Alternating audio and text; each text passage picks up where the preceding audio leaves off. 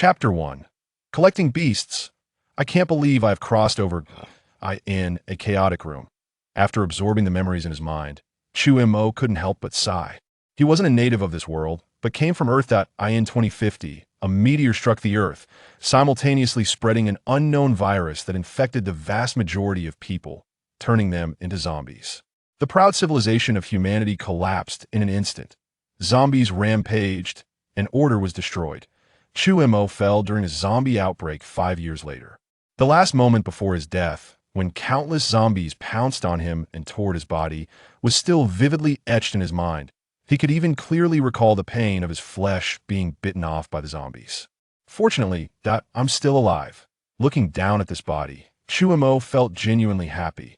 From the memories, he learned that this was a boy with the same name as him. However, this world was far more dangerous than the Earth during the zombie outbreak. In the year 2200 of the Blue Star era, numerous spatial rifts appeared around the globe, from which countless powerful beasts emerged. Faced with these alien beasts, humanity intended to use nuclear weapons, but discovered a mysterious substance in the air that could destroy electronic devices, rendering powerful strategic weapons ineffective. Humanity could only rely on the most basic weapons to resist. But how could that be a match for the alien beasts? The powerful beasts could burn mountains and boil seas, their bodies incredibly hard, and bullets simply had no effect. In no time, countless human cities were washed in blood. However, as time passed, some humans discovered that they could absorb the mysterious substance in the air, transforming themselves and gaining extraordinary powers. This discovery made humanity ecstatic. After relentless research by human scientists, they eventually figured out this mysterious substance and named it vital energy. Absorbing vital energy allowed humans to break the shackles of their physical bodies and master extraordinary powers. Those who could do this were called warriors. However, not everyone could absorb vital energy to embark on the path of a warrior. One must possess talent. The higher the talent, the greater the potential for future growth. Without talent, one could only remain an ordinary person for their entire life.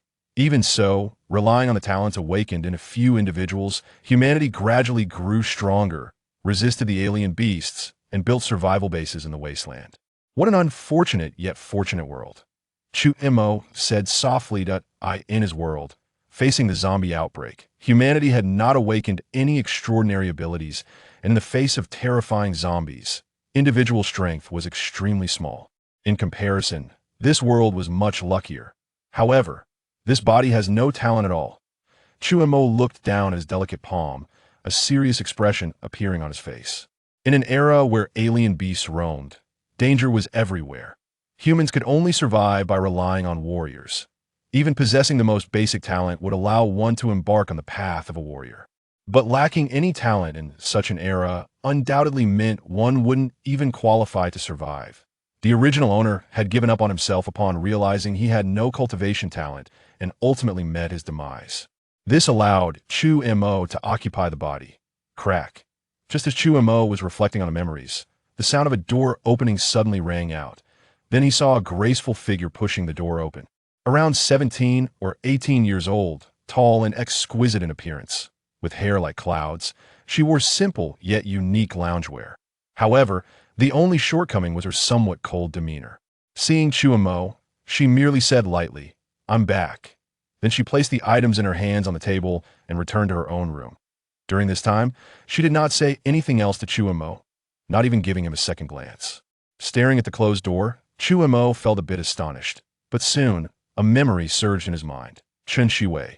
She was the daughter of a close friend of the original owner, Chu Mo's parents. Both families were warriors, and a deep friendship had formed between them during a beast tide, maintaining their bond to the point that when Chu Mo and Chen Shiwei were just 2 or 3 years old, they were betrothed. However, 2 years ago, Chen Shiwei's parents invited the original owner's parents to go on an adventure, only for both to perish. This enormous blow left the original owner unable to accept it. He had come to believe that Chen Shiwei's parents were responsible for his own parents' deaths, developing a hatred towards her. Such hatred seemed somewhat unwarranted. Moreover, in the memories Chu Mo received after both families' parents fell, Chen Shiwei moved in to take care of Chu Mo, assisting him with daily needs. More importantly, When Chu Mo was tested and found to have no cultivation talent, while Chen Shiwei possessed excellent martial arts aptitude, she still did not give up. She even risked great danger multiple times to hunt beasts outside the base, hoping to find a way to change Chu Mo's talent. Every time she returned, she brought back the meat of the beast she had hunted with great difficulty, hoping to subtly improve his physique.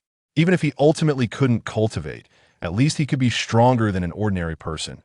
But unfortunately, the original owner never appreciated it. He even frequently scolded Chen Shiwei to her face, calling her the murderer of his parents and harboring intense hatred towards her. This led to the two living together but making no substantial progress, with their relationship growing increasingly tense. Truly, being in fortune yet unaware of it. Reflecting on the complete memories, Chu Mo felt a sense of emotion. Coming from a post-apocalyptic wasteland, he understood the profound significance of unwavering loyalty in such an environment, especially since Chen Shiwei was not only stunning but also possessed excellent cultivation talent, while the original owner was almost at opposite ends. Of course, as an observer, he had no right to judge others' lives. However, since I occupy your body, from now on, I will be Chu Mo. I will replace you and live well, he silently thought. Even if this body had no cultivation talent, life must go on, and no matter what, living once more was still better. Feeling a bit hungry, Chu Mo decided to cook something. However, when his gaze swept over the beast corpse that Chen Shiwei had brought back on the table, he suddenly froze. His pupils constricted sharply. Under his gaze, he saw a line of illusory text on the beast corpse. Target: Level 1 Medium Beast Purple Lightning Ferret. Collectible. Would you like to collect? Chapter 2. Absorbing Thunder Attribute Talent. 3,000 Gene of Strength. This is a golden finger? Or is it my hidden talent?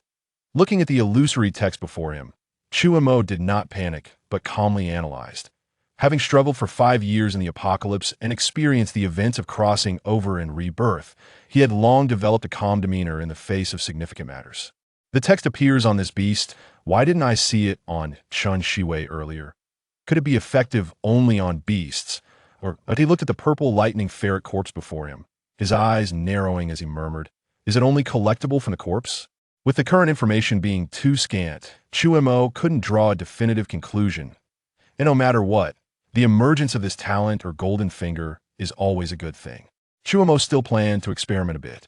Thinking of this, he directly approached the corpse of the purple lightning weasel, extended his hand, and silently chanted, "Collect." At the moment the words fell, a golden light suddenly manifested a hand above Chu Mo's hand, reaching out to grab the corpse of the purple lightning weasel. When he returned, a purple circular electric arc had already appeared in his golden hand. Collection successful. Acquired second-class lightning attribute talent. Do you wish to merge? It was actually a lightning attribute talent. Chu Mo immediately showed a look of surprise.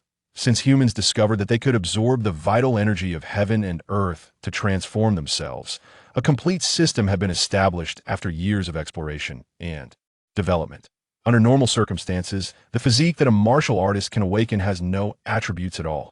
It is only classified as weak, second-rate, inferior, medium, or superior. In addition to physique, there are also talents. Talents not only have the same effects as physiques, but they also allow martial artists to have an innate affinity for a certain attribute. For example, in addition to the basic 5 elements of earth, water, metal, fire, and wood, there are also talents like wind, lightning, and light that if one can master a certain talent, they can gain affinity for it, and their attacks will carry the enhancement of that talent attribute. The earth attribute can strengthen defense and even power. The wind attribute will undoubtedly grant lightness and swiftness. Moreover, if the attribute talent is strong enough, there's a chance to awaken special abilities. Undoubtedly, being able to awaken a talent will make a martial artist's strength even more formidable than that of a martial artist at the same level who only has a physique. The second-class lightning attribute talent that Chu Mo just collected would allow him to master the attribute of lightning. Merging. Without any hesitation, Chu Mo chose to merge. Boom! Like a thunderclap on a clear day.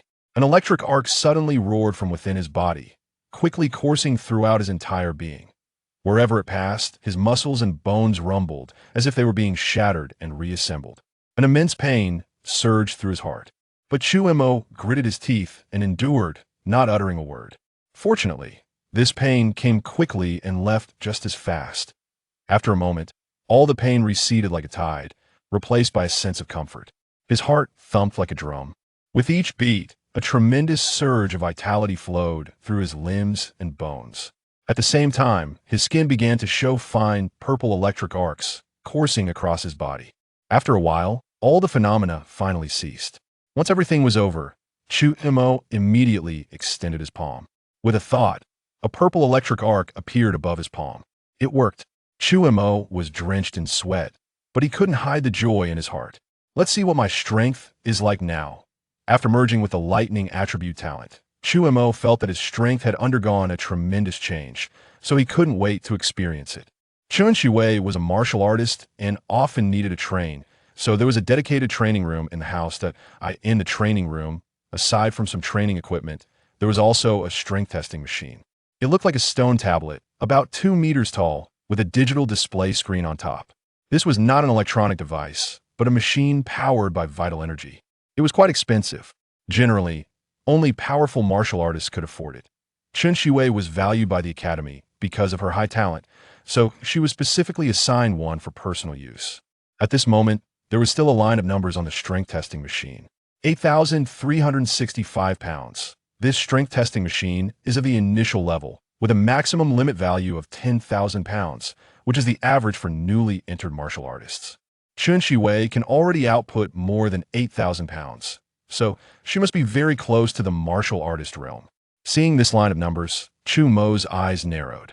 No wonder Chun Shiwei was valued by the school and regarded as a martial arts genius. Martial artists are divided into martial apprentices, martial artists, martial masters, and grandmasters. To enter the martial artist realm before the age of 20 is already an extraordinary talent, and Chun Shiwei, at only 17, was already close to touching the threshold of the martial artist realm, which is truly remarkable. I wonder how many kilograms of strength I can produce?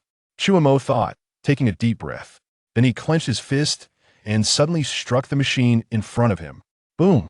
With a slight tremor, the machine suddenly lit up, and a line of numbers appeared. 1,527 pounds. Seeing this number, a look of surprise appeared on Chu Mo's face. This was only the initial awakening of his talent, and relying solely on his physical body, he already had such strength, which was terrifying. Next, let's test the effect of a lightning attribute enhancement. Chu Mo's eyes focused, silently mobilizing the lightning power within his body, then raised his fist again and struck hard. Crack! As his fist was surrounded by a layer of purple electric arcs, it slammed against the machine.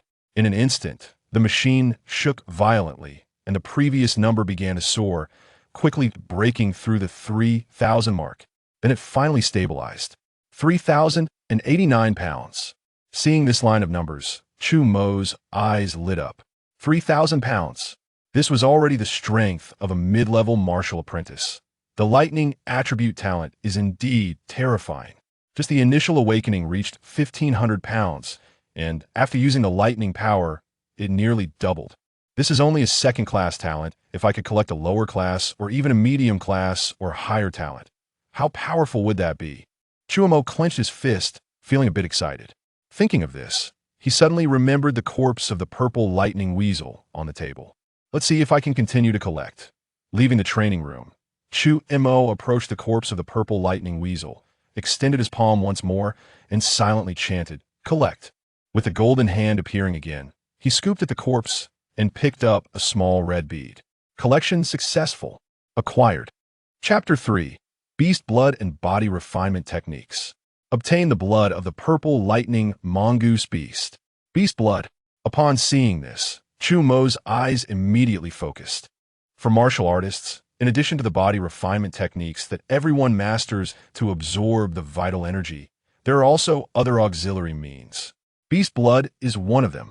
Beast blood contains powerful energy, and if consumed while practicing body refinement techniques, it can accelerate the body's refining speed. The beast's essence blood, however, is the condensation of the essence of the entire beast. Its effects are far more powerful than regular beast blood. But the essence blood of beasts is difficult to condense and can only be wielded by grandmasters of martial arts. Therefore, every appearance of beast essence blood will lead to a scramble for it. From the memories of the original owner, it is known that in the Liang base where he currently resides, a Tier 3 beast essence blood appeared 3 months ago, causing a stir throughout the base. Almost all the prominent families participated in the bidding, and it ultimately fetched an astronomical figure. This sparked a lot of discussions. Now, such a treasure is in Chu Mo's hands. Although the beast essence blood he has is only the lowest tier, Tier 1 beast essence blood, is the most suitable for him at the moment. It is indeed a considerable gain. Chu Mo found a bottle to store it. Then, filled with anticipation, he intended to continue collecting.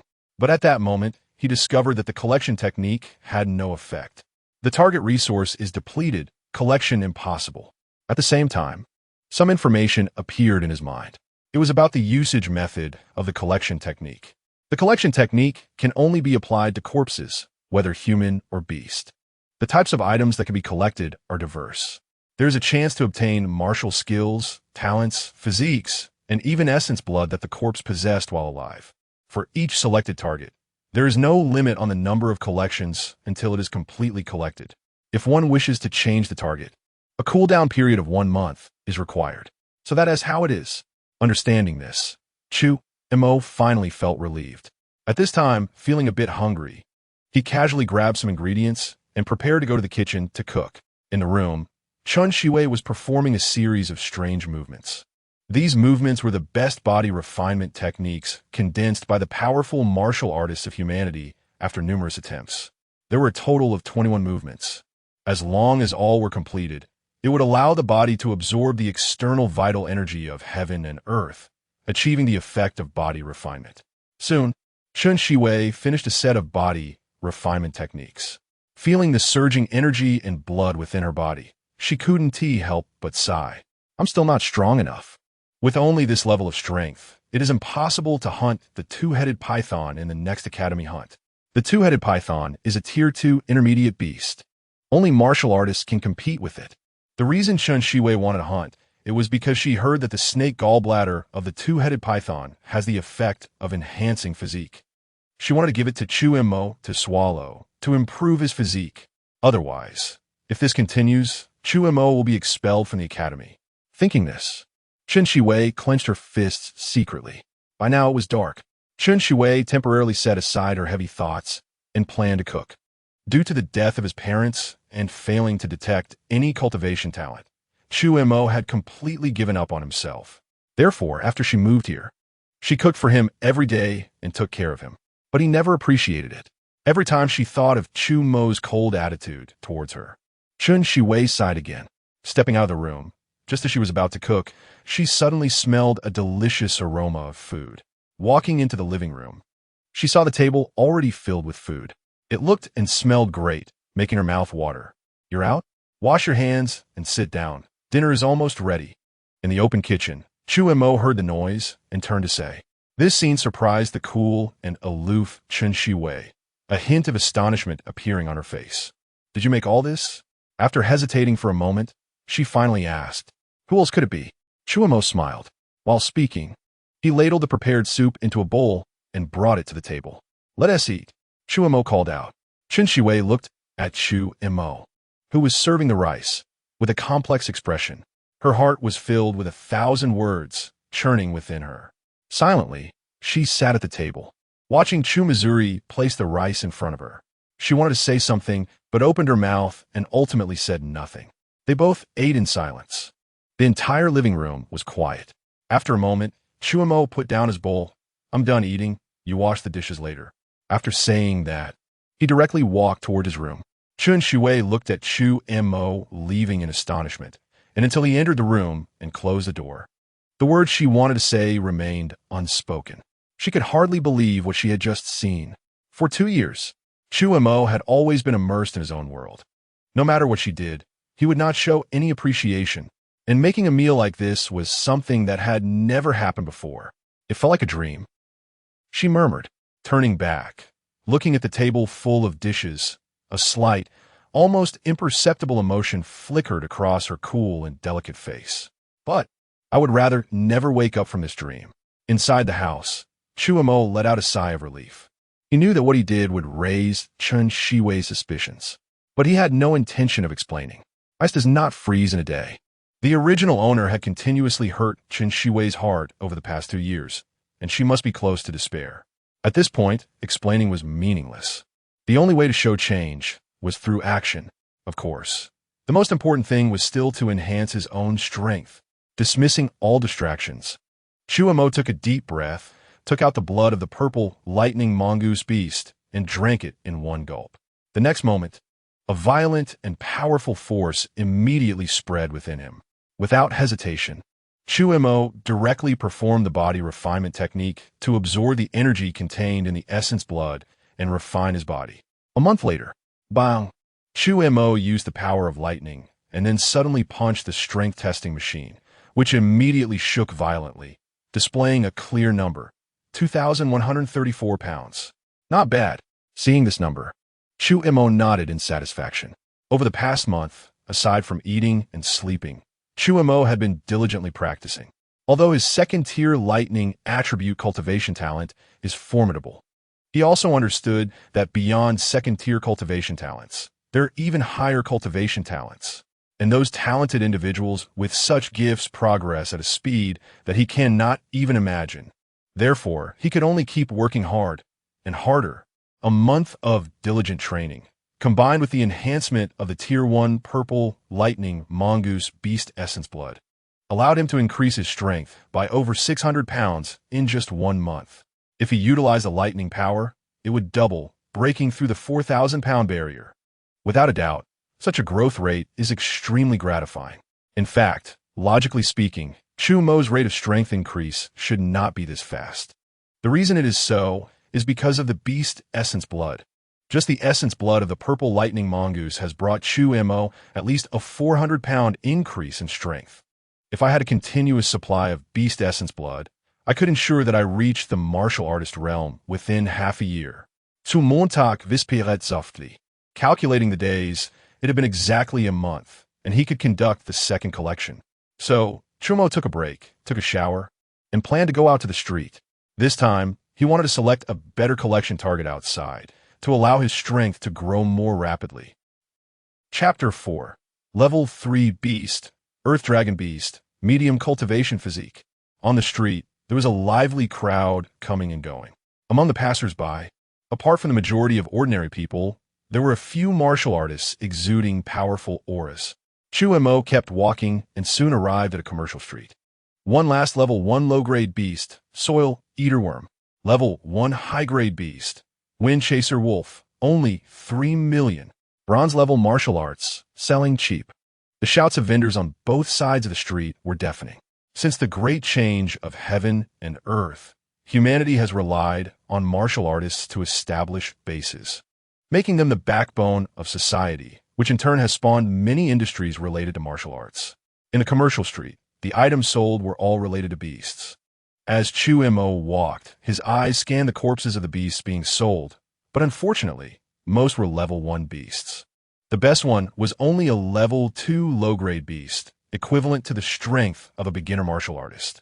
His harvesting technique could only choose 1 target per month, and this time his goal was to acquire a higher-level talent or physique to enhance his cultivation speed. Thus, he aimed to select the corpses of stronger beasts. Although strength does not necessarily equate to strong talent or physique, at least the chances of obtaining good talent were much greater compared to weaker beasts. However, after walking around, Chu Mo did not see any more powerful beast corpses, which left him somewhat disappointed. He was about to settle for the level 2 beast when suddenly, a cry of surprise came from not far away. The Wind Chaser hunting team is back. They have killed a powerful level 3 beast. Someone exclaimed, and instantly, the entire street erupted in excitement. The Wind Chaser hunting team? They actually killed a level 3 beast. This was rare. Let's go check it out. In an instant, many people gathered to see the Wind Chaser team and the level 3 beast they had slain. On the street, upon hearing this, Chu Mo was also taken aback. He had heard of the Wind Chaser hunting team. They were a very powerful team in the Liang base, led by a captain named Wind Chaser, who was said to have awakened a medium wind-type talent and had already reached the martial master realm.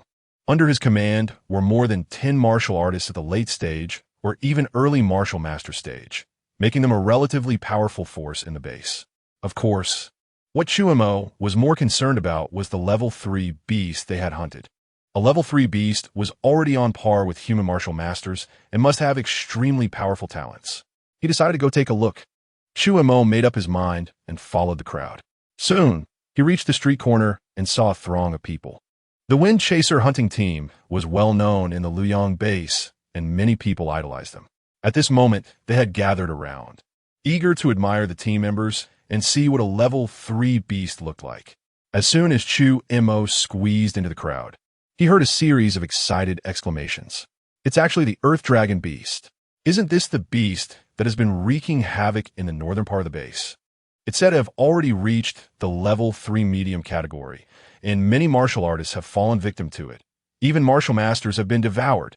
The fact that the Wind Chaser team could hunt it down meant that their captain must have already reached the mid-martial master stage. This was truly terrifying. Chu Mo looked over and saw a dozen martial artists standing on the street, exuding a strong aura. One of the martial artists spoke. Our Wind Chaser hunting team is powerful, and our Captain Wind Chaser is already at the mid-martial master realm. We can hunt level 3 beasts and are now recruiting team members. The requirement is late-stage martial artists or above, but if you have a talent attribute, we can lower it to early martial artists. The benefits. Chu Mo didn't pay attention to what he was saying, but instead focused his gaze on what was in front of them. A huge beast corpse was laid on the ground. It resembled a pangolin, but was much larger, at least 5 zhang long, with sharp fangs gleaming coldly. Even in death, it still exuded a heavy oppressive aura.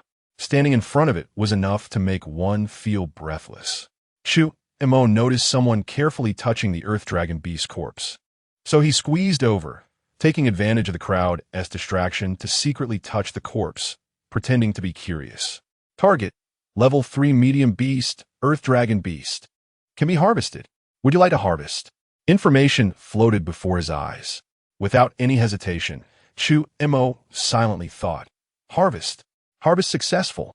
Obtain medium cultivation physique. Would you like to fuse? Got it. Seeing the notification, Chu Mo's eyes lit up with surprise. He did not fuse immediately, but instead hid the physique in his hand and quietly withdrew. Although he could continue harvesting, Chu Mo was afraid that extracting the blood essence of the Earth Dragon beast would alert the Wind Chaser team, so he stopped in time. After all, he had already obtained what he needed most, and there was no need to be greedy and take risks. This series of actions was extremely quick, taking no more than 3 seconds. Plus, Chu Mo was very discreet, so no one noticed anything unusual about him. After leaving the crowd, he could still hear the team member from the Wind Chaser team recruiting new members. However, at this moment, Chu Mo was already on his way home. Upon returning home, he locked himself in his room.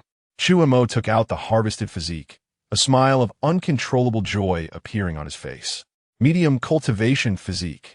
It was a white spherical object about the size of a glass marble, containing profound rules. After admiring it for a moment, he silently thought, fuse. As soon as he finished speaking, a violent surge of mysterious energy rushed into his body, rampaging through his limbs and bones. Under such power, Chu Mo could feel his muscles and bones being continuously shattered and reformed, shattered, and so on. Intense pain surfaced in his heart. Fortunately, he was prepared and gritted his teeth, remaining silent. After a dozen seconds, the pain subsided. Chu Mo was drenched in sweat, gasping for breath. Having learned from his previous experience, he now understood that this was the result of the fusion being completed. He wanted to test the effects of the medium cultivation talent he had just obtained. After resting for a while, Chu Mo stood up and began to practice the 21 body refinement techniques. After a quarter of an hour, he had fully completed one set of body refinement techniques.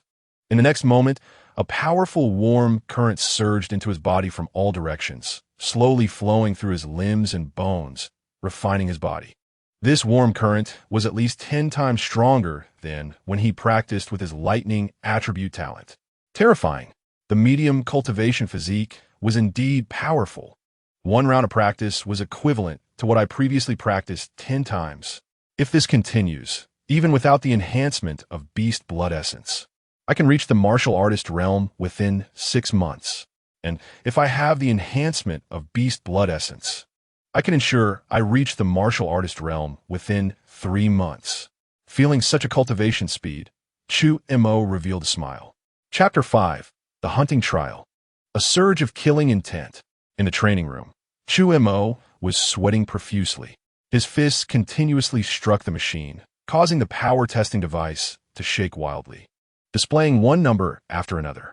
3,289, 3,321, 3,275, 3,306. Bang! With Chu Mo's final punch, infused with the power of lightning, it landed on the machine with a thunderous sound. The numbers jumped again and then finally stabilized. 6,643. The medium-level training physique was indeed formidable. In just a month, my strength had increased by more than 1,100 pounds, elevating my physical power to the mid-level of martial apprentices, and using the power of lightning, I could even rival the late-stage martial apprentices. If I could obtain the assistance of beast blood, my strength would increase even faster. Such a rate of progress, even someone like Chen Shiwei, who was recognized as a genius, couldn't achieve. This means Chu Mo stood still, slowly calming his breath while looking at the numbers on the machine. A glimmer of brightness appearing in his eyes. I can now be called a genius of the Luoyang base. Medium-level training physique. Inferior lightning attribute talent. If such news were to spread, it would undoubtedly attract countless powerful factions from the Luoyang base to extend an olive branch to him. In the academy, he would also be promoted to the elite class, nurtured with the treatment reserved for geniuses. But I can't do that. Chu Mo shook his head. I had not detected any talent before, and was recognized as an ordinary person. If I reveal my talent and physique now, it could likely attract malicious probing or even speculation. Having survived for years in the apocalypse in my previous life, he understood deeply that human nature cannot withstand any form of probing. Even if revealing my talent and physique could ensure that I would never lack any training resources, I cannot take that risk. I can only rely on my gathering techniques to continuously improve my strength. Only by reaching the martial master level, or even the grandmaster realm, can I be unafraid of any probing. And by that time, I can take control of my own fate and have more choices. With such thoughts, Chu Mo suppressed his excitement. Wiping the sweat from his body, he walked out of the training room, took some pre-cooked meat from the fridge, and started eating. He finished 5 pounds of meat in no time. Training consumes a lot of energy, so he must eat more to replenish it. The current martial apprentice level is still nothing. Chu Mo heard that those martial artists and even martial masters could consume dozens of pounds of meat in one meal. Only when one reaches the grandmaster level can they directly absorb the world's vital energy without needing to rely on food for nourishment. After eating, he took a shower, changed clothes, and planned to go out. He and T been to the academy for 2 months. After the great changes in the world, students no longer studied cultural knowledge after graduating from high school, but instead advanced to martial arts academies. Initially, some scientists proposed that children should build a foundation from a young age. However, it was later verified that the vital energy was quite mysterious. Only when one reaches the age of 15, when the foundation in the body is already formed, can they detect their talent and physique and practice body temporary methods. Otherwise, if one forces training at a young age, it would only damage the foundation. In severe cases, it might even lead to a reversal of vital energy, resulting in death. Therefore, it was decided that only after graduating from high school would they begin to fully teach martial arts courses. Because training is a relatively personal matter, the academy's management is quite loose. Normally, students train at home, only coming to the academy when they encounter doubts in martial arts or when the academy organizes hunting trials. This time, Chu Mo went to the academy because his class was organizing a hunting trial today. Attendance was mandatory for everyone. Chen Shiwei had gone out to buy meat, so Chu Mo didn't pay much attention, simply leaving a note and closing the door as he headed towards the school. Half an hour later, Chu Mo arrived at the entrance of Luoyang First Academy.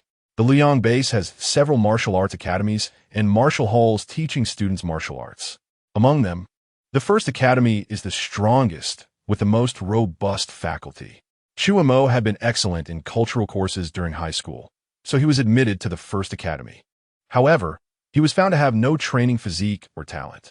In fact, many people like him are admitted to martial arts academies every year. Generally, those who do not detect any talent or physique would be assigned to the lowest-ranked 5th academy. But Chu Mo, due to the protection of the genius Chen Shiwei, was retained by the academy after various considerations. However, this made him the laughingstock of the entire first academy. Every time he went to the academy, many people ridiculed him, thinking he was just a good-for-nothing living off someone else's success, unworthy of staying in the first academy. The original host's deep hatred for Chen Shiwei also stemmed from this aspect. The original host believed that Chen Shiwei's actions were not for his sake, but purely to watch him make a fool of himself. Such thoughts seemed very childish to Chu Mo.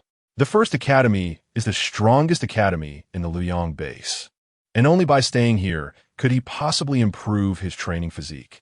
All of this was Chen Shiwei's well-intentioned plan, yet the original host was lost in his own world, continuously hurting the other party. Shaking his head, he dismissed these thoughts. He walked into the academy and found his classroom. As soon as he entered, he saw everyone gathered around a young man dressed extravagantly, with an arrogant expression, laughing and flattering him. Zhou Qi is indeed the genius of our class, reaching the peak of mid-level martial apprentices in such a short time, possessing 6,000 pounds of strength. An increase of 600 pounds in just 2 months is truly terrifying. It's said that the rewards for this class trial are very generous. Not only 3 bottles of first-level beast blood, but also a top-grade martial skill. If things go as expected, Zhou Qi should be able to win first place in this competition. Once he gets these rewards, he can smoothly advance to the late stage of martial apprentices. Who knows? He might even be placed in the elite class when he returns. So the crowd chimed in, full of admiration. The elite class is the genius class of the first academy, currently with only 23 members. Each of them is a young prodigy of the Luoyang base. If one could enter the elite class, their future prospects would be limitless. Watching their classmate, Zhou Qi, likely entering the elite class, who wouldn't he be envious? Who wouldn't he try to curry favor? At this moment, Zhou Qi, being fawned over by everyone, had a proud expression. Just then, he suddenly spotted the newly arrived Chu Mo, and his eyes lit up. Chu Mo, you good-for-nothing actually dare to come? Hearing this, everyone in the class instinctively turned around, their gazes shifting to Chu Mo. Chu Mo actually came? This useless person has no training physique. What is he here for? This is perfect. It's said that Zhou Qi has liked Chen Shiwei for a long time and has made many attempts to pursue her, declaring that he is determined to have her. And Chu Mo, as Chen Shiwei's fiancé, a useless good-for-nothing. If he participates in this hunting trial, Zhou Qi will definitely not let him off easily. This is going to be interesting. The crowd was filled with glee at the misfortune of others. Sure enough, Zhou Qi pushed through the crowd and approached Chu Mo, his eyes full of contempt and disdain. I didn't expect you to have the guts to participate in the hunting trial. But just right, I'll take this opportunity to formally tell you. He leaned in closer and whispered, aren't you just relying on Chen Shiwei? Then I'll let you see with your own eyes how Chen Shiwei moans and cries beneath me. His voice was full of arrogance. Upon hearing this, Chu Mo's eyes narrowed, a cold glint flashing. You're seeking death. What? Do you want to kill me? Zhou Qi seemed to hear the biggest joke in the world, bursting into loud laughter. Then said to his classmates behind him, you see, this is the rage of the incompetent, the sorrow of the weak. After finishing, he turned back. Zhou Qi pretended to adjust Chu Mo's collar and said with a smirk, I know you wish I would die right now, but I advise you to think about whether you can walk out of this trial alive first. With that, Zhou Qi laughed heartily and turned around. Chapter 6 Wilderness, He Wants to Kill Me. Chu Mo's heart sank. The struggle for survival during the apocalypse in his past life had made him accustomed to slaughter and death. In that era, the only one you could trust was yourself. Those who were not ruthless could not survive. The fact that Chu Mo, as an ordinary person, struggled for years and ultimately died under a zombie tide was due to his cautiousness and decisiveness in killing. As for Zhou Qi, he first insulted Chen Shiwei and then expressed his desire to kill him. Moreover, this person was a rather promising martial artist, if he was not dealt with early. He would surely become a major threat sooner or later. Although Chu Mo did not take the initiative to cause trouble, he understood the principle of cutting the weeds and eliminating the roots when the situation called for it. With this thought in mind, a chilling, murderous intent flashed in his gaze as he looked at Zhou Qi. You want to kill me? Then I will kill you first. After a moment, the two martial artist teachers had arrived. After counting heads and confirming that the entire class was present without any unnecessary words, they directly instructed everyone to get on the bus. This bus was also powered by elemental energy. After the weather changed drastically, all electronic devices failed, and the tools and vehicles people used daily were replaced with those powered by elemental energy or elemental stones. The bus drove toward the area outside the base. Seeing the direction the bus was heading, some students were curious and couldn't help but ask, "Teacher, where are we going?" "To the wilderness outside the base." "What?" Upon hearing this, all the students in the bus were shocked. The wilderness outside the base was extremely dangerous, filled with perilous beasts. Only martial artists had some self-defense capabilities to go out hunting. Even so, it was fraught with crisis, and they were merely a group of martial apprentices, most of whom were only at the early stage of martial arts. Going to the wilderness was almost equivalent to sending themselves to death. "Don't worry too much." Seemingly sensing the fear among the students, the teacher smiled and said, "This time we're going to the north of the city. There used to be a level 3 beast, the Earth Dragon beast, there, but it was hunted down by the wind-chasing team a few days ago. The base subsequently summoned over a dozen hunter teams to clean it up, killing all beasts above level 2 and opening up a hunting area of about 20 miles. Now that area only has level 1 beasts, which is just right for the Academy's trial hunt. Moreover, Teacher Lin and I will be accompanying you as guards, so there won't be any uncontrollable situations." Hearing this, the students finally relaxed. With only level 1 beasts and 2 mid-level martial artist teachers accompanying them, their safety was greatly increased. While speaking, the bus quickly exited the base, and after traveling a distance, it came to a stop. "We've arrived at the destination." Everyone got off the bus, looking curiously at the scene in the wilderness. Chu Mo was the same. It was his first time in the wilderness. Looking around, it resembled a wild land filled with towering ancient trees and tangled vines. If he hadn't just come out of the base, he would have thought he had entered a primeval forest. Elemental energy not only allowed humans to master extraordinary abilities, but also enabled beasts and even plants to mutate and grow. Just like these trees and vines, which, in the past, would have taken hundreds or even thousands of years to grow to this scale, now, under the nourishment of elemental energy, only took a mere few decades. As for those beasts, some emerged from spatial rifts, while others mutated due to the nourishment of elemental energy. For this reason, the wilderness was extremely dangerous. But danger often came with opportunities. The wilderness also had many rare materials and treasures. Some could enhance strength when consumed, and some could even awaken talents. These were often worth a lot, and once brought back to the base, could be sold for a high price. Furthermore, although beasts were dangerous, they were full of treasures, which gave rise to many hunter teams that roamed the wilderness hunting beasts. This trial hunt adopted a point system, calculating points based on the strength and level of the beasts killed. The one ranked first would receive 3 bottles of level 2 beast blood and a bronze level martial skill as rewards from the Academy.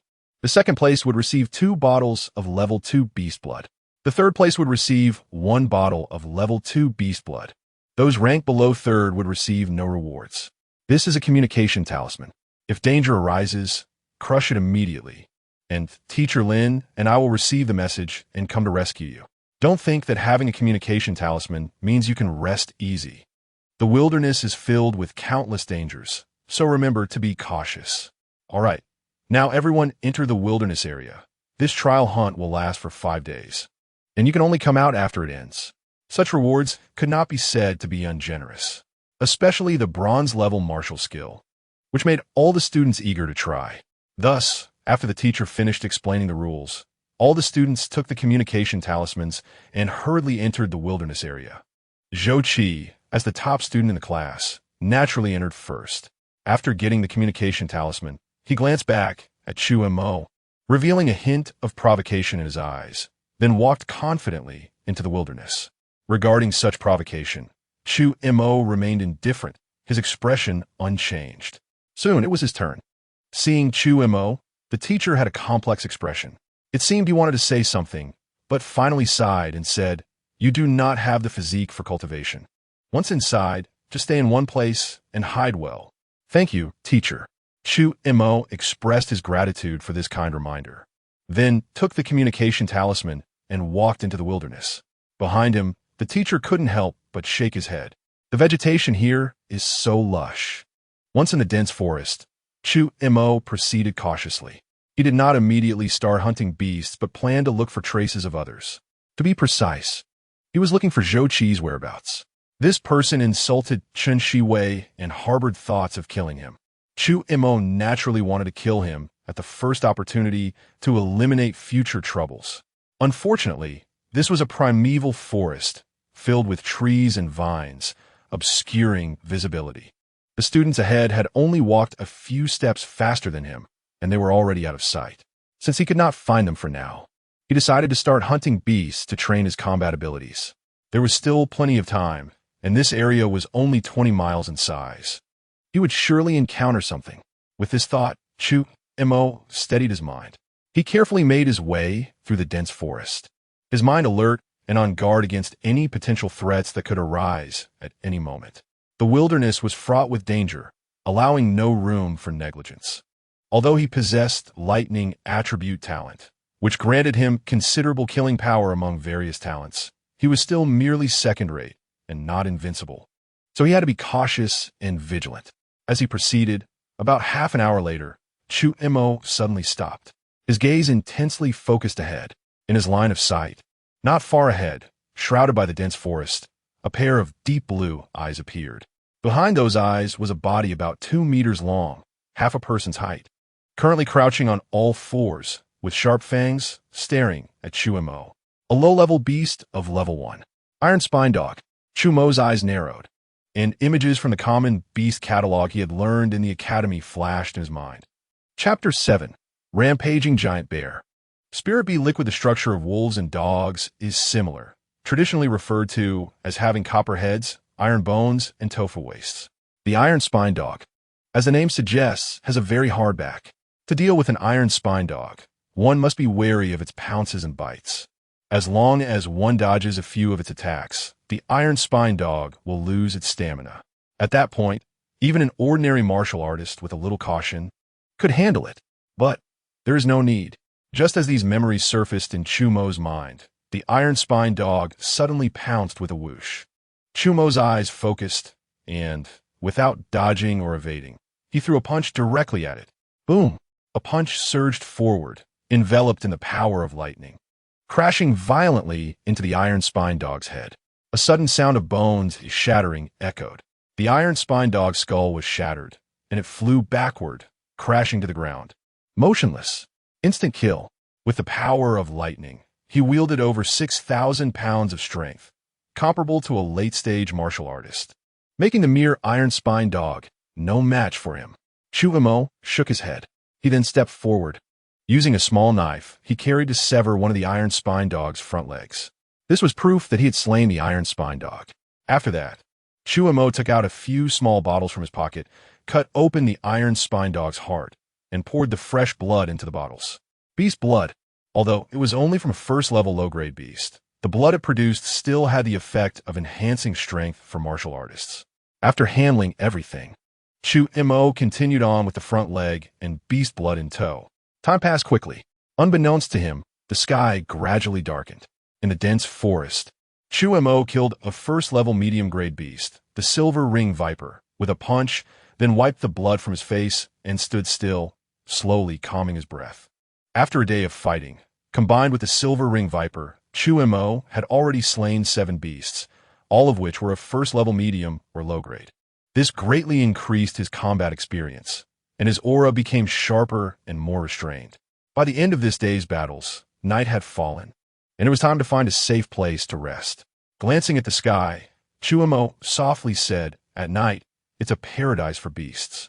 Many powerful beasts awaken, making the wilderness even more dangerous. Thus, even those hunting teams would look for a safe place to rest at night, waiting for dawn." Although this area did not have powerful beasts, Chu Mo had already experienced several battles and was somewhat fatigued. Moreover, he had obtained a considerable amount of beast blood, which was just right for cultivation. With this in mind, Chu Mo removed the viper's gallbladder and stored the blood in a bottle before leaving the area. Moments later, the sun had completely set and the night enveloped the earth. Inside a large tree hollow, which was the lair of a first-level medium-grade mutated squirrel that Chu Mo had slain earlier, he sought refuge here. First, he set up a few warning traps at the entrance. As long as someone triggered them, they would give a signal. In the wilderness, one must remain extremely vigilant. During the day, Chu Mo had also seen communication signals appearing sporadically throughout the dense forest, likely from students encountering unexpected dangers, although there were teachers to rescue them. Whether those students could hold on until reinforcements arrived remained uncertain. In other words, on just the first day of the trial, many might have already lost their lives. This was still a wilderness that had been cleared of many dangers. The true wild areas were undoubtedly much more perilous. Only by striving to enhance one's strength could one survive in such times. Shaking his head to dispel these thoughts, Chu Mo entered the cave and took out the collected beast blood. One bottle was only half full. The blood from 7 beasts should not be this little. However, the beast blood used by martial artists is not ordinary blood, but the heart's blood from the beasts, which is where the essence lies. A single beast, naturally, does not have much heart blood. After slaying 7 beasts, he had only obtained about 5 portions. Chu Mo estimated this and then pulled out the bottle stopper, gulping down a mouthful. A surge of energy immediately spread throughout his body. Not daring to slack off, Chu Mo quickly performed the body tempering technique and began to train. Night fell, and the roars of beasts echoed in the dense forest. While Chu Mo focused on refining his body, diligently enhancing his strength. The next morning, Chu Mo awoke feeling refreshed. Last night, drinking a portion of beast blood had increased his strength by nearly 100 pounds. Although the effect was not particularly strong, if he could continuously drink beast blood, the benefits would be immense. Generally, after consuming a portion of beast blood, an ordinary martial artist would need at least a month to digest it. If consumed again during this period, it could easily lead to chaotic energy flow. However, the digestion time also depends on one's talent. The stronger the innate constitution, the shorter the interval required. With Chu Mo's medium-level cultivation physique, along with a second-rate lightning attribute talent, he needed 3 days for digestion. This meant the next time he could consume beast blood would be after 3 days. Following this pace, he could drink 10 times in a month, and even low-grade beast blood could increase his strength by 1,000 pounds. Chu Mo was very satisfied with such progress. At the same time, he understood why martial artists with high talent and physique progressed rapidly, while those with poor talent and physique advanced slowly. It was essentially due to the digestion speed of beast blood, along with the differences in talent and physique affecting the connection to the world's spiritual energy during the body tempering technique. The disparity could be tenfold or even 100-fold. After a simple wash and a warm-up with the body tempering technique, he took out a large piece of beast meat he had cut off last night and started roasting it on the spot. Half an hour later, feeling full, he gathered all his belongings and continued deeper into the forest. Yesterday, he had been wandering around the outskirts, and the beasts he had killed were all first-level low and medium grade, which posed no difficulty for him. Today, Chu Mo planned to test himself against first-level high-grade beasts to see where his limits lay. However, just after walking for a while, Chu Mo faintly heard the sounds of intense battle ahead. His expression shifted, and he moved closer. Arriving at a thicket, Chu Mo looked ahead and saw, about 100 meters away in a clearing, a martial artist engaged in a fierce fight with a beast. The shockwaves from the battle were extremely fierce, toppling and severing the surrounding trees. The beast was a giant bear, towering at 4 to 5 meters, massive and imposing, with every movement accompanied by a terrifying sound of the air being split. Its overwhelming force made it impossible for the martial artist to defend, forcing him to retreat repeatedly. This was the rampaging giant bear. Chu Mo immediately recognized the beast. The rampaging giant bear is a first-level high-grade beast, immensely powerful, making it difficult for even martial artists to handle. The Academy had documented that wherever rampaging giant bears appeared, there would inevitably be spirit beehives nearby. The spirit beehives contain spirit bees. While these bees are not particularly strong, they can produce spirit bee liquid, which helps martial artists increase their body tempering speed and even aids in the digestion of beast blood. If he could obtain the assistance of spirit bee liquid, it would greatly shorten the interval for digesting beast blood. Such a good thing could not be missed. With that thought in mind, Chu Mo rushed over directly. Chapter 8: Encountering Zhou Qi. Muji was feeling very anxious. He was originally searching for ferocious beasts in the dense forest, but unexpectedly stumbled into the territory of a raging giant bear. The raging giant bear was a first-tier superior ferocious beast, its strength comparable to the late stage of a martial apprentice, while he was only at the early stage of a martial apprentice. With less than 4,000 pounds of strength, how could he compete with such a ferocious beast? He decided to escape. However, the raging giant bear thought he had intruded to steal honey, and thus chased after him. Left with no choice, Muji could only confront it. But the raging giant bear was immensely powerful, and he was no match for it. As soon as they clashed, he fell into a disadvantage. If this continued, it wouldn't be long before he would be defeated and become the bear's meal. As for crushing the communication talisman to seek help, even if he crushed it, not to mention whether his two teachers would arrive in time, the key point was that crushing it would end his training session. Muji was truly unwilling to miss such a good opportunity for training. That's why he hesitated until now. Just then, from the corner of his eye, he suddenly saw a figure rushing towards him, and he was overjoyed. "Classmate, hurry and help me kill this raging giant bear, and we can split the honey afterward." Before he could finish his sentence, he saw who it was. Chu Mo. What use is this useless person coming here? Isn't he just asking for death? Muji was immediately filled with disappointment. At that moment, as he was distracted by Chu Mo's arrival, the raging giant bear seized the opportunity and swiped at him with a paw. Muji couldn't dodge in time and was directly sent flying, his chest caving in, blood spraying as he soared through the air. When he landed on the ground, he was already motionless. Just as Chu Mo arrived and witnessed the scene, he frowned. "You beast! How dare you act ferociously? Let me slay you." With that, Chu Mo lunged forward, raising his hand, and a layer of purple lightning instantly coiled around his palm, carrying the momentum of thunder, smashing down towards the giant bear like a mountain. Boom! His fist struck the giant bear, and the enormous force caused the bear's body to cave in. At the same time, the raging lightning power rapidly spread throughout the bear, singeing its fur black and releasing the smell of charred flesh. Just one strike injured the giant bear. However, it also enraged it completely. Roar! Roar! Roar! With a roar, the giant bear went completely berserk, its eyes turning blood red, wildly swinging its enormous paws. Each strike shook the ground. Faced with such a situation, even Chu Mo didn't dare to take it head-on. He could only dodge while counterattacking. The two fought fiercely, a man and a bear. The raging giant bear was a first-tier superior ferocious beast, immensely powerful, and in terms of strength, Chu Mo was no match. However, the bear was not agile, so Chu Mo could easily evade. Plus, with his lightning power, he ranked high in combat prowess. Thus, the bear couldn't hit him, while every punch Chu Mo threw, the lightning power attached would penetrate the bear's body, damaging its bodily functions. At that moment, while evading with ease, Chu Mo smiled calmly. "You beast! After being continuously injured by my lightning power, you're already at the end of your rope. Let's see how much longer you can hold on."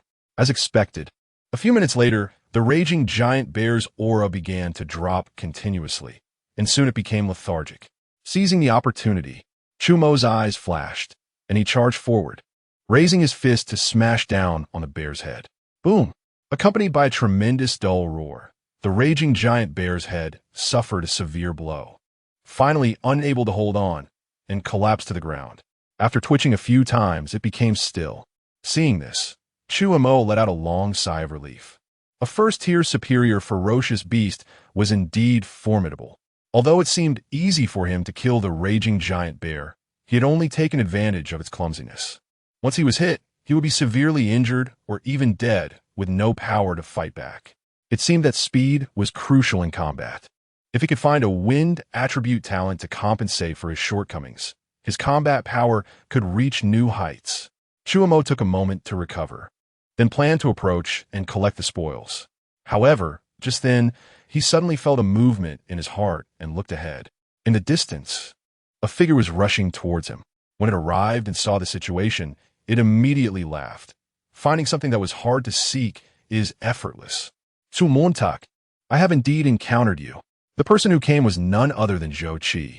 This time he participated in the trial not only to obtain first place and receive rewards from the Academy, but also to fulfill an important mission.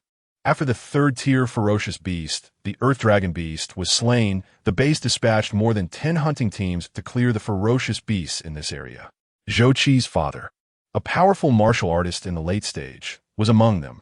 By coincidence, he discovered a hidden treasure in the lair of the Earth Dragon Beast. Zhou Cheng was overjoyed at the time and planned to take it out, but unfortunately, there were too many people around, making it difficult to act. Thus, he could only record the location and return to the base. Later, upon learning that the First Academy was organizing a trial, Zhou Cheng informed his son Zhou Qi to retrieve it. According to his father, that treasure was likely to be a 10,000-year spiritual marrow, and it might also hide other things. However, he didn't have time to investigate further at that moment. But even just this was enough to drive Zhou Qi crazy. The 10,000-year spiritual marrow was the most excellent heavenly material and earthly treasure. It was rumored that martial artists could enhance their talent and physique after using it. With such an item, even grandmasters would fight over it once it was known. If he could obtain it, along with the Academy's rewards, he could quickly step into the martial artist realm. In the future, he might even aspire to become a grandmaster or reach even higher realms. At that time, Emir Qin Shi would be at his mercy. The treasure was precious, and to conceal the information, he had dispersed the followers around him and went alone to the treasure's location as soon as he entered the wild area. But unexpectedly, halfway through, he encountered Chu Mo. Zhou Qi had long harbored murderous intent towards him. It was just that it was not appropriate to act in the Academy, now that they met in the wild. Zhou Qi had no qualms about killing him. Thinking this, Zhou Qi directly said, Chu Mo, have you thought about how to die? Aren't you afraid of being punished by the Academy for killing me? Chu Mo's expression was calm as he replied softly. The Academy strictly prohibits students from killing each other. Once discovered, their cultivation will be abolished. You should know this. Who would know it was me who killed you? Zhou Qi laughed, glancing around. Moreover, even if the Academy found out, what could they do? Mu Ji encountered the raging giant bear and fought valiantly to kill it, while you took advantage of Mu Ji's weakness to sneak attack and harm a fellow student. I, Zhou Qi, just happened to pass by and saw your cruel behavior, so I was enraged and killed the scum Chu Mo. In this way, the Academy would not only not blame me, but would give me rewards. And after you're dead, Chun Shiwei could be taken into my household. It's a pity.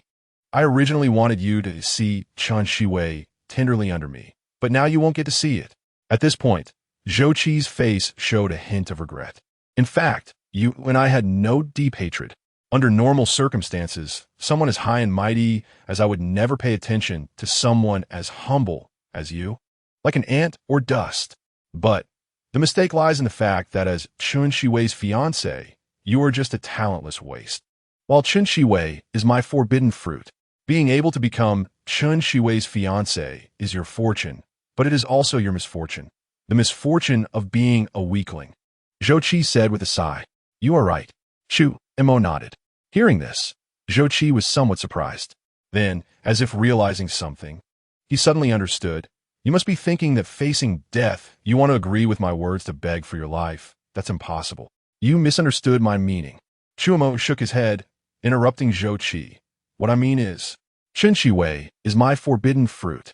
So, he looked at Zhou Qi and said calmly, I can only ask you to die. As soon as the words fell, a surge of power suddenly burst forth from him. Chapter 9. Killing Zhou Qi, fusing wind attribute talent. Before Zhou Qi could react, he saw a fist shadow enveloped in purple arcs of electricity, crashing down like waves against the shore. This scene instantly shocked Zhou Qi. However, he reacted quickly, his figure flashing like a phantom, dodging to the side, while simultaneously drawing the long knife he carried and sweeping it out. The knife shimmered with a cold gleam, sweeping forward like a galloping horse. But this terrifying strike faced the fist's shadow and had no effect at all, being completely obliterated. What? Zhou Qi was shocked, almost unable to believe. You actually broke my void-breaking blade. Are you at the peak of a martial apprentice's strength? And you have lightning attribute talent? This is impossible. You are just a recognized useless person who cannot cultivate. How can this be possible? Zhou Qi couldn't believe what he was seeing, crying out in astonishment. What you see may not be real. Chu Mo snorted coldly, his momentum rising. Without a word, he threw another punch. The overwhelming power erupted like a heavenly river in reverse. No matter if you are at the peak of a martial apprentice, so what? I have wind attribute talent. You can't even hit me. Zhou Qi regained his senses and evaded Chu Mo's strike. Then, with a greedy expression, he said, You were originally just a useless person, yet suddenly possess such power. You must have encountered a great opportunity. Once I kill you, I can seize your chance. After saying that, Zhou Qi relied on his speed and the knife techniques he practiced, engaging in a battle with Chu Mo. Although Chu Mo was strong, he couldn't hit Zhou Qi at all. Zhou Qi, on the other hand, used his speed to keep moving around. If this continued, Chu Mo would surely be defeated. Sensing this, Chu Mo frowned but remained calm. He saw that his hands were entwined with purple arcs of electricity, his entire being exuding an imposing aura like a deity, continuously throwing out fist shadows to deflect Zhou Qi's long knife. Suddenly, Chu Mo seized an opportunity and threw a powerful punch. Seeing this, Zhou Qi planned to evade with his speed, but just as he was about to withdraw, he suddenly saw a purple arc of electricity rise from Chu Mo, shooting towards him in an instant. Zhou Qi was fast, but how could he compare to lightning? Crack! The arc of electricity raged like a dragon, carrying terrifying destructive power, striking Zhou Qi hard. Suffering such a heavy blow, Zhou Qi immediately emitted smoke from his body, screaming as he flew backward. He flew more than 10 meters before crashing into a large tree and sliding down. He spat out a mouthful of blood, his face pale as a sheet. But his eyes were wide with disbelief. This is impossible. How could I lose to you, this useless person? Zhou Qi was deeply impacted. As a quasi-genius from the first academy of Luoyang Base, with a father who was a powerful martial artist at the peak, Zhou Qi had grown up with a silver spoon in his mouth. He was used to being invincible among his peers in the entire Luoyang Base. Besides the truly talented elites of the elite class, there was no one in the younger generation he deemed worthy of his attention. But today, he was defeated head-on by someone he had always looked down upon. How could Zhou Qi accept this? Chu Mo said nothing, only slowly approached, calmly standing in front of Zhou Qi, raising his fist. On his fist, purple arcs of electricity flickered, carrying terrifying destructive power. You want to kill me? Feeling such power, Zhou Qi, already injured, felt a chill run down his back. A trace of panic flashed across his face, but it was quickly replaced by a sinister look as he threatened. You can't kill me. My father is a powerful martial artist at the peak. If you dare to kill me, he will never let you go. Spare me. I know a place where a treasure is hidden. Spare me, and I will tell you. Noisy. Chu Mo's expression did not change, and he directly brought his fist down, accompanied by a loud sound. Zhou Qi's head exploded like a watermelon. Thus, Zhou Qi was dead. Chu Mo let out a sigh of relief, took a short rest, and then began to loot everything from Mu Ji and Zhou Qi. After that, he cut off a bare paw, collected the blood of the ferocious beast. First, he chopped off a bare paw, then took out his water bottle and punctured the heart of the furious giant bear, allowing the heart's blood to flow into the bottle drop by drop. The bottle, which was only half full before, quickly filled up. The heart's blood of the furious giant bear had also run dry. Finally, he searched a bit more and quickly found the location of the spirit bee nest.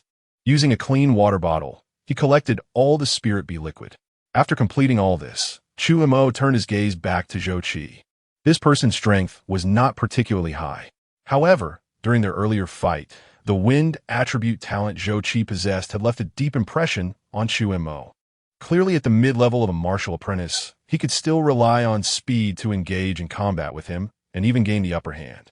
If it weren't for his lightning attribute talent, he might have been defeated this time.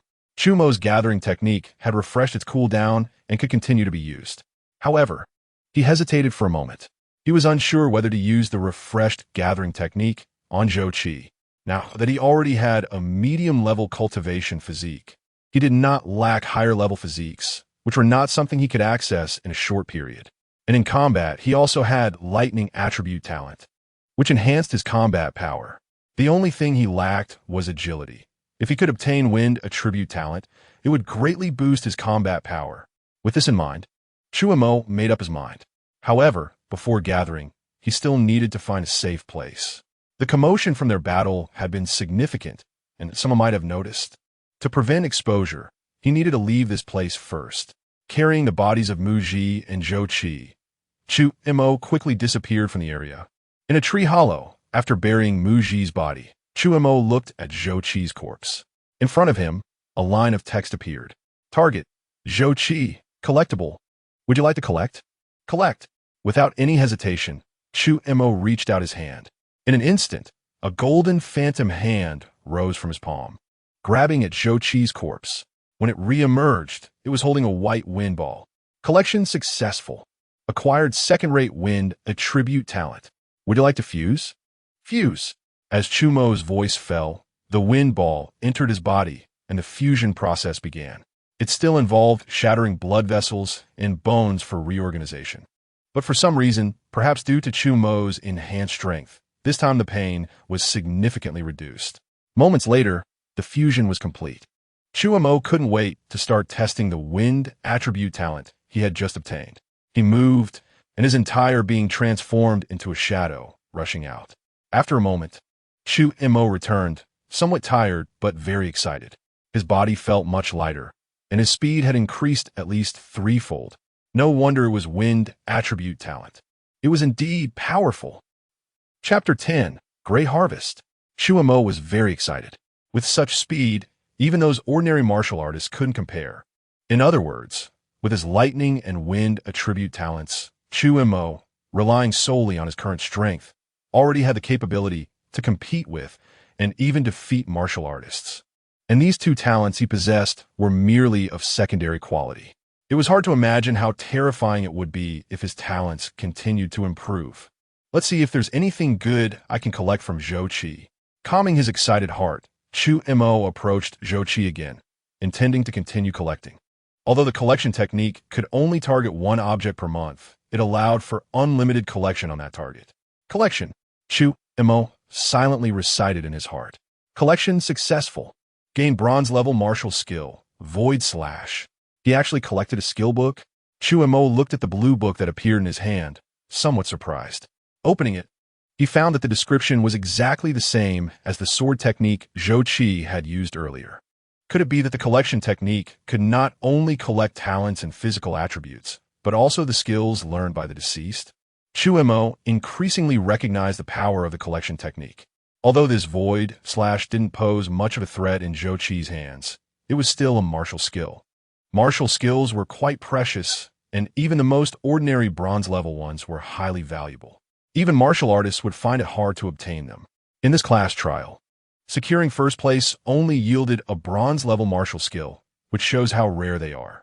Zhou Qi, being only at the mid-level of a martial apprentice, could possess a bronze-level martial skill, likely learned from his father, who was at the late stage of martial artist.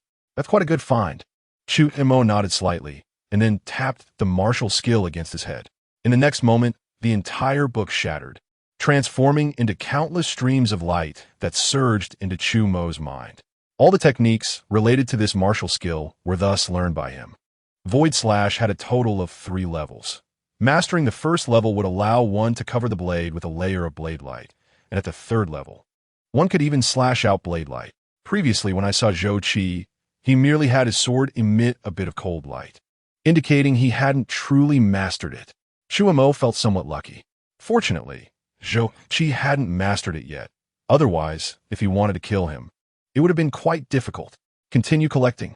Chu Mo again placed his hand over Zhou Qi and silently recited. Collection successful. Gained a treasure map. A treasure map? Chu Mo looked at the yellowed scroll he had retrieved and absorbed it. In an instant, a surge of information flooded into his mind. The location of a level 3 fierce beast, the Earth Dragon Beast Lair, suspected to be the treasure of 10,000 years spiritual marrow. So Zhou Qi came here for this. A glimmer of excitement appeared in Chu Mo's eyes. He had heard of the effects of 10,000-year spiritual marrow. If this information were true, it was definitely worth investigating. The target's resources have been exhausted, collection not possible. At this moment, Chu Mo, who had organized his emotions and was about to continue collecting, saw this prompt. He reluctantly withdrew his hand, but then a smile appeared on his face. It must be said that although Zhou Qi was despicable, the resources he obtained were quite useful.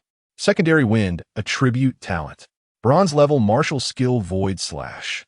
The location of the treasure that enhances talent and physical attributes. The 10,000-year spiritual marrow. Any one of these could be considered a great treasure. Aside from these, there is also blood from a level 1 upper-tier fierce beast, the rampaging giant bear, and half a pound of spirit bee liquid. Additionally, he found some proof of fierce beast from Mu Ji, which could be exchanged for points. There were also 4 additional portions of fierce beast blood. Finally, there were the items on Zhou Qi's body. A battle knife of first-tier upper quality. Its value was decent. If one wanted to buy it, it would cost 500 essence stones. However, apart from this battle knife, after checking Zhou Qi thoroughly, Chu Mo did not find anything else. Chu Mo couldn't help but frown. Zhou Qi came to the wilderness trial. It was impossible that he hadn't killed a single prey. Therefore, he must have fierce beast blood and proof on him. But right now, he couldn't find any. While thinking this, Chu Mo suddenly noticed a small bag hanging from Zhou Qi's waist, which looked somewhat like a sachet, but the exterior was quite rough. Could it be? A thought suddenly arose in his mind. He took down the bag, held it in his hand, and after careful examination, he revealed a look of surprise. It was indeed a storage bag. A storage bag is a type of spatial bag that can store items, functioning like a mustard seed in a mountain. It is made from the fur of a fierce beast called the devouring sky rat. Although this fierce beast is small, it contains spatial power. If one can kill it and refine its fur, a storage bag can be made. However, because the devouring sky rat is quite rare, the price of storage bags is very high, and even martial masters cannot afford them. Moreover, the Liang base is a small base, and very few large merchant teams come here, so it's rare to see anyone carrying a storage bag. I didn't expect Zhou Qi to have such a rare item. In astonishment, Chu Mo was also extremely pleased. His belongings had gradually increased, making it inconvenient to carry. Now that he had a storage bag, it solved the problem. He immediately infused his essence into it, and soon the storage bag opened. Inside, there was about 2 cubic meters of space, filled with some of Zhou Qi's miscellaneous items, as well as fierce beast proof and blood. Notably, there was even a pile of essence stones. Since the great change of heaven and earth, due to the nurturing of essence, the land has been gradually improved, causing some areas rich in essence to slowly produce essence stone veins. These essence stone veins allow martial artists to absorb them during their cultivation and have become a form of currency for transactions among martial artists. 635 pieces of low-grade essence stones, 12 portions of fierce beast blood, among which 3 are from level 2 fierce beasts. Zhou Qi really is my little fortune bringer. Looking at the harvest, Chu Mo was very pleased. He placed all the items into the storage bag and then hid the storage bag in his clothing. Now, Chu Mo had a total of 21 portions of fierce beast blood, among which there were 3 portions of level 2 fierce beast blood, plus half a pound of spirit bee liquid, over 600 essence stones, and a battle knife. His worth was indeed considerable. Satisfied, Chu Mo patted the storage bag, allowed a long breath, and looked at the sky. It was already afternoon. Less than 2 hours remained until sunset, and traveling at night was too dangerous. Tonight, he would focus on cultivation and set out early tomorrow to search for the treasure. Chapter 11. 10,000 Years of Spirit Essence. Talent Enhancement. First, let's try the effect of the Yuan Spirit Bee Liquid. After burying Zhou Qi's body, Chu Mo returned to the tree hole and took out the Yuan spirit bee liquid, drinking a mouthful. Whoosh! As soon as it entered his mouth, it instantly dissolved, transforming into a warm current that surged into his limbs. Wherever it flowed, his blood surged, and his heart thumped powerfully. The ferocious beast blood energy that remained in his body was also being quickly digested. Seeing this, Chu Mo didn't dare to be negligent and quickly began to practice the body refinement technique. Time passed quickly, and in the blink of an eye, several hours had gone by. After performing 10 sets of the body refinement technique in one breath, Chu Mo stopped, drenched in sweat. Although he was very tired, his eyes were exceptionally bright. In just a few hours, the effect of the Yuan spirit bee liquid had completely dissipated. The ferocious beast blood energy that had not yet been fully digested was also absorbed completely. The effect was indeed terrifying. The ferocious beast blood that originally took 3 days to digest was consumed in just a few hours. If I could have a continuous supply of Yuan spirit bee liquid, I could completely swallow the ferocious beast blood without limits. In that case, I could step into the martial artist realm in less than a month. But unfortunately, the Yuan spirit bee liquid was only half a gene, enough to support my training for a maximum of 10 days. This was somewhat disappointing. However, Chu Mo didn't pay too much attention to it, shaking his head to dispel this thought. He wiped the sweat off his body and took out a bottle of ferocious beast blood, drinking in one gulp. Continuing. The next morning, Chu Mo was ready to set out and walked out of the tree hole. The night of cultivation had allowed him to drink 4 bottles of ferocious beast blood, resulting in significant effects. He had gained at least 500 gene of strength overnight.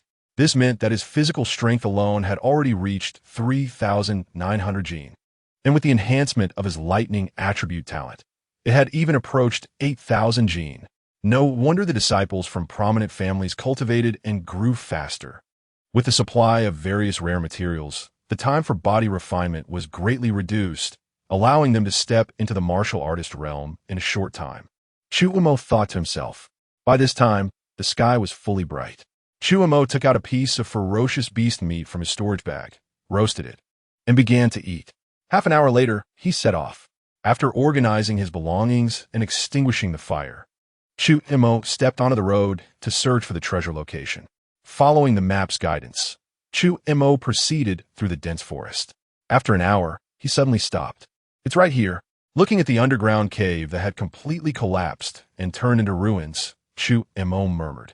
This is the lair of the 3rd-level Earth Dragon Beast. Although the Wind Chaser Hunter team would definitely search the lair carefully after killing the Earth Dragon Beast, that treasure location was extremely hidden and hard to discover. Zhou had only noticed the anomaly by coincidence. At this moment, Chu Mo entered the cave.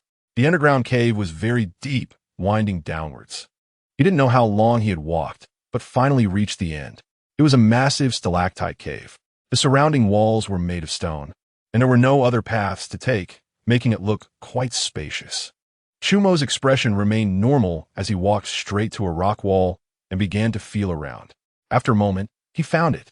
Chu Mo's eyes lit up as he touched a slightly protruding stone wall, which looked quite unremarkable. But when he applied a little force, his palms sank completely into it, as if it had been swallowed by the stone wall. However, Chu Mo knew that this was not something strange. It was merely a layer of natural camouflage. Without hesitation, he squeezed his body through. It felt like passing through a layer of thick mucus. His vision first went dark, then opened up brightly. Before him was a small space, about a dozen meters in size. In the middle of the area, there was a sunken pool on the ground, which had gathered a considerable amount of milky white spirit liquid. Chu Mo focused and smiled. This item is indeed the rare treasure nurtured by heaven and earth. The 10,000 years of spirit essence. He didn't act immediately, but shifted his gaze to another spot. In the corner of the stone wall, a jade pearl was floating, radiating a golden glow that looked extraordinarily mystical. It is said that wherever heavenly treasures are born, there are often accompanying spiritual objects. Could this be the accompanying item of the 10,000 years of spirit essence? Chu Mo observed it carefully, but couldn't identify what it was. After thinking for a moment, he took it down and placed it in his storage bag, planning to return to the base later and check for any relevant records. The urgent matter was to use the 10,000 years of spirit essence to enhance his talent and physique. Chu Mo focused on the pool. The 10,000 years of spirit essence did not need to be swallowed. It only needed to be applied to the body. Chu Mo took off his clothes, approached the pool, and smeared the milky white spirit liquid all over himself. Once the 10,000 years of spirit essence covered his entire body, not long after, Chu Mo felt a cool sensation surge into his body. His whole body felt warm, accompanied by a slight tingling sensation. Chu Mo knew that this was a sign that the 10,000 years of spirit essence was starting to take effect. Several hours later, all the spirit liquid on Chu Mo's body had been absorbed, and he stood up, eagerly practicing a set of body refinement technique. The 21 moves were quickly completed. Then, a wave of even more surging vital energy flowed into his body, coursing through his limbs. The speed of communicating with the vital energy had increased by at least 5 times. Moreover, he could feel that the lightning attribute talent and wind attribute talent within him had also been enhanced.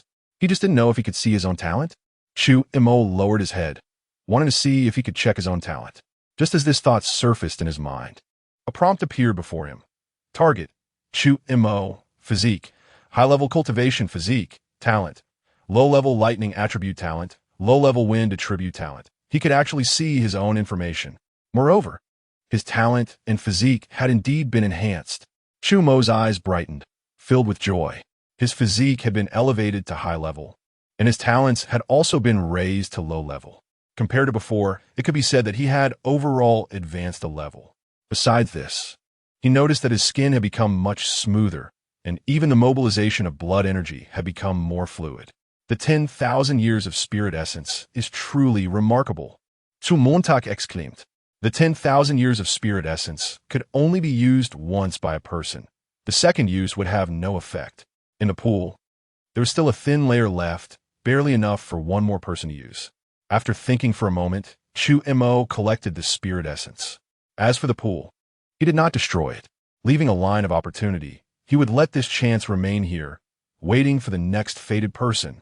After doing all this, Chu Mo left the cave by the same route. His talent and physique had already been enhanced. Next, it was time to hunt ferocious beasts and train with all his might, striving to elevate his strength before the hunting ended. Chapter 12. Regression, 6,000 gene of physical strength. In the blink of an eye, 3 days have passed. Today is the day to exit the wild area. One by one, students emerged from the dense forest and arrived at the gathering area. 2 teachers were already waiting, counting the number of people and tallying the points. Mei Guangtao, 13 points. Yuan Hani, 6 points. Wei Ning, 21 points. Lu Chun, 19 points. As each student walked out, those who saw their scores ranked high showed expressions of joy, while those who saw their scores at the bottom appeared dejected. However, no one believed they could seize the first place. After all, the strongest student in the class, Zhou Qi, had not yet emerged. If all went as expected, when Zhou Qi came out, he would surely have the highest score. With this thought, all the students focused their gazes on the exit. Even the teachers showed signs of anticipation. However, as time passed and the designated gathering time was about to end, Zhou Qi still had not come out, causing everyone's expressions to gradually change. What's going on? Why has Zhou Qi come out yet? He wouldn't have no way. Zhou Qi is the strongest martial artist in our class. It's impossible for him to encounter any accidents, but the wilderness is dangerous, and no one can say for sure. What if Zhou Qi was particularly unlucky? The students began to discuss among themselves. At that moment, a figure suddenly appeared at the exit. Seeing this, everyone was instantly excited, thinking it was Zhou Qi. But when the figure stepped out, many students were deeply disappointed. It was actually Chu Mo. This waste actually managed to come out alive? Unbelievable. Chu Mo ignored the discussions around him and approached the teachers. Placing the bag, he carried on his back down, saying, "Teacher, this is my harvest." The teacher opened the bag and, after a careful count, said in surprise, a total of 103 points. Upon hearing this, the surrounding students wore expressions of disbelief. 103 points, the highest score among all the students who came out. In other words, if Zhou Qi really didn't come out, then Chu Mo would be the first. But how could that be possible? Chu Mo is clearly a waste who cannot cultivate. How could he possibly obtain so many beast materials? Coupled with the fact that the strongest Zhou Qi still hadn't emerged. Chu Mo, did you see Zhou Qi in the wild area? The teacher asked after a pause. Of course, Chu Mo couldn't tell the truth, and shook his head, saying no. Still not telling the truth. Teacher Li beside him said sternly, then where did all these beast materials come from? Of course, I obtained them through my own hard work, Chu Mo said calmly. Upon hearing this, everyone found it hard to believe. It is well known that Chu Mo cannot cultivate. He is just an ordinary person. According to their speculation, the reason Chu Mo could obtain so many materials might be that Zhou Qi encountered an accident in the wild area, and Chu Mo just happened to stumble upon them. It seems that Zhou Qi really encountered danger in the wild and met with misfortune. The teacher counting the points couldn't help but sigh, feeling regretful. Zhou Qi was a good seed, with hopes of becoming a student in the elite class. But now he had perished in this wilderness trial, devoured by a beast. No one suspected that Chu Mo had killed Zhou Qi. After all, that was truly unlikely. If the two really met, it would definitely be Chu Mo who would die. Teacher, is there anything else? Chu Mo asked. No, y'all can get on the bus now. The teacher waved his hand and paused before saying to Chu Mo, according to the rules, since your points are the highest, you are first place. The Academy's reward will be issued shortly. Chu Mo nodded and returned to the bus, waiting to go back. One by one, the students also got on the bus. Soon, the vehicle started, heading back to the base. When they came, the bus was packed with over 40 people, but on the way back, only 32 remained. In one trial, more than 10 people were injured. This is the wilderness, dangerous and brutal. Chu Mo, during this time, it's best to stay in the base. If there's nothing to do, try not to go out. Back at home, Chu Mo still recalled the teacher's words after he selected his cultivation methods at the academy. He certainly understood what that meant. Zhou Qi's father, Zhou Cheng, was a powerful warrior in the later stages, seeing his son die in the wild. He wouldn't let it go easily. And Chu Mo had an intricate relationship with Zhou Qi's death. Zhou Cheng wouldn't dare to hold the academy accountable. But he might turn his attention to Chu Mo. The outcome of an ordinary person being targeted by a warrior is easy to imagine. The base does not allow warriors to act against ordinary people at will, which is why the teacher said this, hoping Zhou Cheng would hold back a bit. But now I have already undergone a transformation. Zu Montagsniet. Ever since he obtained the eternal spirit essence to enhance his aptitude, he had spent the next 3 days refining his body and battling beasts. With the help of the spirit be liquid, Chu Mo continuously drank the blood of fierce beasts, leading to rapid growth in his strength in just 3 days. His physical strength alone increased by 2,000 gene. Bang! Chu Mo punched the power testing machine in front of him, and with a loud bang, the machine shook violently. At the top, a number jumped out. 6,021. With just his physical strength, he had achieved 6,000 gene of power. He had directly stepped into the later stages of the martial artist realm. Not to mention, he also had the enhancement of the lightning attribute talent. The original second-rate lightning attribute talent doubled his power. After obtaining the eternal spirit essence and upgrading to a lower grade talent, he could receive a quadruple enhancement. In other words, now, when Chu Mo threw a punch, it would have at least over 20,000 gene of power. Chu Mo had no idea how terrifying 20,000 gene of strength was. But on the last day, he punched a boulder the size of 2 zhang. With just one strike, he smashed it to dust, coupled with the lower grade wind attribute talent, which provided close to 5 times the speed enhancement. He even felt confident to contend with those in the mid-stages of martial artists. At this moment, the spirit be liquid on Chu Mo still had 6 days of support left. He also had 6 portions of second-tier beast blood and 23 portions of first-tier beast blood remaining. With these, plus his high-level cultivation physique, Chu Mo was confident he could step into the martial artist realm within 10 days. By then, even facing Zhou Cheng, a late-stage martial artist, he believed he wouldn't fall behind. Cultivate. Enter the martial artist realm in the shortest time possible. Determined, Chu Mo began to enter seclusion. dedicating himself wholeheartedly to increasing his strength. Chapter 13. The pinnacle of martial apprentices in a standalone villa located in the inner city of the Luoyang base. A middle-aged man with a stern appearance and a powerful aura was fuming. His face was dark as he roared, "My son is dead, and until now, we still haven't found out who the murderer is. What good are you to me?" Zhou Cheng was filled with rage. He had been waiting at home for good news from his son, only to receive the devastating news instead. How could he accept this? Opposite him, Kun Yin, a martial artist at the initial stage, was being reprimanded, head lowered in submission. After a lengthy tirade, Zhou Cheng's anger subsided slightly as he said in a deep voice, "Although my son Zhou Qi's strength is not high, the hunting area only has a group of first-level ferocious beasts. How could they kill my son? Moreover, even if he encountered danger, with his wind attribute talent, he shouldn't have missed the chance to send a message. So he must have been ambushed. Investigate. Find out if my son had any enemies and who he had conflicts with. I want to know everything." Hearing this, Kun Yin felt a bitter taste in his heart. He knew Zhou Qi's character very well. Proud and domineering, he surely had countless enemies outside. Trying to find the murderer this way was like looking for a needle in a haystack.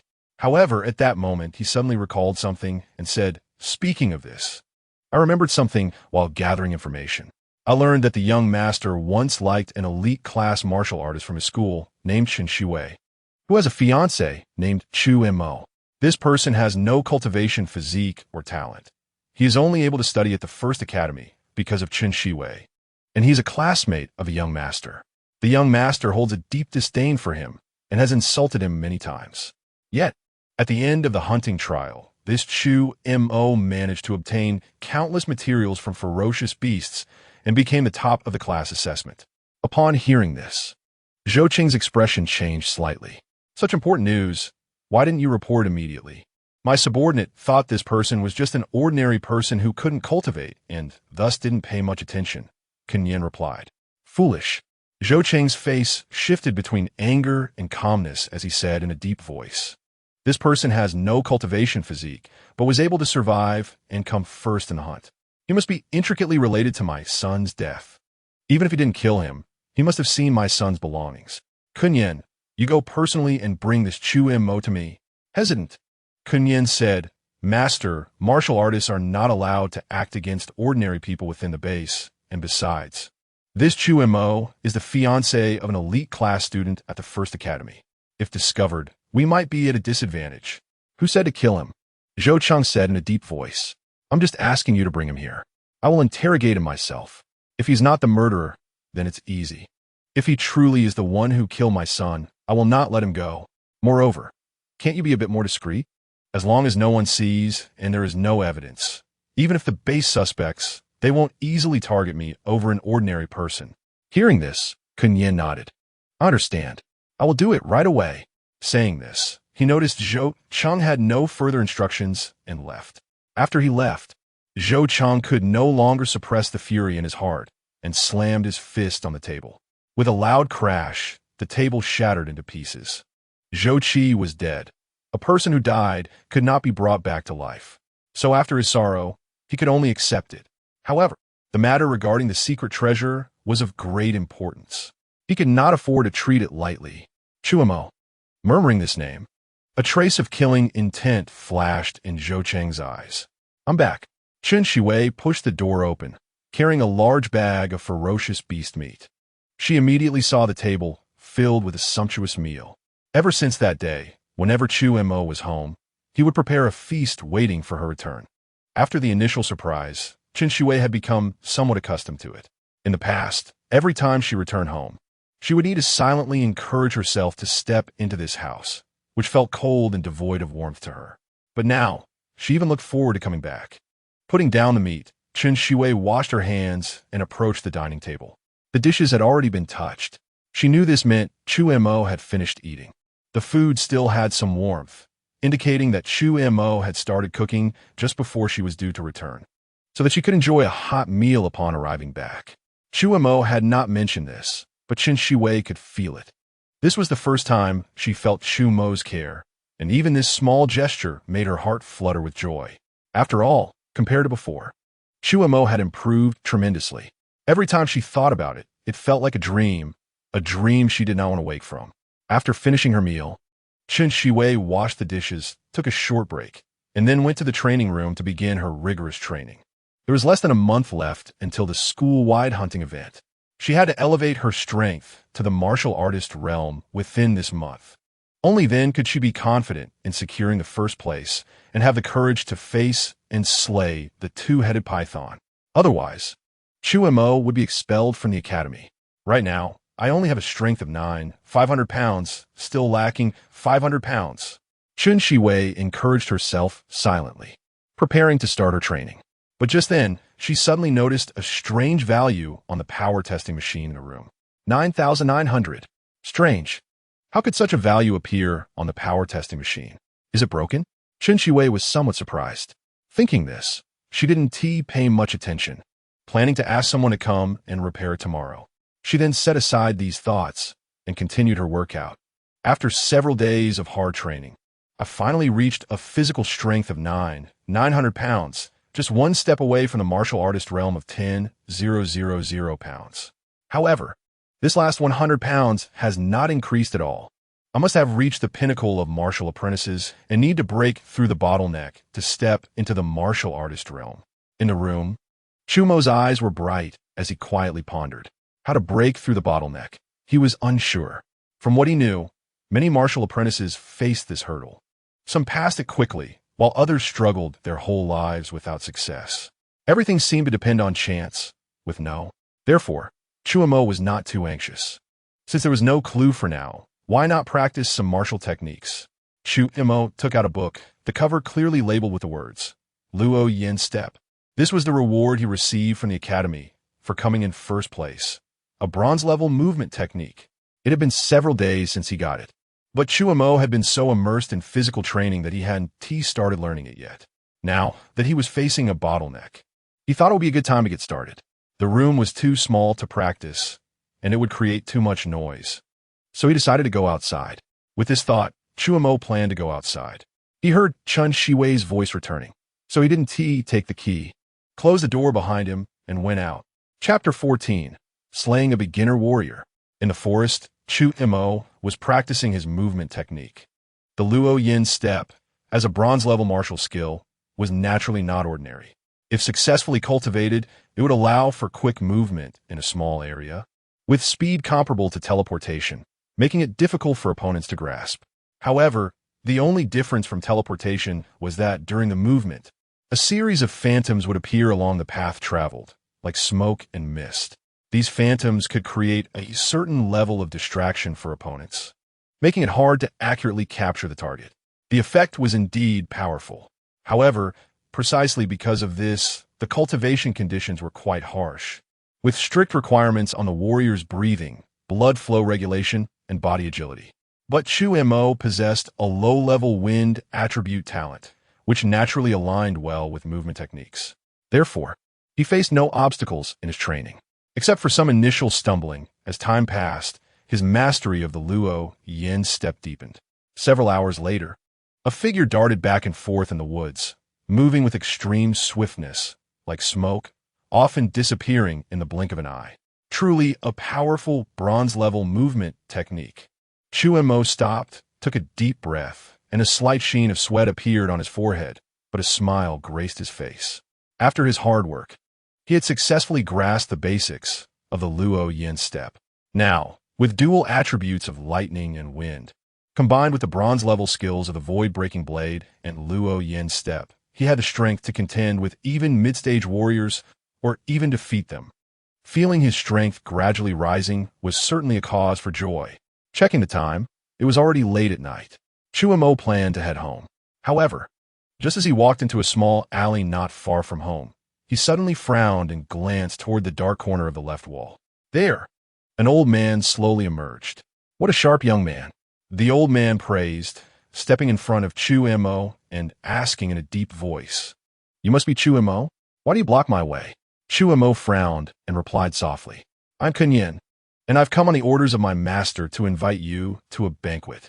"That won't be necessary," Chu Mo said. "I'm not acquainted with your master, nor do I wish to be. Please leave. Do not obstruct my way home." Upon hearing this, Kunyin's eyes narrowed slightly, revealing a hint of menace. My master is Zhou Cheng, a late-stage warrior with a great chance of becoming a master in the future. He is a powerful figure in the entire Liang base. Are you really unwilling to give him some face? Hearing this, Chu Mo was immediately taken aback. Zhou Cheng had indeed set his sights on him. This was no surprise. After all, for Zhou Cheng, not only was his son's death suspicious, but also involved a heavenly secret treasure. He would not take this lightly. Zhou Cheng sending someone to invite him was simply a ploy to extract information. As long as Chu Mo went, regardless of the outcome, he would likely be in grave danger. Thinking this, Chu Mo looked at Kunyin and said slowly, "If your master came personally, I would naturally give some face. But as for you, what are you?" Upon hearing this, Kunyin's expression changed. Although he was a subordinate of Zhou Cheng, he was also a beginner warrior and considered a strong figure in the Liang base. But now he was being looked down upon by a well-known waste who couldn't cultivate. This was a slap in the face. Since you refused to drink the wine offered, you'll have to face punishment. In that case, I will personally capture you and bring you before my master. As his voice fell, Kunyin's expression darkened, his figure flashed, and his claw-like hand reached for Chu Mo. He was a beginner warrior with formidable strength. In Kunyin's view, he would easily catch Chu Mo with his claw. However, just as he was about to grab Chu Mo, the latter disappeared, leaving only a wisp of smoke that obscured his vision. What a marvelous movement technique! Kunyin was somewhat surprised and instinctively praised. But then, seemingly recalling something, he suddenly came to his senses and exclaimed, "You can actually cultivate? The outside world claimed you were just a waste. I never expected you to have concealed this from everyone." Chu Mo said nothing. Merely drawing the battle knife he obtained from Zhou Qi from his storage bag and slashing toward Kunyin. Seeing this battle knife, Kunyin was again startled. "Young Master's battle knife. It seems young Master Zhou Qi was indeed killed by you. Since you know, then you can only die." Chu Mo snorted coldly, activated the Luo Yin step, and instantly appeared before Kunyin, delivering a downward strike. Slash! In an instant, a cold gleam flashed and struck Kunyin's arm, blood bursting forth. "Kid, you're seeking death." After suffering this heavy blow, Kunyin's face twisted with rage. The previous strike was as swift as lightning. Had he not dodged in a moment of desperation, it would have severed his head. A dignified warrior was actually injured before a martial apprentice, even nearly losing his life. How could this not infuriate him? Although his left arm was severely injured, greatly reducing his strength, he was still a warrior. In his anger, he surged forward toward Chu Mo with overwhelming power. What a pity, Chu Mo thought to himself. That strike could have killed Kunyin.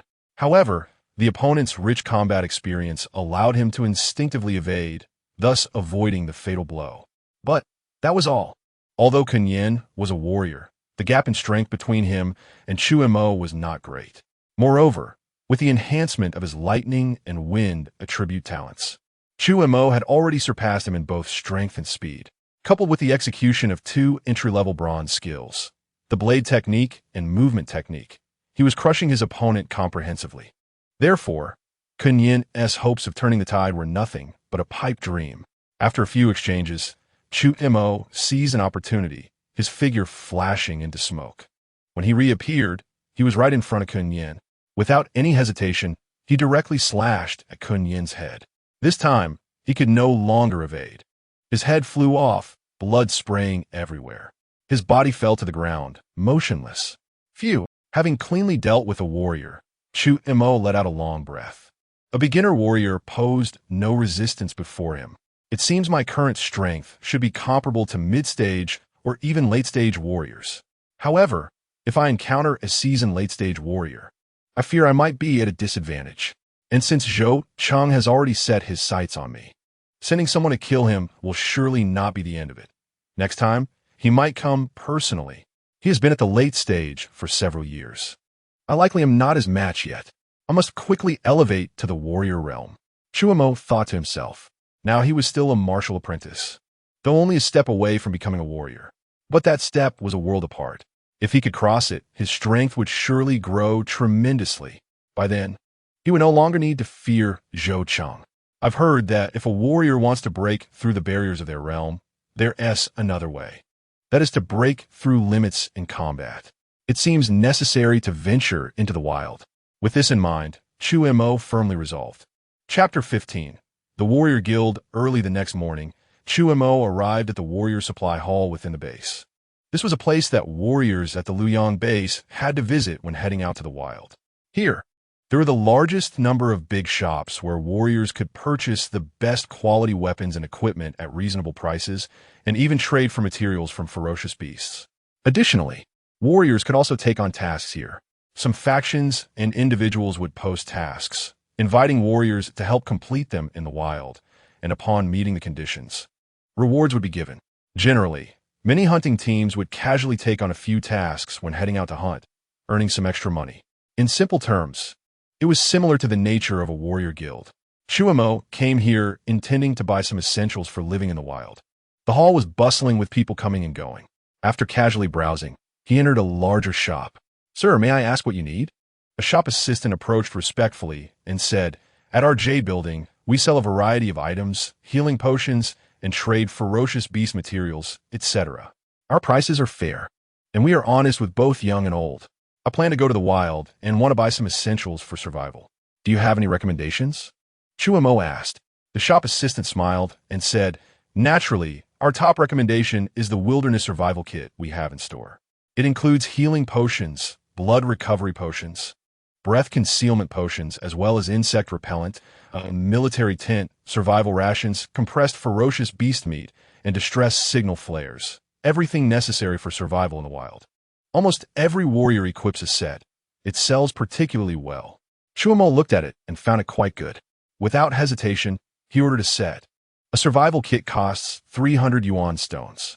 Chu Mo also bought some additional healing and recovery potions, totaling about 600 yuan stones, and then, under the respectful gaze of the shop assistant, he was seen off at the door.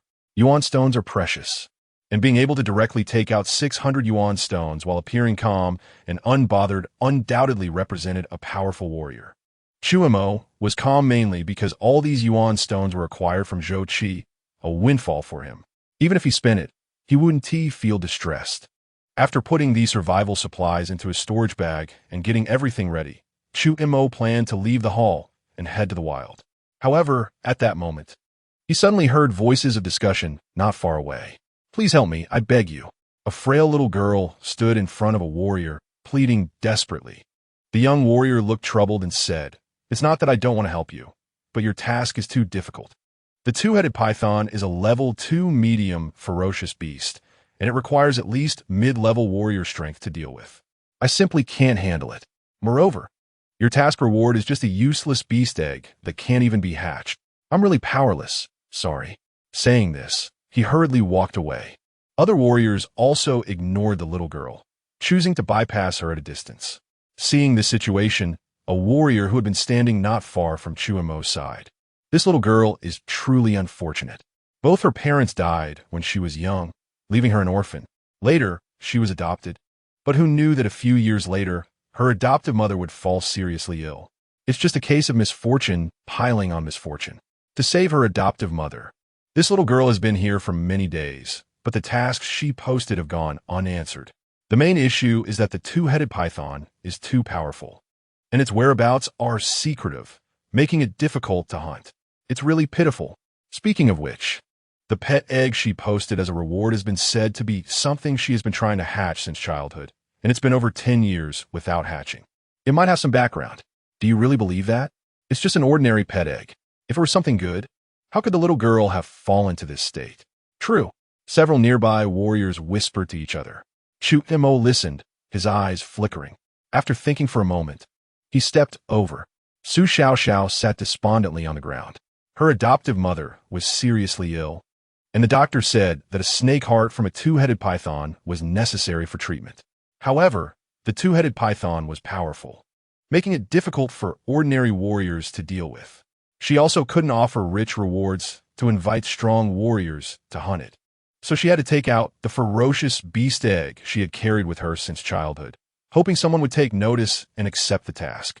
Unfortunately, Everyone believed that the beast egg was a defective product that could not be hatched, so for half a month, her posted task remained unanswered.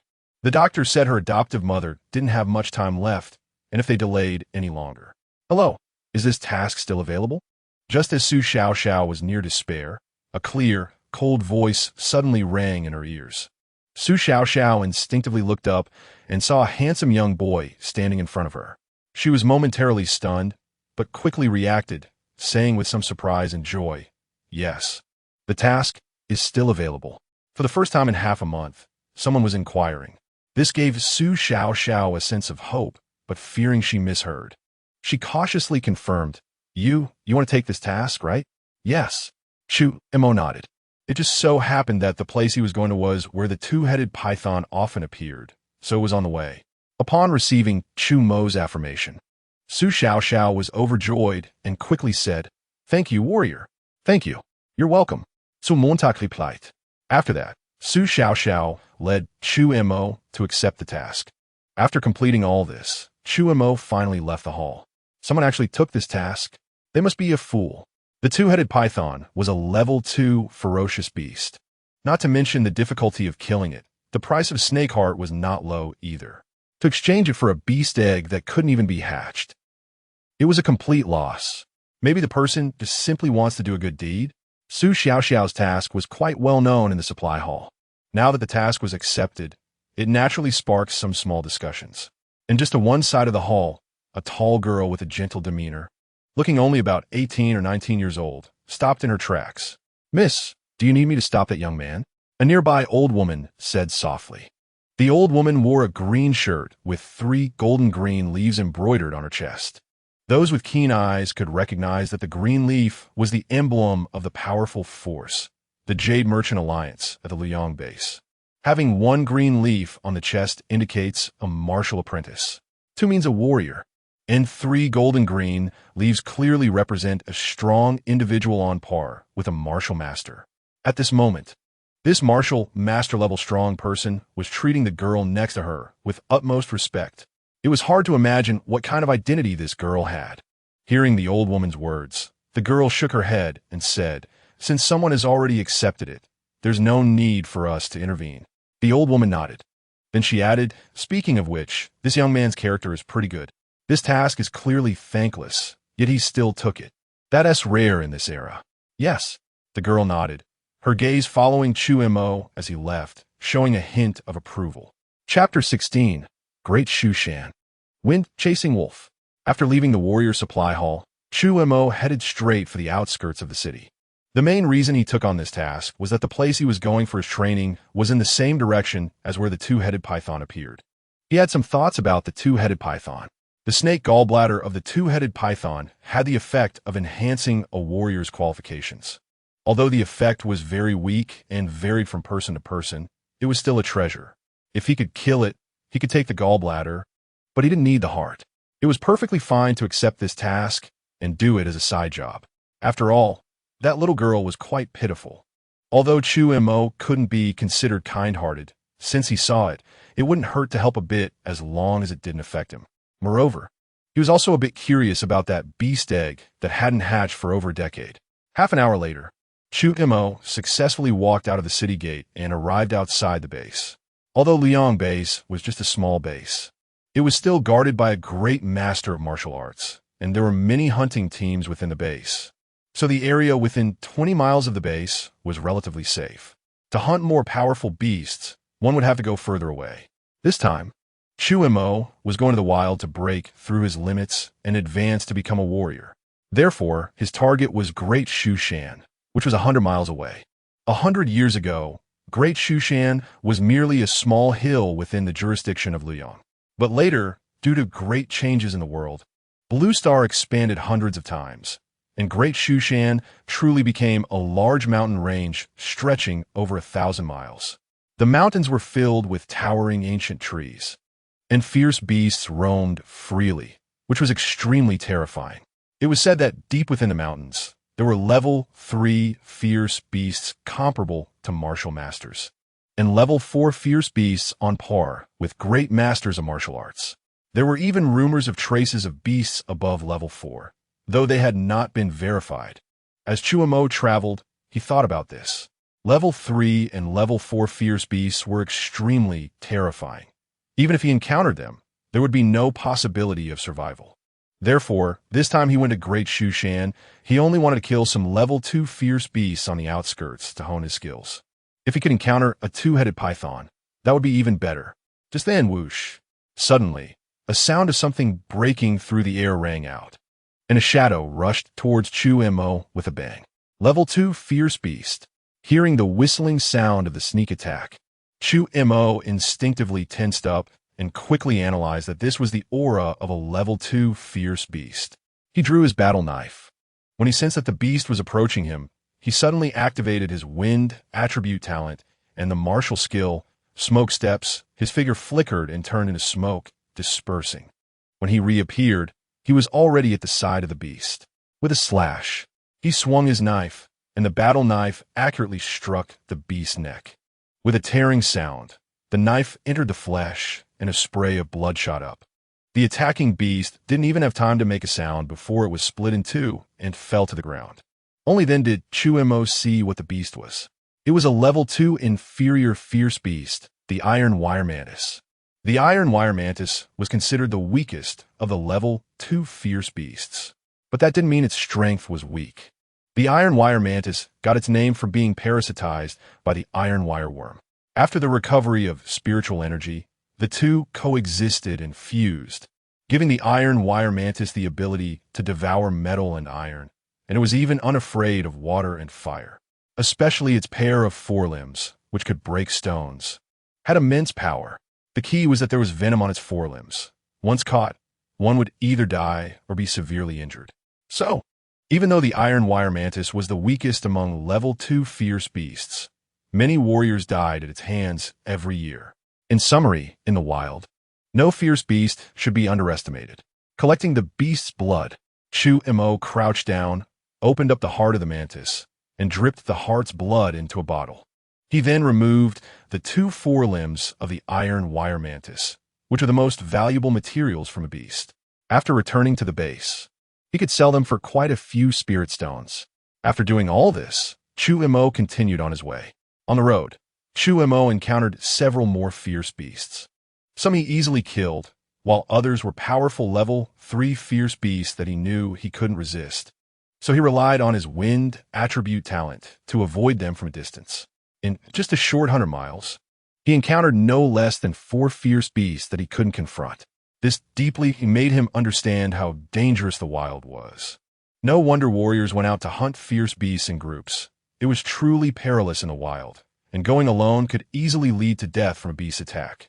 Chu Mo thought to himself. 2 hours later, Chu Mo finally arrived at the outskirts of Great Shushan. Once here, the number of fierce beasts suddenly increased significantly, and the danger level rose greatly. Chu Mo's actions became more cautious. Although he had the wind attribute talent and smoke steps, which made his speed more terrifying than that of ordinary warriors, there were always stronger beings out there. If he accidentally provoked a more powerful fierce beast, he couldn't be absolutely sure he could escape. Since he had already arrived at Great Shushan, he could settle down to fight and train. He aimed to advance to the warrior realm in the shortest time possible, at the same time, to perfect both his movement technique and swordsmanship. After setting his goals, Chu Mo began to look for fierce beasts to fight on the outskirts of Great Shushan. There were many fierce beasts here. Before long, he encountered a suitable target, a wolf that was 3 meters long, with dark green fur, its fur flowing and its fangs glinting coldly. It was a Level 2 inferior fierce beast, the wind-chasing wolf. A serious look appeared in Chu Mo's eyes. Although it was also a Level 2 inferior fierce beast like the Iron Wire Mantis, their combat power was not comparable. At that moment, the wind-chasing wolf had also sensed Chu Mo's presence. It howled and rushed towards him with a roar. Howl! The wind-chasing wolf ran like the wind, its speed as quick as lightning, like a sharp sword, pouncing towards Chu Mo. Smoke steps. Chu Mo used his movement technique, activating his wind attribute talent, and in an instant, he floated several meters away. Then, he unleashed his knife, which was enveloped in a layer of cold light, reflecting dazzling brilliance, and slashed down towards the wind-chasing wolf's head. Bang!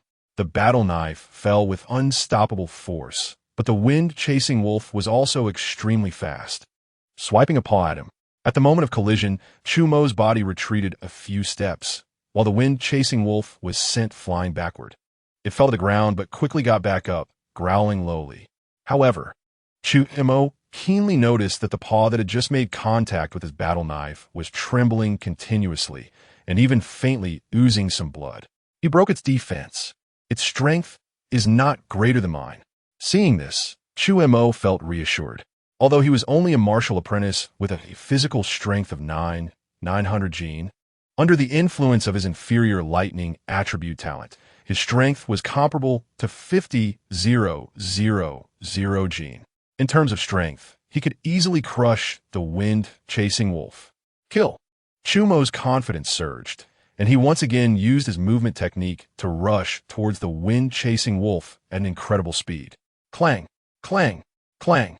In the blink of an eye, the man and the wolf had already exchanged blows more than 10 times.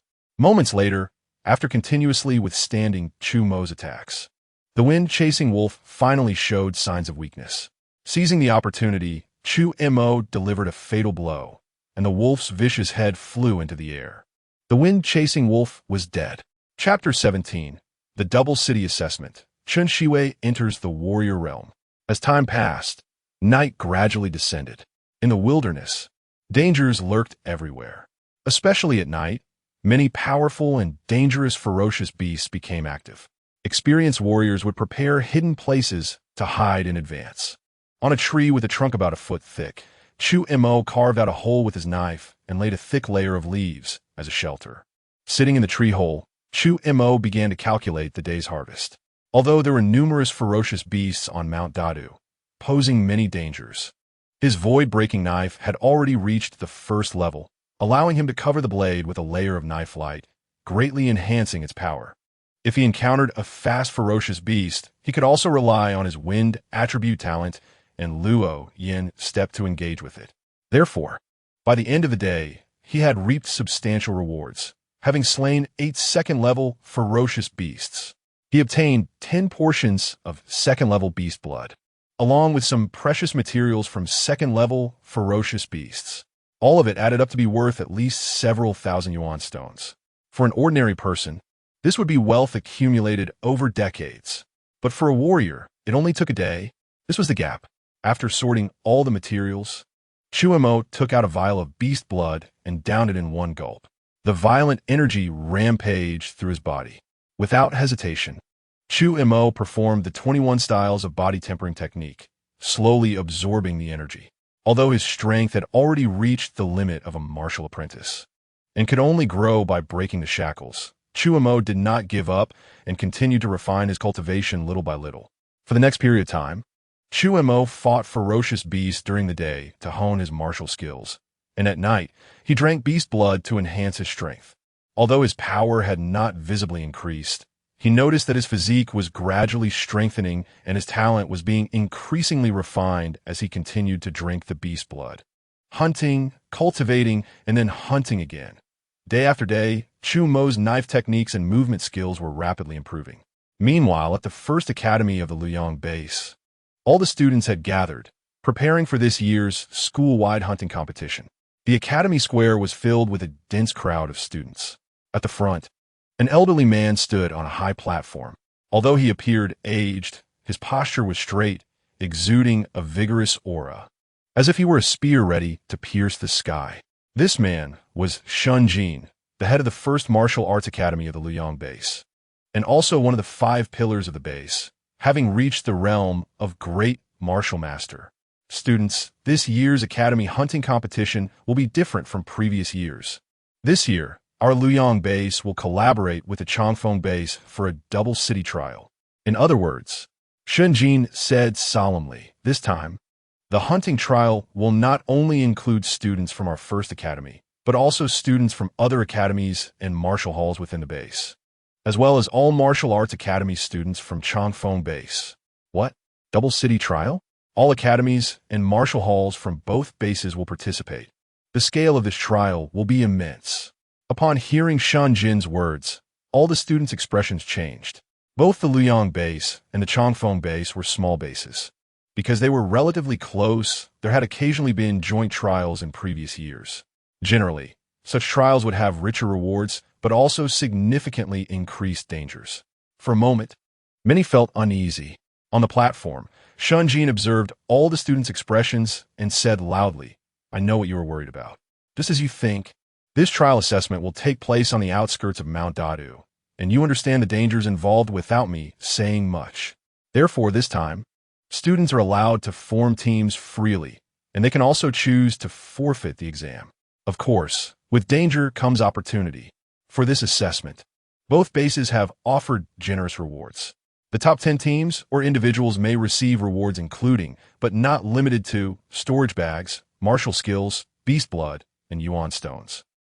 At this moment, all the students' faces changed, although they had anticipated that this assessment would be extremely dangerous.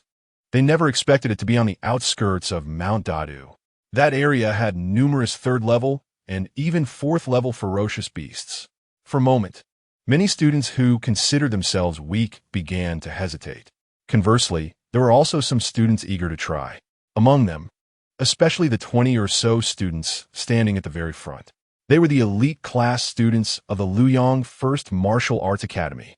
Only 23 in total, but each one could be considered a talented individual of the Luoyang base. In the elite class lineup, Chen Shiwei looked around and did not see Chu Mo among the crowd, which made her breathe a sigh of relief.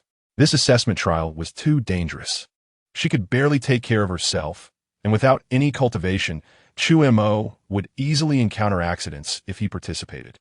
Now that she saw he had not signed up for the assessment, Chen Shiwei felt relieved, but also couldn't help but sigh slightly in her heart. Who wouldn't want their loved ones to be a genius? 3 days ago, I successfully entered the warrior realm, and my strength has greatly increased. In this trial, I must secure a spot in the top 10 and slay the two-headed python. Only by doing so can I provide Chu Mo with a chance to change his talent. Feeling the vigorous and powerful blood energy within her body, Chen Shiwei couldn't help but clench her fist secretly. "Shiwei, let us form a team together?" At this moment, a young man with a long sword on his back and a charming demeanor approached Chen Shiwei, revealing a gentle smile as he spoke softly. He looked at Chen Shiwei, his eyes unabashedly filled with admiration. Guokun, a genius from the elite class of the First Martial Arts Academy. At only 19 years old, he had already reached the early stage of a warrior. It was said that he not only possessed moderate cultivation talent, but also awakened moderate sword skill talent. In terms of combat power and talent, he was among the best in the entire Luoyang base. Moreover, Guokun was quite handsome and had a high popularity in the academy. However, many were disappointed that outside of cultivation, Guokun did not show interest in anyone but Chen Shiwei. Now that Guokun came to invite Chen Shiwei to form a team, it naturally attracted the attention of many. But, feeling the gaze of many around her and looking at Guokun's fervent eyes, Chen Shiwei frowned subtly. "I appreciate the kind offer, but I do not plan to team up." Chen Shiwei shook her head. Chen Shiwei actually refused. Guokun personally invited her, and she actually turned him down? Oh my! Seeing Chen Shiwei's refusal, many students were stunned. In fact, many within the academy had high hopes for the pair of Chen Shiwei and Guokun. After all, both were exceptionally good-looking and had unparalleled talent, destined to climb the ranks together in the future. But who would have thought that Chen Shiwei would remain loyal to her useless fiancé and not show any interest in others? Even Guokun received no extra attention from her, which left many feeling regretful. Well then, if that's the case, remember to be careful. Guokun's face showed a hint of disappointment, but he did not press further. He simply reminded her before returning to his team. "It's almost time. Everyone get on the vehicle in order, and we will depart in 5 minutes." As Headmaster Shun Jin finished speaking, all the academy students boarded the Yuan stone-powered vehicles. The car then started and drove towards the wilderness. Chapter 18. Promoting to a warrior. Rejected? In the vehicle, a young warrior sitting next to Guokun said with a smile. Guokun nodded and replied, "It's okay. I've been rejected many times anyway. I just need to keep trying." The young warrior, also from the elite class, patted Guokun's shoulder to comfort him.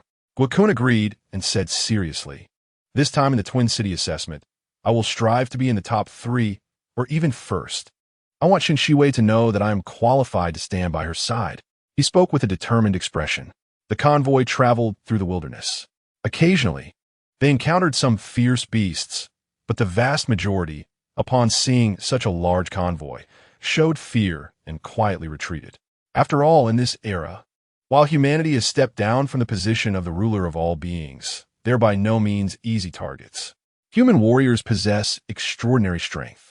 A century of battles has made many fierce beasts deeply understand human ferocity and ruthlessness. Of course, there were still some fierce beasts that wanted to charge forward. However, the convoy was accompanied by strong individuals sent by the academy and the base, including several martial masters. Under their escort, these fierce beasts were quickly scared off. Those that did not retreat were mostly dead. At noon, the convoy finally arrived at the outskirts of Mount Daksu.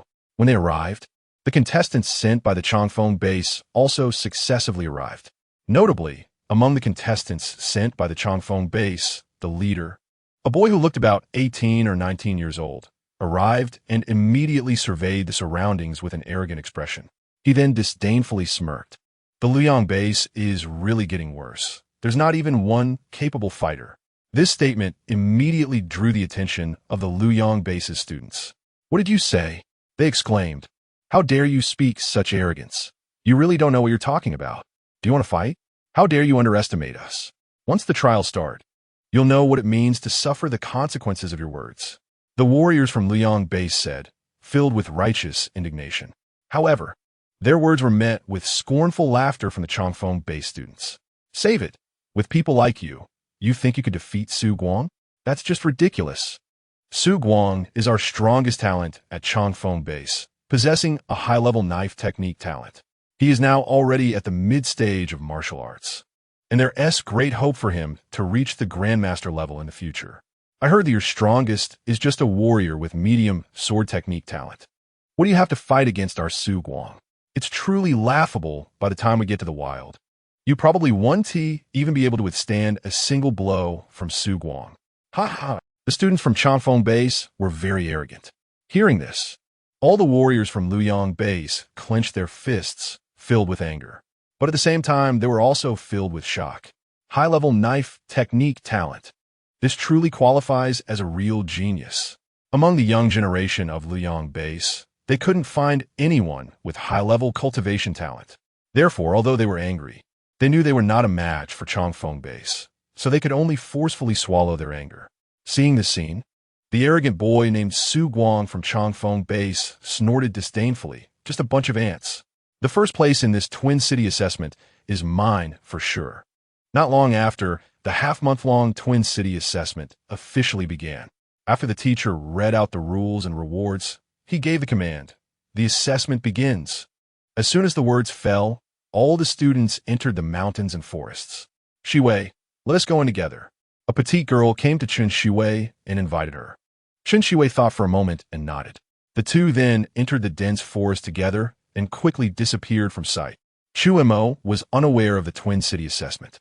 During this time, he had been immersed in training, constantly battling and practicing. The results were very gratifying. His void-breaking blade and Luo Yin step had already reached the second level of mastery through combat, and both his strength and agility had changed dramatically compared to before.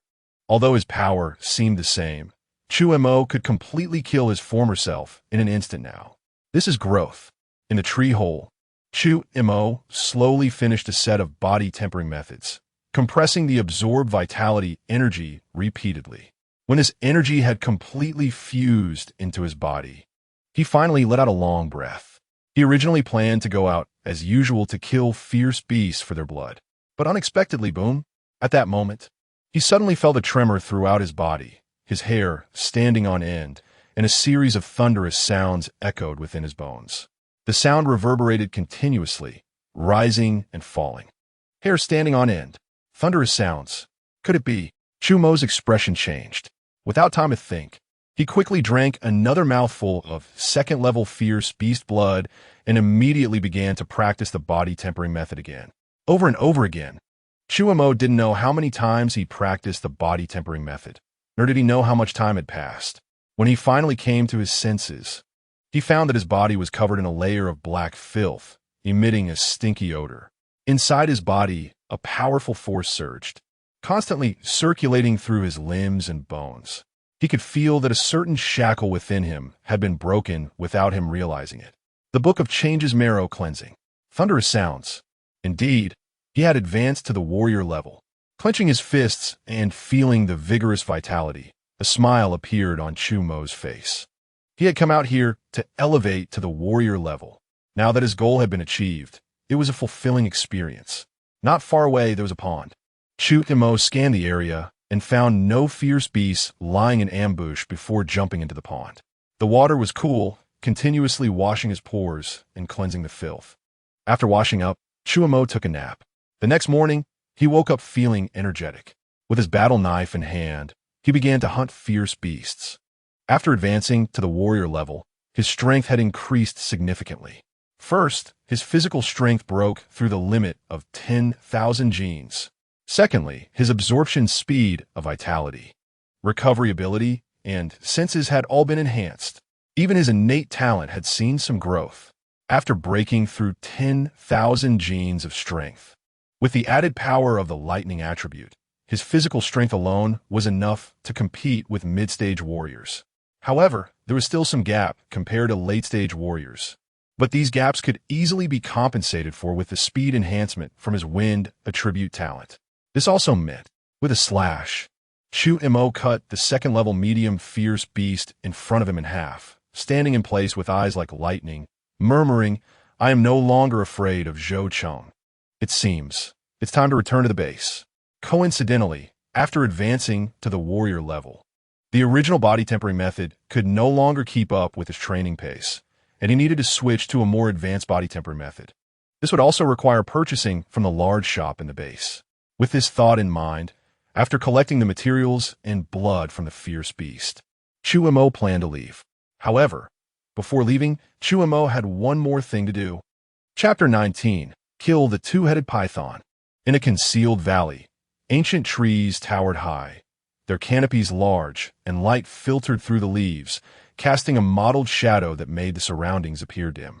Chu Mo held a battle knife, vigilantly observing his surroundings. Suddenly, his expression changed as if he sensed something, and he stopped in his tracks. His gaze was fixed on a certain spot ahead. On a sturdy tree, amidst the dense foliage, two massive heads emerged, for cold eyes staring at him, radiating an eerie chill. Behind the heads was a body as thick as 1 meter, coiled around the trunk. Roughly estimated, it was at least 30 meters long. It was a python. Moreover, it was a python with 2 heads. The two-headed python was entirely greenish-blue, its skin exuding a chilling sheen, giving an impression of being indestructible.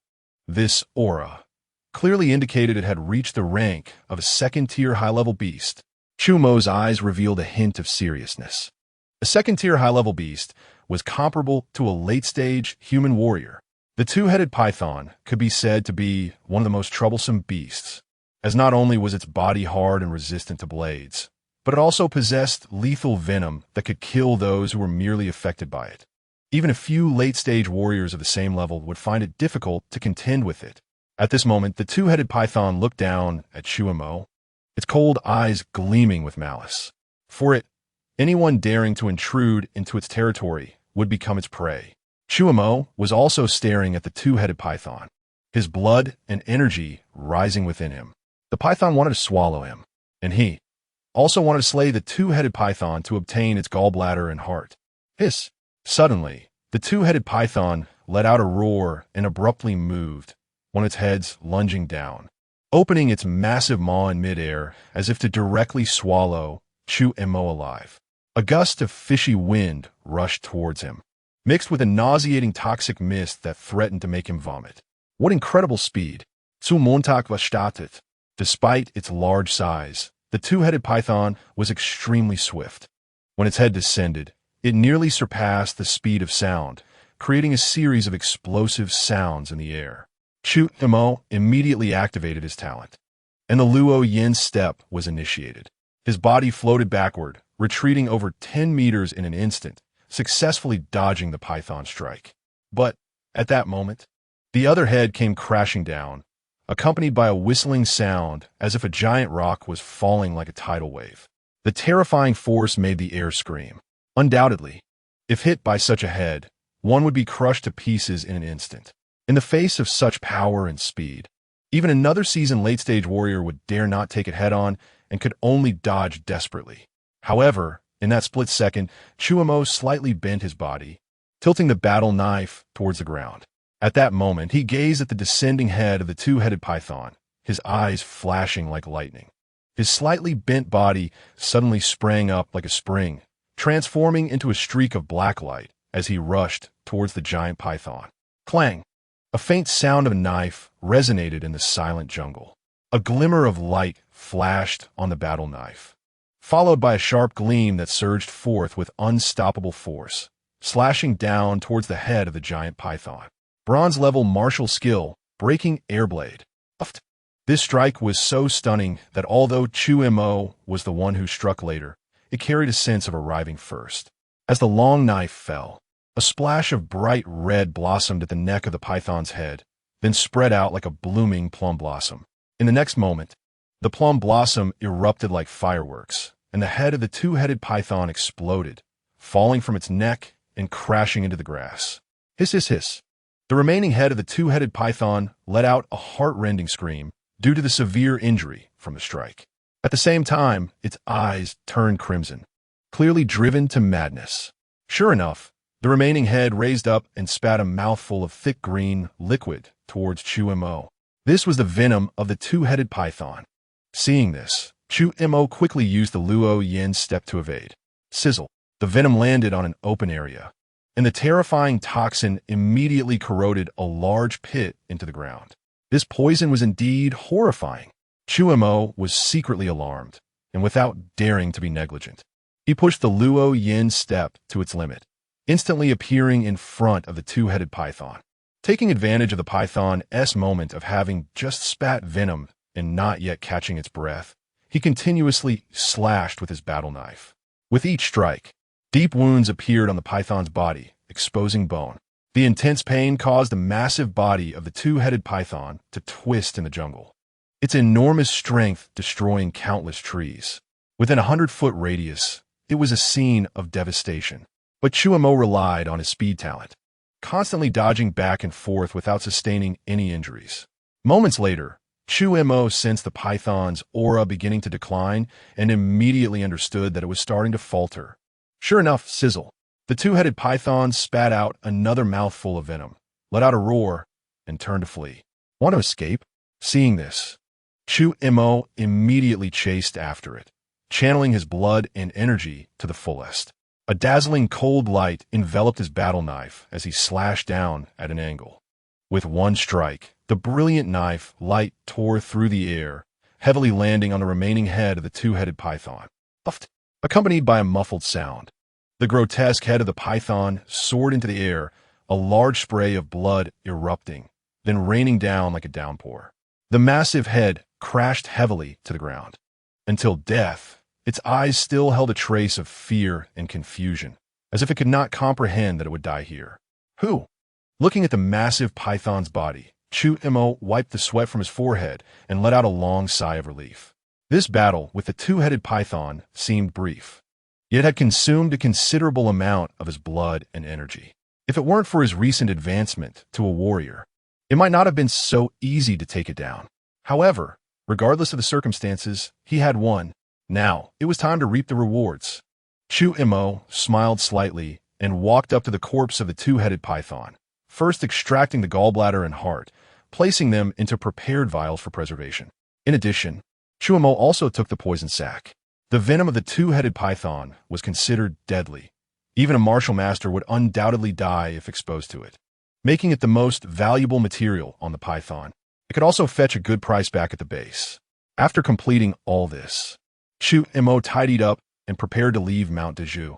Just as he was about to turn and leave, Chu Mo suddenly sensed a change in his expression, raised his head, and looked into the distance, faintly hearing some noises. What was that sound? Chapter 20. Once at the top, now a world apart in the depths of the dense forest, a petite girl was fleeing for her life. Behind her, several wind-chasing wolves were in pursuit. It's all my fault, it's all my fault. If it weren't for me, they wouldn't have died. Du Jing ran desperately, recalling what had happened not long ago, a hint of regret glimmering in her eyes. Initially, she had partnered with Chun Shiwei to hunt level 2 ferocious beasts on the outskirts of Mount Shu. However, they unexpectedly discovered dozens of wind spirit grass. This was a type of spiritual herb that had grown after the great change in the world, capable of bearing fruits known as wind spirit fruits, which could enhance a martial artist's comprehension of wind attribute talent if consumed. She possessed a weak wind attribute talent and thus wanted to harvest some to improve her abilities. As a result, they encountered students from Chongfeng Base who attempted to seize the herbs. Naturally, Du Jing refused, leading to a fight between the two groups. As the battle escalated, students from Luoyang Base and Chongfeng Base continuously joined in, turning it into a chaotic melee. The commotion eventually attracted the attention of the guardian ferocious beasts of the wind spirit grass, a pack of wind-chasing wolves. Although they were all elite martial artists, only a handful were actual martial artists. The rest were merely martial apprentices. Faced with dozens of level 2 wind-chasing wolves, including one that was half a step into level 3, they stood no chance. With such a significant disparity in strength, they were quickly surrounded and slaughtered by the wolf pack. By the time she managed to escape, over 10 martial artists from Liang Base had already died, and she was about to follow in their footsteps to be devoured by the wolves. Feeling the diminishing power within her, Du Jing grew increasingly desperate. She didn't want to die, but it seemed like she was about to. At that moment, ahead of her, a figure suddenly burst out from behind a thick tree and charged toward her. The figure looked somewhat familiar. It was Chu Mo. How could he be here? Du Jing's eyes widened in disbelief. As one of Chun Shiwei's few close friends, she naturally recognized Chun Shiwei's fiancé, Chu Mo, having met him a few times before.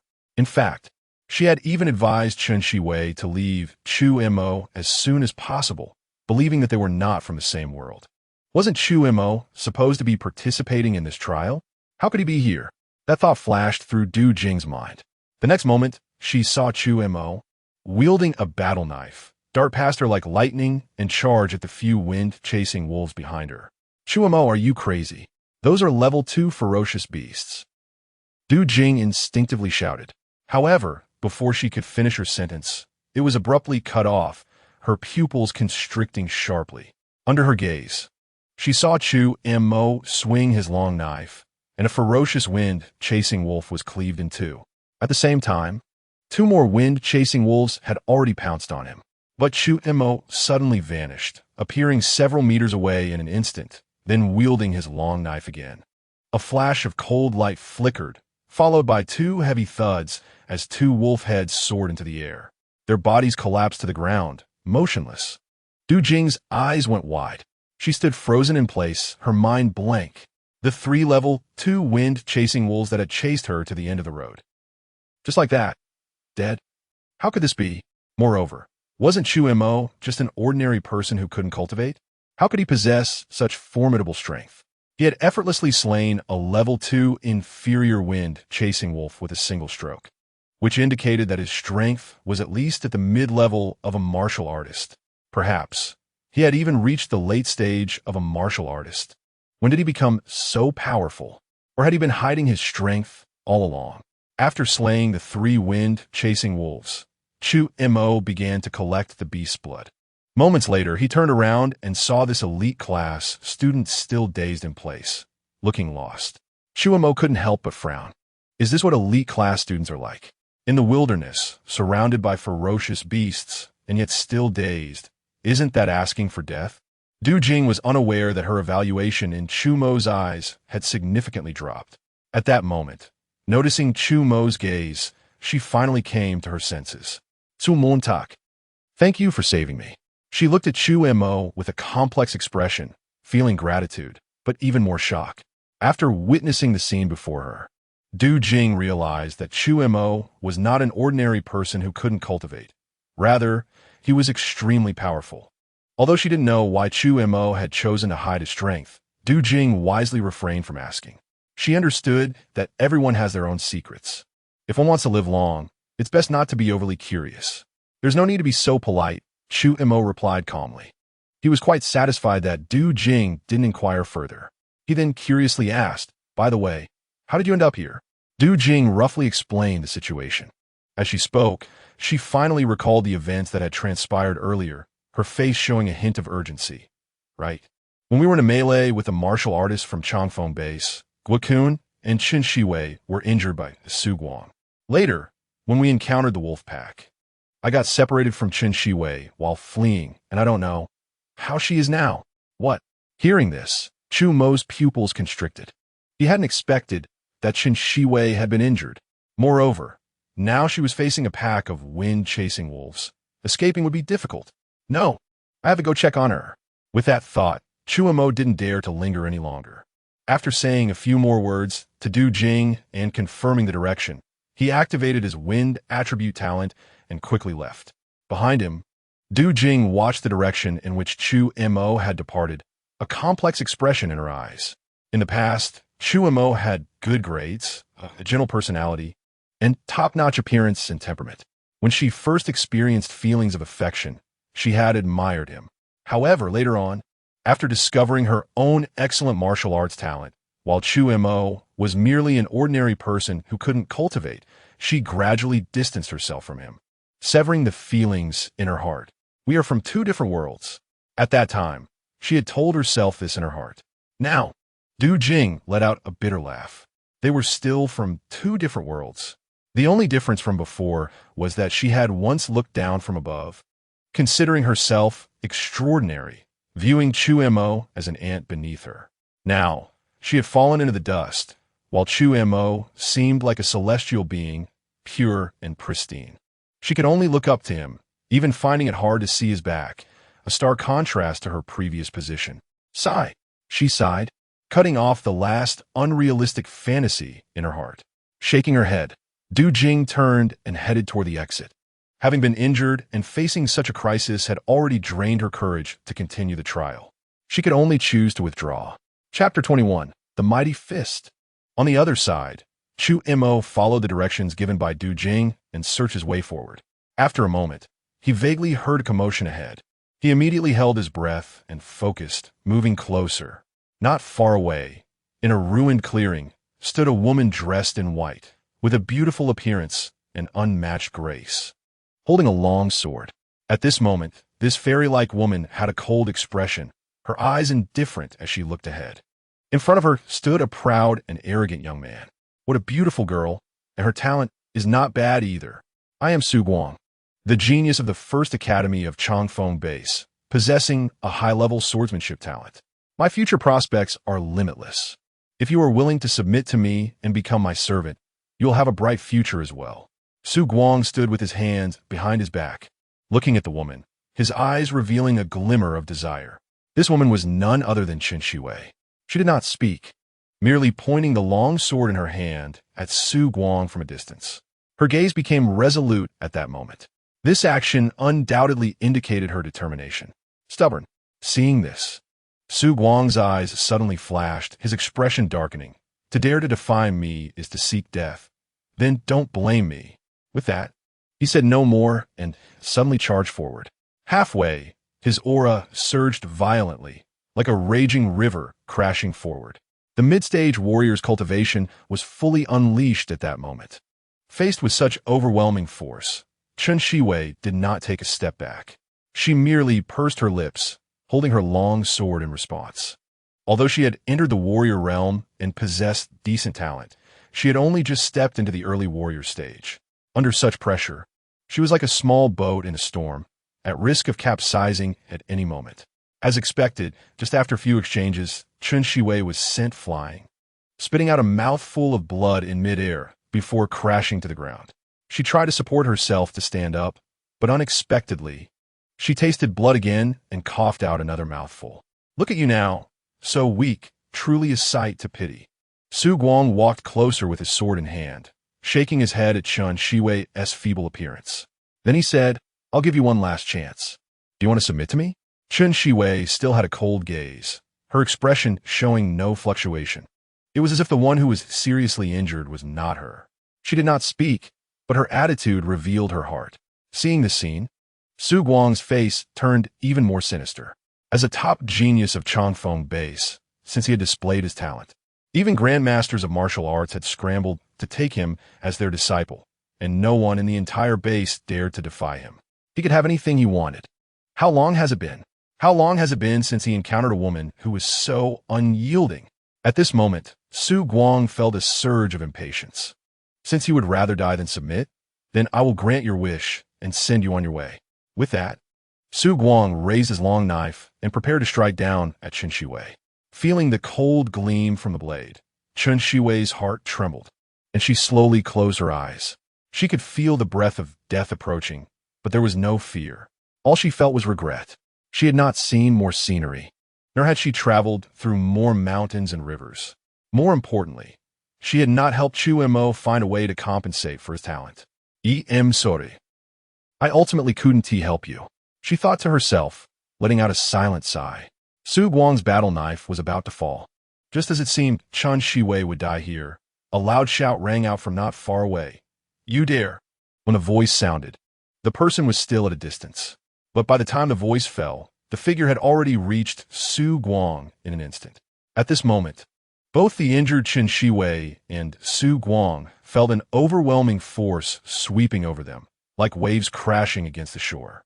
Chen Shiwei was taken aback. This voice sounded somewhat familiar. She opened her eyes, wanting to see who had arrived, but could only vaguely see a young man in black rushing toward her, holding a battle knife, surrounded by purple arcs of electricity, speeding forward. Just as she wanted to take a closer look, she suddenly felt a wave of emptiness within her. The next moment, her vision went dark, and she fainted. Who dares to meddle in my business? At this moment, Su Guang also reacted, feeling the gust of wind behind him, and instinctively felt alarmed. Just then, he saw a handsome young man rushing toward him. This person was none other than Chu Mo. He had heard the commotion and rushed over, just in time to see Su Guang about to attack Chen Shiwei. How could he tolerate that? He immediately unleashed all his strength. His lightning attribute talent suddenly activated, causing his vital energy and blood to boil like a volcanic eruption. The Luo Yin step was also activated at this moment. At that moment, a thick layer of purple arcs of electricity surrounded Chu Mo, exuding a terrifying aura of destruction, as if it had come down from the heavens. Feeling this aura, Su Guang's expression changed. Who are you? You talk too much. Chu Mo did not say much, his eyes flashing with a sharp edge. He raised his hand and suddenly threw a punch at Su Guang. Boom! The sound of breaking air suddenly rang out, like thunder erupting from the ground, akin to giant waves crashing against the shore. A wave of energy surged within a radius of several dozen meters.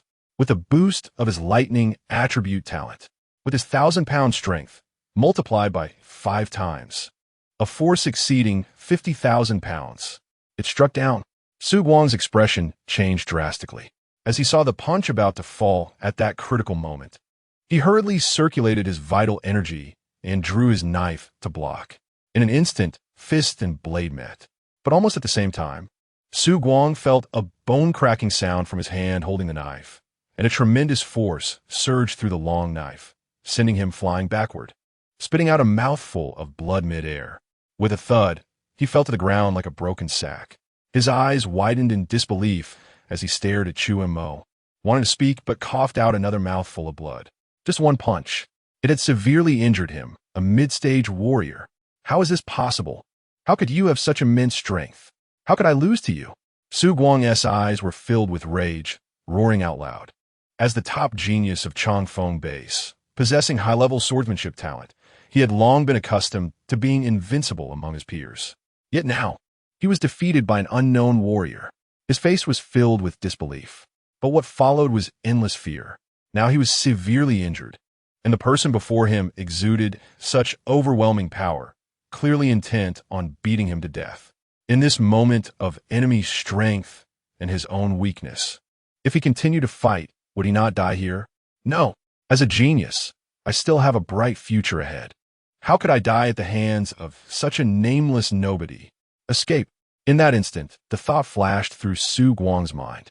And just as the thought arose, he rapidly retreated, wanting to flee from here. But, want to leave? It's not that easy. Chapter 22.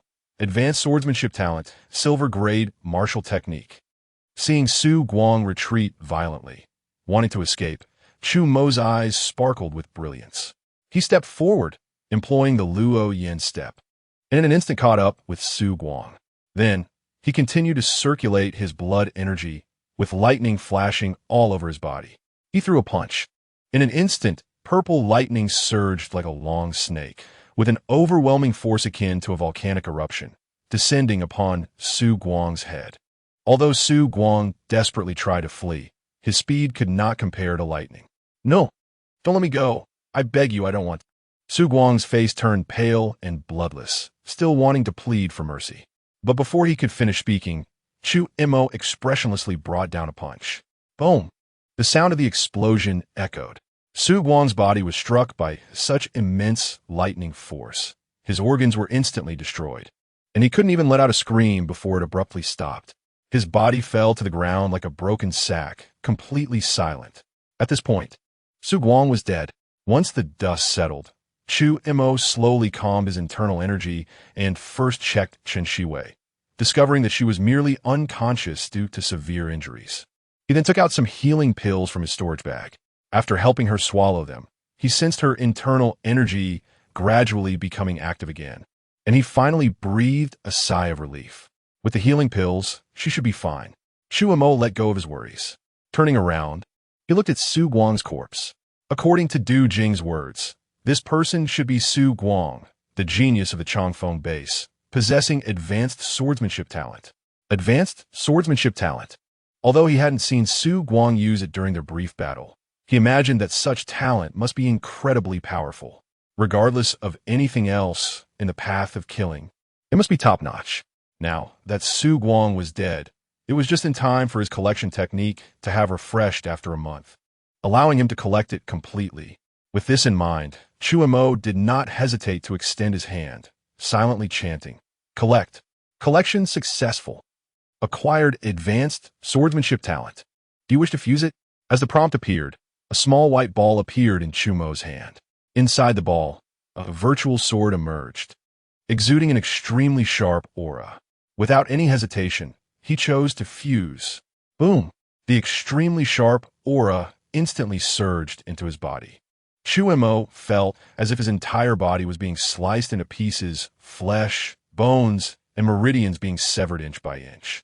The pain from the depths of his soul was almost unbearable, nearly making him cry out. Fortunately, this pain came quickly and left just as fast. After a few breaths, the pain disappeared. At this moment, Chu Mo felt warm all over, as if his limbs and bones had undergone a transformation. He looked at his information. Target, Chu Mo, Physique, Advanced Cultivation Physique, Talent, Advanced Swordsmanship Cultivation Talent, Low-Level Lightning Attribute Talent, Low-Level Wind Attribute Talent, Advanced Swordsmanship Cultivation Talent. Chu Mo picked up the battle knife and immediately felt a connection with it. He could sense the knife's breath, its rhythm, and even its aura. It was as if this object, which looked entirely artificial to outsiders, had been imbued with life in his hands. The knife was alive. He swung it casually. Countless insights into swordsmanship surged into his mind. Even the void-breaking blade, which he had previously cultivated to a considerable level, gained new insights. Chu Mo was confident. If he were to use the void-breaking blade again at this moment, its lethality would at least double. This made Chu Mo very satisfied, continuing to collect. Putting away the long knife, Chu Mo continued to collect. Collection successful. Acquired silver grade martial technique, Gale Thunderblade. A silver grade martial technique. Looking at the skill book that had appeared in his hand, even Chu Mo couldn't help but take a sharp breath. Martial techniques were precious and scarce. In the Luoyang base, even a bronze-grade martial technique would trigger a scramble among warriors and fetch a high price. Therefore, many warriors found it difficult to obtain a bronze-grade martial technique. The value of a silver-grade martial technique was self-evident. Indeed, Su Guang was a genius of the Changfeng base. Possessing such a treasure, Su Montag was overjoyed. Without hesitation, he directly slapped it against his head. In the next moment, the entire book shattered with a loud bang, transforming into countless streams of light that surged into his mind. All the techniques of this martial skill were learned by him.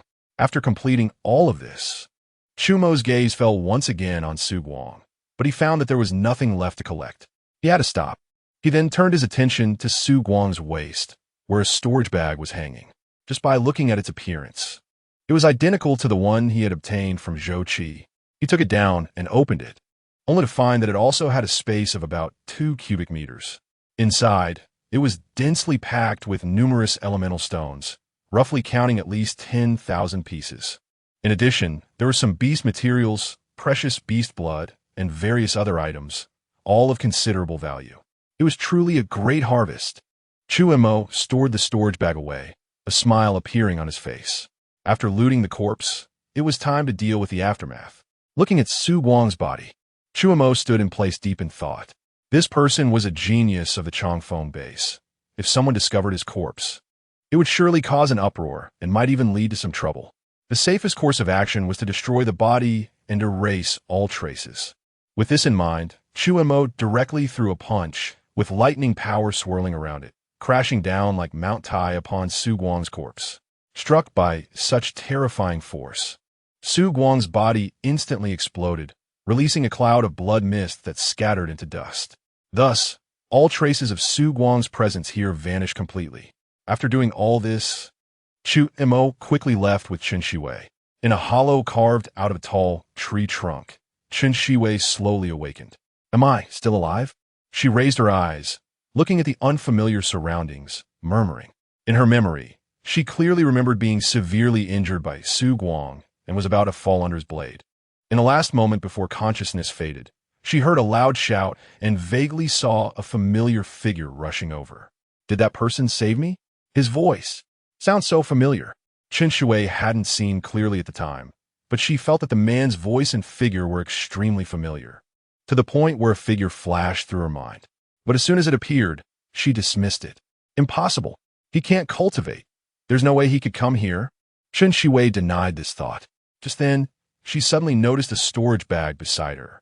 She picked it up and opened it, only to find it filled with numerous beast materials.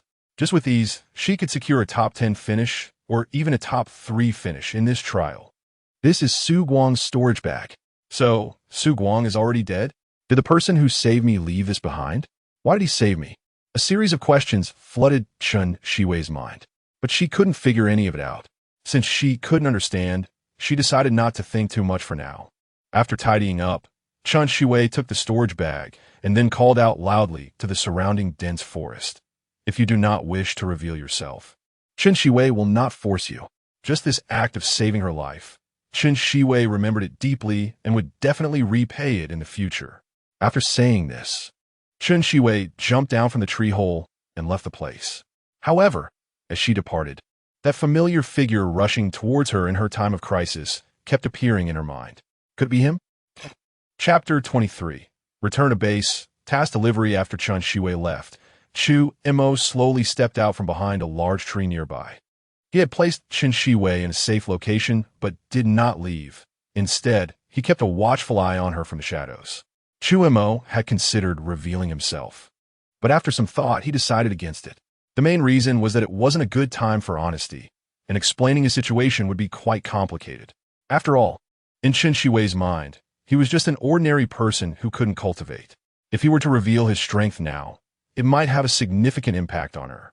It was better to keep it hidden for now and reveal the truth when the time was right. She was safe for the moment, and with the fierce beast materials he had left for her, combined with her innate talent, she was likely to rank among the top 3 in this trial. In that case, I can return to the base. With this thought, Chu Mo tidied up his belongings and turned towards the direction of the base. It had been a month since he had set out for this trial. During this month, he had been immersed in battles and had almost forgotten life at the base. That afternoon, at Luoyang Base at the city gate, Chu Mo stepped into the base. After spending a full month in the wilderness, he was dirty all over, his clothes tattered and looking quite disheveled. However, the martial artists guarding the gate did not stop him.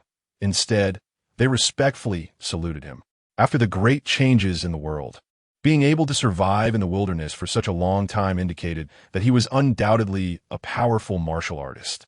It was precisely because of the existence of so many similar martial artists that humanity's base could survive in the cracks among the myriad races and gradually expand its living space. Thus, every martial artist who fought against fierce beasts in the wilderness deserved the heartfelt respect of every human being. Chu Mo was regarded as such a martial artist. Once inside the base, Chu Mo went straight home. He first took a shower and had a good rest.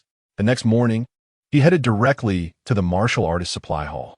In the task hall, Su Xiaoxiao was intently staring outside. Every time a martial artist walked in, her eyes would light up.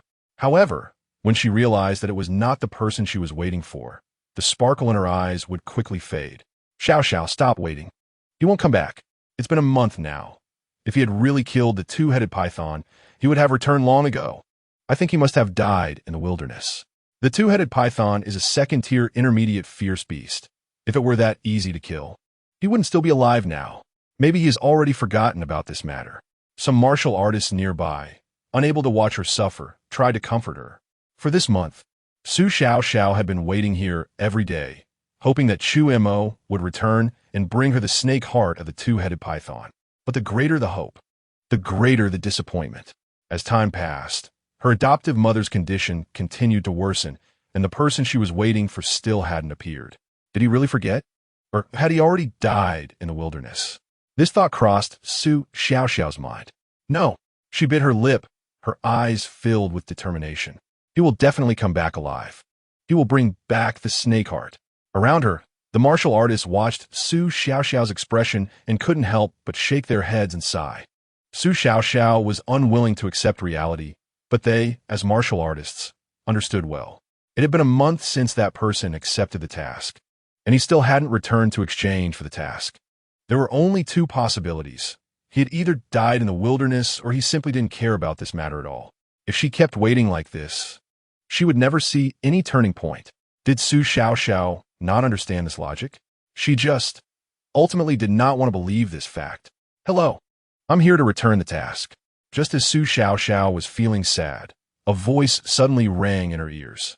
Su Xiaoxiao instinctively looked up and was instantly stunned.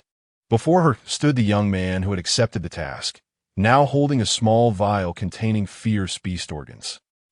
You really did it? Su Xiaoxiao's eyes widened in disbelief. I didn't let you down. Chu Mo smiled slightly and said softly, this is the snake heart of the two-headed python you wanted. You can verify it. The fierce beast organ had a very special aura, and even without identification, an experienced person could tell its origin at a glance. After verifying, Su Xiaoxiao found that it indeed was the snake heart of the two-headed python, and it was from one that had reached the upper second-tier realm. A smile immediately appeared on her face. Then, coming back to her senses, she marked the task as complete and took out the reward, a fierce beast egg. Thank you. This is the reward you should receive as per our agreement, Su Xiaoxiao said softly. Chu Mo took it and glanced over it carefully. He found that the fierce beast egg was about the size of a basketball, presenting a light red color, and when he touched it, he could feel a slight warmth. He didn't understand fierce beast eggs, so he only took a casual look before putting it away. With the task completed, the two had no further connection.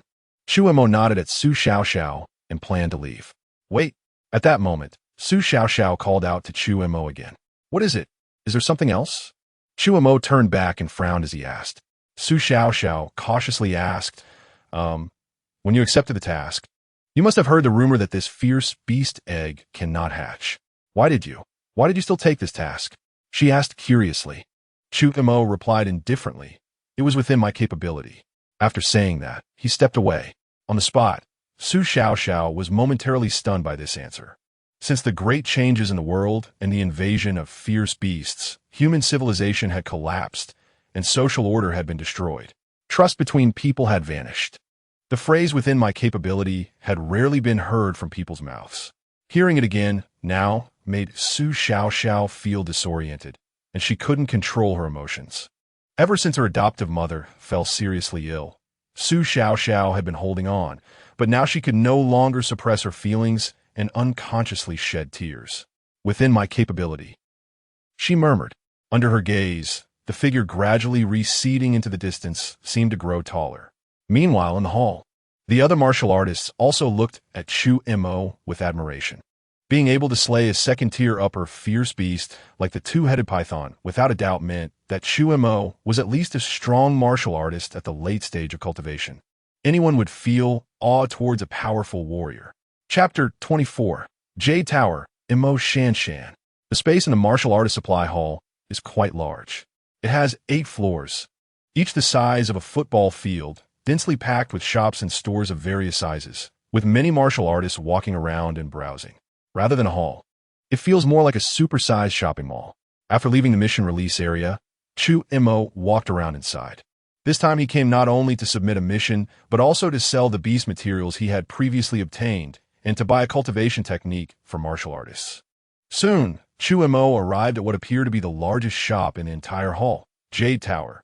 Chu Mo had heard of this name. It is said that Jade Tower is a property under the Jade Merchant Alliance. The Jade Merchant Alliance has a vast influence spread throughout the entire base, with many martial artists and masters serving under it. Even the grandmasters of martial arts within the base show them some deference. There are even rumors that the Jade Merchant Alliance is not a local force of the Luoyang base, but a branch of a larger power developing within the Luoyang base. However, this is just a rumor, and no one knows the truth. Nevertheless, one can infer that the strength behind the Jade Merchant Alliance must be substantial. But this has nothing to do with Chu Mo. As he stepped inside, a young and beautiful shop assistant approached him with a harmonious smile and respectfully asked, "Dear martial artist, what do you need? We at Jade Tower sell a variety of items, everything you could want, at fair prices, and we are honest." Chu Mo glanced over and noticed that this female assistant was actually a martial apprentice. The fact that even the hired staff are like this shows the depth of their foundation. Thinking this, Chu Mo replied, "I plan to sell a batch of beast materials and then purchase some items needed for cultivation." Upon hearing this, the assistant's smile grew even brighter, and she hurriedly said, "In that case, please follow me." She led Chu Mo to a resting area to sit down. Soon, an elderly man came over and said, "Sir, I am the appraiser for this store. After inspecting the quality of the beast materials you wish to sell, I will provide you with an estimate." "Thank you, sir." Chu Mo nodded and then took out his storage bag, directly emptying all the materials he intended to sell. First was a large amount of first-grade beast blood. After entering the martial artist realm, these first-grade beast bloods had little effect on him. In addition, there were a lot of beast materials he had previously hunted and some herbs he had collected in the wild. Notably, he also took out the battle knives he had obtained from Zhou Qi and Su Guang to sell. Both of these knives were stolen goods. Given Su Guang's background, if he were to use his knife, it could easily lead to trouble if seen by martial artists from Changfeng base. As for Zhou Qi's knife, it had also become somewhat outdated for him. Coupled with some miscellaneous items, they piled up to form a small mountain. Looking at these materials, both the assistant and the appraiser were somewhat surprised. They had seen many second-grade beast materials before, but it was quite astonishing that all these came from such a young and inexperienced boy. How old is this boy to have such strength? The two exchanged glances but did not say much. The appraiser immediately began to assess the materials. After a moment, he provided an estimate.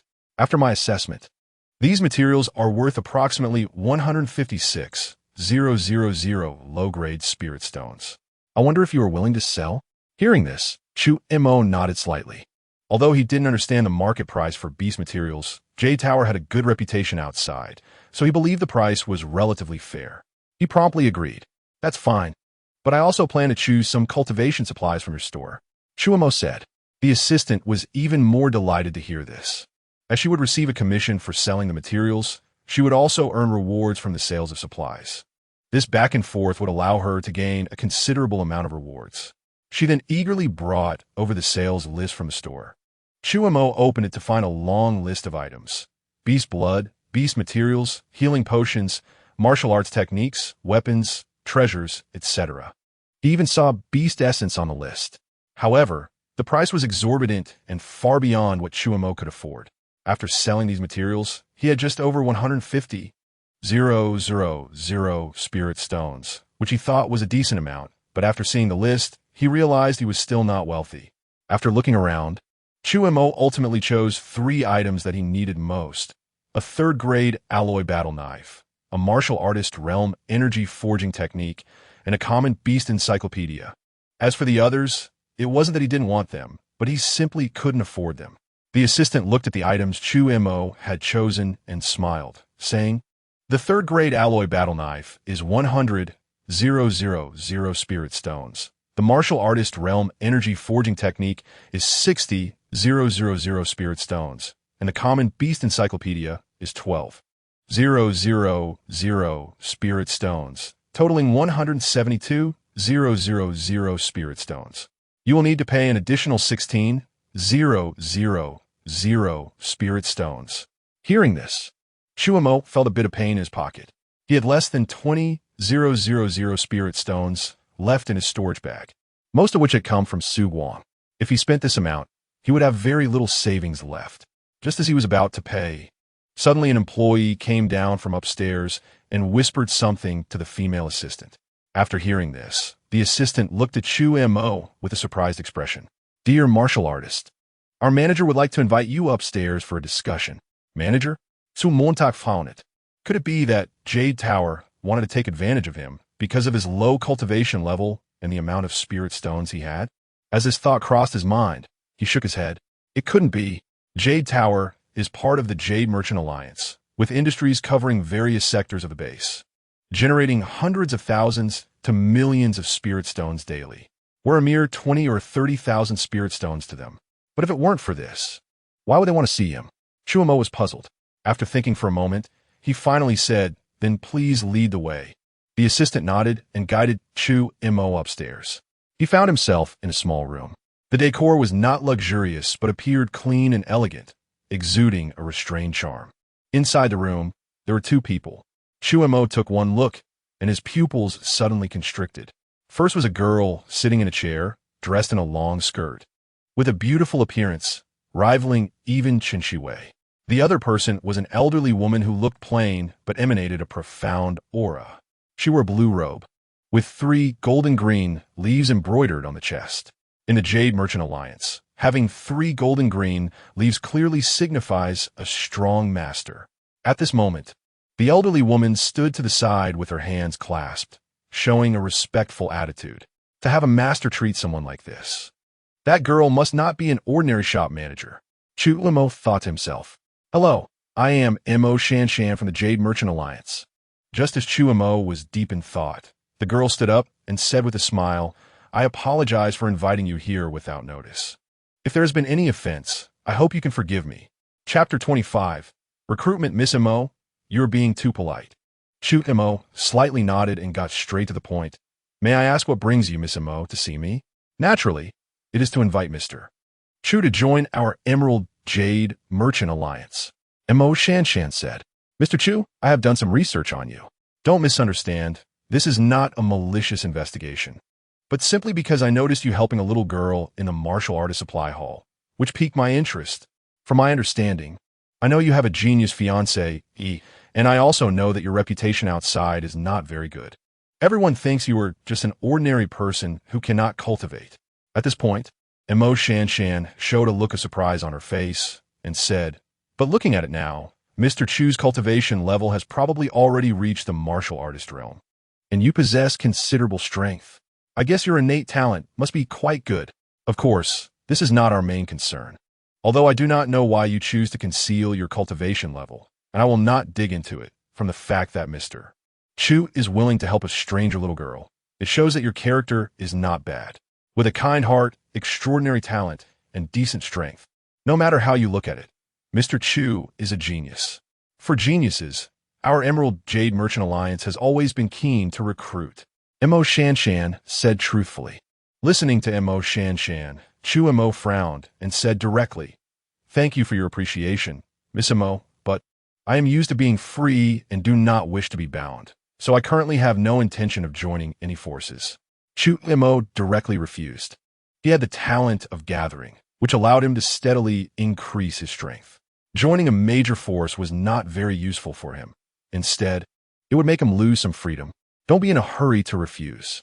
Seemingly having anticipated this, Mo Shanshan was not surprised to hear Chu Mo's words. "Mr. Chu might as well let me finish speaking."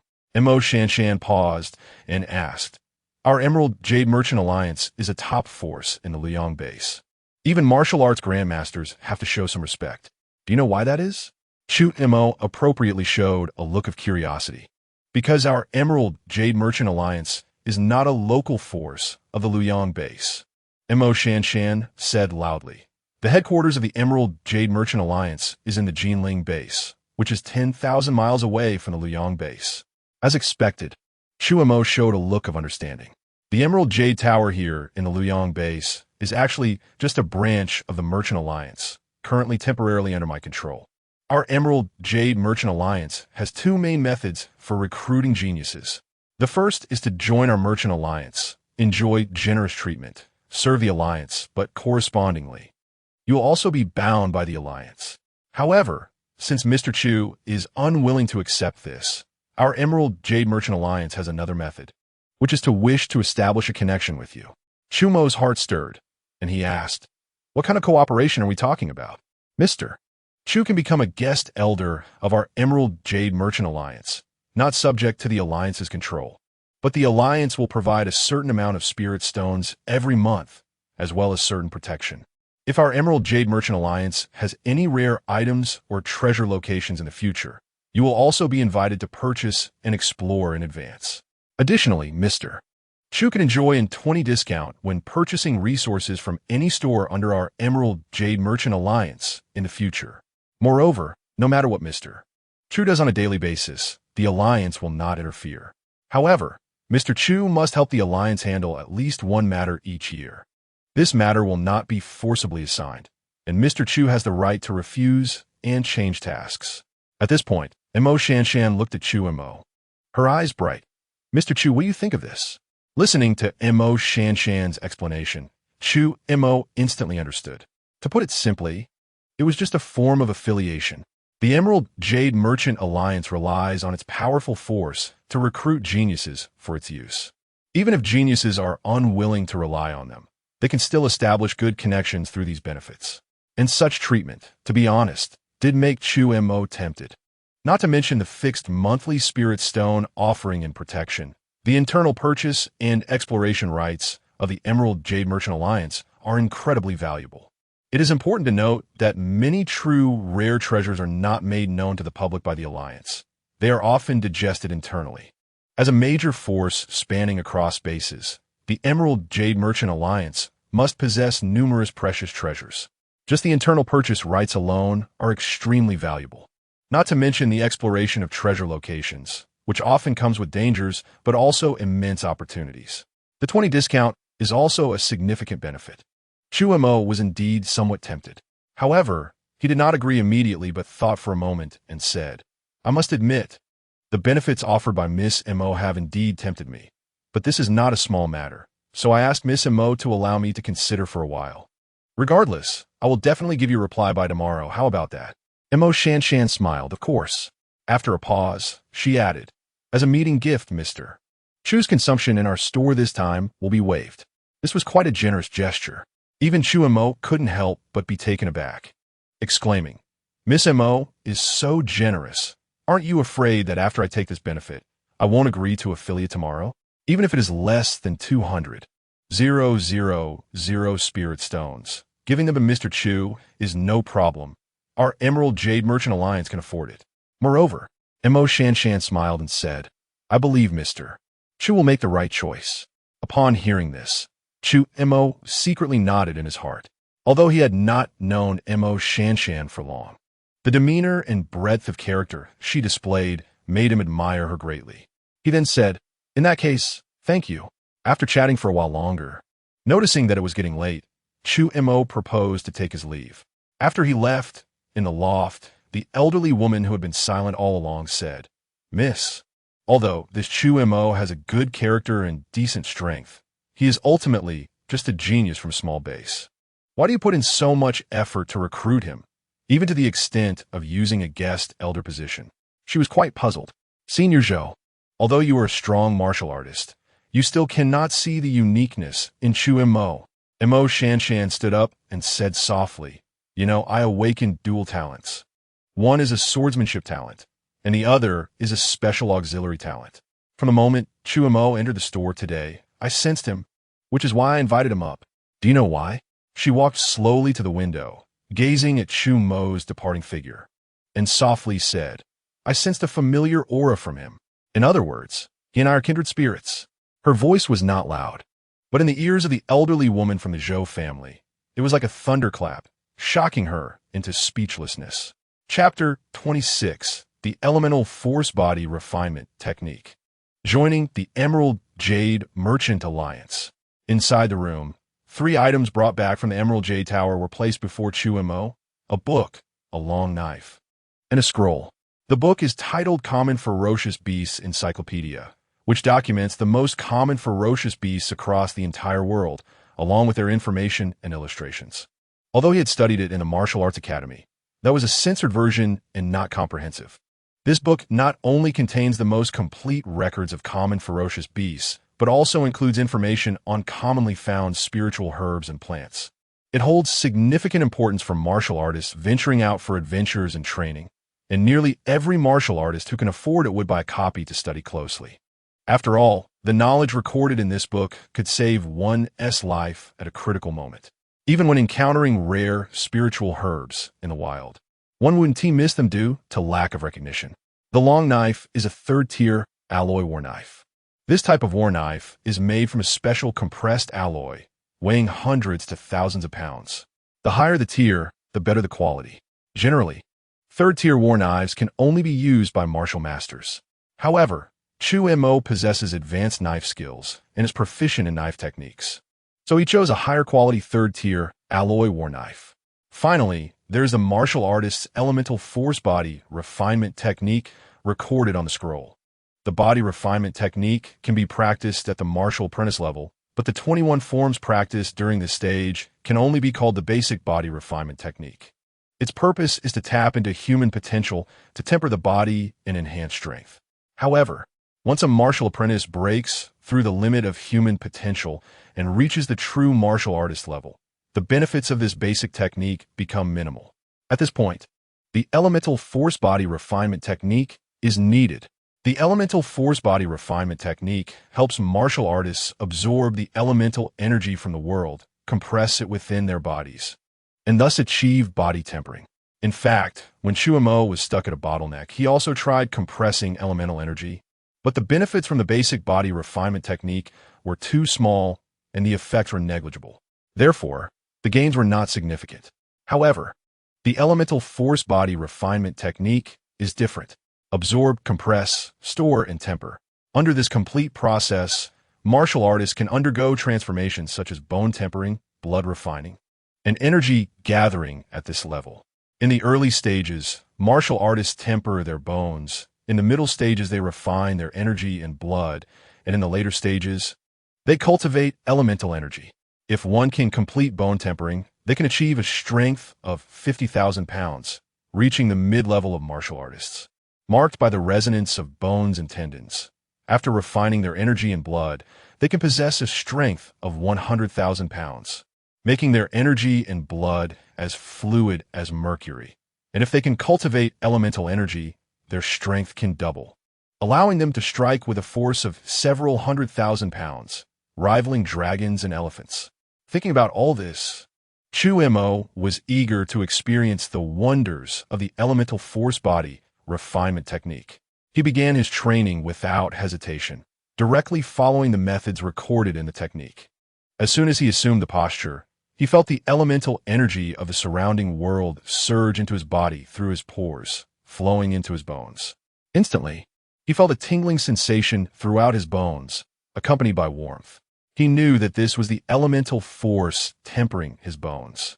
As his bones were nourished by the elemental energy, he could feel his strength gradually increasing. Half an hour passed. When Chu Mo completed the last move, he felt a series of crackling sounds throughout his body. It was as if he were hearing illusions, yet felt real. The sounds echoed in succession. Each time they occurred, warmth radiated from his body, and with the heat, a large amount of grayish-black impurities was expelled. Gradually, his skin began to ooze dirt, releasing a foul odor. As time passed, he lost track of how long it had been, and finally, the sound ceased. Chu Mo clenched his fists, feeling that his strength had noticeably increased. After practicing the elemental force body refinement technique, the training speed had increased more than fivefold compared to the basic body refinement technique. At this rate, with his current talent and physique, he would surely reach the martial master level within 3 years. But it was still too slow. This speed would be astonishing for others, but for Chu Mo, it was still somewhat slow. If he could benefit from ferocious beast blood, his training speed would be even faster. However, the enhancement from second-tier ferocious beast blood was minimal. Only third-tier ferocious beast blood, or even the blood of ferocious beasts, could lead to significant breakthroughs. Chu Mo muttered to himself. However, this inevitably required a large amount of elemental stones to support his training. But with his current savings, it was simply not enough. It seems, I still need to join the Emerald Jade Tower, Chu Mo thought to himself. Fortunately, the restrictions of the Emerald Jade Tower are not too great, and it is quite free. Even if he joins, it won't affect him much, and he might even gain a lot of benefits. It is indeed more advantageous than disadvantageous. Having made up his mind, he hesitated no longer. The next morning, Chu Mo went directly to the Emerald Jade Tower and met Mo Shanshan. How is it going? Have you thought it over? Mo Shanshan asked. I made up my mind. I accept your invitation and will become a guest elder of the Emerald Jade Merchant Alliance. Chu Mo nodded, but then added, however, I still need to train regularly and can't help out for long periods. Don't worry about that, Mo Shanshan said happily upon receiving Chu Mo's agreement. If we need your help, we will inform you in advance. If you're willing to take on the task, just reply, and you only need to arrive quickly when needed. You will have your freedom most of the time. Thank you very much. Chu Montag nodded in satisfaction. Mo Shanshan was also very pleased. She then took out the prepared guest elder identification and handed it to Chu Mo, saying, This is the identification for guest elders of the Emerald Jade Merchant Alliance. With this, you can enjoy all the benefits and resources in any store under the Emerald Jade Merchant Alliance. If it's a critical moment, you can also access our intelligence and receive protection. Mo Shanshan explained the benefits of being a guest elder in detail, and Chu Mo listened attentively. That afternoon, they had a meal together before leaving. For the next period, Chu Mo drank a portion of ferocious beast blood every day and continued his training. His strength kept increasing over time. Meanwhile, on the outskirts of Mount Dezhu, the grand joint trial of the twin cities, which lasted half a month, finally came to an end. Today was the day the hunting trial concluded. At this moment, in the outskirts of Mount Dezhu, students were emerging from the depths of the forest, handing over the ferocious beast materials they had collected during this half-month to determine their rankings. Chapter 27, Chen Shiwei First. Cultivating the Storm Thunderblade. Soon, the rankings were confirmed. Chen Shiwei, a student from the elite class of the First Martial Arts Academy of Luoyang Base, claimed first place in this double-city hunting trial with a score of 836 points. This result shocked everyone. Although Chen Shiwei was considered a genius at Luoyang Base, her displayed talent was not the most outstanding. Before her, there was still Wukun. Not to mention that in this double-city trial, Su Guang from Changfeng Base was known to be a true prodigy. How could Chen Shiwei take first place in front of these two? Everyone found it hard to believe. But soon, they understood what had happened. Wukun was injured by Su Guang during the trial and severely wounded. Unable to continue high-intensity hunting and only managing to secure fifth place based on prior accumulation. As for Su Guang, he died during the trial, and his body could not be found. Once the news broke, the expressions of the warriors from both bases varied. Is this what they call the first prodigy? It's ridiculous. I remember at the beginning, Su Guang arrogantly said we were all ants, right? Now that we're alive and he is dead. He even dared to ambush our warriors from Luoyang Base during the trial. Now look at what happened to him. He deserved it. Undeniably, Su Guang was indeed a prodigy. But a prodigy who did not grow up is just a prodigy. People should not be too arrogant. Otherwise, one day they will surely capsize in the gutter. TSK. The student from Luoyang Base took the opportunity to mock him. Half a month ago, during the trial, Su Guang had insulted them arrogantly, and they all remembered it. At that time, they indeed lacked the skill, and even though they were furious, they could only hold it in.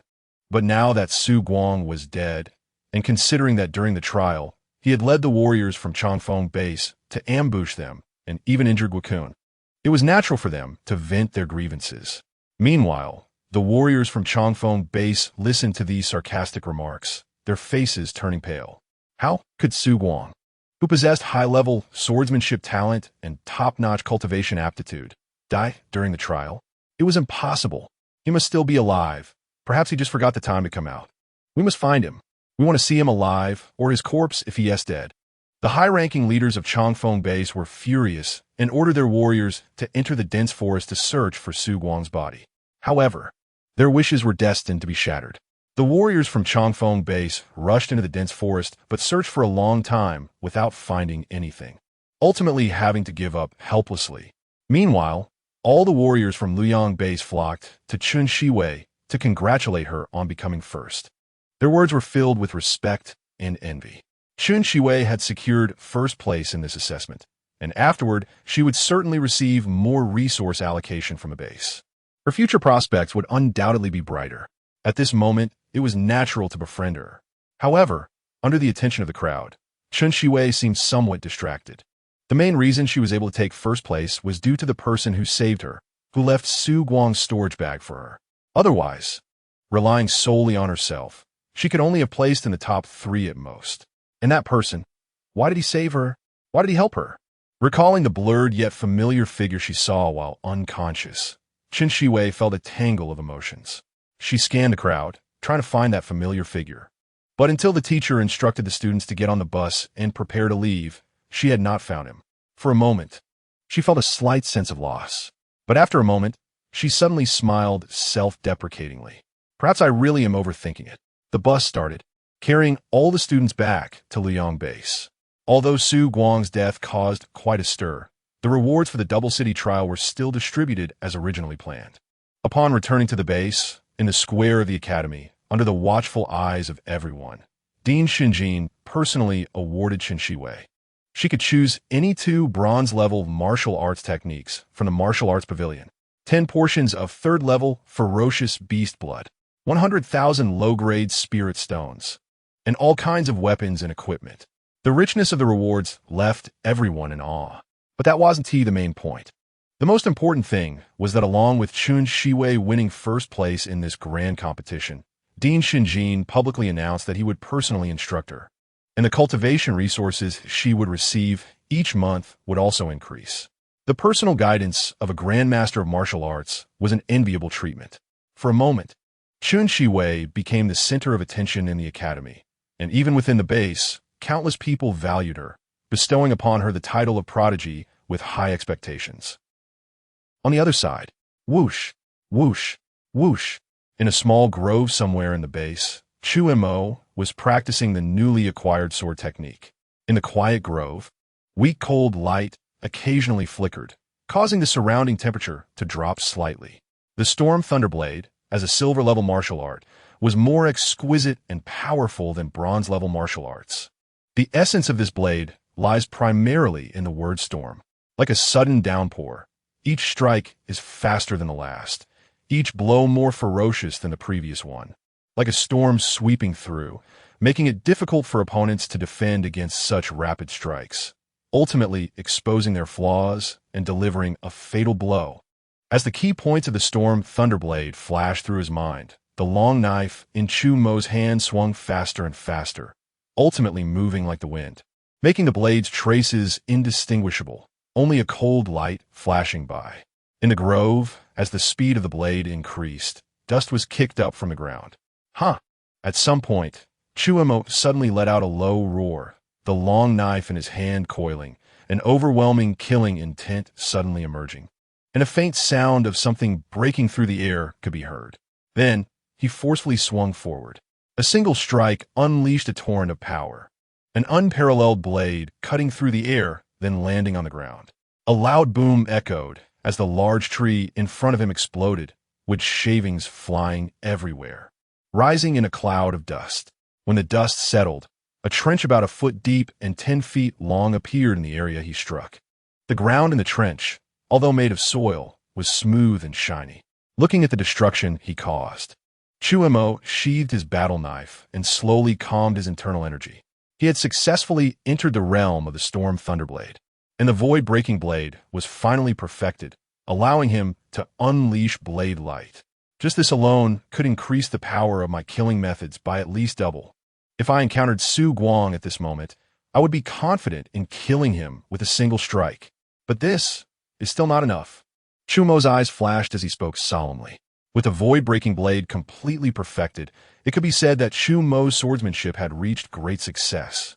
But for some reason, he always felt that his swordsmanship still lacked something. It was as if there was still some unspent energy. Sheathing his knife, Chu Mo frowned, carefully contemplating the essence of the sword technique in his mind, secretly pondering. Chapter 28, Temptation, You're Back? That night, when Chu Mo returned home, he heard a gentle and pleasant voice. It was Chun Shiwei. She was setting the table with dishes and, upon seeing Chu Mo, immediately called out, "Sit down, dinner is ready." Chu Mo responded and washed his hands before sitting at the dining table. Chun Shiwei served him a bowl of rice and casually asked, "I didn't see you when I came back. Where have you been lately? Where else could I go?" "Just wandering around the base or reading at the academy," Chu Mo replied with a smile. Hearing this, Chun Shiwei nodded and didn't say anything further. Both of them ate in silence, and for a moment, the entire room fell into quiet. After some time, Chun Shiwei suddenly spoke up. "During the hunting trial organized by the academy, I was ambushed by a warrior from Changfeng base and seriously injured. I almost died." As she said this, Chun Shiwei stared intently at Chu Mo, seemingly trying to see if he would show any signs of abnormality. But to her disappointment, Chu Mo only showed a look of surprise and shock, then asked with concern, "Are you all right?" "I'm fine." Chun Shiwei, not seeing any unusual expression on Chu Mo's face, still was not convinced and continued, "At a critical moment, a mysterious person appeared and saved me, leaving me with a lot of beast materials, allowing me to take first place in this trial. Congratulations on taking first place. The Academy must have rewarded you with a lot of good things, right?" Chu Mo said with a smile. Chun Shiwei nodded. She initially wanted to say something else to test him, but looking at Chu Mo's smiling face, she suddenly didn't know how to start. Just then, Chu Mo put down his bowl and said, "I'm full. Thank you for the hard work today. You can wash the dishes. I'm going back to my room." With that, he stood up to head back to his room. "Wait," Chun Shiwei suddenly called out to him. Chu Mo turned around, looking inquiringly. "When I was in the Daju Mountain trial, I intended to find that two-headed python and kill it to bring you its snake gall, but for some reason, when I got there, the two-headed python was already dead, and both the gall and heart were gone." She paused for a moment and then added, "But don't worry. I will continue to think of a way to definitely find you a means to make up for your talent and physique." Su Montauk nodded. "Thank you for your hard work. Actually, there's no need to rush. Just let it happen naturally." After saying that, he walked into his room and closed the door. In the dining room, looking at the closed door of Chu Mo's room, Chun Shiwei quietly sighed. She had always suspected that the person who saved her was Chu Mo. Although this idea seemed far-fetched for some reason, she always had that suspicion in her heart. Her previous questioning was also a test to see if Chu Mo would reveal any flaws. But she didn't see any signs of abnormality. Could it be it really wasn't him? In the room, Chu Mo frowned as he thought about what Chun Shiwei had said in the dining room. Could it be that she discovered something? He hesitated. In fact, whether or not he concealed his strength wasn't very important. Telling Chun Shiwei wouldn't hurt. It was just that Chu Mo didn't know how to explain it to her just yet. Forget it. Let nature take its course. Chu Mo thought to himself. Shaking off those chaotic thoughts, Chu Mo planned to take out a bottle of second-grade beast blood, drink it, and start cultivating. However, just as he opened his storage bag, he saw an oval-shaped egg inside, about the size of a basketball. It was the beast egg he got from Su Xiao Xiao. Sensing the aura from the beast egg, it was still the same as when he first got it. Holding it in his hand, it still felt warm and smooth. According to rumors, this beast egg was a defective product that could not hatch, but Su Xiao Xiao insisted otherwise. Could it be that this beast egg had some mystery? Thinking of this, a glimmer of curiosity flashed in Chu Mo's eyes. Ever since he got the beast egg, he hadn't studied it in detail. Now that he had nothing to do, He might as well check what was unusual about this beast egg. However, no matter what methods Chu Mo could think of, infusing energy, dropping blood to recognize its master, carving it with knives, or even soaking and roasting it, there was still no reaction. Of course, if this beast egg were so easy to test for a reaction, it wouldn't have ended up in my hands. Chu Mo gave up on the research. He put the pet egg back into the storage bag, then took out a bottle of second-grade beast blood and drank it in one gulp. Afterward, he collected his thoughts and began to practice the energy body refining technique. At that moment, in the Liang base, in the inner city, in a detached villa, "Master, we've discovered Chu Mo's whereabouts," a servant reported nervously. Upon hearing this news, Zhou Cheng immediately stood up and asked, "He has appeared? Where is he now?" "At home," the servant replied. "Good." A fierce glint flashed in Zhou Cheng's eyes as he said solemnly, "Have someone monitor him closely. As soon as Chu Mo leaves the house, send someone to report to me immediately. I will personally take action to kill him." "Yes." The servant nodded and respectfully retreated. After he left, Zhou Cheng took a deep breath. It had been more than a month since the last time he instructed Kunyin to quietly bring Chu Mo back. He hadn't seen Kunyin return for days. At that time, he thought Kunyin had failed in his task. Who would have thought that a few days later, he received the news of Kunyin's death? Zhou Cheng knew that the matter must have been exposed, and Kunyin was killed by Chu Mo. And Chu Mo must have obtained that secret treasure of heaven and earth. Otherwise, he wouldn't have been able to go from being a useless person who couldn't cultivate to having the strength to kill Kunyin in such a short time. After learning this, Zhou Cheng planned to take action himself, but he found that Chu Mo had vanished. He didn't give up, but instead had his subordinates lay low and monitor the situation. Heaven does not disappoint those who are determined. After such a long time, he finally found Chu Mo's trace. "After running for a month, you finally showed yourself," Zhou Cheng said fiercely. Thinking of how Chu Mo killed his son and robbed him of his opportunity made Zhou Cheng very angry. However, fortunately, after killing Chu Mo, he could reclaim that opportunity. At that time, Zhou Cheng might even hope to step into the realm of martial masters and even grand masters. As for whether he could kill Chu Mo, he had no worries at all. The early stage of a martial artist and the late stage were completely different realms. Although Chu Mo could kill Kunyin a month ago, he absolutely couldn't grow to a level where he could contend with him in just a month. So, Chu Mo must die without a doubt. Chapter 29, The Blade's Might. In the inner city of the Liang base, at the Shou Tower. The Shou Tower is a dedicated area established by the base for martial artists to cultivate. It is equipped with a Yuan force array that allows martial artists to accelerate their training speed while inside. Even the cheapest quiet room can increase the training speed by 20%, costing 10 Yuan stones per hour. The most premium room can double the training speed, but it is extremely expensive, costing 100 Yuan stones per hour. At this moment, Chu Mo is cultivating in the top-tier room. Of course, he doesn't have to pay because this is an industry under the Jadeite Merchant Alliance. As a guest elder, Chu Mo has 3 days of free training time each month and can enjoy a 20% discount if he purchases additional time. In the spacious, quiet room, Chu Mo is practicing his knife technique. They'll call a knife technique. It is actually very simple: a chop, a slash, and a sweep. Just 3 very simple moves. However, simplicity contains an overwhelming might. As Chu Mo swings, a sharp, whistling sound cuts through the air, as if the air itself is lamenting. The Wild Wind Thunderblade. A silver-grade martial skill collected from Su Guang's corpse is powerful and fierce, pursuing a single fatal strike. This knife technique does not have fixed moves. It emphasizes spontaneity. Yet every move targets the enemy's vital points, brimming with killing intent that instills fear. While practicing, Chu Mo carefully contemplates the intricacies of this knife technique.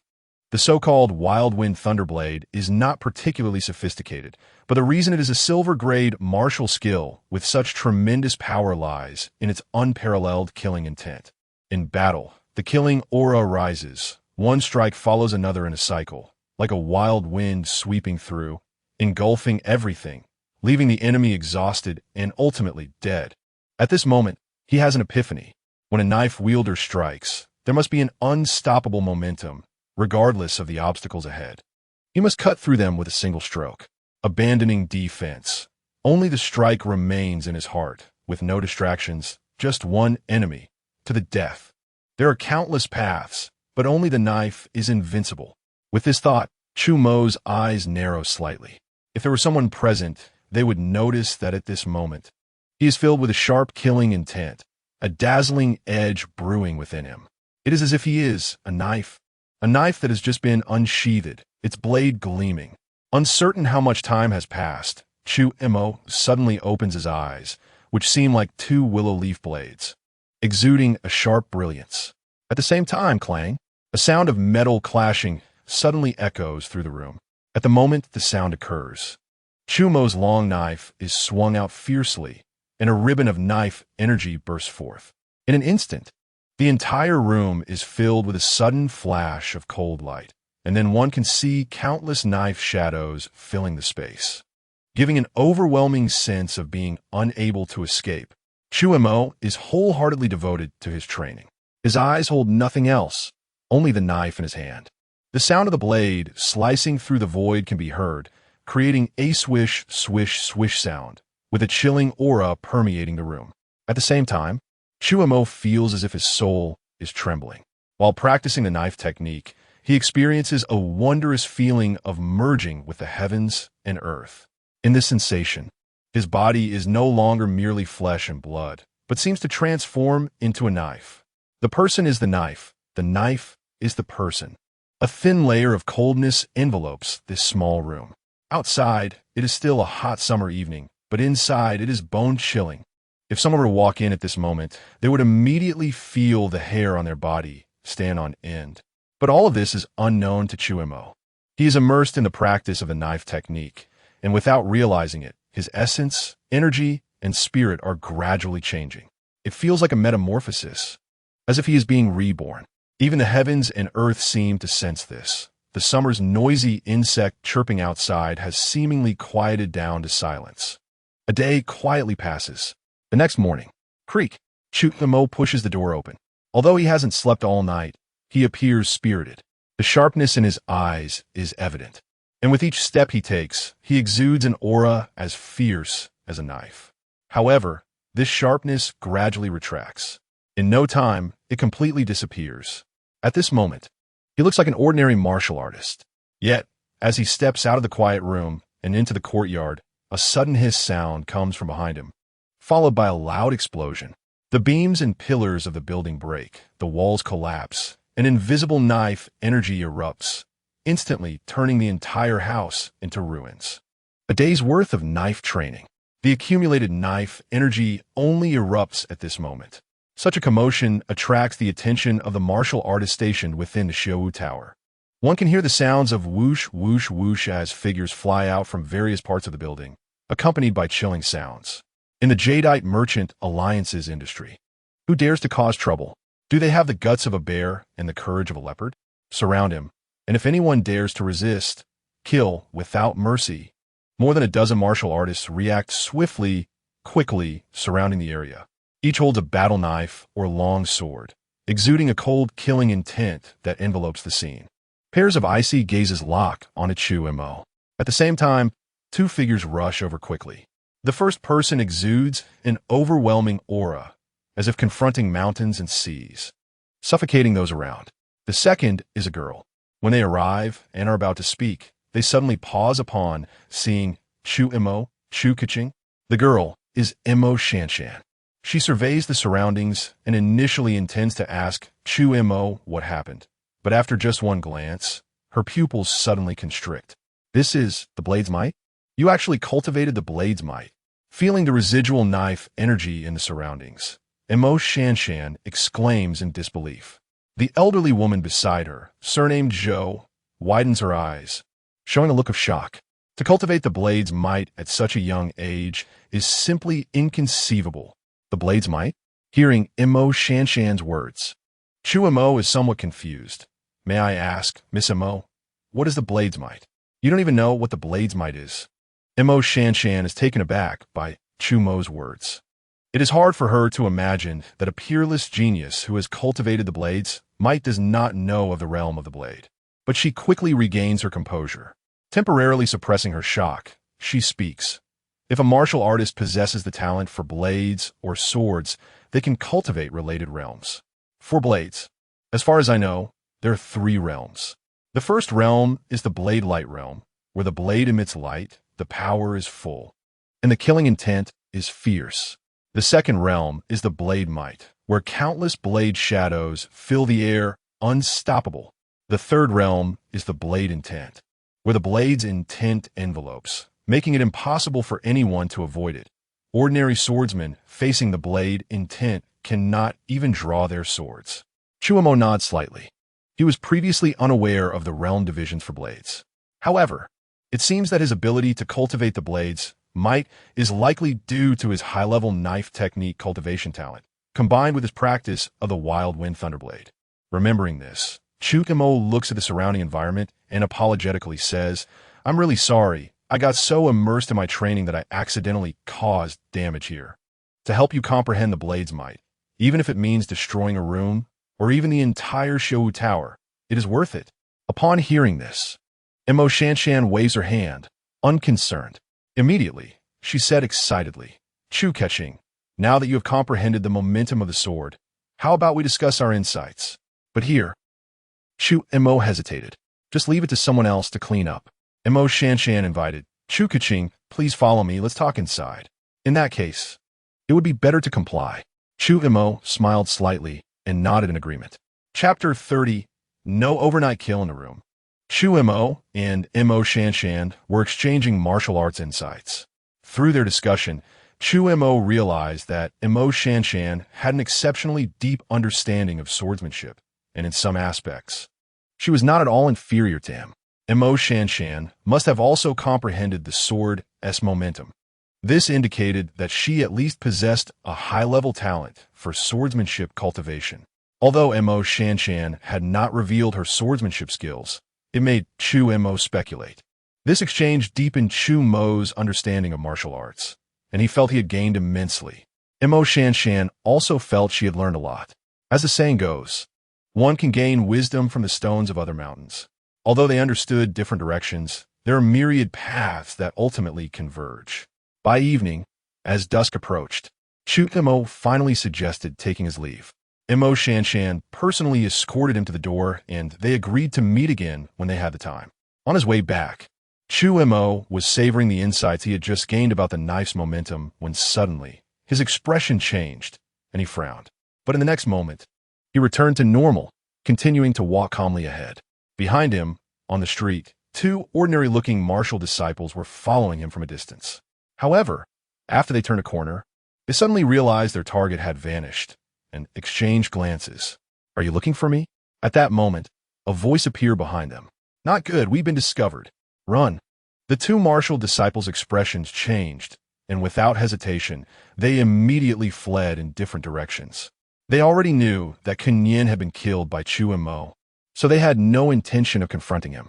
However, even though their reaction was quick, it was meaningless. Luai Yanbu, Chu Mo's figure transformed into a blur, and with a speed far surpassing that of ordinary martial artists, he appeared in front of one of the disciples. With a single palm strike, the disciple's body caved in, crashing to the ground like a broken sack, motionless. The other disciple was quickly caught up by Chu Mo, who seized him by the throat. "Tell me, who sent you to follow me?" Chu Mo said in a deep voice. The disciple felt his throat constricted, making it increasingly difficult to breathe. The shadow of death loomed closer, instilling fear in his heart. He struggled to say, "It's Zhou Cheng, cough cough, spare me, spare." Before he could finish, his words were abruptly cut off. With a squeeze of his hand, Chu Mo snapped the disciple's neck. "Zhou Cheng." Discarding the body, Chu Mo murmured the name, a glint of killing intent flashing in his eyes. Zhou Qi had once harbored murderous thoughts against him, and even wanted to insult Chen Shiwei, prompting Chu Mo to kill him. Later, when Zhou Cheng wanted to kill him, Chu Mo was not his match at the time and could only kill his subordinates and escape to the wilderness to strengthen himself. And now, he had not even sought Zhou Cheng, yet the latter had proactively sent someone to him. Perfect. Taking this opportunity, he would eliminate Zhou Cheng, a potential threat. Killing does not wait until next day. With this thought, Chu Mo did not hesitate and directly activated his speed talent, heading toward Zhou Cheng's residence. At this moment, Zhou Cheng was pacing back and forth in his villa, waiting for his subordinates to report back. Just then, a piercing scream echoed from outside. Zhou Cheng's expression changed instantly, realizing something was wrong, and he hurried outside. As soon as he stepped out of the hall, he was met with a sight that made his blood boil. The courtyard was in disarray, with numerous bodies lying in pools of blood. In the open space, a young man in tight clothing was continuously slaughtering his subordinates. Zhou Cheng's heart surged with rage, and he shouted, "Stop it!" His voice carried with it a surge of energy, resonating throughout the entire villa area. "Who are you? Why are you killing my subordinates?" Seeing the scene made his heart bleed. Although these subordinates were weak, they were the foundation he had painstakingly gathered since becoming a martial artist. It was with their help that he had established a foothold in the Liang base. Now that they were all dead, he was effectively isolated, his power drastically diminished. How could this not infuriate him? But besides his anger, Zhou Cheng also felt puzzled about who this person was. He couldn't recall having provoked such a powerful individual. Although he had made many enemies in his youth, he would definitely remember someone so young and imposing if he had encountered them. Moreover, despite having numerous enemies, he had always chosen to befriend those with such demeanor rather than antagonize them. What was more critical was that this young man exuded an aura that made even him feel a chill. This made Zhou Cheng's heart sink. Could he be a disciple of some great martial master?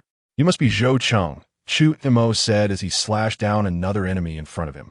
Then, looking at Zhou Cheng, he chuckled, "I must say, you really have quite the ambition. You wanted to kill me, yet you don't even know who I am. Well then, since you don't recognize me, let me introduce myself. I am Chu Mo, the one you want to kill." "What?" Upon hearing this, Zhou Cheng's eyes widened in disbelief. "How is this possible? You're Chu Mo? How could your cultivation improve so quickly? This is impossible. What is impossible about it?" Chu Mo replied coldly, "The world is vast and full of wonders. With your limited perspective, how can you know the expansiveness of the world?" Hearing Chu Mo's words, Zhou Cheng's heart was thrown into turmoil. A month ago, he had sent Kun Yin to deal with Chu Mo. At that time, although Chu Mo had killed Kun Yin, he had seen the corpse and knew that Chu Mo had not killed him instantly. This meant that while Chu Mo had martial artist strength back then, it was limited, but now, the aura emanating from him was even comparable to Zhou Cheng's, perhaps even superior. What kind of astonishing opportunity could allow someone who originally could not cultivate to obtain cultivation talent in such a short time and then break through continuously to match his current realm?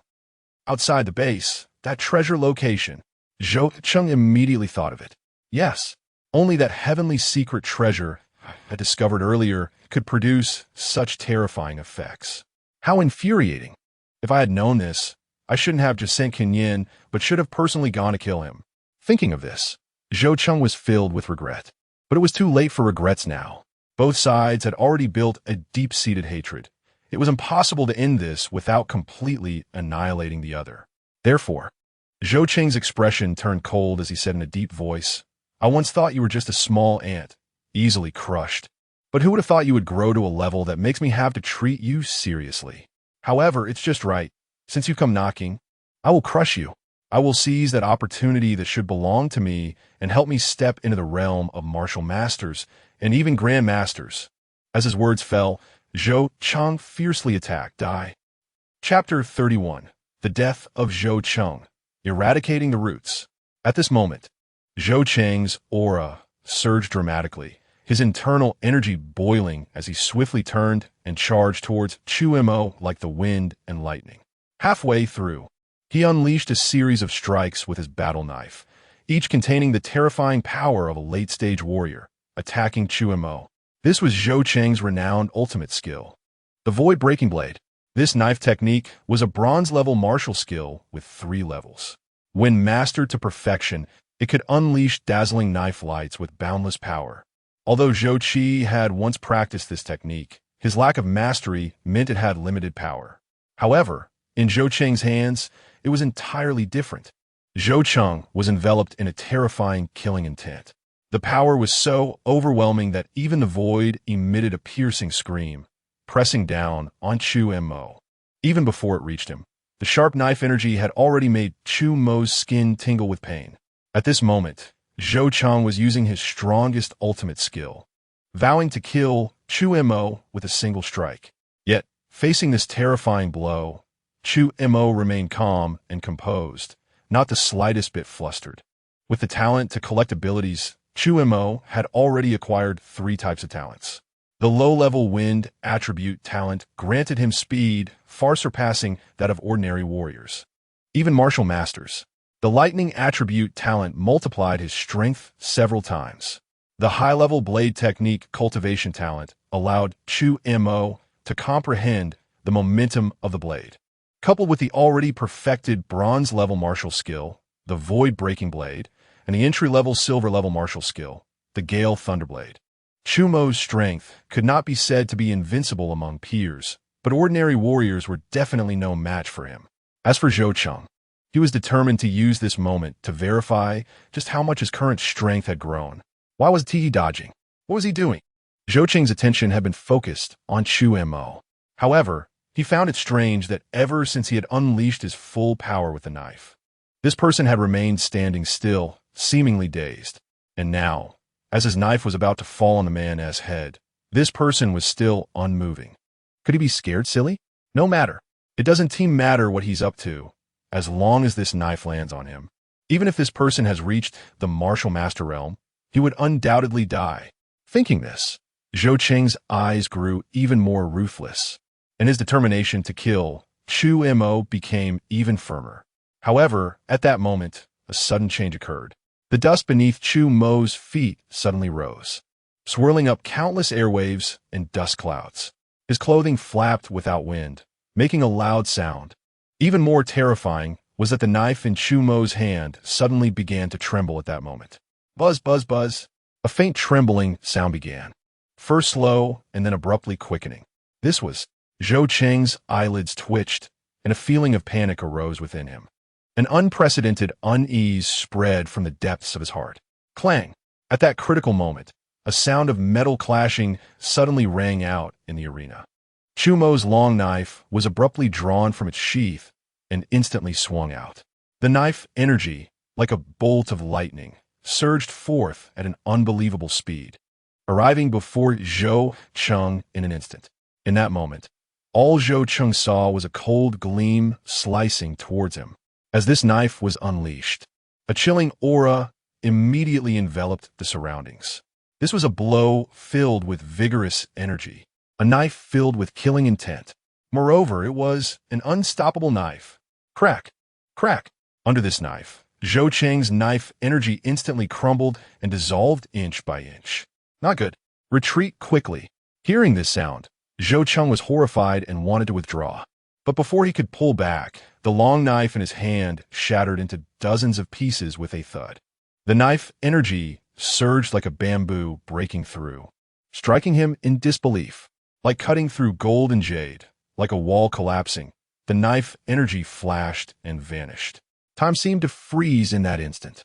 After a long while, the sound of the knife slowly returning to its sheath broke the silence. After delivering the blow, Chu Mo didn't even look at Zhou Cheng as he walked straight past him. Behind him, thud. Zhou Cheng knelt on the ground, his eyes vacant. A blood-red mark spread from the left side of his neck to the right, slowly blossoming. SSS, thin lines of blood shot out. I1T. Accept this. Feeling the rapid loss of warmth and vitality within his body, Zhou Cheng used the last of his strength to utter 4 words. After his words fell, with a loud crash of heavy objects hitting the ground, Zhou Cheng's body fell completely to the ground, never to move again. All his future, all his ambitions, vanished into thin air. Thus, Zhou Cheng died. After killing Zhou Cheng, it was time to collect the spoils. Chu Mo searched the villa and soon found a storage room filled with several safes. He directly used knife energy to cut them open, revealing a trove of spirit stones and various materials from fierce beasts. A rough estimate showed that there were at least hundreds of thousands of spirit stones. The materials from fierce beasts were piled high and extremely valuable. A horse does not fatten without night grass. This was truly a windfall. Seeing this, Chu Mo's eyes lit up. As a powerful figure within the base, Zhou Cheng had been in the martial artist realm for over a decade, accumulating immense wealth. But now, all of this belonged to him. Without hesitation, he stored everything into his storage bag. After carefully searching again to ensure nothing was overlooked, Chu Mo planned to leave. Although his fight with Zhou Cheng was brief, it had made quite a commotion, likely attracting a lot of attention. The law enforcement team might have already arrived. Home. Chu Mo decisively turned and left. Just as he walked a short distance, the base's law enforcement team quickly arrived. When they saw the bodies strewn all over the ground, everyone couldn't help but gasp in shock. They were all dead, even Zhou Cheng, a late-stage martial artist. After checking the scene, a member of the law enforcement team reported back. The team leader felt his scalp tingle upon hearing this. Although Zhou Cheng's strength was not particularly strong, he was a significant force within a base. Now, this entire force had been almost completely wiped out. This was no small matter. From the wounds, it was evident that a formidable swordsman had killed them, and Zhou Cheng had not even had the strength to resist being struck directly in a vital area. It seemed likely that it was an enemy of Zhou Cheng seeking revenge. After investigating the cause of death, the law enforcement team leader's expression turned grave as he said, "This is a powerful swordsman, beyond our ability to handle. Immediately gather the information and report this to the higher-ups for a decision." Hearing this, the subordinates responded in unison, "Yes." The law enforcement team began to handle the aftermath. Meanwhile, Chu Mo had already returned home and started counting his gains. Chapter 32. Mid-level martial artist, 5 times the speed of sound. Comparable to the strength of a martial master. 460,000 low-grade essence stones. 35 portions of level 2 beast blood for portions of level 3 beast blood, plus a large amount of level 2 beast materials and precious medicinal herbs. The total value exceeds 1 million stones. After counting the gains from slaying Zhou Cheng, even Chu Mo was stunned by such terrifying wealth. Truly worthy of being a seasoned martial artist. Decades of accumulation, indeed, amounts to a fortune. After calming down, Chu Mo smiedet. With this wealth, he could support his cultivation to the late martial artist stage, or even step into the realm of martial masters. Cultivation. Next was to focus entirely on cultivation, striving to quickly raise his realm to that of a martial master. Only in this way could he possess the strength to control his own destiny at the Luoyang base. Chu Mo thought to himself. He organized all these essence stones and beast materials neatly, then took out a spirit fruit. Wind spirit fruit, produced from wind spirit grass. Initially discovered by Du Jing on the outskirts of Mount Shu, it was unexpectedly snatched by Su Guang. Because of this, a series of subsequent events unfolded. With Su Guang slain by him, this wind spirit fruit naturally fell into Chu Mo's hands. It is said that this fruit can allow martial artists with wind attribute talent to gain insights, potentially enhancing their innate talent. Perhaps it was worth a try. Currently, Chu Mo's wind attribute talent was only low grade, and when fully activated, it could bring him almost 10 times the speed. If he could elevate his wind attribute talent to medium grade, how terrifying would that be? It's estimated that even seasoned martial masters would be left in the dust. Thinking of this, Chu Mo immediately washed the wind spirit fruit clean and began to eat it. Sweet and crisp. As soon as it entered his mouth, it transformed into a pure energy that merged into his body. His flesh seemed to become a little lighter. Vaguely, it felt like he had a closer connection to the surrounding wind. It's effective. Chu Mo's spirits lifted, and he continued eating. In no time, he consumed more than half of the wind spirit fruit. Just then, Chu Mo suddenly felt a warm current surging through his limbs, as if his body was being massaged by a pair of tender hands, immensely comforting. After a moment, this warm current disappeared. Chu Mo stretched out his fists and feet, feeling significantly lighter, as if his body had undergone a cleansing transformation. He glanced at his personal information. Target, Chu Mo. Constitution, high-level cultivation constitution, talent. High-level swordsmanship cultivation talent. Medium-level wind attribute talent. Low-level thunder attribute talent. Looking at the now medium-level wind attribute talent, a smile appeared on Chu Mo's face. Indeed upgraded. Let us test the speed after the transformation. It was already nighttime, but Chu Mo couldn't wait. He directly opened the window and jumped out onto the street. At this time, the street was deserted and very quiet. Chu Mo activated his wind attribute talent without any reservation, exerting all his strength. Boom! Suddenly, a sound of breaking air erupted, and in an instant, Chu Mo had crossed a distance of over 100 meters. In the depths of his mind, Chu Mo felt as if he had broken through a certain boundary. The speed of sound. This thought instantly appeared in his mind. The transmission of sound in the air is 340 meters per second, and Chu Mo's speed had undoubtedly surpassed the speed of sound at this moment. After several tests, Chu Mo finally arrived at a rough estimate. With medium-level wind attribute talent, the speed enhancement reached about 15 times. When running at full speed, he approached 5 times the speed of sound. This was undoubtedly an incredibly terrifying speed. Ordinary martial artists could manage at most 100 meters per second. Only martial masters could reach supersonic speeds. Moreover, Chu Mo had heard that even at the peak of a martial master, the maximum speed could only reach 5 to 10 times the speed of sound. This meant that I am now roughly equal to the speed of a peak martial master. This result greatly excited Chu Mo. In the world of martial arts, speed is unmatched. This may be somewhat absolute, but speed indeed can break many impossibilities. Just like now, although Chu Mo was only at the early stage of a martial artist. With 5 times the speed of sound, he had the qualifications to battle against martial masters without falling behind. Of course, Chu Mo would not become arrogant because of this. Speed alone only provided the qualification to not fall behind.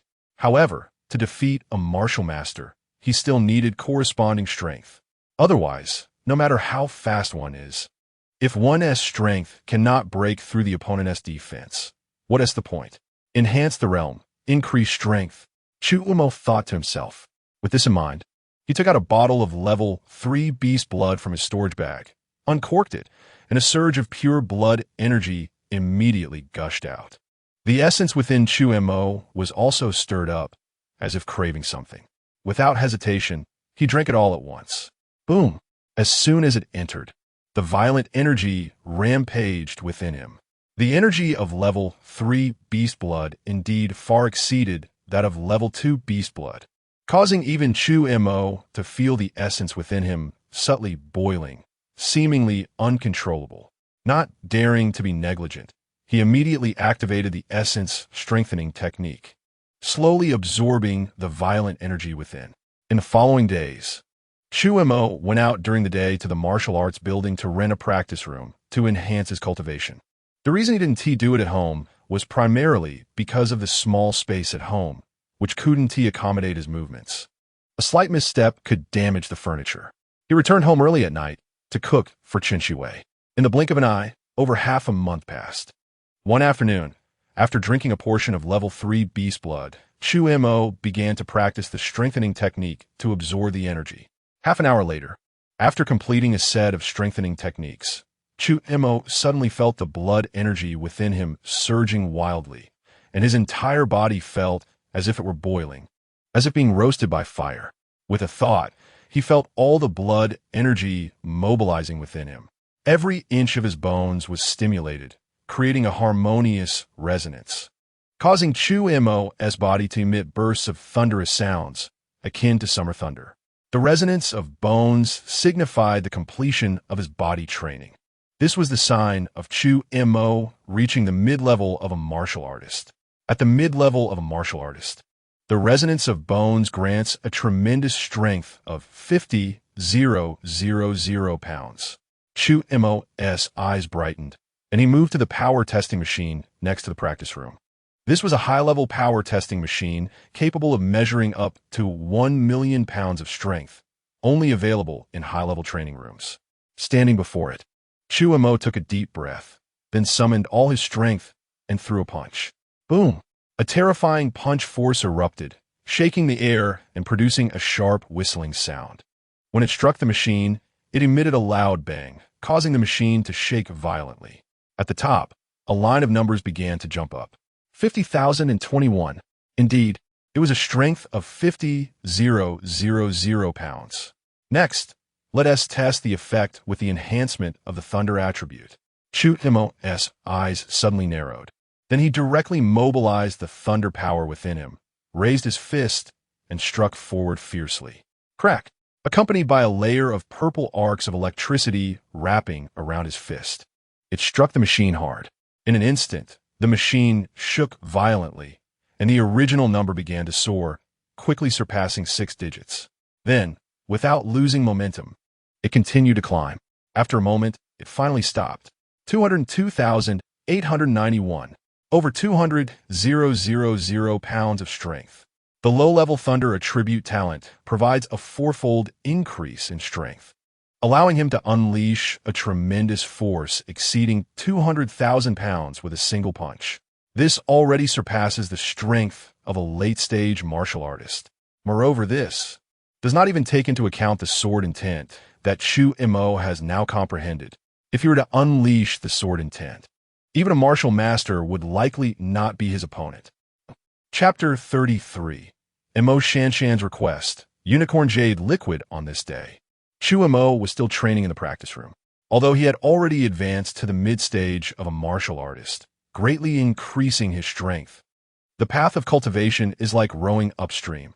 If you don't advance, you will retreat. With his current cultivation level, it was far from time to relax. After a round of exercise, Chu Mo finally ended his training in a sweat by the afternoon.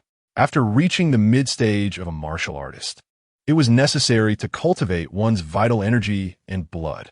Compared to the initial stage of refining the marrow, the mid-stage vital energy and blood refining was much slower.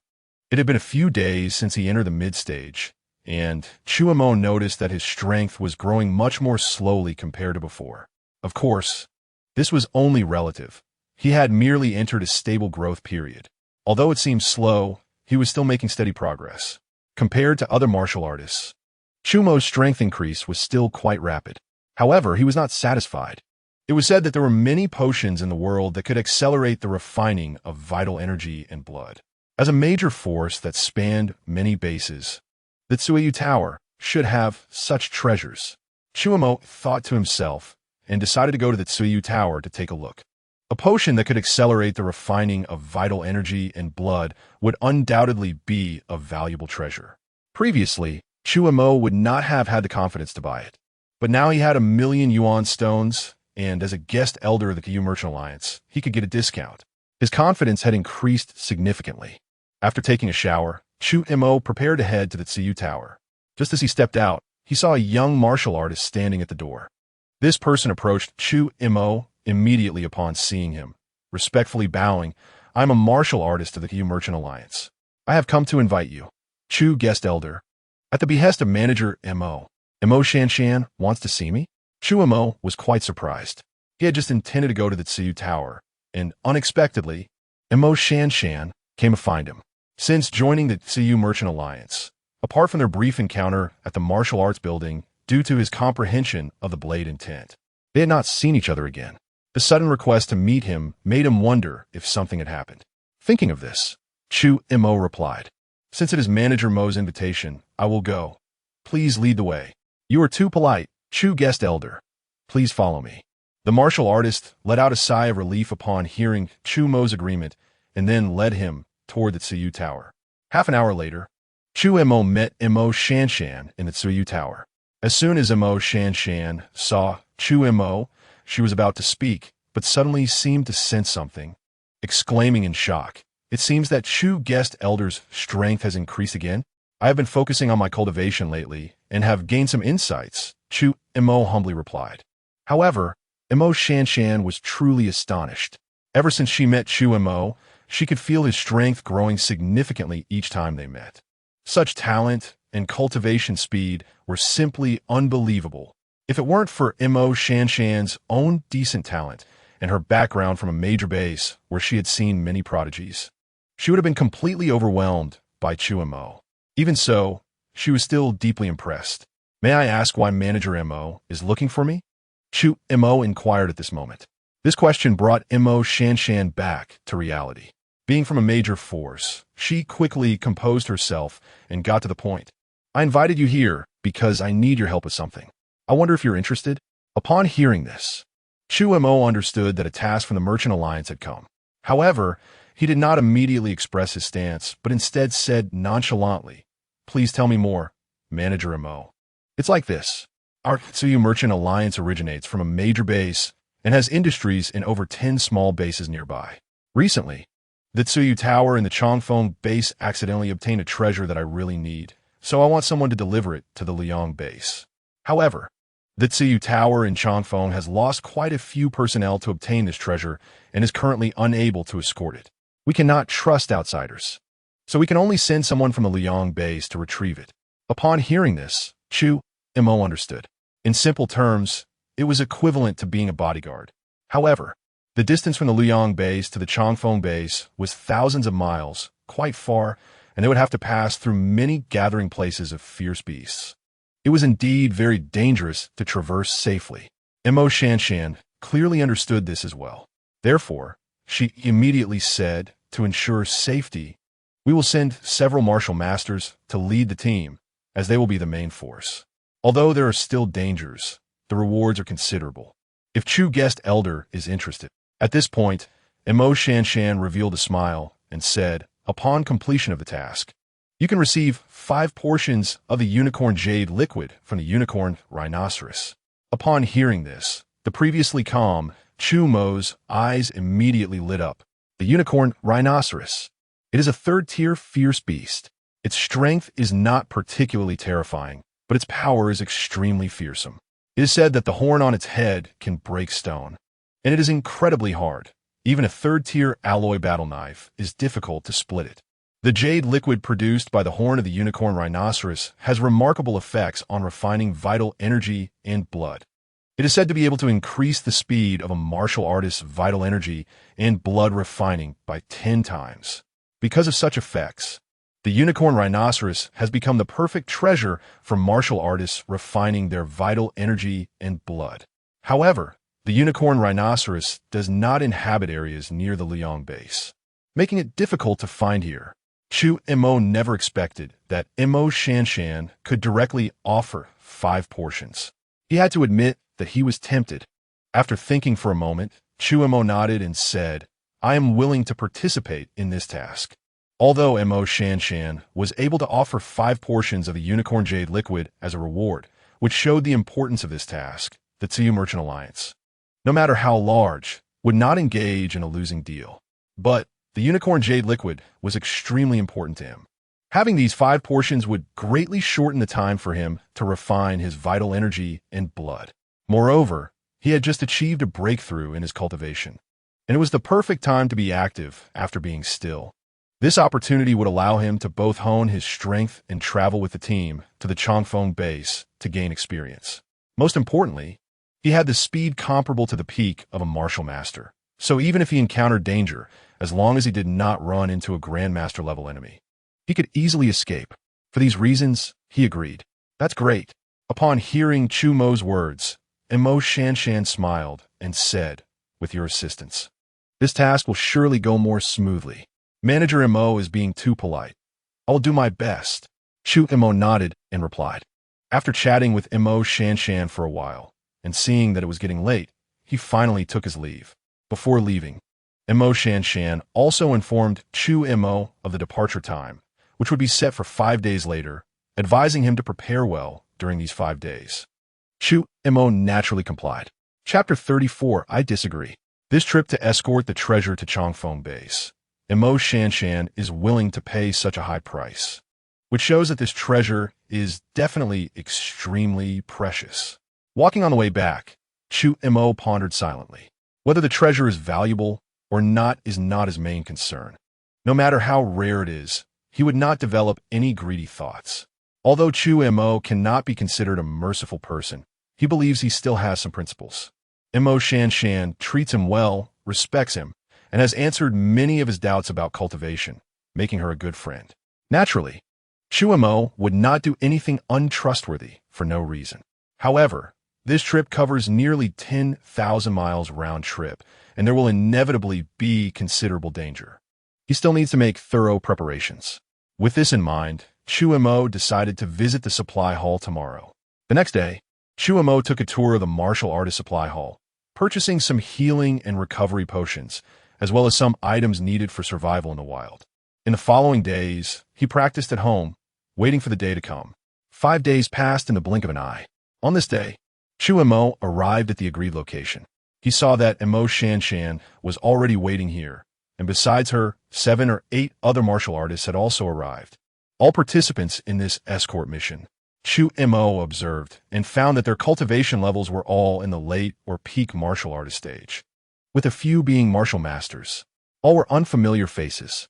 Among them, one elderly man appeared, but his aura was very deep, and his gaze was as sharp as an eagle's, rivaling that of the elderly female martial master, surnamed Zhou, who followed Mo Shanshan.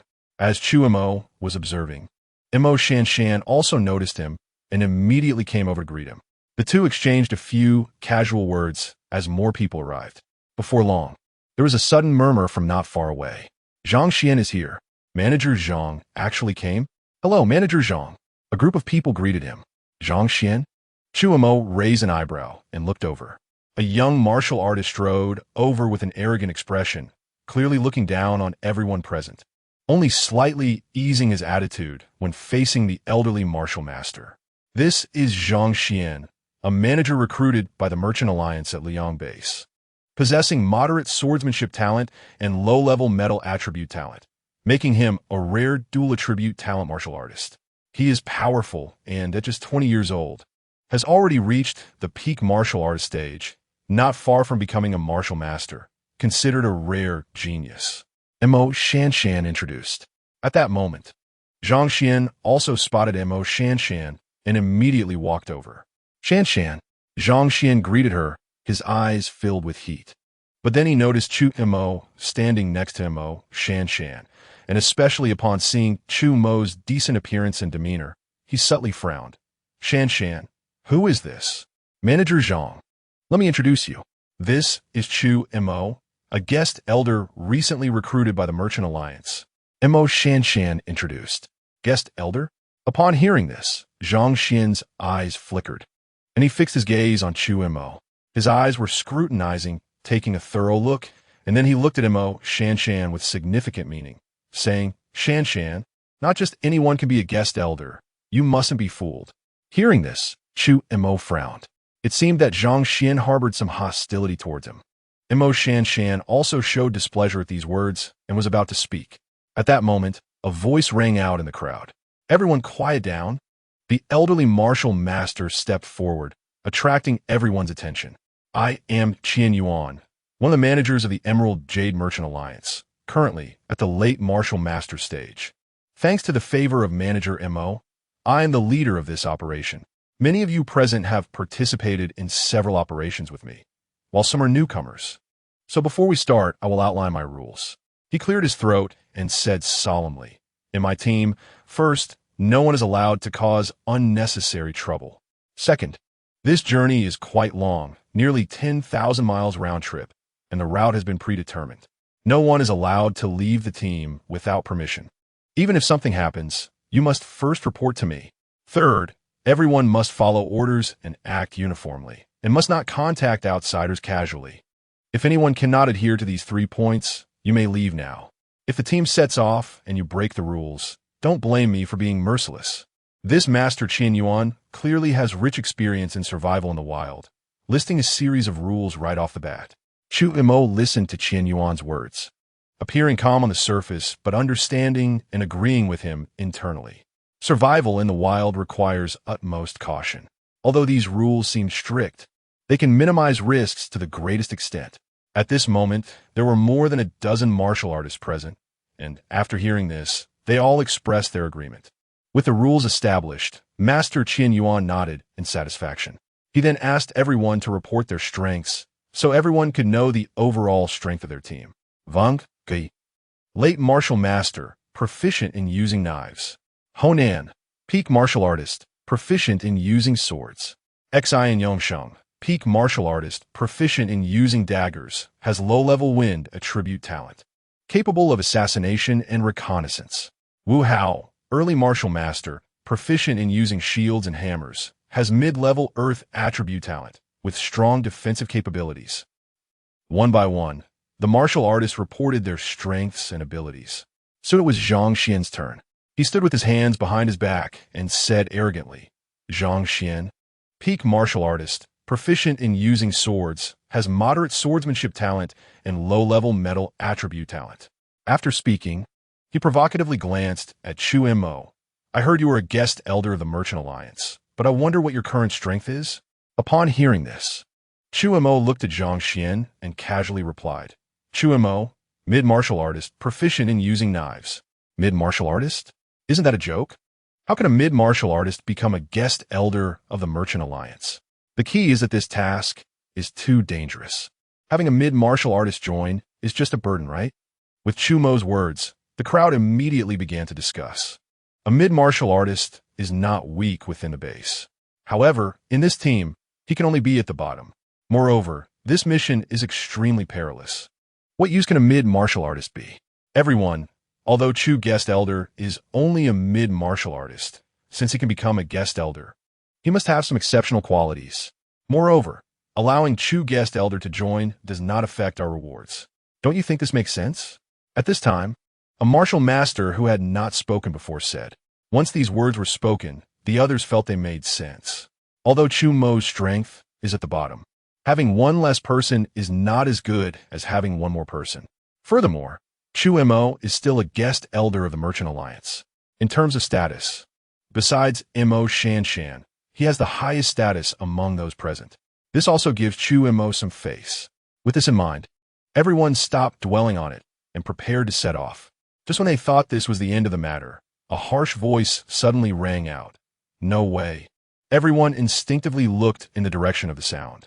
They saw Zhang Xian standing up, saying in a deep voice, I disagree. Chapter 35. This is my confidence. Not to mention that you are merely at the mid-level of a martial artist. How did you even become a guest elder?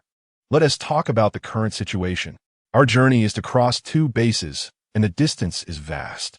If we encounter a powerful beast, with your meager mid-level martial artist strength, if you were to find yourself in danger due to your own lack of power, would we save you or not? If we don't save you, that would be leaving you to die. If we do save you, wouldn't that just make you a burden to us? Zhang Xian stepped forward, looking at Chu Mo with a cold smile. Initially, he was wary when he heard that Chu Mo was a guest elder. But upon realizing that he was only at mid-level martial artist strength, Zhang Xian felt much more relaxed. However, jealousy soon followed. How could a mere mid-level martial artist become a guest elder? The benefits and treatment of guest elders in the Emerald Jade Trading Alliance are excellent, and they enjoy a high degree of freedom, wielding significant authority within the alliance. Each branch of the bases has at most 2 slots for guest elders. Since he himself did not have that qualification, how could Chu Mo? Most importantly, he had long harbored desires for Mo Shanshan and had already regarded her as his own possession. Yet Mo Shanshan was laughing and joking with Chu Mo, showing a smile that even he had never seen, indicating a close relationship, which naturally made him very unhappy. Because of this, Zhang Xian planned to publicly humiliate Chu Mo and teach him a lesson. When he said this, the surrounding martial artists did not rashly speak out in agreement. Everyone could see that Zhang Xian's words were clearly hostile towards Chu Mo, and Chu Mo was a guest elder of the Trading Alliance, holding an unusual status. Being seasoned veterans, everyone naturally would easily intervene. The best course of action was to stay out of it. As for Chu Mo, he felt displeased. He asked himself how he was acquainted with Zhang Xian, and there was naturally no enmity between them. Today was merely their first meeting, yet the other party continued to provoke him. Initially, Chu Mo had chosen to ignore it for Mo Shanshan's sake. But even a clay figurine has some temper. Since it had come to this, Chu Mo no longer hesitated. He raised his eyes to look at Zhang Xian and said in a deep voice, What do you mean? Simple. Defeat me, or earn my recognition. Otherwise, I will not agree to let you participate in this mission. Zhang Xian said coldly, crossing his arms. As soon as these words came out, Mo Shanshan's expression changed, and she angrily said, Zhang Xian, do you know what you were saying? How can you be so rude to guest Elder Chu? Hurry up and back down.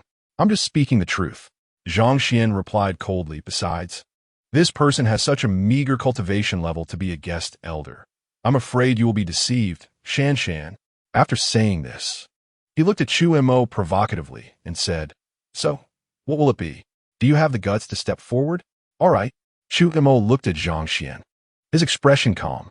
At this moment, Mo Shan Shan wanted to say something, but seeing Chu Mo's calm face, she ultimately said nothing.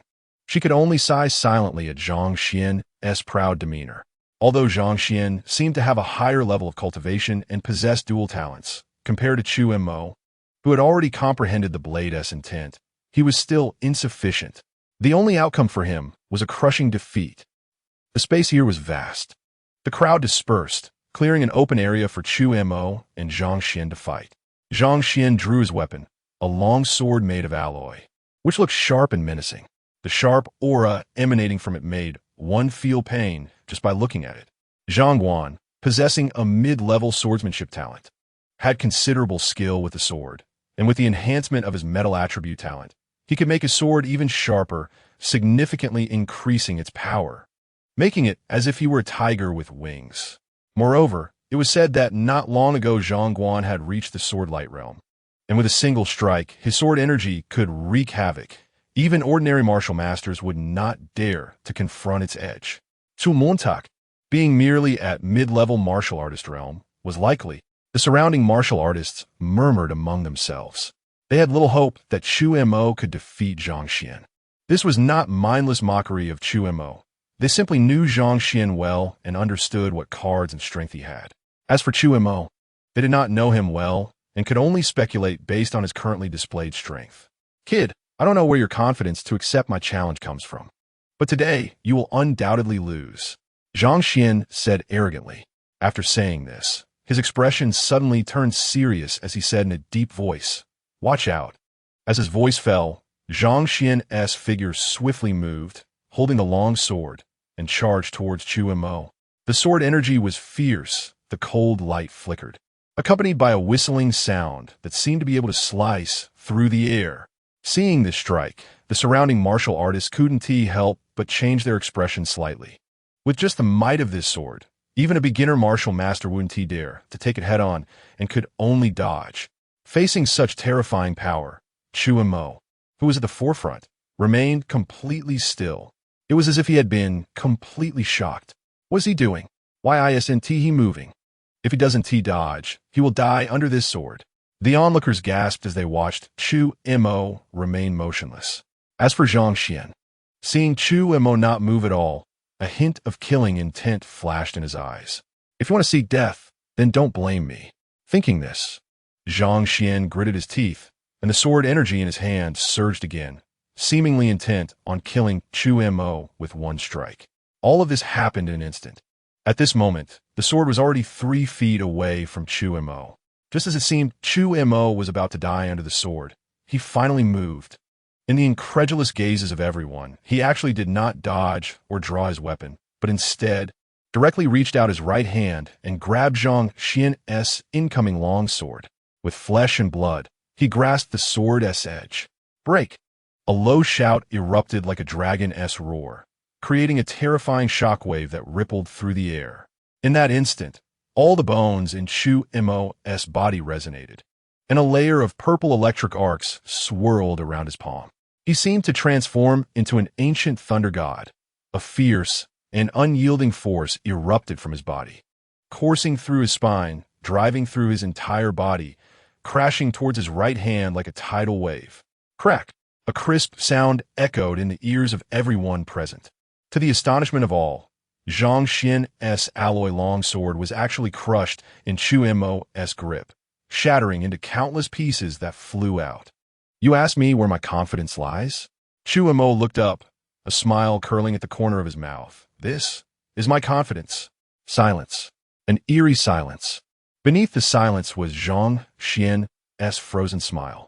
This frozen smile gradually dissipated, replaced by sheer shock.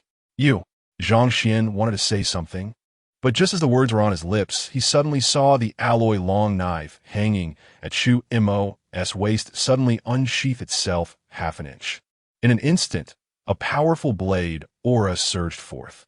Zhang Xian had no strength to resist and was abruptly sent flying. In midair, there were continuous sounds of Pu Qi as blade aura sliced through him, leaving cuts all over his body. By the time he crashed to the ground, he had already turned into a bloody mess. A mere meager cultivation level, truly ignorant of the situation. Chu Mo brushed his hand against the hilt of his knife and said softly, in the distance, having been attacked by the sword energy and severely injured. Zhang Xian wanted to say something, but upon hearing those words, he became so angry that he spat out a mouthful of blood. Then his breathing halted, and he fainted directly. This outcome completely shocked everyone. Chapter 36. A warrior cannot be humiliated, breaking the void white weasel. His meridians are severed, and he has become a useless person. After the incident, medical personnel approached to treat Zhang Xian, but after a thorough examination, they found that his entire body had been invaded by blade energy, his meridians severed, rendering him a waste. Injuries are inevitable in battles between warriors. Moreover, Zhang Xian repeatedly provoked Chu Mo and even attempted to kill him during the fight, which clearly crossed the line. A warrior cannot be humiliated, and since Chu Mo did not kill him, but merely crippled his cultivation, it was already considered mercy. Therefore, after learning this outcome, the crowd felt no sympathy for Zhang Xian, only regret. As for Chu Mo, they displayed admiration and respect. Respect for the strong. In the previous battle, Chu Mo had struck twice like lightning. Yet, this fleeting glimpse left a lasting impression on them. The first time, with his flesh and blood, he grasped the edge of a sword, directly crushing the alloy long sword. The second time, as his long knife was drawn half an inch, a terrifying blade energy erupted, severely injuring Zhang Xian. The power contained in those two strikes was no less than that of a warrior in the early stage. How could they not be shocked and develop respect for him?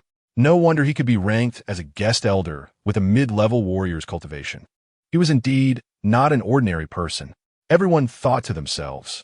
At this moment, Mo Shanshan also approached to apologize to Zhang Xian for his provocation and expressed her regrets to Chu Mo. Chu Mo naturally would not dwell on this matter anymore. As for Zhang Xian, he had already been carried away by medical personnel for treatment. He would not die, but barring any accidents, he would probably live the rest of his life as an ordinary person. This was just a minor episode. Half an hour later, everyone was ready to go, and under Mo Shanshan's send-off, they hurried towards the outskirts of the base. The group consisted of a total of 15 people, including 4 warriors, 1 in the late stage and 3 in the early stage. The rest, apart from Chu Mo, were all late stage or peak warriors. Chu Mo walked along with the team. However, no one dared underestimate him and instead treated him as a powerful warrior. The pace of the team was not slow, and they quickly left the Luyang base behind. As Chu Mo followed the team, he looked around. It was noon, and sunlight poured down, illuminating the earth. Countless tall trees and intertwined vines grew everywhere, making one feel as if they were in a wild, ancient forest.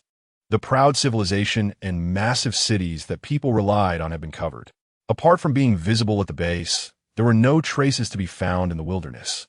This was the might of nature. Even Chu Mo felt a chill in his heart upon seeing this. Soon night fell.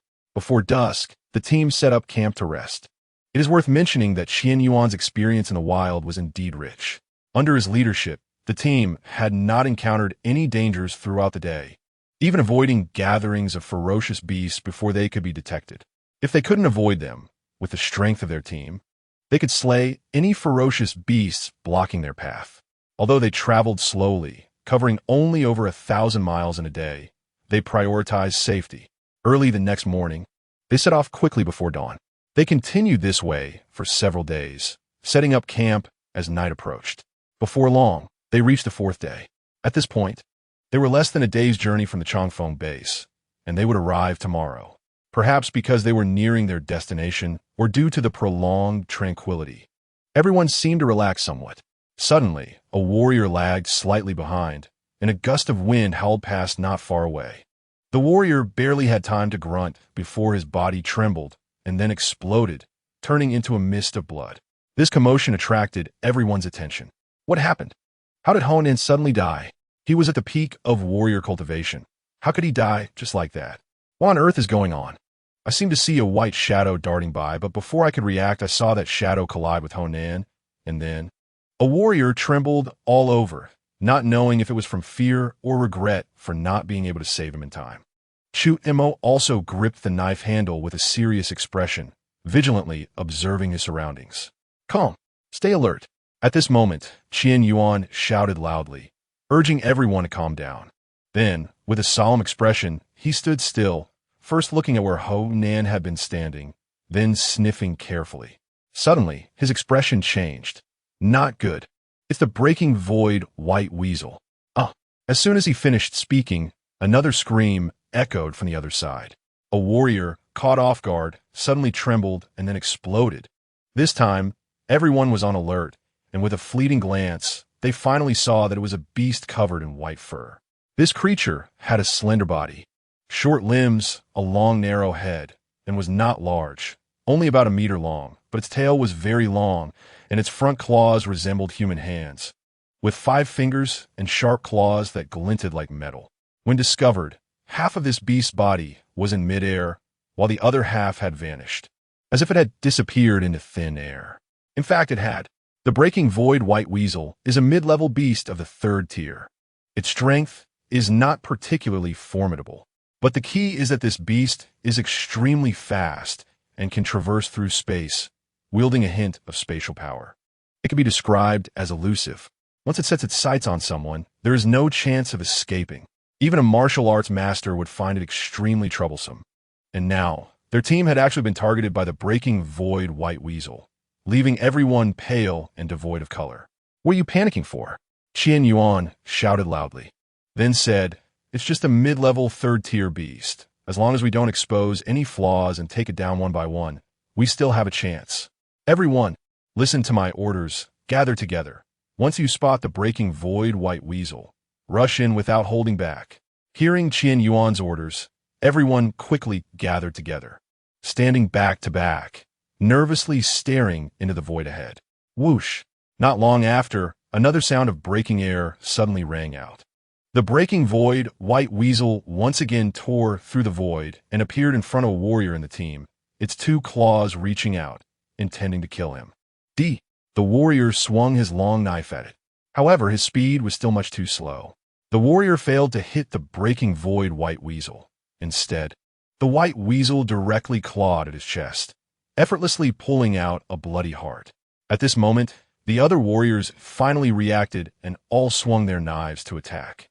But after landing a hit, the white weasel once again relied on its speed to dodge, swiftly disappearing into the void. Chapter 37. Teasing. 1/. The tense atmosphere spread in everyone's hearts. The elusive white ferret appeared and disappeared unpredictably. Each time it showed itself, a martial artist met a tragic end.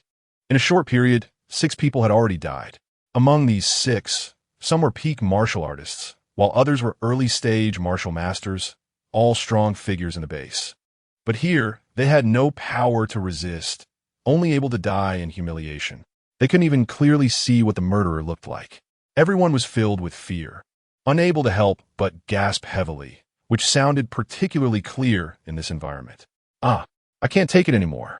A martial artist, unable to endure the oppressive atmosphere, suddenly roared and rushed out of the crowd, swinging his long knife and shouting, "Come out! You come out! Su Hao, don't be impulsive, come back quickly!" Seeing this, a martial artist's expression changed drastically as he shouted loudly. But it was too late. A white shadow suddenly appeared out of nowhere and charged straight at Su Hao. The white claws pierced through his body in a flash. Su Hao's body stiffened, and he fell to the ground, motionless. Clearly, he was already dead. However, the expression on his face revealed a sense of relief. It's like a cat playing with a mouse. It wants to toy with us until we die one by one, Qian Yuan said grimly. The elusive white ferret did not quickly pick them off one by one, but killed one person after a while. undoubtedly wanting them to experience the arrival of death in fear. Understanding this, everyone's mood became exceptionally heavy. Chu Mo was also shocked. This white ferret moved like lightning, extremely fast. Even he could only catch a glimpse of a shadow. I wonder if I can catch it with my speed and kill it. Chu Mo thought to himself. At this moment, everyone instinctively held their breath. Only the faint sound of wind could be heard in the wilderness, making the silence even more pronounced. It was so quiet that everyone could hear their own heartbeat. After an unknown period, the sound of breaking air suddenly rang out. The crowd saw a white shadow shooting towards them, charging into the crowd. "Be careful! This beast is coming again," Qian Yuan shouted loudly. As he spoke, he looked over and saw this beast lunging into the crowd, targeting one martial artist. And that person was Chu Mo. The white ferret's speed was so fast that it was nearly invisible to the naked eye, and Chu Mo was the first target. Under his gaze, he could clearly see the white ferret's claws stretching out like lightning, about to pierce his heart. Luo Yin step. Chu Mo activated his wind attribute talent, instantly triggering 15 times the speed, while simultaneously executing the Luo Yin step. Just in the nick of time, he narrowly avoided it. At the same time, clang, a sound of metal clashing rang out abruptly in the arena, piercing into everyone's eardrums. Chu Mo's alloy battle knife suddenly unsheathed, and a blade aura like a ribbon burst forth, cutting out at an incredible speed. In an instant, an endless blade force filled the surroundings, and a bright cold light surged into everyone's sight. The swaying shadows of trees, the gentle breeze, the shining sunlight, the shouts of the surrounding people, the sound of the white ferret breaking through the air. Everything was overshadowed by the dazzling, eye-catching brilliance of this slash. The blade aura swept through, carrying an unmatched might. When this slash was unleashed, all the martial artists' battle knives in the venue buzzed in unison. Accompanied by the sound of the long knife piercing flesh, this slash accurately pierced into the body of the elusive white ferret. It was injured. Time seemed to freeze at this moment. Chu Mo could even see the white ferret's originally playful eyes suddenly freeze, replaced by shock and fear, as if questioning why this human could catch its speed and why he could wield such a fast knife. Because of this doubt, it momentarily lost its focus. Although the daze lasted less than a second, it was already enough. Chu Mo, expressionless, exerted force with his hand, and the long knife slid along the white ferret's body, slicing down. Splash! A large amount of blood gushed out like a torrential downpour. The body of the elusive white ferret fell to the ground. It seemed to want to struggle for a moment, but with a large gash opened in its body, the violent blade aura surged into its interior, completely shattering its vitality. Moments later, it finally breathed its last. The third-level medium ferocious beast, the elusive white ferret, was dead. It is dead? Even a martial arts master would find it quite troublesome to deal with the white ferret, and it just died like this? Looking at the corpse of the white ferret, everyone found it hard to believe. Just a moment ago, they were in despair, like mice being toyed with by the elusive white ferret, waiting for death to arrive. And in the next second, this ferocious beast had already become a corpse. Such a stark contrast left everyone feeling a sense of unreality, as if they were in a dream. It wasn't until a long time later that they came back to their senses and believed what they saw. But then, they remembered Chu Mo, who had slain this white ferret, and for a moment, everyone turned their gaze toward him, their eyes filled with reverence and fear. Chu Mo's previous stunning slash left everyone in awe. Even now, recalling it, they could still feel the unmatched might contained within that slash. Overbearing and unparalleled. Unstoppable. Invincible. Difficult to look at directly. No words could describe the terror of this slash. No words could praise the brilliance of this slash. All they felt in their hearts was shock, nothing else. Previously, when Chu Mo easily defeated Zhang Xian, it only showed them that his strength was not as weak as it appeared, worthy of his position as a guest elder. But no one expected that Chu Mo's strength could be so formidable, truly terrifying. If I were to face such a slash, many people instinctively place themselves in the position of the elusive white ferret, only to be horrified to discover that they could not withstand it at all. Even Qian Yuan, after pondering for a moment, revealed a serious expression. This slash, he wouldn't dare to take head-on, only able to dodge its edge. But how terrifying is that? A mid-stage martial artist could pose a threat to him, a late-stage martial master. If he spoke of this, everyone would think it was simply preposterous. But the fact was right in front of them. Thank you, Lord Chu Mo, for saving our lives. These martial artists respectfully expressed their gratitude. Even Qian Yuan walked over and solemnly called out, Elder Chu, with an extremely respectful attitude. Not only because Chu Mo saved their lives, but also because his strength was so powerful that it made them admire him. Previously, when Chu Mo had only shown early-stage martial master strength, they could still call him brother. But now, seeing Chu Mo's terrifying strength, they naturally felt much more constrained. Everyone, there's no need to be so restrained. Seeing that everyone seemed a bit awkward, Chu Mo smiled and said, We've gone through a crisis together, which counts as a bond of life and death. No need for such formality. In that case, I'll pretend to be a few years older than you and dare to call you Chu, my younger brother. Hearing Chu Mo say this, Qian Yuan laughed. Others saw that Chu Mo was still the same as before and gradually relaxed as well. Chapter 38. Fusion of Spatial Talent. With the death of the Void White Weasel, the crisis of the team was resolved. Everyone worked together to bury their tragically fallen comrades. If a body had disappeared, they would set up a simple grave marker and offer a drink in respect. After a brief rest, they continued on their journey. As for the corpse of the Void White Weasel, it naturally belonged to Chu Mo. This weasel possessed spatial talent, and Chu Mo wanted to collect it. However, since they had a hurry, he temporarily stored it in his storage bag, planning to deal with it once they settled down. As the team moved forward, perhaps due to the recent crisis, everyone was relatively silent, and their vigilance increased significantly. Fortunately, they did not encounter any further dangers on the road ahead. That evening, just before nightfall, they finally arrived at their destination. The Changfeng base finally arrived. The moment they stepped into the base, everyone, including Chu Mo, couldn't help but breathe a sigh of relief. Manager Qian, you finally made it. At this time, a few martial artists at the city gate saw Qian Yuan and immediately came forward to greet him. These individuals were staff from the Emerald Tower of Changfeng Base. Old son, it's been many years. You've become a martial master? Qian Yuan was very happy to see the leading martial artist and greeted him warmly. I just got lucky and broke through. I probably won't reach the martial master realm in this lifetime. The martial artist's surnamed son said modestly, though a hint of happiness was hard to conceal on his face. After exchanging pleasantries, the martial master's son asked, Did you encounter any dangers on your way? Hearing this, Qian Yuan sighed, Don't mention it. We ran into a Void White Weasel on the way, and several brothers died. Fortunately, we made it out alive. Old son, please arrange a place for us to stay. We're exhausted from the journey. Qian Yuan vaguely brushed over the details and did not elaborate. Chu Mo, listening from his side, understood that Qian Yuan was keeping things secret for him. Currently, he was only at the mid-level of martial artists. Yet he managed to slay a Tier 3 mid-level fierce beast like the Void White Weasel with spatial talent.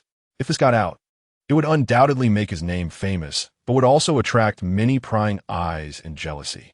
There might even be people who would secretly target Chu Mo, and even if the possibility was minimal, it was better to be cautious. Qian Yuan, being an old hand, naturally understood this principle. This was Qian Yuan's protection of him, and Chu Mo felt very grateful. The martial master's son was also shocked by this news. However, seeing that Qian Yuan did not want to elaborate, he did not press further and immediately took them back to the Emerald Tower, arranging for them to stay in the rooms that had been prepared in advance. That night, after everyone washed up in their rooms, they went to attend the banquet arranged by Martial Master Sunday. At the dining table, everyone clinked glasses and enjoyed the rare moment of peace. Chu Mo silently ate his meal, and after a while, feeling full, he said a few words to everyone before being the first to leave the banquet. Martial Master's son thought Chu Mo was just an ordinary martial artist and did not pay much attention. Back in his room, Chu Mo washed his face and took out the corpse of the Void White Weasel from his storage bag. This was a fierce beast with spatial talent. When he encountered it in the wild, it relied on its ability to traverse space, making it almost ghostly and leaving a deep impression on Chu Mo.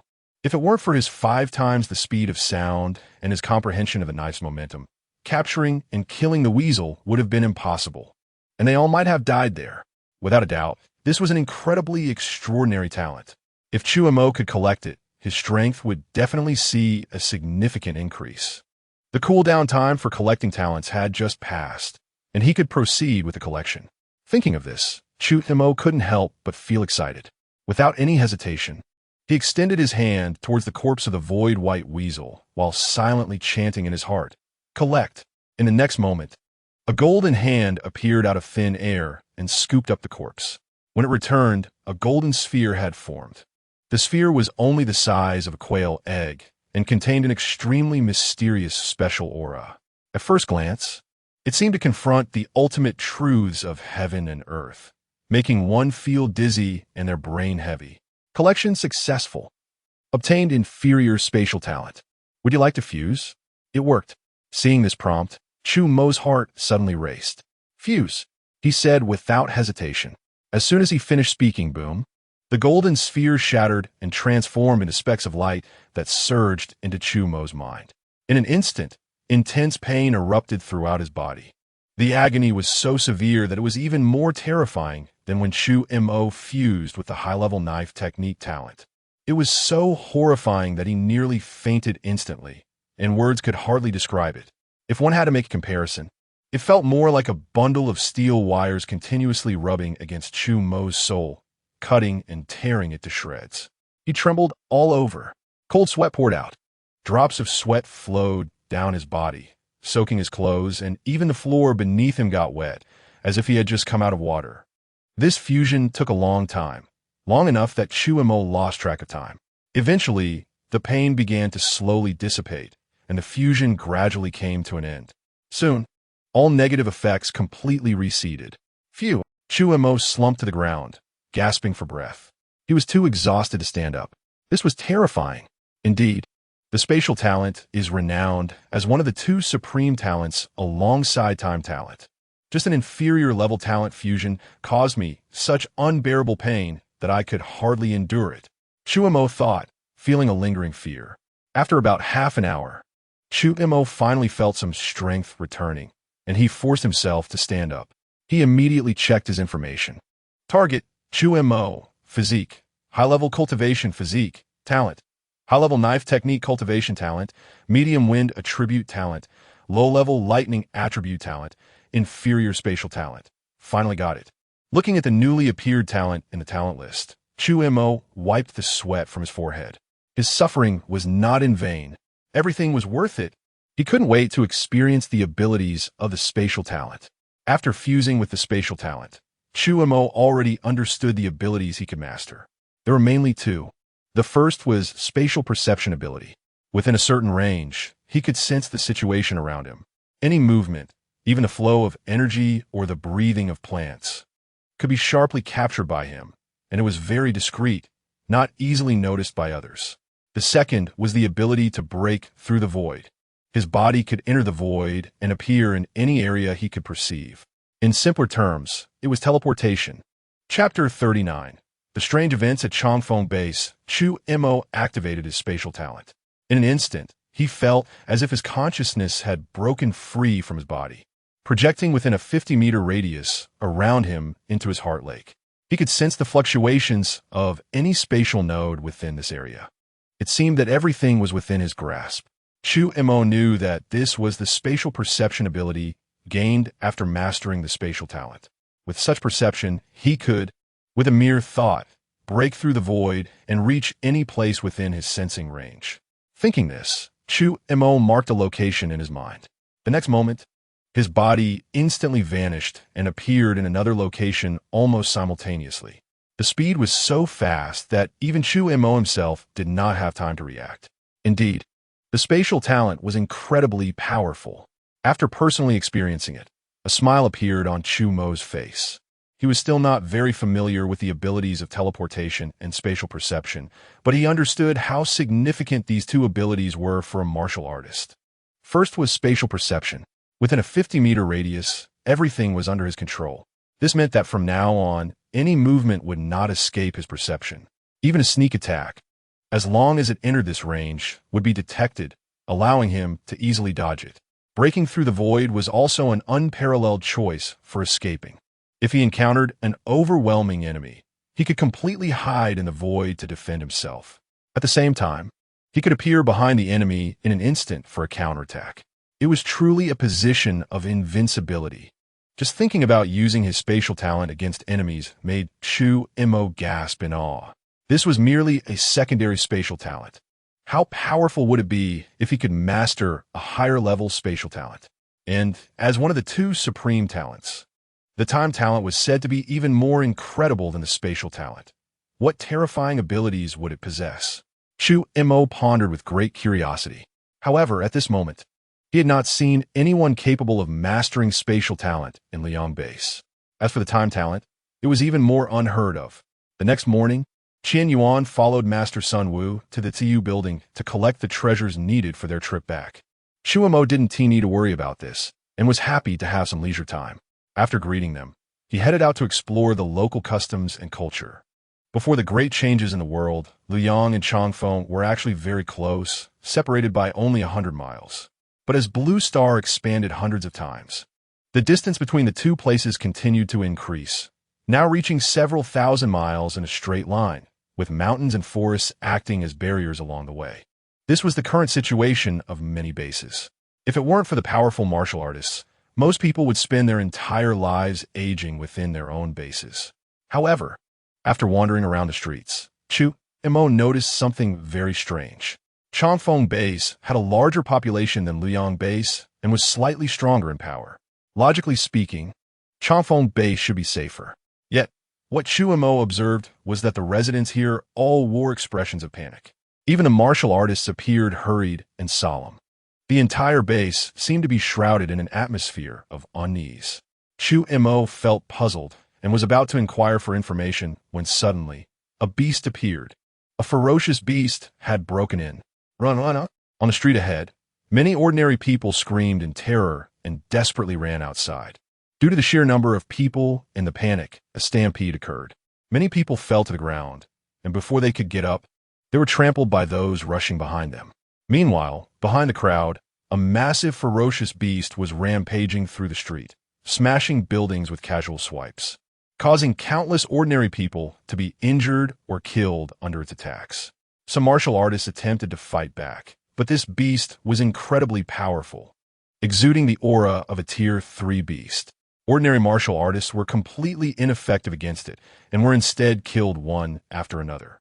Seeing this situation, Chu Mo was momentarily stunned. Then his figure flashed and he suddenly charged forward.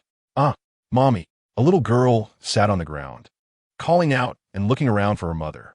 Unbeknownst to her, the ferocious beast was already pouncing towards her, its face twisted in a savage expression, ready to crush this little one to death. Just as it seemed the little girl would lose her life under the beast's attack. At that critical moment, Beast, in a loud shout, a cold light suddenly emerged. It was like a blade slicing through the sky, directly striking the ferocious beast. The once imposing beast was sent flying by the attack, landing on the ground with a weakened aura, letting out a mournful cry. Chu Mo landed on the ground and stepped forward with his blade. The beast, seeing Chu Mo advance, kept retreating while growling menacingly. In the end, when it realized it could not intimidate Chu Mo, it turned to flee. But how could Chu Mo let it escape? Activating his wind attribute talent, he instantly appeared in front of the beast and without hesitation struck down with his blade. Blood splattered everywhere, and the beast had no strength to resist, dying instantly. With the crisis averted, Chu Mo approached the little girl, intending to comfort her. Yuan, my Yuan. At that moment, a panic-stricken woman rushed over, and upon seeing the little girl, she immediately threw herself forward, hugging her tightly. Yuan, you scare me to death. Are you hurt? Mommy, I'm fine. The little girl stopped crying and said in a sweet voice, "It was this brother who saved me." Upon hearing this, the woman finally noticed Chu Mo and quickly expressed her gratitude. "Thank you, martial artist. Thank you for saving my Yuan. If it weren't for you, I really don't know what I would have done. Just a small effort, Chu Mo waved his hand and said, "It's still chaotic here. Hurry and take your child home." "Yes, yes, we'll go back right now." The woman nodded repeatedly, thanking him again before hurriedly leaving with the little girl. "Goodbye, brother." The little girl waved at Chu Mo as she left. Chu Mo smiled in return. However, once he turned around, his smile gradually faded. By this time, the security team had arrived, taking care of the aftermath and treating the injured. Chu Mo did not approach them. He merely collected materials and the blood of the beast before leaving.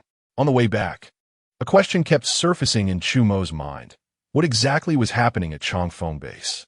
First, there was the pervasive atmosphere of unease throughout the base. Then a ferocious beast broke in. All signs indicated that something was amiss in this place.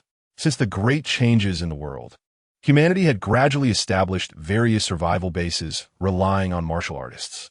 After so many years of development, although their overall strength was still inferior to that of the ferocious beasts, there were no longer pushovers. No ferocious beast above Tier 2 should appear within a 10-mile radius of any survival base, and none above Tier 3 within 50 miles. If any were found, they would be dealt with immediately. Moreover, the bases had tall and sturdy walls, along with patrol teams composed of martial artists for protection. One could say that as long as the base was still operating normally, ferocious beasts simply could not break in. But now, there was a ferocious beast rampaging within Changfeng Base. This is simply unbelievable. What on earth happened? Chu Mo thought to himself. Chapter 40. Return Journey to Tsuyu Building. Just in time to see Qian Yuan and Sun Wushi talking. "Chu Mo, you're back." Qian Yuan greeted with a smile, his attitude very warm. Sun Wushi observed this and secretly pondered. The young Chu Mo in front of him likely wasn't very strong, but Qian Yuan treated him very kindly. Could it be that Chu Mo is a relative of Brother Qian? With this thought, Sun Wushi couldn't help but ask. Hearing this, Qian Yuan was both amused and exasperated. "Brother Sun, you're overestimating me. If I, Qian Yuan, had such a nephew, I'd probably wake up laughing in my dreams." This left Sun Wushi puzzled. Fortunately, Qian Yuan didn't keep him guessing and directly explained. "It's also my fault for not introducing you. This is actually our Tsuyu Building's guest elder from the Liang base, Chu Mo. Don't be fooled by his youth.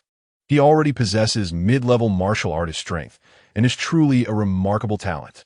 His words were filled with admiration. "So yes, a guest elder." Sun Wushi showed great respect.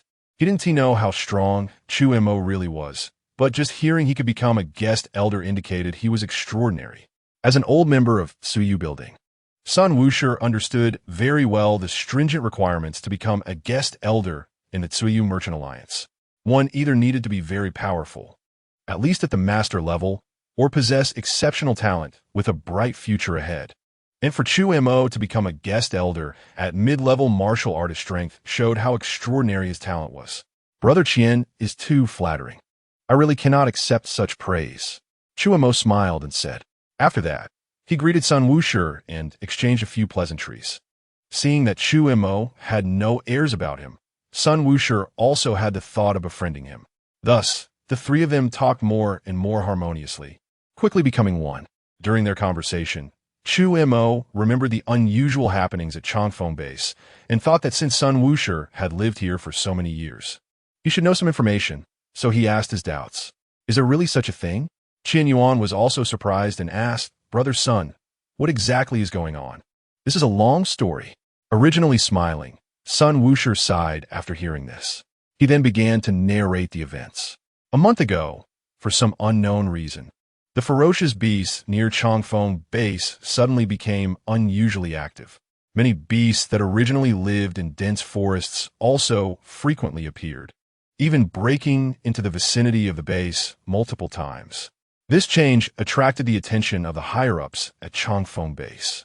To investigate what was going on, the base repeatedly sent martial artists to scout and understand the source of the beast's unusual movements. However, many of the martial artists sent out basically never returned. Those who did come back were unable to gather any useful information. As time passed, the movements of the ferocious beasts became more frequent, which made all the higher-ups of the base uneasy, believing they could no longer wait idly. They decided to send out martial artists on a large scale to investigate and must clarify the reasons as soon as possible to formulate a response plan. Upon reaching this point, Sun Wuxi shook his head and lamented. Because of this, the high-end combat power in the base has been drawn out. Originally, there were 6 grandmasters, but now only 1 remains stationed at the base. The other 5 have already gone out. As for the martial artists, more than half have also been withdrawn, leading to a serious shortage of martial artists at Changfeng base. Coupled with the frequent appearances of ferocious beasts, they often breach the blockade and enter the base. Listening to this explanation, Qian Yuan finally understood and sighed. I hope we can find a root cause soon. Who could disagree? If this continues, even a martial artist won't dare to go out hunting. Sun Wuxi echoed. Chu Mo remained silent. For some reason, he felt a heaviness in his heart. Although Changfeng base didn't seem to have any abnormalities at present, Chu Mo keenly sensed that something was off. Having struggled to survive in the apocalypse in his past life, Chu Mo knew very well that something unusual must have an underlying problem. The sudden and frequent movements of these ferocious beasts surely indicated that something significant was about to happen. Moreover, once it occurs, it would undoubtedly be a major event. If Chu Mo could see this, he didn't believe the higher-ups at the base couldn't see it.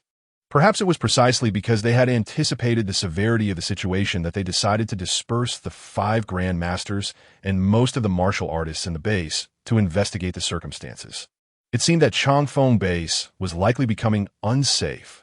Chu Mo thought to himself. Fortunately, they could return to Liang base today. That place was still relatively safe. However, even though Liang base was thousands of miles away from Changfeng base, it wasn't absolutely safe. It might still be affected. Strength. The most important thing was still strength. He must quickly improve his own strength. Only then could he have the power to protect himself in the face of any danger. Once back at Liang base, he would immediately enter seclusion, striving to reach the martial artist realm in the shortest time possible. In the afternoon, Qian Yuan prepared to return with the treasures he was escorting. Sun Wuxi personally saw them off to the gate of the base, watching them leave. On the return journey, they followed the same route. Compared to the journey there, the return was much smoother. They didn't encounter the void-breaking white weasel, and the team suffered no casualties.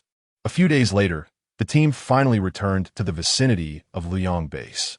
In the jungle, they could occasionally see some martial artists hunting outside, and everyone's mood lightened significantly. They were no longer as tense as when they first returned. Soon, the team entered the base and returned to the U building. Mo Shanshan had been waiting. After Qian Yuan delivered the escorted treasures, everyone finally breathed a sigh of relief. Everyone had worked hard on this trip to Changfeng base. I already know what happened. Please rest assured, those who were injured or killed will receive compensation, and your rewards will also be increased. Mo Shanshan reassured them. Hearing this, everyone felt a bit uplifted and said, "Thank you, Manager Mo." With the task completed, the team disbanded. These martial artists were all affiliated with the TU Merchant Alliance, so someone would come to distribute their rewards. As for Chu Mo, he also received his reward from Mo Shanshan. 10 portions of unicorn jade liquid, 5 more than originally promised. This surprised Chu Mo. Miss Mo, you are. Chu guest elder, I already heard from Manager Qian about the situation. The reason everyone was able to return safely is largely due to your efforts. The additional 5 portions of unicorn jade liquid are what you deserve. Upon hearing this, Chu Mo pondered for a moment and then nodded. If that is the case, then thank you very much. After chatting with Mo Shanshan for a few more moments, Chu Mo then took his leave. After he left inside the room, Mo Shanshan couldn't help but take a deep breath. I thought I had given enough importance to Chu guest elder, but I didn't expect him to once again shatter my understanding. Reflecting on how Qian Yuan described Chu Mo slaying the void-breaking white weasel, her emotions still hadn't calmed down. The void-breaking white weasel, as a level 3 ferocious beast, possessing the ability to traverse the void. Even masters would find it troublesome to encounter. But Chu Mo, however, had managed to kill it. How long had it been? He had already grown to such an extent. Such talent was simply astonishing. Perhaps that matter could involve Chu Mo. After witnessing Chu Mo's extraordinary talent, Mo Shanshan couldn't help but have a thought arise in her mind. Chapter 41. The Effects of a Unicorn Horn Essence, Secret Realm. Returning home, I found that Chen Shiwei had not yet returned. Ever since she won first place in the Twin Cities trial, she had been valued by the Academy's headmaster, Master Shun Jinzong, who took her as a disciple and taught her personally. It is said that she often goes out to fight in the wild, which is why she is rarely home. However, even though Chen Shiwei isn't back, she is very attentive to Chu Mo. Every 3 days, she sends someone to deliver a pile of beast meat to nourish Chu Mo's body. Fortunately, she can't come back often otherwise. When Chu Mo frequently went out and was gone for days, it might have raised her suspicions. But with so much beast meat, when will he finish eating it? Looking at the mountain of beast meat piled up in the house, Chu Mo couldn't help but show a helpless expression. Shaking his head, he dispelled that thought from his mind. After taking a shower, Chu Mo went straight to the training room. He wanted to test the effects of the unicorn horn essence. Taking out a crescent-shaped black unicorn horn from his storage bag, a look of anticipation appeared on his face. Using his battle knife, he made a cut on the unicorn horn, and in an instant, droplets of faintly fragrant essence began to drip down. It is rumored that the essence of a unicorn horn contains immense energy that can accelerate a warrior's blood refining speed by 10 times. Now, as the essence appeared, even without swallowing it, just by smelling its aroma, Chu Mo felt that the blood within him had already begun to stir. Galugulu, without hesitation, he raised his head and drank a mouthful of the essence. It was cool and heavy.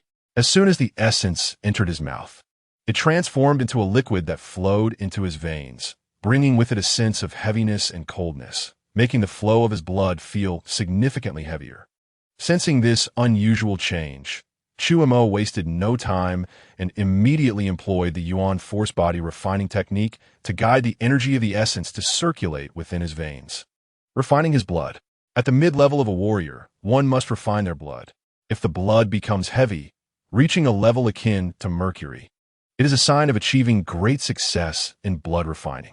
At that point, he would have a strength of 100,000 pounds, with every move capable of splitting mountains and shattering stones, truly terrifying. An hour later, after absorbing the first mouthful of essence, Chu Mo felt that his blood had thickened noticeably. He swung his fists a few times, feeling the surging blood, and a bright look appeared in his eyes. Indeed, it was no exaggeration that this was the best treasure for refining blood. Just one mouthful of essence had increased his blood refining, and his strength had grown by at least 200 pounds. A smile crept onto Chu Mo's lips, his voice tinged with surprise. Continue. After resting for a moment, he once again drank another mouthful of essence.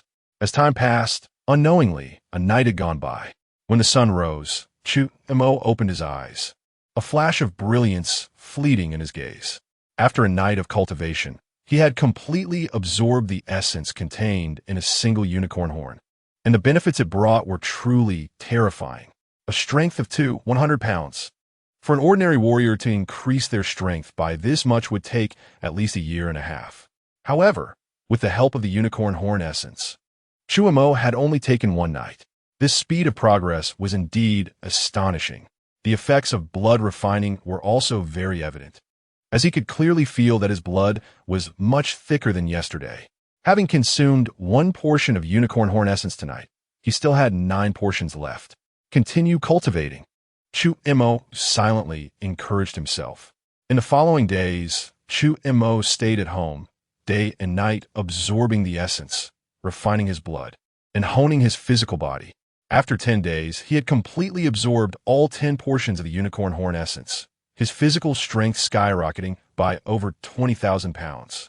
Coupled with the time he spent training while following a team to the Chongfeng base after reaching the mid-level of a warrior, his foundational physical strength had reached 76,000 pounds. He was now less than half away from the 100,000 pounds needed for the late-level warrior stage. However, the unicorn horn essence had been completely consumed. Chu Mo let out a sigh. Although with his talent for cultivation, he could ensure that even without the unicorn horn essence, he would complete the remaining blood refining within 6 months and enter the late-level warrior stage. That was still too slow. For some reason, ever since returning from the Changfeng base, Chu Mo had felt a sense of urgency in his heart, always wanting to quickly raise his strength.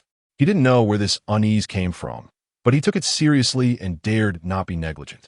He decided to visit the Emerald Jade Building to purchase some treasures that could accelerate blood refining.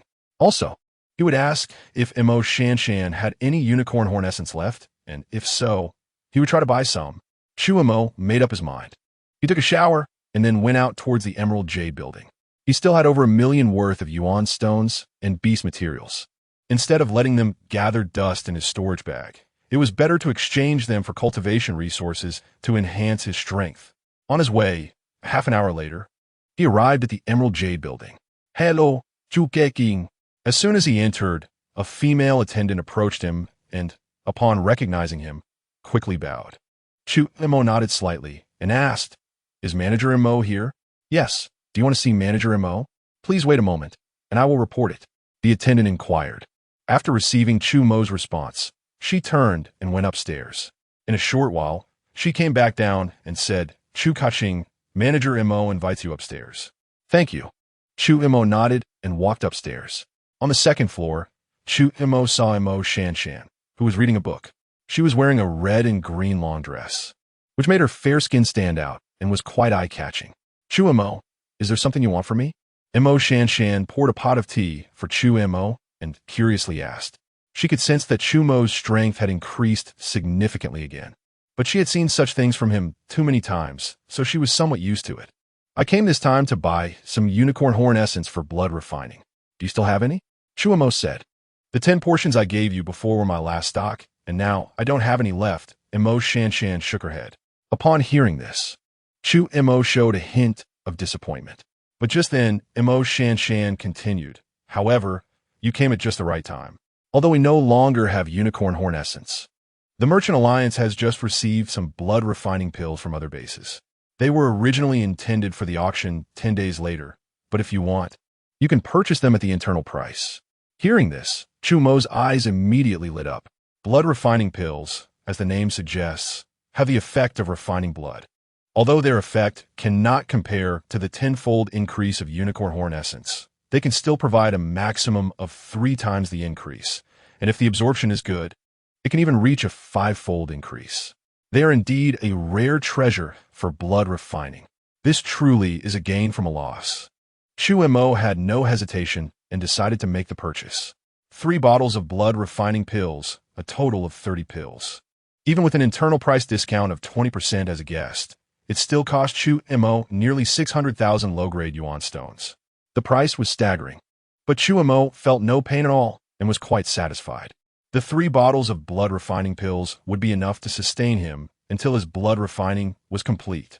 After achieving his goal, Chu Mo was eager to return home. However, just as he was about to take his leave, he heard Mo Shanshan say, "Chu Mo, there is a secret realm. I wonder if you'd like to go." Chapter 42. Blood refinement completed.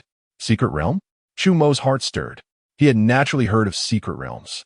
Since the great change of heaven and earth, small worlds occasionally appeared in various places on Blue Star. These small worlds were called secret realms because they were attached to Blue Star and were generally very hidden.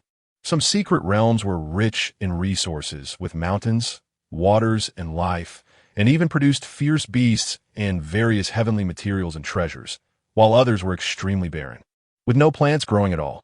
However, despite this, any secret realm that appeared in the world would attract fierce competition, even causing bloodshed. Many of the major powers or large bases currently thriving on Blue Star have managed to stand firm because they possess their own large secret realms. These realms are filled with abundant energy and rich resources, forming the foundation of these powers and bases. The fact that Mo Shanshan asked him if he wanted to go was surprising. Could it be that she held a secret realm? It seemed she knew what Chu Mo was thinking, as she nodded slightly and said, "That's right. I indeed have a secret realm in my possession. To be honest, the treasure you escorted back from the Changfeng base was the key to opening this secret realm." Su Montak nodded, but then he asked, "Since the secret realm is so precious, why invite me? Aren't you afraid I might do something like killing or robbing in the secret realm?" As he spoke, he looked at Mo Shanshan, his eyes revealing a probing expression. This secret realm is a very small space, and its spatial barriers are extremely fragile. Even the aura of a martial master could cause it to collapse, so only warriors below the martial master level can enter. Mo Shanshan said helplessly. Moreover, such secret realms often come with great dangers. Although you are at the mid-warrior level, your strength can rival that of a martial master. If you help us, our chances of exploration will greatly increase. As for killing and robbing. At this point, Mo Shanshan paused and then continued. In the time we've spent together, I believe I have some understanding of people and can be certain that you, Chu Mo, are not that kind of person. Furthermore, I only need the Xian Yuan Jade Marrow from the secret realm. Everything else can belong to you. After speaking, Mo Shanshan's gaze fell on Chu Mo. Her eyes clear. So, are you willing to go with me? Chu Mo let out a long breath. He had to admit that the temptation of secret realm was simply too great.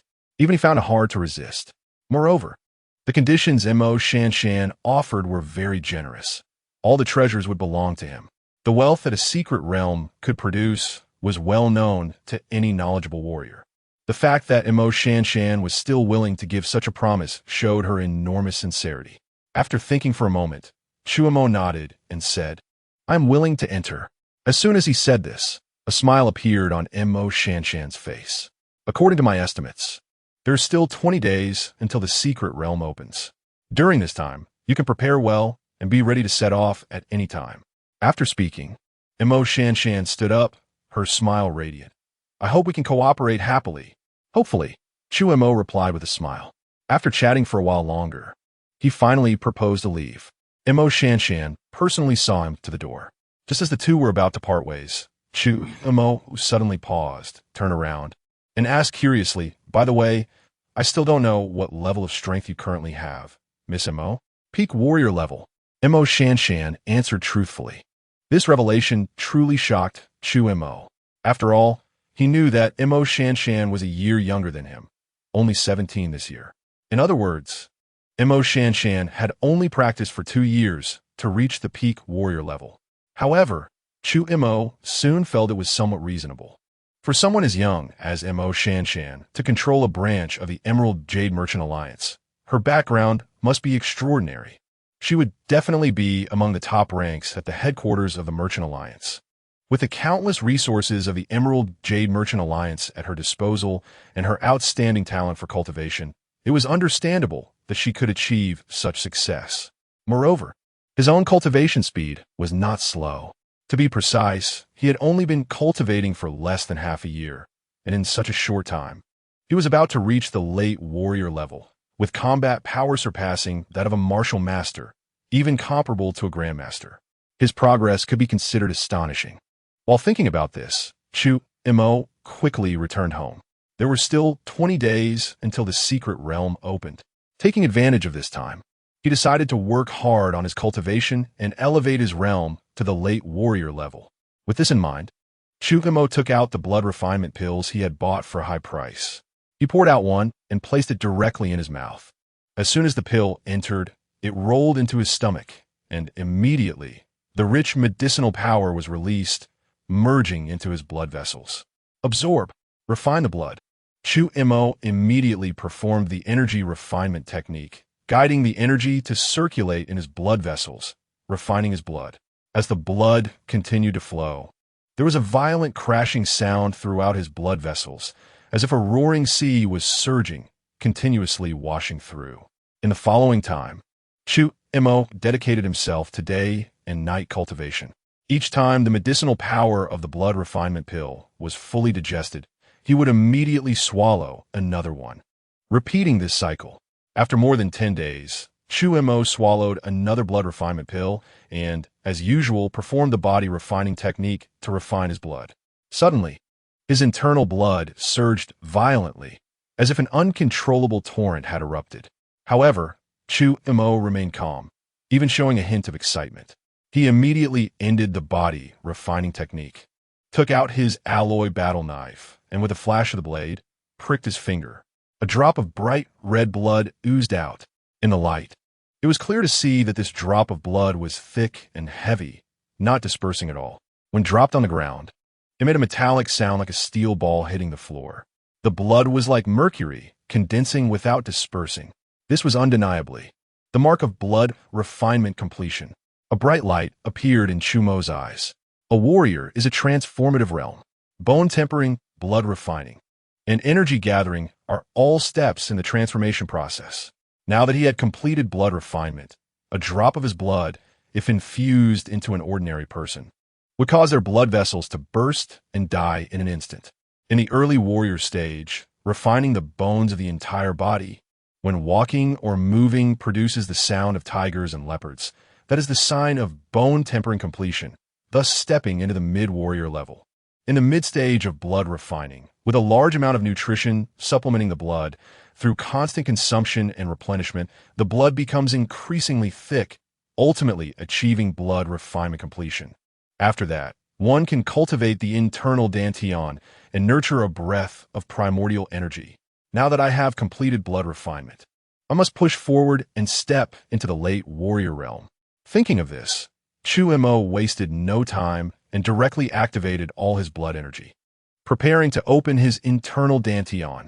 Chapter 43, Late Stage Warrior, 800,000 Gene of Strength. At this moment, Chu Mo's bones radiated a shimmering glow, and his blood surged like a roaring river, exuding a terrifying aura.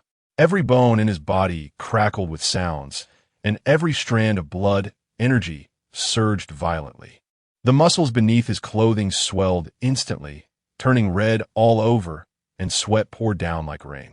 His muscles began to tremble uncontrollably, and a severe pain coursed through his bones, as if they were shattering. This pain crashed against Chu Mo's soul in waves. It was the trembling of tendons and bones, the boiling of blood energy. To open the dantian within the body, one must mobilize all their strength, merging their essence, chi, and spirit as one, while at the same time guiding the external primordial energy into their body with innate physical talent. Only then can one succeed in opening the dantian. Many warriors, due to insufficient talent or physique, even after reaching the peak of blood refining, still need to slowly accumulate primordial energy to open their dantian. But Chu Mo was different. With a high-level cultivation physique, superior swordsmanship talent, along with medium wind attributes, low-level lightning attributes, and inferior space attributes. Such a plethora of talents allowed him to absorb primordial energy as if it were an ocean, making him never short of it. Therefore, there is no need for slow accumulation of primordial energy. At this moment, Chu Mo felt the chi and essence in his body flowing towards his abdomen, while a vast primordial energy surged into him through his pores. Boom! Boom! Sounds of rumbling echoed within him. Although no sound was emitted, Chu Mo could truly feel it. Under this rumbling, his muscles, bones, and blood energy were undergoing earth-shattering changes. After an unknown amount of time, Chu Mo suddenly felt a small space open up in his previously murky abdomen. At the same time, a faint warm current suddenly emerged. The dantian was opened, and primordial energy was self-generated. Late-stage warrior. It was done. A smile appeared on Chu Mo's face. Having just condensed primordial energy, he couldn't contain his excitement and wanted to test his strength. Currently, in the high-level quiet room of the Zhongwu building, there was a high-level strength testing machine inside. He stepped forward, took a deep breath, and then mobilized all his strength to throw a punch. Boom! The terrifying punch sent ripples through the surrounding void. The speed and might of the punch were so terrifying that even the air let out a shrill whistle. When this punch landed on the machine, it emitted a loud noise. At the top, a number jumped out. 100, 132. Late-stage warrior, a massive strength of 100,000 gene. Next, let's try the effect of adding primordial energy and lightning attribute enhancement. Chu Mo's eyes narrowed, silently mobilizing the primordial energy he had just generated, and then raised his fist again, striking down fiercely. Crack! Accompanied by the enhancement of primordial energy, the power of this punch was even more terrifying than before. The number jumped again. 200,000 gene of massive strength. With the enhancement of the lightning attribute talent, one punch resulted in a staggering 800,000 gene under a fourfold increase. Terrifying. Looking at this number he had just produced, even Chu Mo couldn't help but feel a chill of astonishment. 800,000 gene of strength. How terrifying is that? It is enough to open mountains and cut rivers. An ordinary warrior at the peak can only reach a maximum of 200,000 gene, which is already the limit. Even with the enhancement of primordial energy, at most it would be 400,000 gene. But with my lightning attribute talent, relying on the talent enhancement and primordial energy boost, I can reach 800,000 gene. Just in terms of strength, I have completely surpassed the peak level of warriors, adding to my various talents and martial skills. Even among martial masters, it would be hard to find an opponent. Thinking of this, Chu Mo's eyes gradually brightened. In other words, my current strength may already be comparable to that of an ordinary master. This is, of course, Chu Mo's speculation. He wasn't exactly sure how powerful a master was. However, as long as it wasn't too outrageous, he was confident that with his space talent, he wouldn't be at a disadvantage. With only a few days left until the secret realm opened, Chu Mo didn't continue to seclude himself for cultivation, but instead absorbed the primordial energy from the heavens and the earth in a methodical manner to strengthen the primordial energy in his dantian. In the warrior realm, the mastery and application of primordial energy only reached a very superficial level. It mainly manifested in the enhancement of strength, generally around a one-fold increase. The distinction between early and late-stage warriors mainly lay in the amount of primordial energy within. The more primordial energy one had, the longer the enhancement time for strength. For example, two warriors who have both opened their dantian with a base physical strength of 100,000 gene. If one has more primordial energy during a fight, if one person's primordial energy is exhausted, their strength naturally drops back to 100,000 gene. Meanwhile, the other veteran warrior still maintains a level of 200,000 gene. Comparing the two, there is naturally a difference in strength. In the past few days, relying on his powerful talents and physique, Chu Mo had accumulated a considerable amount of primordial energy in his dantian. Although it couldn't compare to those veteran warriors, it was enough to support a high-intensity battle. Time flew by. Soon, 20 days had passed. On this day, while Chu Mo was in the midst of cultivation, he suddenly opened his eyes. With his spatial perception, he clearly saw a warrior standing outside the door, preparing to knock. This person was dressed in the attire of the Emerald Tower. It was clearly a subordinate sent by Mo Shanshan to invite Chu Mo to come. The time to enter the secret realm has arrived. The thought flashed through Chu Mo's mind. He stood up and walked straight to the door. Creak. Outside, the warrior from the Emerald Tower was just about to knock when he suddenly saw the door swing open. Immediately, he saw Chu Mo walk out with a calm expression. His entire aura was heavy, and he looked imposing, causing the warrior to feel a sense of awe. The warrior was momentarily stunned, and the words he intended to say were stuck in his throat. I already know your purpose. Let me there. Chu Mo glanced at him and said calmly, Yes. The warrior quickly composed himself and then led the way ahead. Half an hour later, Chu Mo arrived outside the base, in a clearing within a dense forest, where he met Mo Shanshan. At this moment, there were already 30 to 40 warriors present. Chu Mo scanned the area and found that each of these warriors was at the peak warrior level. No wonder they came from a large base. The strength of the Emerald Merchant Alliance was indeed formidable. Chu Mo felt a shiver down his spine. Although he knew the Emerald Merchant Alliance was powerful, it was still unbelievable that they had gathered nearly 40 peak warriors so quickly. Moreover, since the secret realm was of great importance, it was impossible for outsiders to know about it. So these 40 peak warriors were all trustworthy individuals. Seeing a glimpse of the whole, one could understand the entirety. The power of the Emerald Merchant Alliance was truly terrifying. Chapter 44. Entering the secret realm, a treasure awaits. You've arrived. Upon seeing Chu Mo, Mo Shanshan walked over to greet him. I'm here.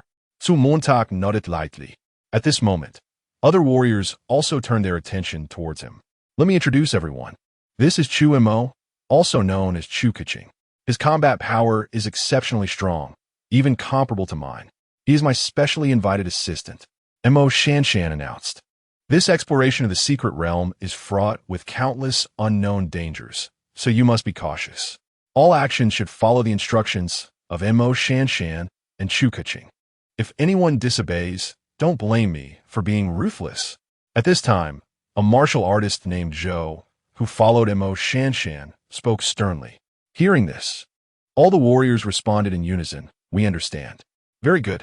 The Zhou martial artist nodded in satisfaction, glanced at the time, and then said, "The time to enter the secret realm is approaching. Everyone, be prepared to enter at any moment." The group of warriors looked solemn and waited quietly. Chu Mo also stood still, observing his surroundings while waiting for the secret realm to open. Moments later, Chu Mo's expression suddenly changed as he sensed an unusual fluctuation in the space in front of him. Almost simultaneously, Mo Shanshan urgently said, "It's time." At this moment, her face was serious as she looked at the void ahead. Suddenly, a beautifully crafted jade plate appeared in her hand, about the size of a palm. Infusing it with energy, the jade plate immediately emitted a dazzling light. Mo Shanshan directed the light from the jade plate towards the void in front of her. Buzz! The light illuminated the air, producing a sharp sound that made one's teeth ache. Cracks appeared as if the mirror was shattering, revealing some howling turbulent currents and black mist within. Moments later, with a sound akin to tearing fabric, a pitch-black entrance finally appeared. About 3 meters wide, it formed a portal shape, reflecting golden light and spinning endlessly, quite spectacular. Once the portal stabilized, Mo Shanshan loudly announced, "This secret realm can last for a maximum of 1 month. If you cannot exit after a month, you may never come out. Additionally, entering the secret realm may lead to random teleportation, and everyone's positions will be different. Everyone must remember to send communication signals as soon as it is safe after entering. Everyone must gather towards me and act in unison. Do you all understand?" "Please rest assured, Mississippi. We understand," the group of warriors replied. Montauk Shansan nodded in satisfaction. Everyone, enter the secret realm one by one. At this moment, the Zhou martial artist loudly urged. The warriors, who were on high alert, silently entered the portal one by one, either individually or in groups. Soon, only Chu Mo and Mo Shanshan remained. Just before they were about to enter the portal, Mo Shanshan suddenly turned to Chu Mo and said, "Chu Kaching, be sure to send a signal quickly after entering and meet up with me." "I understand," Chu Mo nodded. With Chu Mo's assurance, Mo Shanshan felt relieved and stepped into the portal first. Chu Mo followed closely behind, stepping inside. The moment he stepped in, he felt a sudden dizziness, as if crossing a membrane, and when he opened his eyes again, the world had transformed. Inside the secret realm, in a mountain range that was originally empty, a crack suddenly appeared in midair, revealing some swirling spatial power. Soon, the crack bulged as if something was about to emerge. Pop! Accompanied by a sound of something breaking, a figure was spat out from the crack. This person was none other than Chu Mo. He landed on the ground, slightly easing the dizziness caused by crossing space, and then began to look around. His spatial perception quickly scanned the surroundings, covering an area of 50 meters. There was no immediate danger. Confirming safety, Chu Mo felt a sense of relief. He didn't know much about the secret realm, having mostly learned about it from Mo Shanshan. The records in the texts of this world also rarely mentioned secret realms. Even when they did, it was mostly vague and incomplete. At first, Chu Mo found it strange that the records in the texts were so scant. But he soon understood that secret realms were precious. Only great powers could possess them, and those great powers would not allow ordinary warriors to know the details. Thus, Chu Mo could only rely on Mo Shanshan's descriptions and combine them with his own assumptions to speculate. However, there was no doubt that any living secret realm could harbor dangers, especially in such a vibrant, energy-rich place. Chu Mo looked up and carefully examined his surroundings. Surrounded by towering mountains, massive trees blocked out the sun. Every tree he could see was extraordinarily thick, requiring several people to embrace it. The ground was also covered with countless lush plants and vines. In addition, Chu Mo took a deep breath, then slowly exhaled. With each breath, he felt the energy in his dantian become more active, as if a certain lock had been opened. Even without practicing his body-refining techniques, he could feel his strength growing. In such a rich environment, with such abundant energy, it was impossible that no ferocious beast would be born. Chu Mo thought to himself. Just as this thought crossed his mind, he suddenly saw a bright light explode in the distance, dazzling like fireworks. Chu Mo knew that this was a signal. It seemed they had confirmed their safety and began to gather. Without delay, I should head over quickly. Chu Mo decided to move in the direction of the signal. He didn't rush. Instead, he constantly activated his spatial abilities, monitoring the surrounding environment and guarding against possible dangers. However, after walking for a while, he encountered an opportunity instead of danger. Not far away, a 5-colored petal orchid was growing alone, surrounded by rich energy and vitality. A 500-year-old, 5-colored mysterious orchid. Chu Mo recognized it at a glance. It was a rare spiritual herb recorded in the bestiary of common ferocious beasts. In the Liang base, even a 100-year-old, 5-colored mysterious orchid could sell for 100,000 lower-grade essence stones. And a 500-year-old one would be worth at least 1,000,000 essence stones. In other words, Chu Mo had only been in the secret realm for a few minutes and had already gained what an ordinary warrior would earn after a lifetime of hard work. The secret realm truly is rich in resources. No wonder the appearance of any secret realm would trigger the scramble and slaughter of great powers. The profits are just too great. Chu Mo couldn't help but exclaim. As he spoke, he dug up the 5-colored mysterious orchid, placed it in a jade box for preservation, and then stored it in his storage bag. Chapter 45 Convergence, continuing to approach the direction of the signal. Chu Mo was midway when he occasionally encountered some good items and picked them up. In just over an hour since entering the secret realm, Chu Mo had already harvested a considerable amount of spiritual herbs. Apart from the initial excitement, he was now calm and composed, with a serene expression. Squatting in front of a ginseng that was about 800 years old, Chu Mo carefully began to harvest it, gently clearing the mud and sand from the roots. He then took out a jade box from his storage bag and carefully placed the ginseng, with all its limbs and dense roots, inside. After finishing this, he was just about to continue on his way when suddenly he sensed something and looked in a certain direction. Not far away, a few large wolves with bared fangs slowly closed in. They emanated a fierce aura, with a greenish hue in their eyes as they gazed hungrily at Chu Mo. Second-tier, high-grade, fierce beasts. The blue-backed demon wolf. Chu Mo's expression tightened, and his hand moved to the alloy battle knife. At that moment, the wolves let out howls, charging towards him from different directions, attempting to surround him. Seeing this, he drew his knife with a clang. Chu Mo's gaze sharpened. His figure moved like lightning, swiftly dodging the demon wolves' attacks, and then, with his energy surging, he directly slashed at the wolves. The cold knife light carried an endless chill, slicing through the air. Crack! Crack!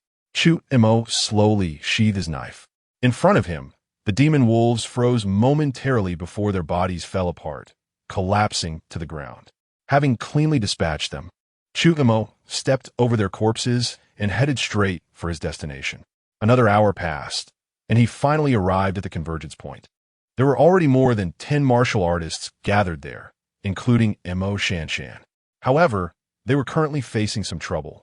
Over 100 fierce beasts had surrounded them, and a chaotic battle was underway. Although all these beasts were second tier, their sheer numbers were overwhelming. The martial artists numbered only a little over 10.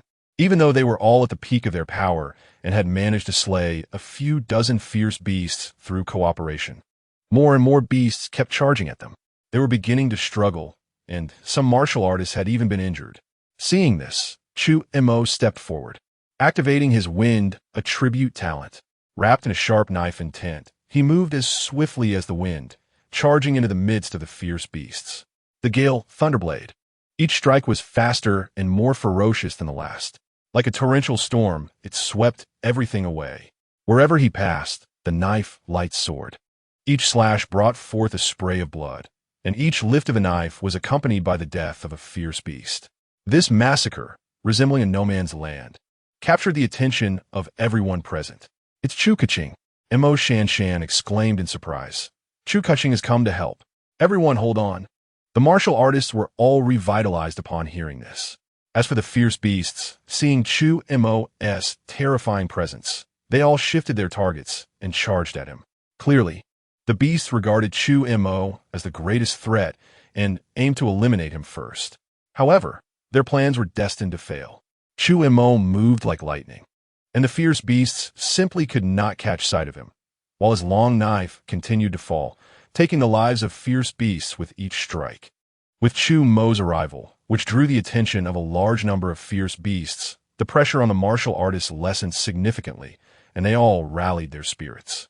With their combined efforts, it didn't take long before they managed to slay all the beasts, leaving a large number of corpses behind. Everyone quickly cleaned up the battlefield and regained their strength. After the battle, Mo Shanshan instructed, and the martial artists set about clearing the area, collecting the heart's blood from the fierce beasts. Mo Shanshan then approached Chu Mo, expressing her gratitude. "Chu Mo, we owe you big time." As she spoke, there was a hint of disbelief in her eyes as she looked at Chu Mo. Although she had seen him in action before and had heard Qian Yuan talk about his strength, she still did not have a clear conception of how powerful he truly was. The combat prowess he displayed while charging into the group of fierce beasts exceeded her imagination, giving her a completely new understanding of his strength. Not just Mo Shanshan, but the other martial artists who were cleaning up the battlefield also occasionally glanced over her, their eyes filled with respect and awe. Before entering the secret realm, when Mo Shanshan mentioned Chu Mo's strength, they had still harbored some disbelief. Even if he was strong, how strong could he possibly be? But now, they had clearly seen that Chu Mo's strength was enough to crush any one of them. In fact, all of them combined were no match for him. "We don't need to be so polite with each other." Chu Mo waved his hand, then looked at the surrounding corpses of fierce beasts, puzzled. "How did you encounter so many fierce beasts?" "Over 100 second-tier fierce beasts. This is practically a large beast herd." Hearing this, Mo Shanshan revealed a look of helplessness. "I saw a rare medicinal herb on the way, and after harvesting it, I just happened to run into the fierce beast guarding it, so I casually killed it. However, the beast howled before dying, and I didn't think much of it and just left. Who knew that this beast was the leader of a herd?" After hearing its howl, over 100 fierce beasts chased after us and surrounded us, leading to this big battle. At the end of her explanation, Mo Shanshan showed a hint of frustration. Chu Mo was left speechless. It was no wonder Mo Shanshan was so upset. Encountering such a situation was indeed unfortunate. "What should we do next?" Chu Mo asked. Mo Shanshan replied, "This is a small secret realm, and the space isn't very large. We should wait here until everyone gathers, and then explore together." Hearing this, Chu Mo nodded. He was not familiar with this secret realm, so naturally, he would follow Mo Shanshan's arrangements. Randomly wandering around without a goal would surely be less effective than a targeted approach. With this in mind, Chu Mo found a clean spot, sat cross-legged, and closed his eyes to rest. Time flowed slowly. One by one, martial artists gradually gathered. By evening, everyone had arrived. At this point, Mo Shanshan also sent someone to call Chu Mo over to discuss the exploration of the secret realm. Listening to the martial artist reports, Chu Mo opened his eyes, jumped down from the tree, and walked towards the temporary camp set up not far away. Chapter 46. Hidden Killers in the Camp Before the Campfire. Chu Mo was chatting with Mo Shanshan. "Chu Mo, according to our previous agreement, after entering the secret realm, you will help me obtain the Qian Yuan Jade Marrow. Do you remember?" Mo Shanshan said. "I remember." Chu Mo nodded. "Aren't you curious about what the Qian Yuan Jade Marrow really is?" Mo Shanshan smiled. "If you want to say it, you will naturally say it. Besides, I've already promised you that this item belongs to you. Even if I know, what difference does it make?" Chu Mo said. "Moreover, if this treasure is indeed too precious, I think it's better that I don't know. That way, I won't develop any greed." Hearing this, Mo Shanshan couldn't help but show a look of appreciation. Then, she became serious and said, "To be honest, the Qian Yuan Jade Marrow is actually a rare treasure of heaven and earth that allows martial artists to break through their boundary limits and have a more solid foundation.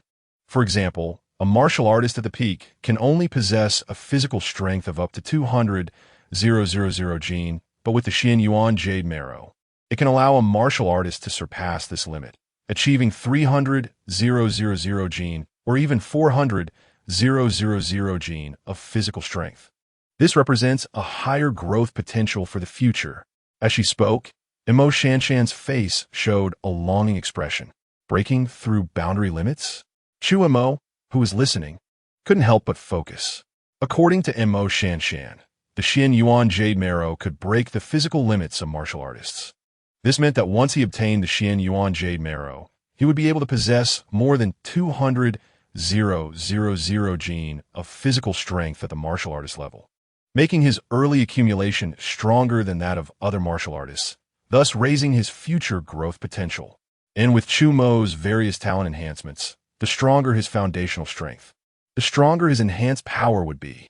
Just imagine, if Chu Mo could have 400,000 gene of strength at the martial artist level, what terrifying level would his power reach with the addition of elemental energy support and talent enhancements?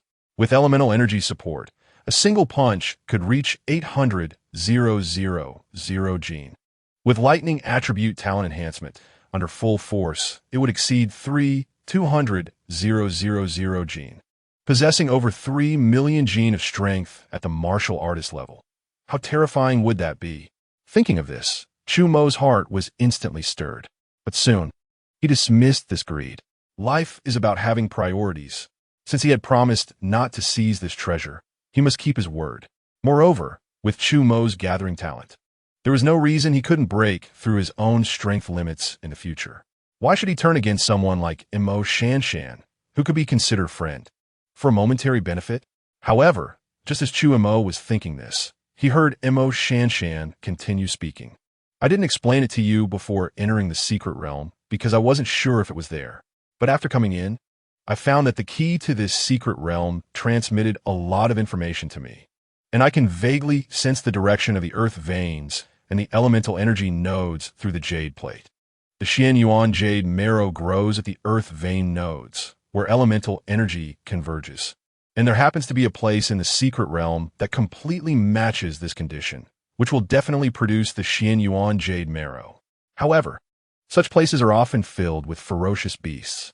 Moreover, I can sense that this secret realm is not as simple as it appears on the surface. With my current power, I fear it is too weak, so I need your help. If we can obtain the Xian Yuan Jade Marrow, I can give you half of it. What do you think? Emo Shanshan said seriously. Hearing this, Chu Mo frowned and couldn't help but ask, "You said this secret realm is not as simple as it seems. What does that mean?" "I'm not sure." Emo Shanshan shook her head. "The information from the jade plate is fragmented and incomplete, but I vaguely feel that this secret realm seems a bit unusual and maybe even more dangerous than I initially thought." Upon hearing this, Chu Mo stood in place, deep in thought. After a moment, he raised his head. "I already promised you that I would help you obtain the Xian Yuan Jade Marrow, so I will not go back on my word. However, this item is also very useful to me. Since you are willing to give me half, I won't pretend to decline. I accept. As for the dangers here, you don't need to worry too much." Chu Mo paused for a moment, suddenly changing his tone, his words filled with boundless confidence as he smiled. "No matter how dangerous it is, the space of this secret realm is fragile, which limits the realm to below martial masters. As long as it doesn't exceed this range, I have the confidence to protect your safety." This statement was indeed very imposing. After hearing it, Emo Shanshan couldn't help but reveal a hint of surprise in her eyes. But she quickly regained her composure, smiling brightly. "In that case, I will leave it to you. Don't worry, everything is on me." Chu Mo nodded slightly. It was already night, so they did not set off. The team camped here to rest for the night, waiting to depart early the next morning. The camp was preparing food, and after eating, everyone went to rest. Meanwhile, in a valley not far from them, over 100 ferocious beasts were kneeling on the ground in reverence. Though they were called ferocious beasts, they actually had some human characteristics. Some were clearly birds, but had human legs, while others had a human upper body and a wolf lower body, with various forms. At this moment, in front of these half-human, half-beasts, there stood a massive golden-winged rock over 10 meters long, with a human face perched on a high rock, enjoying the worship of all. Suddenly, the golden-winged rock opened its eyes, a terrifying brilliance flashing in its gaze, murmuring, "I can feel it. I have finally felt the presence of the Wan Hua Pan after 500 years." When it spoke the words Wan Hua Pan, a hint of excitement appeared on its face. They were originally a group of ferocious beasts that had lived in this place, called the Wan Hua Secret Realm, for a long time. Over time, as their strength increased, they developed intelligence. However, unfortunately, due to restrictions within the Secret Realm, their highest strength could not exceed that of a second-tier monster. Therefore, even though they had cultivated in the Secret Realm for hundreds or even thousands of years, and were at least fifth-tier or higher monsters in the outside world, they were still trapped here, afraid to advance. But after hundreds of years of cultivation, they did not waste their time. With their intelligence, they already knew that this was a small world, and this small world had a core, which was the key to opening this space. As long as they could obtain this key, they could find a way out. But they had searched the entire Secret Realm and found nothing. Now, they sensed the presence of the Wan Hua Pan. However, the golden-winged rock frowned. "Besides the Wan Hua Pan, I also smell some unfamiliar outsider presence. I command you to kill those annoying outsiders and seize back the Wan Hua Pan. This is our only chance to escape, and we must not let it slip away." Hearing this, all the half-human, half-beasts below shouted in unison. Understood. As the words fell, they each took action and left the area. Chapter 47. The Terrifying Beasts as Dawn Broke. The team was already ready to set off. Mo Shanshan led the way with a jade plate, while the other martial artists guarded her side, remaining vigilant and cautious. Their pace was not slow. Half a day passed, and the team covered a long distance, encountering numerous ferocious beasts along the way, even facing small packs of beasts. However, with the protection of 30 to 40 peak martial artists, along with Chu Mo's extraordinary strength, any beast that approached met a swift end. Thus, it was a journey filled with surprises, but no real danger. The Secret Realm was indeed perilous. Thankfully, with your protection, Chu Mo, I wouldn't have dared to hope to obtain the Xian Yuan Jade Essence in this Secret Realm. On the way, Mo Shanshan expressed her feelings to Chu Mo. Hearing this, Chu Mo simply smiled without responding. If one took Mo Shanshan's words seriously, it would be too naive. After all, Mo Shanshan was a senior member of the Emerald Jade Merchant Alliance, and she became a peak martial artist in just 2 years, indicating her exceptional talent. Chu Mo did not believe she lacked self-preservation means. Moreover, she had comprehended sword intent, and, in terms of proficiency in sword intent, she was even more profound than Chu Mo. Even if her strength was slightly inferior to Chu Mo's, she was not a typical martial artist. The two chatted as they traveled. At that moment, the team arrived at a narrow valley. The valley was small, surrounded by towering cliffs, and the terrain was extremely dangerous. Everyone quickened their pace, eager to pass through the area swiftly. Whoosh, whoosh, whoosh. Suddenly, a series of sharp whistling sounds pierced the air, carrying terrifying killing intent and power, charging towards them. Several martial artists who reacted slowly were directly struck by the attack, unable to even scream before they fell dead. Only then did they see clearly that the ambushers were a dozen small, raccoon-like creatures. Golden-winged poison raccoons. The golden-winged poison raccoon is a second-tier, ferocious beast, characterized by a pair of wings that can shoot fine feathers capable of delivering extremely terrifying toxins, killing opponents in an instant upon hitting them. However, in their impression, the golden-winged poison raccoon was not particularly strong. Ordinary martial artists could counter its feather attacks with a little caution. But why were these raccoons so fast? When they carefully observed these raccoons, their expressions changed, revealing a hint of fear. What kind of monster is this? Under their gaze, they saw that these golden-winged poison raccoons had limbs resembling those of humans, and certain parts of their necks and bodies even bore traces of humanity. Their claws were sharp and fierce, like steel knives, sending chills down their spines. Is this still a golden-winged poison raccoon? All the martial artists felt cold sweat break out, and a chill surged up from their feet, causing them to panic. At that moment, the dozen bizarre, golden-winged poison raccoons charged in, and in the blink of an eye, several dazed martial artists were killed. Seeing this, the martial artists suppressed their fear and began to fight back against these strange beasts. The scene turned chaotic. However, as time passed, their fear only intensified. The external golden-winged poison raccoons were not strong. Even mid-stage martial artists could contend with them. Yet, the dozen raccoons before them were all extraordinarily powerful. Not only were they surprisingly fast, but their defenses were also terrifying. The swords and blades swung at these raccoons could barely leave a mark, only producing a clanging sound of metal on metal. This led to the bizarre situation where the dozen golden-winged poison raccoons showed no signs of weakness against 30 to 40 peak martial artists, even pushing them back step by step. Chu Mo. Seeing this situation, Mo Shanshan cried out anxiously. Without her calling, almost the moment those strange golden-winged poison raccoons charged into the crowd, Chu Mo's hand was already on his alloy war knife. Clang! With the sound of the knife being drawn, his wind attribute talent activated, enhancing his speed by 15 times, making Chu Mo's body dart into the beast like lightning. Void Break Blade, a blade of extreme sharpness, sliced out, instantly crossing over 10 zhong, about 33 meters, to reach a ferocious beast. Before the beast could react, it was pierced through. The dull sound of flesh tearing echoed, and the beast's body stiffened before exploding into pieces. Killing a golden-winged poison raccoon shocked the other beasts. However, while the beasts were stunned, Chu Mo's expression remained unchanged, his mind still calm. He did not pause but swiftly changed direction, his internal energy boiling. And the immense vitality filled the knife, covering it with a brilliant light. He swung the knife forward, the cold light flashing wildly, slicing through the air to reach another beast's head. The beast felt as if it was surrounded by countless blades, creating an overwhelming sense of unavoidable danger. Furthermore, an invisible pressure bore down on it. What is this? Why is this knife so powerful? This beast, which appeared to be the leader among the ferocious beasts, in a moment of panic, actually spoke human words, shouting loudly.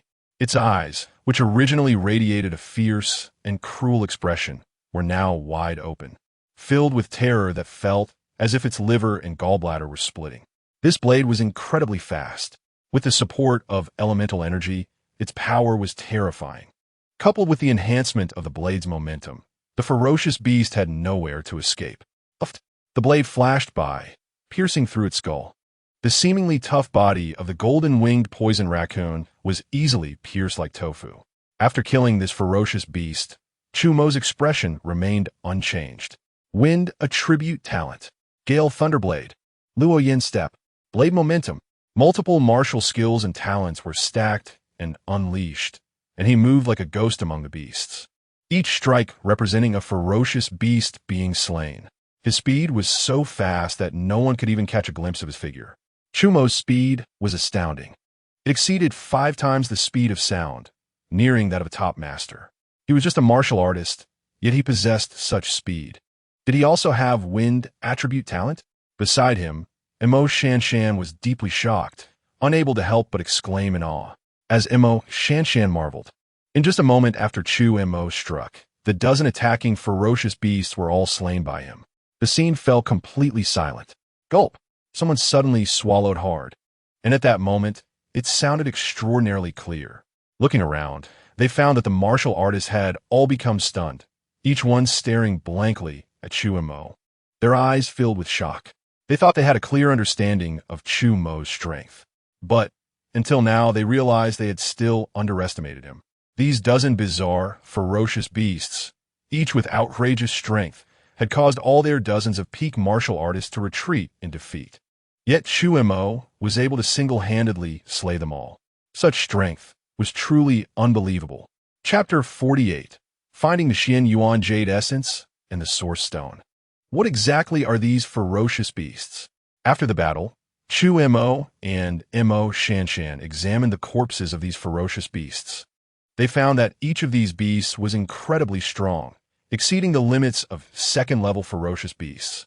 Moreover, during the previous fight, these beasts were even able to speak human language. In the outside world, being able to speak would at least indicate that they were fifth-level ferocious beasts. But that was simply impossible. If they were truly faced with fifth-level ferocious beasts, they wouldn't have had any chance to resist. Furthermore, in this secret realm, due to the weak spatial barriers, all ferocious beasts could not exceed the second-level limit. Otherwise, they would shatter the surrounding space and be obliterated by spatial turbulence. But the facts were clearly laid out before them, causing them to wear serious expressions for a moment. It seemed that there were indeed many secrets hidden within this secret realm. Mo, we need to be more cautious from now on. The urgent task is to quickly obtain the Xian Yuan Jade Essence, and then decide what to do based on the situation. After thinking for a moment, Chu Mo spoke. Hearing this, Mo Shanshan nodded in agreement. The secret realm was good, but one must have their life to explore it. Now that they had discovered the terrifying dangers within this secret realm, the best choice was to leave as soon as possible. Considering this, Mo Shanshan said, "Let's recover our injuries as quickly as possible and speed up to try to obtain the items in the shortest time." Yes, the group of warriors responded in unison. At this point, after the attack of several ferocious beasts, the originally more than 40 peak-level warriors had suffered considerable losses, leaving fewer than 30 remaining. After this ordeal, they were all somewhat fearful and eager to leave. After a brief rest, they continued on their way. However, this time everyone was much more vigilant, carefully surveying their surroundings to prevent those strange, ferocious beasts from reappearing. Despite their caution, their speed did not slow down. An hour later, they arrived at a cliff. The cliff was towering and steep, resembling a sheer wall. However, facing the cliff, they soon discovered a cave that was recessed into the wall. "This should be it," Mo Shanshan said softly, looking at the dark entrance below. Chu Mo also looked over. The entrance was bottomless, making it impossible to see anything inside. "You all wait here. Chukaching and I will go in and take a look." Montak Shansan instructed. The cave was likely the location of the Xian Yuan Jade Essence, and such a rare treasure was indeed precious. Although her subordinates were trusted members of the Merchant Alliance, caution was still necessary. After all, human nature is the most unpredictable. The other warriors, unaware of Mo Shanshan's thoughts, nodded in agreement upon hearing her words. Subsequently, Mo Shanshan exchanged a glance with Chu Mo, and the two entered the recessed cave in front of them. The cave was quite winding and narrow. After walking for a long time, estimating they had traveled about 10 miles, they suddenly found themselves in a spacious area.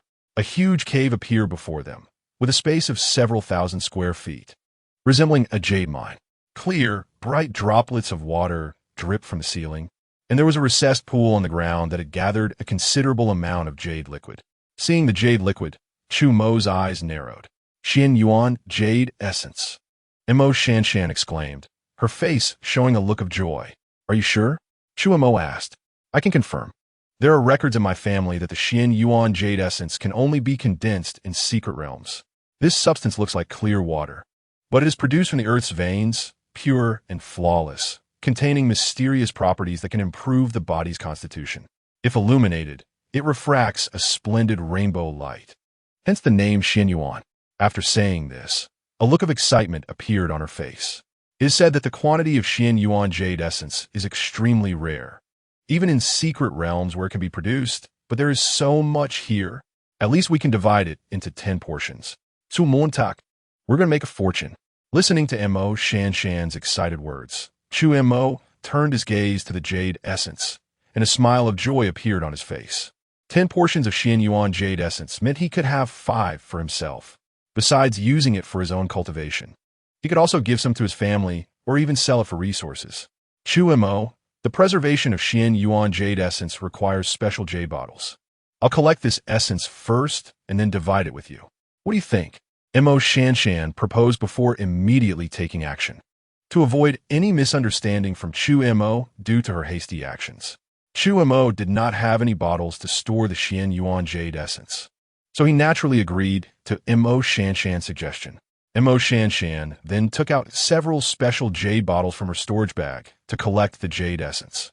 While she was collecting it, Chu Mo began to survey the surroundings. Suddenly, his gaze landed on a wall, and his expression tightened. This is, he thought, and suddenly his expression changed as he slowly approached. As he touched it with his palm, he felt as if he had touched a recessed area. Sure enough, a look of realization appeared on Chu Mo's face. He recalled that when he was outside the Luyang base, he learned from Zhou Qi about a treasure location that also had a layer of natural camouflage. After entering the barrier, he obtained the 10,000 years spirit essence, which elevated his innate constitution to a whole new level. Now, upon seeing these stone walls, he instinctively thought of this matter and decided to give it a try. To his surprise, it was just as he had thought. At that moment, Mo Shanshan had finished collecting the Xian Yuan Jade essence and happened to see this scene. Chu Mo, what is this? She asked curiously. There should be something significant behind this. Let's go in and take a look. After saying this, Chu Mo took the lead and walked in directly. Mo Shanshan, seeing this, also followed without hesitation. First, it was dark before suddenly opening up. Looking around, they found themselves in a small space of about 10 meters. In the center of the area, there was a crystal about the size of a fist. Surrounding the crystal, they could vaguely see the space being somewhat distorted, with terrifying chaotic turbulence howling around it. This is... Gazing at the crystal, Mo Shanshan's face suddenly changed, and she instinctively exclaimed, "This is actually the Source Stone." What is the Source Stone? Chu Mo asked. The Source Stone is naturally evolved. Whenever a small world is born or destroyed, Source Stones will appear.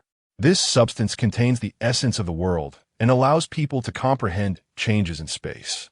If absorbed, it can even grant a person an epiphany in spatial talent. Mo Shanshan said excitedly. Hearing this, Chu Mo's expression also revealed a hint of emotion. Chapter 49. Inferior Space Talent, opening up a personal space. Unfortunately, there is only this one piece of World Source Stone, although it is still very precious. Relying on just one piece of World Source Stone to gain insight into space talent is indeed as difficult as ascending to the heavens. Unless one already possesses space talent, there might be a chance to elevate their talent further. Mo Shanshan showed a look of regret. She then looked at Chu Mo and said, I don't have space talent, so it would be useless for me to take it. Moreover, according to our agreement, this item should belong to you. However, I suggest you don't absorb it yourself. Without space talent, it will be hard to gain insight from the World Source Stone. Instead of wasting it like this, it would be better to sell it at a high price when we reach a big base, maximizing the benefits. Montak Shansan Atvizit. However, Chu Mo was not convinced by her words. If he didn't have space talent, he might have listened. But now that he already had inferior space talent, if he could use the World Source Stone to elevate his space talent by 1 or 2 levels, his strength would increase significantly. After all, it is one of the 2 supreme talents. The stronger his space talent, the greater the benefits for his future growth. Therefore, whenever there is an opportunity to enhance space talent, Chu Mo would never miss it. As for selling it, while it might indeed allow him to exchange for countless essence stones, many treasures are far from being purchasable with essence stones. And treasures like the World Source Stone, which can only appear in secret realms, are rare and hard to come by. Exchanging it for essence stones is simply the most foolish act. With these thoughts flashing through his mind, Chu Mo took the World Source Stone and placed it into his storage bag. Thank you, Miss Mo, for your generous offer. Chu Mo expressed his gratitude for Mo Shanshan's magnanimity. Don't mention it. This was our agreement, and besides, this item really has no use for me. Mo Shanshan shook her head and said. Hearing this, Chu Mo smiled. At this moment, Mo Shanshan took out 5 portions of Xian Yuan Jade Essence and distributed them to Chu Mo, then said, Chu Mo, I plan to consume the Xian Yuan Jade Essence here. Can you help me guard? Of course, go ahead and consume it. No matter what happens, I won't disturb you. Chu Mo said without hesitation. Thank you. Mo Shanshan expressed her gratitude. She then walked over to the side and sat cross-legged. After glancing at Chu Mo and nodding slightly, she took out 1 portion of Xian Yuan Jade Essence and drank it directly. In an instant, through his spatial perception ability, Chu Mo noticed that a mysterious energy seemed to flow towards Mo Shanshan, slowly transforming her body. As time passed, He could feel that Mo Shanshan's physical strength was continuously increasing. Chu Mo glanced at her and then withdrew his gaze, taking out the World Source Stone and holding it in his hand, carefully contemplating it. The World Source Stone contained terrifying spatial energy. The surrounding space was slightly distorted because of it. Chu Mo closed his eyes, slowly mobilizing his internal space talent, and gradually comprehending the mysteries of the spatial power within the World Source Stone. Soon, Chu Mo felt the spatial power from the World Source Stone converging towards him and being absorbed by himself. As time passed, the amount of spatial power he absorbed increased, and he gradually saw the flow of spatial power, becoming immersed in it, unable to extricate himself. Unknowingly, a long time passed. Chu Mo was still comprehending the spatial power. But at this moment, if someone were to see him, they would discover that Chu Mo seemed to give off an ethereal feeling. Clearly, he was sitting in place. It felt as though he was not there. It looked extremely strange. Half an hour later, Chu Mo opened his eyes, unable to suppress a long breath, excitement showing on his face. My space talent seems to have increased quite a bit. Checking his information.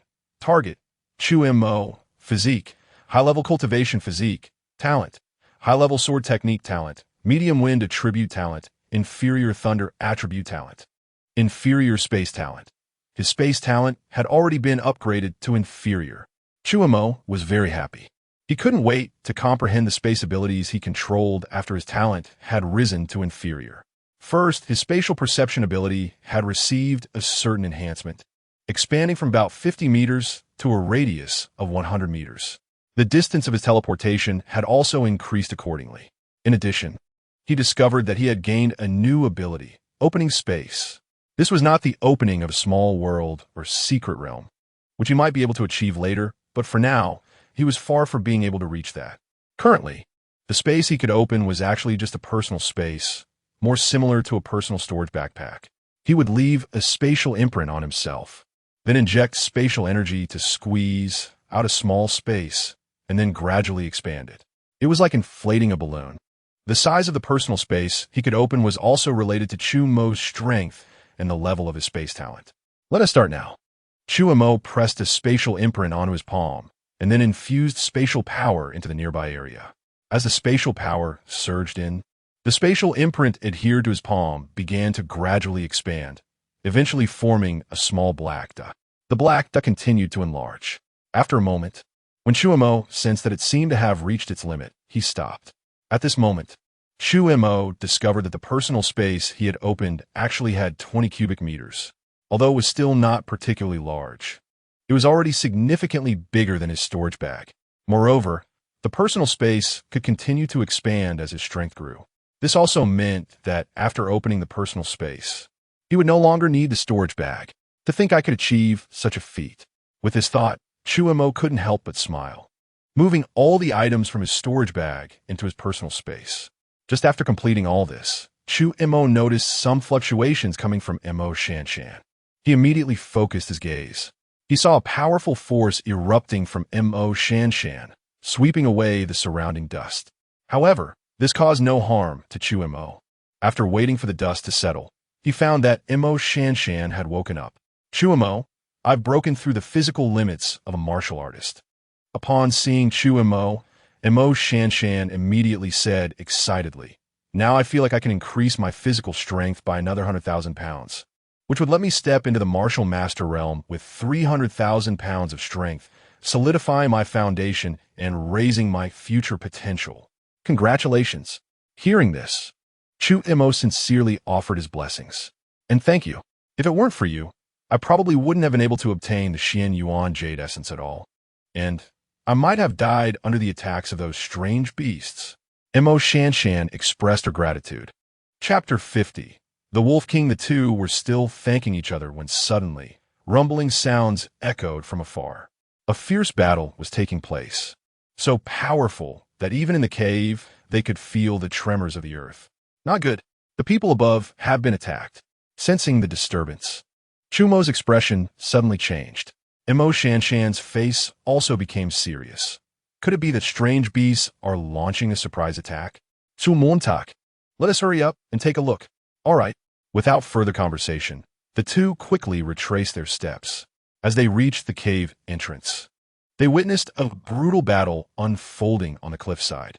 On one side were nearly 100 half-human, half-beast monsters, while on the other were the warriors led by Mo Shan, who were currently being pushed back under the onslaught of these beasts.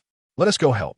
Seeing this scene, Chu Mo made a decisive decision and swiftly activated his wind attribute talent, rushing towards the battlefield. These outsiders are truly weak. They could be crushed so easily. What a bunch of useless beings. Not far away, several beast-like creatures with human features were watching the fight. One of the centaur-like beasts said smugly. Hearing this, a giant wolf covered in silver fur beside him snorted coldly. Its eyes filled with ferocity. Isn't it better that they are useless? Once we kill all these outsiders and take the Wanhua Pan to leave this place, we will no longer be restricted by our realms. At that time, with our strength, where in this vast world can we not go? By then, these humans will all become our food. At the end of its speech, a greedy glint appeared in the giant wolf's eyes. Exactly. We must raise these humans. Eating 10 every day. No, I want to eat 100. I want to eat 100 too. The surrounding beasts were all lost in their fantasies upon hearing the giant wolf's words. However, just as they were fantasizing, a roar echoed from below the cliff. Kill. A figure, swift as the wind, wielding a battle knife, charged towards them. What courage! How dare you approach me? Who is willing to step forward and kill this human warrior? A brutal glint flashed in the giant wolf's eyes as it coldly spoke. As soon as it finished speaking, a beast jumped out from behind it and shouted, I am willing to step forward and capture this human, offering him to the Wolf King. Go. The giant wolf nodded slightly. This beast was a large lizard with some human features, and upon receiving the order, it roared and charged forward towards the figure. When Chu Mo returned to the cave entrance and saw the battle on the cliff, he wanted to rush in. But halfway there, he noticed several beasts nearby watching, seemingly of different status. With the thought of capturing the king first, he charged forward. Little did he know, halfway through, a large lizard came rushing towards him. Its tough skin reflected a cold sheen, appearing very hard. However, seeking death, Chu Mo's eyes narrowed, and he suddenly activated his wind attribute talent, executing the Luo Yin step, creating a puff of smoke at his location. By the time the lizard realized Chu Mo's figure, he was already in front of it. Windstorm, thunder slash, clang. The sound of the battle knife being unsheathed rang out sharply as an infinite blade aura swept forth, slashing towards the lizard.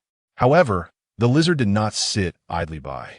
Although it was slightly shocked by Chu Mo's speed, it quickly regained its composure and whipped its tail to strike. Smack! The tail, like a long whip, came howling in, its power so great that even the void seemed unable to withstand it, producing a sound of breaking under pressure. But when such terrifying power faced the battle knife, it stirred not a single ripple, being directly crushed by the blade aura. Following that, the blade struck the lizard's body. Sizzle. A blade infused with infinite aura directly cleaved the lizard in two. It didn't even have the chance to let out a scream. In front of Chu Mo, it perished in just one encounter. Is this blade intent? The Wolf King looked at this scene, no longer calm, but instead, its pupils contracted in shock. Although it was also a beast, it had once obtained a treasure in the secret realm, fortuitously returning to its ancestral lineage and receiving the inheritance of the Howling Moon Wolf clan. From ancient memories, it learned of the existence of such blade intent. In the inheritance of the Howling Moon Wolves, any being that comprehended blade intent was very difficult to deal with. Human, your cultivation is impressive. If you are willing to surrender now and become my servant, I can grant you a reprieve from death. The Wolf King admired Chu Mo's strength and couldn't help but desire to recruit him. Upon hearing this, Chu Mo immediately sneered. A mere beast with fur and horns thinks it can gain my loyalty? You really don't know what you're talking about. Human, you have such audacity. Upon hearing Chu Mo's words, these beasts immediately exploded with rage. Although they had indeed originated from beasts, once they awakened their intelligence, They felt they had already transcended their original tribes and become superior beings. In the past, when facing their own kind, they would look down on those ignorant creatures that had not yet awakened intelligence. However, today, this human actually dared to brazenly insult them in their presence, calling them mere beasts, which was a direct humiliation. Truly arrogant. Wolf King, what are you waiting for? Kill this human. Kill him and let him know our might. The beasts behind the Wolf King shouted in unison, their killing intent boiling over, ready to pounce on Chu Mo at the command of the Wolf King. At this moment, the Wolf King was also filled with anger. Human, you are asking for trouble. Since you seek death, don't blame me. All beasts obey my command. Surround and kill this person. Once he is dead, the remaining human warriors are no longer a threat. The Wolf King roared, its voice filled with killing intent. As its words fell, a group of beasts immediately charged forward, an endless wave of killing intent sweeping towards Chu Mo's insignificant skills. Chu Mo held his battle knife, looking at the approaching beasts with a cold smile. As his words fell, his blood and energy surged like rivers and seas. Buzz! The wind attribute talent activated, and his figure suddenly flashed, crossing dozens of yards in an instant, directly rushing into the beast horde. The windstorm thunder slash was unleashed. Waves of powerful blade auras swept forth, striking at a beast. Now, Chu Mo possessed a strength of 100,000 pounds. With the enhancement of his elemental energy, it reached 200,000 pounds. The lightning attribute talent quadrupled that, giving him a strength of 800,000 pounds. Such terrifying power could not be resisted even by martial masters, let alone these second-tier beasts, even if they had cultivated for hundreds of years and awakened intelligence. If they left this secret realm, their strength could quickly recover to the 4th or even 5th level. But in this place, they ultimately could not make a qualitative leap. Thus, facing Chu Mo's overwhelming killing move, the beast simply could not withstand it. Each time the battle knife fell, a beast was cleaved in two, blood spraying everywhere. Chapter 51. All killed, ready to strike. Swish, swish, swish. Countless ferocious beasts charged forward. But as Chu Mo unleashed the Gale Thunderblade, all the ferocious beasts quickly toppled to the ground. It must be said that the Gale Thunderblade that Chu Mo practiced fully revealed its power in the face of group battles. Each strike was faster than the last, each more ferocious than before.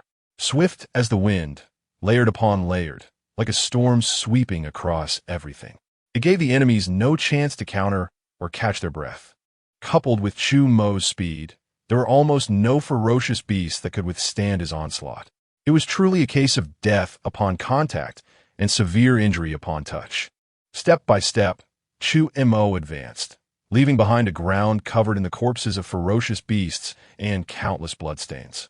Altogether, kill this human. The Sky Wolf King was also stunned. He never expected Chu Mo's strength to be so monstrous, far surpassing that of other human warriors. If Chu Mo continued to kill like this, it was likely that all of his subordinates would be wiped out by him alone. Kill this human. Kill him. In an instant, more than half of the ferocious beasts that had originally surrounded other warriors turned their attention towards Chu Mo, dozens of them, from various directions, locked onto all of Chu Mo's escape routes, trying to trap and kill him. Faced with this situation, Chu Mo remained unafraid. In the face of absolute strength, numbers were completely insignificant. He sneered inwardly. The blade in his hand showed no hesitation, constantly rising and falling.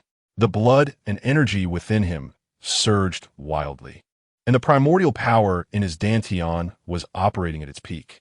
At this moment, countless thin yet incredibly sharp blade energies permeated around Chu Mo, seemingly forming a curtain of blades. Any ferocious beast that came into contact with this blade curtain would be directly sliced into countless pieces. Time passed by second. Around Chu Mo, a significant number of ferocious beast corpses had already piled up, with severed limbs and broken arms scattered everywhere, blood pooling like a torrent, staining the ground red. Meanwhile, on the other side, because of Chu Mo's appearance, the majority of the ferocious beast's attention was drawn away. The warriors all breathed a sigh of relief. With Mo Shanshan also joining the battle, they had gained some counterattack power. Although these warriors were being suppressed, they were ultimately the carefully nurtured warriors of the Emerald Jade Merchant Alliance, and their strength was still somewhat superior to others of the same rank. At this moment, they began to showcase their abilities. Swords, spears, and halberds were all deployed, and even pure fist and palm strikes created a continuous sound of explosive impacts. The entire battlefield was filled with dazzling light. The ground was dented, countless trees were toppled, and the surroundings were flattened. Among them, Mo Shanshan's performance was particularly eye-catching. Her entire body radiated sword energy like a rainbow, and her speed was extremely fast. Each time her figure flashed, she would appear in front of a ferocious beast, stabbing it down. If Chu Mo's method of killing ferocious beasts was bold and forceful, then Mo Shanshan's approach was light and sharp, graceful and elegant. Often, a single sword strike would seem void of any violent aura, yet in reality, it was immensely powerful. Under their combined efforts, the tide of battle instantly turned in favor of the human warriors. One after another, the ferocious beasts fell. In no time, they suffered heavy casualties. Only a dozen ferocious beasts were still struggling, but they had already been surrounded by the human warriors. At this rate, defeat was merely a matter of time. Damn it! I didn't expect you to turn the tide. I underestimated you. However, even if you are powerful, trying to defeat the golden-winged Rock King is a delusion. You will never leave here alive. Seeing the situation turning against him, the Sky Wolf King began to feel the urge to retreat, especially with Chu Mo's terrifying strength. He was filled with fear, worried that he might perish here. Thus, after speaking, he turned to flee. Want to escape? Did I say you could go? Chu Mo's expression hardened. He immediately activated his spatial talent, and in an instant, he disappeared, almost simultaneously appearing in front of the Sky Wolf King. Damn, how can you be so fast? Get away from me.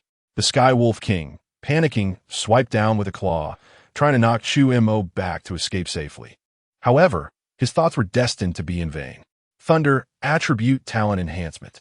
Void breaking blade. Talent and martial skills were unleashed simultaneously. The fourfold power enhancement enveloped Chu Mo in a layer of terrifying purple electric arcs, carrying a force that seemed capable of destroying heaven and earth. Slashing down towards the Sky Wolf King. Crack! The moment the blade met the wolf's claw, a sound of metal clashing rang out, and sparks could even be seen flying. But in the next moment, boom, a deafening thunder echoed. The purple lightning rapidly spread along the battle blade, directly enveloping the Sky Wolf King's body, causing it to freeze momentarily, losing control of its body. Though it regained its senses in an instant, that moment had already sealed its fate. No, the Sky Wolf King sensed the approach of death and let out a roar while attempting to retreat. But it was already too late. The sharp blade light cut through the air, directly landing on the Sky Wolf King's neck, accompanied by the sound of the blade entering flesh. A massive head flew into the air, mixed with blood splattering everywhere. The Sky Wolf King, dead. With the death of the Sky Wolf King, the remaining ferocious beasts could no longer pose a threat. In just a short time, those remaining ferocious beasts were either killed or captured by the warriors. Thus, this battle finally came to an end. However, although they had won, their losses were also extremely heavy. Originally, there were 30 warriors, but now there were fewer than 10 left. This was still because Chu Mo and Mo Shanshan arrived in time. If they had come a bit later, all these warriors might have been wiped out. All the warriors silently cleaned the battlefield, placing their comrades' bodies into storage bags, intending to take them back when leaving the secret realm. After all, they should return to their roots. Meanwhile, Chu Mo was chatting with Mo Shanshan. This giant wolf mentioned a beast called Golden-Winged Rock King before dying. For what it said, this Golden-Winged Rock King should be their leader. Zu Montak Mom Ulit. A hint of killing intent in his words. Hearing this, Mo Shanshan was taken aback for a moment.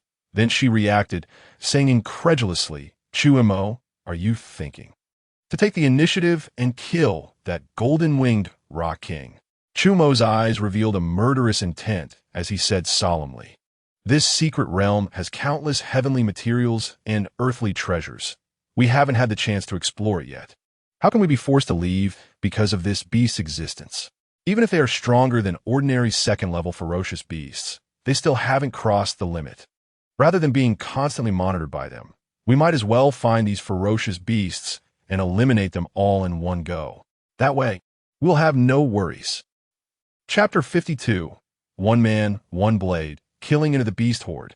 In the Wan Hua Secret Realm, within an unnamed wild mountain range, the terrain is undulating and the forest is lush and green. It looks vibrant and full of life. However, upon closer inspection, one can find broken white bones scattered throughout the mountains in various shapes.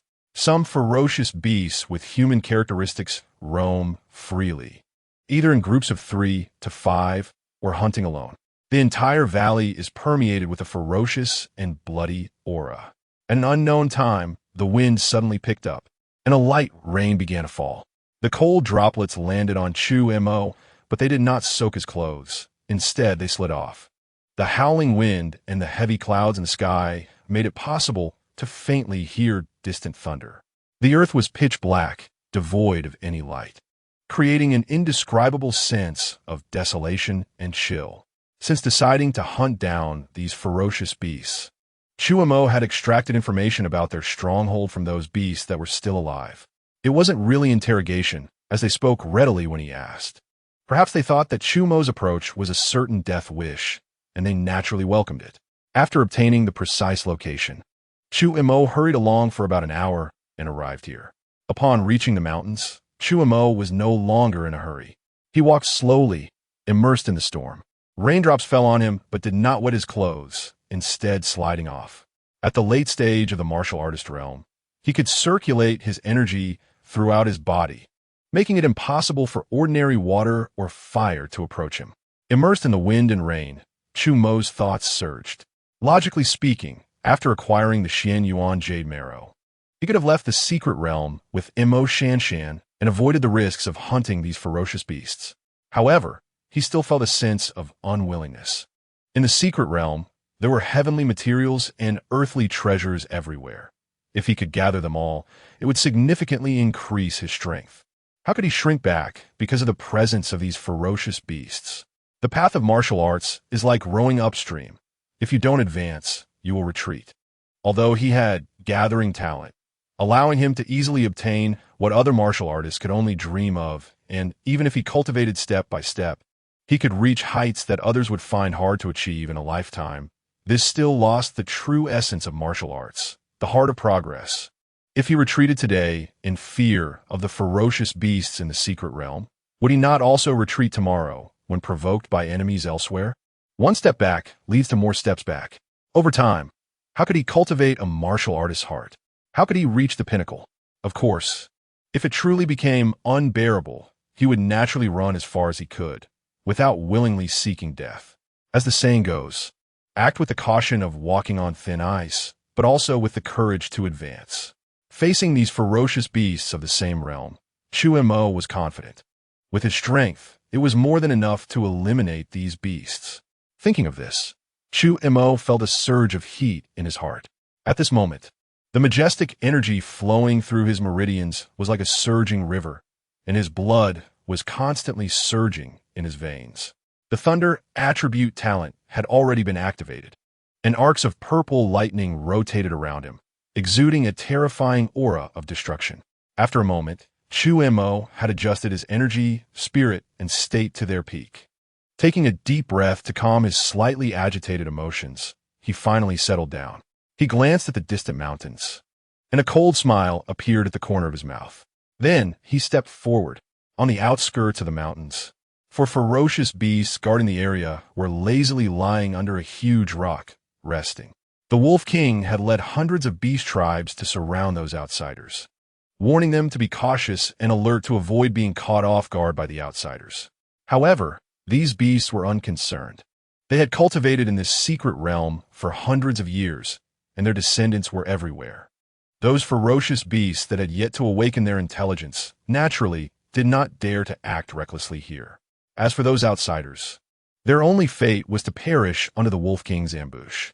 Even if they didn't die, they would have to flee for their lives. Otherwise, who would dare to come here? Wasn't that seeking death? Thus, these beasts were quite lazy. At that moment, a giant wolf beast was lying on the ground, eyes closed in a feigned sleep. Suddenly, it felt a slight breeze blowing by, and it stretched lazily. But then, it sensed something was off. This breeze seemed to carry a hint of blood. Instinctively, it opened its eyes and saw the bodies of 3 companions around it. Before it could react, it suddenly heard a faint sound of a knife ringing. Immediately after, the giant wolf saw a vast blade aura rushing towards it at an indescribable speed, quickly filling its pupils. Puff! Accompanied by the sound of a knife entering flesh, the giant wolf felt a chill in its neck, and the life within it was rapidly draining away. Human. It widened its eyes in disbelief, wanting to say something, but before it could finish a sentence, darkness enveloped its vision, and it fell silent. After killing these 4 ferocious beasts, Chu Mo did not spare them another glance and stepped directly over them. He continued to walk boldly through the dense forest, slowly making his way deeper into the mountains. As he ascended, he observed the scenery along the path. Beside the mountain path, a small stream flowed down, crystal clear. Chu Mo watched with interest, strolling leisurely. After walking for a while, he suddenly encountered several ferocious beasts. Upon seeing Chu Mo, they paused, clearly surprised to find a human in this place. But soon, they regained their composure. Human, you have some nerve to come here. You're truly seeking death. Before they could finish their words, Chu Mo frowned. Noisy. With a single slash, the energy and vitality within him surged wildly, and a fierce blade aura rushed toward the several beasts. These beasts had no resistance against such overwhelming power. They couldn't even scream before being sliced in half. Not only that, but the ground where they stood also bore a huge gash from the blade, extending several meters away. Who dares to act recklessly here? The commotion immediately alerted the beasts within the mountains. With roars of anger, gazes from all directions locked onto Chu Mo, and terrifying auras surged forth, rapidly approaching him. However, before they could get close, Chu Mo made his move. Clang! With a single slash, countless blade shadows filled the sky, dense and overwhelming, saturating the surrounding space. The sheer sharpness seemed to strain the air, producing a piercing sound. Those ferocious beasts that had rushed forward suddenly found their momentum dissipating upon encountering the blade aura. Instead, they were met with screams and wails. Swoosh, swoosh, swoosh. The endless blade aura sliced through the air, leaving countless wounds on the bodies of these beasts, drenching them in blood. Subsequently, they were all cut into pieces, falling to the ground like rain. In just one slash, at least dozens of ferocious beasts were slain. Such terrifying killing power immediately instilled fear in the hearts of the other beasts. Those who had originally wanted to charge forward all stopped in their tracks, hesitating in disbelief. Chapter 53. The Fury of the Golden-Winged Roc. These were dozens of beast-kin, each equally powerful. Yet, facing the human before them, they found themselves utterly powerless. Who exactly is he? Why has he suddenly appeared here, wreaking havoc? All the ferocious beasts were stunned, even momentarily dazed. But Chu Mo did not pause. With a flash of his figure, he charged into the beast crowd, amplifying his thunder attribute power, unleashing the Gale Thunderblade. And a terrifying aura reminiscent of the depths of hell immediately spread out. Buzz, buzz, buzz. His internal blood and energy boiled wildly, and Chu Mo held nothing back, repeatedly striking with his battle blade. The terrifying blade aura swept forth, and those ferocious beasts had no power to resist, one by one being slaughtered. In the blink of an eye, dozens of ferocious beasts were dead or injured once again. Only at this moment, sensing the rich scent of blood permeating the air, did the other ferocious beasts react, all roaring in unison. Enemy attack! Enemy attack! This human has gone mad. Kill him! Quickly kill him! Let us all attack together and kill him. The murderous roars echoed throughout the mountains. Countless ferocious beasts charged towards Chu Mo, their auras merging into one, to the point where even the weather was affected. The previously calming wind and rain began to swirl again. The gale howled, the rain poured, and the sky grew darker. The terrifying might was almost enough to chill one's soul. But Chu Mo felt no fear. Although these ferocious beasts were numerous, and most had awakened their intelligence, to Chu Mo, they were still just a rabble. Throughout his journey, he had numerous talents at his disposal. Even in the face of a master, he would dare to draw his blade for battle. What's more, these ferocious beasts were limited by the realm and power of the secret realm. As the saying goes, as long as there are no qualitative changes, no matter how many there are, they are useless, especially with the Gale Thunderblade he cultivated, which was most suitable for group battles. Facing these ferocious beasts would be even more exhilarating. Chu Mo wasted no words. The moment the two sides were about to engage, he directly executed his movement technique, simultaneously raising his battle blade, instantly using the Gale Thunderblade. Like a tempest sweeping through, it engulfed everything. Wherever he passed, blood surged. At this moment, with a flash of blade light, the nearest few ferocious beasts were sent flying, blood gushing out, mingling with the rain and falling to the ground. Chu Mo did not pause for a moment. After one successful strike, he charged again, and in an instant, wherever he passed, corpses were strewn about, blood splattering everywhere. Umans. 7 or 8 ferocious beasts charged up together, each with a fierce expression. Chu Mo's face remained unchanged, with a turn of his body. The bright cold light on his blade flashed by, and they were all sent flying out. Falling to the ground, they were silent. Boom! A thunderclap erupted, illuminating the pitch-black night sky. Deep within the mountains, the golden-winged rock stood on the mountain peak, listening to the thunder, and for some reason, a sense of unease suddenly arose in his heart. Has the Wolf King not returned yet? With this thought, he couldn't help but ask, not yet. Beside him, a massive ferocious beast responded, I've already sent someone out to search. They have not returned. So it means the Wolf King is currently in a state of complete silence?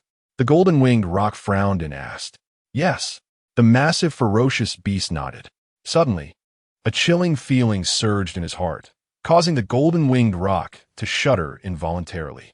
Having the bloodline of the golden-winged rock gave him a keen sense of smell. This sudden chill immediately made him realize that something was wrong. The Wolf King had taken over 100 beastkin to surround and attack those foreign humans. The distance was not particularly far, and with his strength, excluding the time spent traveling back and forth, he could resolve the issue in no more than half a day. Even if unexpected delays occurred, it wouldn't take long. But at this moment, the Wolf King had been gone for a day without returning, and there was still no news. This was very unusual. The golden-winged rock's face changed unpredictably. Just then, a flash of lightning tore through the sky, followed by a series of thunderclaps, as if the heavens were roaring. The surrounding ferocious beasts listened to the booming thunder and the sound of heavy rain, momentarily dumbfounded. At this moment, even the slowest of them realized the strangeness of the situation, and the golden-winged rock could almost conclude that something must have happened to the Wolf King. Just as this thought arose in his mind, a ferocious beast suddenly rushed over, panic-stricken, fear written all over its face, shouting, Great King, Great King. There are humans invading outside. Upon hearing this, the golden-winged rock's face instantly changed dramatically. He finally understood where his unease had come from. Immediately, he spread his wings, extending them to over 10 meters long, and flew towards the mountain's edge. In the sky, dark clouds gathered, thunder and lightning flashed, and the wind and rain swayed. Chu Mo darted left and right, killing until blood mingled with the flowing rain, dyeing the ground red. Countless ferocious beasts died under Chu Mo's blade, most of them sliced into pieces, with severed limbs and broken bodies scattered everywhere. It was a shocking sight. At this moment, Chu Mo's figure flashed again, arriving deeper into the mountains, where hundreds of ferocious beasts hesitated. He waved his long blade, and countless blade auras swept out, intertwining and covering like a net. Any ferocious beast caught within had no power to resist. All had their heads severed. In an instant, screams echoed continuously. After finishing, Chu Mo did not hesitate, once again using the smoke steps to change positions. From a high vantage point, one could see a figure enveloped in a sharp blade curtain, swiftly traversing the entire mountain range. Wherever he went, A rain of blood and wind erupted. Countless powerful, ferocious beasts fell to the ground. In a short time, Chu Mo had already washed the blood of the ferocious beasts in this area, causing the previously numerous beasts to disappear by more than half. Although some ferocious beasts survived, they were already terrified. "Human, you shall die." At this moment, a loud shout suddenly came from deep within the mountains. The voice was initially very distant. When the voice fell, a golden-winged roc came roaring, its wings unfurling, blocking out the sun. When it arrived, looking at the corpses scattered on the ground, its sharp eyes instantly turned red. The golden-winged roc's heart was bleeding. The hundreds of ferocious beasts under its command had all awakened their intelligence. If they emerged from the secret realm, each could quickly rise to level 4 or even 5. With these underlings, it could seize a large territory in the outside world and live freely from then on. But now, they had all been slaughtered by a sudden human. "I will kill you. I want to kill you. Unless I skin you alive, I cannot resolve the hatred in my heart." The golden-winged roc's eyes turned bloodshot as it roared. Chapter 54. The Overwhelming Blade. With a command from the golden-winged roc king, the sounds of killing erupted once more from all directions. However, this time it was noticeably sparse. After all, the ferocious beasts had already been bloodied by Chu Mo, and there were not many left at this point. Good. Facing the attacks of these ferocious beasts, Chu Mo showed no fear at all. Instead, he let out a long howl, his face revealing a look of exhilaration. Such a thrilling slaughter was rapidly increasing his experience in killing.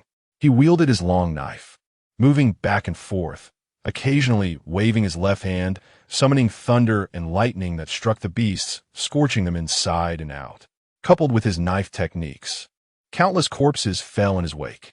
Such massacre would have terrified any ordinary warrior, causing them to collapse in fear. But ferocious beasts are inherently savage. Even after gaining intelligence and thought, they live in a world of the survival of the fittest, facing slaughter daily. Moreover, with the urging of the golden-winged roc king, instead of feeling fear, they were ignited by their inner bravery, charging forward with bloodshot eyes, stepping over the corpses of their kind. In an instant, blood splattered, severed limbs littered the ground, and mixed with the rainwater, formed streams of bright red blood that were shocking to behold. A claw reached out, and Chu Mo executed the smoke step, instantly shifting several feet away like a ghost. The claw missed him, and before his opponent could retract it, Chu Mo raised his long knife and struck down. Crack! The claw broke with a sharp sound. Chu Mo's momentum did not diminish. He transformed his chop into a slice and followed through, hearing a thud as the beast, a tiger transformed, froze momentarily before its head rolled off its neck. Blood gushed forth, and the body collapsed. "Tiger King!" Several ferocious beasts shouted in shock. Seeing that Chu Mo had slain the Tiger King with a single strike, they felt their hearts chill. Although they were fierce and unafraid of death, they ultimately did not wish to die meaningless deaths. This human warrior was so powerful that even the Tiger King could not withstand one blow. How could they deal with him? At this moment, they began to feel the urge to retreat. But from behind came the urging of the golden-winged roc king, compelling these ferocious beasts to suppress their fear and charge forward again. Such reckless bravery was truly alarming. It was a pity. It was all in vain. Chu Mo swallowed a recovery pill, slightly regaining some strength, and then charged once more. The heavy rain poured down. The rainwater on the ground had already reached his ankles, and due to the blood, the flowing water was all blood red. The intense smell of blood was difficult to dissipate, even with the wind and rain washing over it. He casually killed a dozen ferocious beasts that rushed at him with his knife, and when he looked up, he saw that the beasts in the mountains had already thinned out significantly, leaving only a few dozen. At the back, a large rock covered in golden feathers was glaring at him, its eyes unblinking. It seemed this was the golden-winged roc king. He wanted to find my flaws and kill me in one strike. However, he wants to kill me, and I want to kill him too. Chu Mo's eyes narrowed, and then he flashed forward, no longer paying attention to the surrounding beasts, but charging directly at the golden-winged roc king. "You bold human, I didn't come looking for you, yet you dare to seek me out. Just wait until I subdue you, and I will peel your skin and strip your bones to vent my hatred." The golden-winged roc king was furious, suddenly screeching, spreading its wings, and charging toward Chu Mo. Its eyes were sharp and murderous, and its beak gleamed with a cold light. The wings flapped with incredible speed, creating a whistling sound as it flew through the air, distorting the atmosphere around it. There was no doubt. If it struck, Chu Mo would undoubtedly be torn to pieces. Such might would even make a martial arts master tremble in fear and quickly dodge, not daring to challenge its edge. Yet, Chu Mo remained unmoved. He faced the golden-winged rock directly, neither avoiding nor retreating, taking a step forward. His blood surged, and his elemental force surged forth, unleashing the power of his lightning attribute. Boom! The violent power of the lightning attribute erupted from his body, a terrifying force flowing into his knife as he struck down. Breaking void slash, the air cracked, and the world's elemental force converged, forming an extremely bright light, akin to a divine sword, flying down toward the golden-winged rock. Faced with such might, the golden-winged rock unexpectedly extended its claws, surrounded by a golden light, reaching for the blade energy. Accompanied by a crisp bang, that terrifying blade energy was directly shattered by the golden-winged rock. Seeing this, Chu Mo was slightly moved. This was a talent divine ability. Chu Mo finally understood why the golden-winged rock had become the leader of so many ferocious beasts. It had awakened a talent divine ability due to some fortuitous encounter. This was quite impressive. If given time to escape from this secret realm, with its talent and strength, it would likely become another great demon king in the outside world. Thinking of this, Chu Mo's heart hardened even more. Today, he must slay it to eliminate future troubles. You little human, now you see the power of this king, don't you? The golden-winged rock king, having gained the upper hand with one strike, could not help but feel smug, shouting, I originally wanted to slay you to vent my hatred, but this king values talent. As long as you are willing to submit to me, I can spare your life. Who will die is still uncertain. So Montag snorted coldly. Unrepentant, then don't blame this king for being rude. Seeing that Chu Mo was unwilling to submit, the golden-winged rock king coldly snorted and was about to finish its harsh words before attacking. But before it could finish, it was interrupted. Clang! A high-pitched knife cry suddenly resonated throughout the mountains. At the same time, an overwhelmingly powerful and invisible blade energy stirred the winds and clouds, howling forth. In a radius of several dozen feet, the remaining grass and trees were instantly reduced to powder. The surrounding soil and stone fragments exploded, turning into flying debris. At this moment, a flash of blade light suddenly entered the sight of all the onlookers, like a beam of light breaking through the heavens. At this time, the wind slowed. The rain eased, and the wind wailed as the rain fell lightly. Even the thunder disappeared, leaving only dark clouds overhead, obscuring everyone's vision. Darkness enveloped the earth. Faced with a blade light that seemed capable of seizing the power of heaven and earth, a look of shock suddenly appeared on the golden-winged rock king's face. Instinctively, it raised its two claws, wanting to crush the blade energy as it had before. But such a domineering and unparalleled blade energy, carrying boundless might, akin to a mountain's immense force, containing the intent to shatter everything. How could it be crushed by its claws? It could not be stopped. For some reason, a thought suddenly surfaced in the mind of the golden-winged rock. As a golden-winged rock that had awakened a talent divine ability, it had always been very confident in its claws. Even if it faced falling iron from the sky, it believed it could break through. But at this moment, facing this blade, it instinctively believed it could not defend against it. How could this be? There was no time for astonishment, no time for thought. The blade light had already rushed to the forefront, invading all vision. Faced with such brilliance, the golden-winged rock actually instinctively closed its eyes. It was not that it could not look, but it dared not to look, let alone him. Even the surrounding ferocious beasts were, at this moment, shaken in spirit and instinctively closed their eyes. Chapter 55. The golden-winged rock submits. Huff! There was no earth-shattering roar as imagined. Just a faint sigh, like a gentle breeze lifting a curtain or ripples dancing on a lotus leaf. The blade fell like this.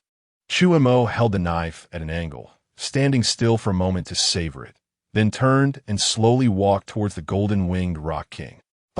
The golden-winged Rock King spat out a mouthful of fresh blood, collapsing in a pool of blood, struggling to lift his head to look at the slowly approaching Chu Mo, uttering each word with difficulty. Kind of sword technique. Is this? Chu Mo thought for a moment, and then shook his head. Just a casual slash. It doesn't have much of a name. Upon hearing this, the golden-winged Rock King's face turned crimson, as if he wanted to say something more, but at that moment, he coughed up another mouthful of blood.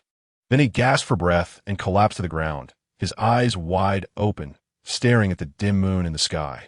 Unbeknownst to him, the dark clouds dispersed, and the wind and rain ceased. Light fell back onto the earth. The golden-winged Rock King lay on the ground, his body severely injured by Chu Mo. It was only because of the vigorous energy and blood within him that he managed to hold on and did not die immediately. Blood continuously gushed from his mouth, and he felt a chill throughout his body. As a fierce beast, this was a sensation he hadn't experienced in a long time. So long that even he had forgotten the passage of time. In the long years of his life, he had forgotten many things, but at this moment, flashes of forgotten memories appeared in his mind. In his childhood, naive and ignorant, he accidentally consumed heavenly materials and earth treasures, thus awakening his intelligence and embarking on the path of cultivation. Cultivating as a fierce beast was extraordinarily difficult. Along the way, he contended with other fierce beasts and against the heavens, gradually enhancing his strength. Later on, various experiences and brief memories rushed back. Laughter, anger, flaunting, grievances, satisfaction. Each emotion was different, and each expression was unique. Gradually, these laughter and anger, these flaunting and satisfaction, transformed into scenes flashing in his heart. The joy when he accidentally obtained heavenly materials and earth treasures. The anger when competing for territory with other fierce beasts. The flaunting when awakening his innate abilities and having no rivals in the secret realm. The ambition of leading hundreds of fierce beasts, hoping to emerge from the secret realm and dominate a territory. All the images flashed by like lightning, but he saw them clearly and remembered them vividly. For a moment, a smile involuntarily appeared at the corners of his mouth. He didn't know how long had passed. The scenes before his eyes gradually blurred and darkened, and he knew he was about to die. At this moment, however, a scene suddenly emerged in his mind, freezing in place. It was when he had not yet awakened his intelligence, still young, spreading his wings and soaring freely in the sky. He still remembered. At that time, the sunlight was so gentle, falling upon him and making him feel comfortable all over. The wind in the sky was also so free, allowing him to soar at will. Sigh. He let out a soft sigh. The golden-winged Rock King felt his vision gradually blur, yet he still strained to raise his head, looking at the sky, then glancing at the already broken mountains, and finally seeing the blood beneath him. I really want to fly in the sky once more, he murmured. And just as this thought arose in his heart, for some unknown reason, a surge of desire to live suddenly flooded his mind. An intense desire. Because of this desire, a thought that he had never considered before suddenly surged in his mind. I want to live. At this thought, he struggled to rise, bowing his head to Chu Mo, expressing his intention to submit. Seeing this action from the golden-winged Rock King, Chu Mo showed a look of surprise. Are you expressing submission to me? Chu Mo asked. Yes. I wish to be your servant. Please spare my life. The golden-winged Rock King nodded and said, I have heard that fierce beasts are very proud. Except for those that have not yet hatched, it is very difficult for grown fierce beasts to submit. You possess the bloodline of the golden-winged rock, which is exceedingly noble. Why do you wish to become my servant? Chu Mo asked with interest. You have only reached this realm and already displayed extraordinary power. Your talent must be exceptional, and you will surely become a powerful warrior in the future. Moreover, you have defeated me, even if I become your servant. It wouldn't tarnish the pride of the golden-winged rock clan. Of course, the most important reason is, I want to live. The golden-winged rock answered honestly. You are very honest. Listening to the golden-winged rock's answer, Chu Mo nodded and then said, However, if you want to become my beast companion, you must show some sincerity. Of course, the golden-winged roc nodded, and then suddenly, a phantom shadow appeared above his head, floating towards Chu Mo and hovering in front of him. Seeing this phantom, Chu Mo was immediately moved. This was a fragment of the golden-winged roc's soul. Presenting it now indicated a willingness to sign a soul contract with Chu Mo. Once Chu Mo accepted, the golden-winged roc's life and death would be in Chu Mo's hands. He could, with a thought, cause the golden-winged roc to perish, with even its soul being extinguished. Moreover, if Chu Mo were to die, the golden-winged roc would die along with him. However, if the golden-winged roc died, Chu Mo would be unaffected. This was the most severe beast companion contract. As far as Chu Mo knew, even those powerful warriors only had their beast companions recognize them through blood. The relationship was merely master and servant, and no fierce beast would voluntarily offer its soul. Undoubtedly, the sincerity displayed by the golden-winged roc was indeed substantial. But for a moment, Chu Mo hesitated. The innate abilities of the golden-winged roc intrigued him, and he considered killing it to collect those abilities. But then he thought again. If he could take it as a beast companion, the benefits it would bring would be even greater. After all, it possessed the bloodline of the golden-winged roc, had awakened innate abilities, and had cultivated in this secret realm for countless years, even awakening its intelligence, making its foundation exceedingly solid. If it became his beast companion, once they exited the secret realm, it would quickly grow to level 3, 4, or even 5 fierce beasts, becoming a very capable assistant under him. On the other hand, should he kill it, even if he collected the innate abilities from the golden-winged roc, at most he would only obtain a skill, and it might not even be compatible with him, providing little benefit to his future strength growth. With this in mind, Chu Mo had already made a decision. Since you sincerely submit, I will spare your life and take you as my beast companion. Saying this, Chu Mo fused the phantom of the soul into his mind. In an instant, he felt an inexplicable connection with the golden-winged roc. He could even crush this soul fragment, extinguishing the golden-winged roc's life. Seeing that Chu Mo accepted him, the golden-winged roc let out a sigh of relief and quickly lay down on the ground, respectfully saying, "Thank you, Master, for sparing my life. Please bestow me a name." Chapter 56. Amazing Harvest, Thunder Pool Tempering. You are born of the golden-winged Great Pong, so I shall name you Tianpeng, hoping you can restore the might of the golden-winged Great Pong. As for me, I will call you Xiao Jin on a daily basis. After pondering for a moment, Chu Mo said, "Yes, thank you for the name, Master." The golden-winged Great Pong nodded. "Master, I have lived in the Wanhua secret realm, where I have hidden many treasures and know of places with rare treasures of heaven and earth. Let me take you there." Now that it has become Chu Mo's beast pet, the golden-winged Great Pong adjusted its mindset and immediately began to showcase its usefulness. Chu Mo was quite satisfied with Tianpeng's attitude. In that case, lead the way. However, first, let us treat your injuries. At this moment, the golden-winged Great Pong was still heavily injured, with its body already eroded by his knife chi, and the wounds were continuously worsening. Therefore, Chu Mo first dispersed the knife chi, then took out some healing pills from his spatial pocket for it to swallow.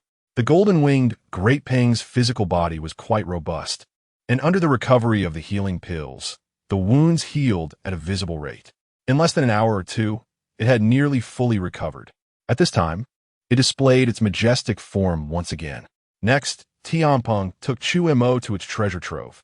Inside a cave, Chu Mo looked at the densely packed treasures on the ground. Even though he was somewhat prepared, he was still shocked and speechless.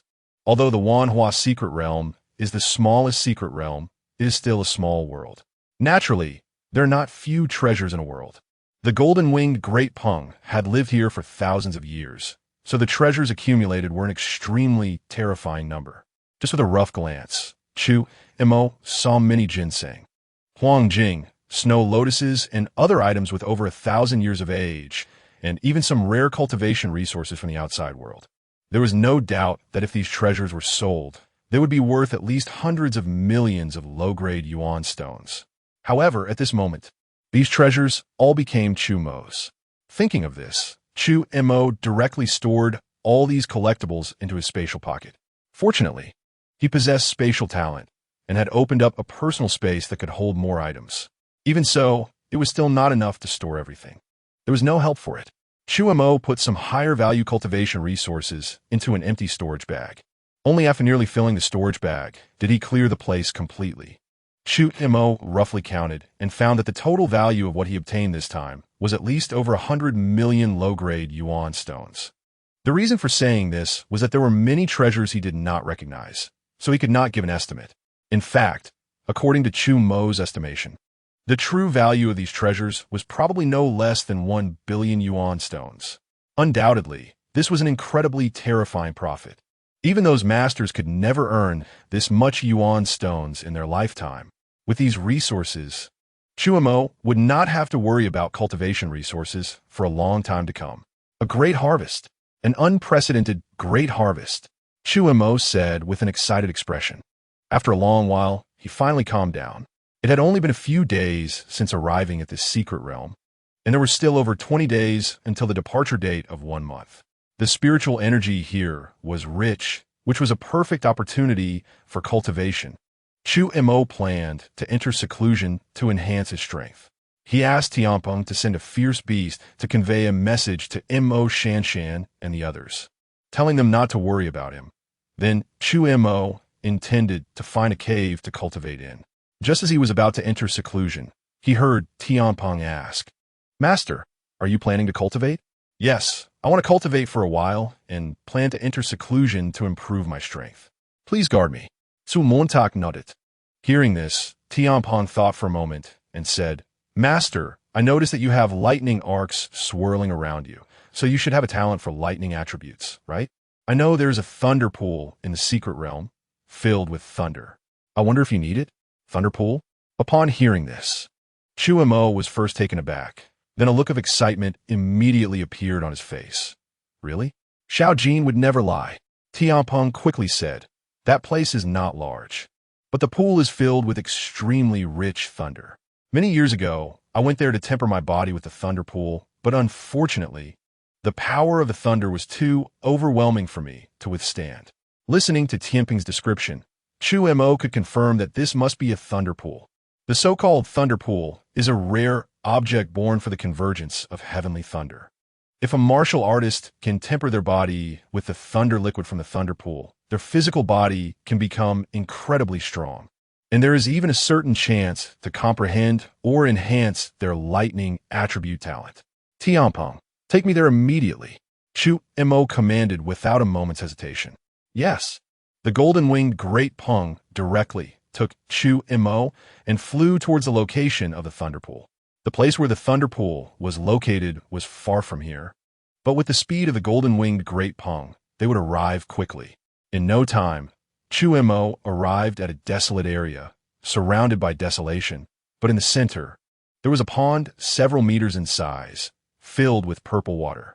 The purple lake was exceptionally calm.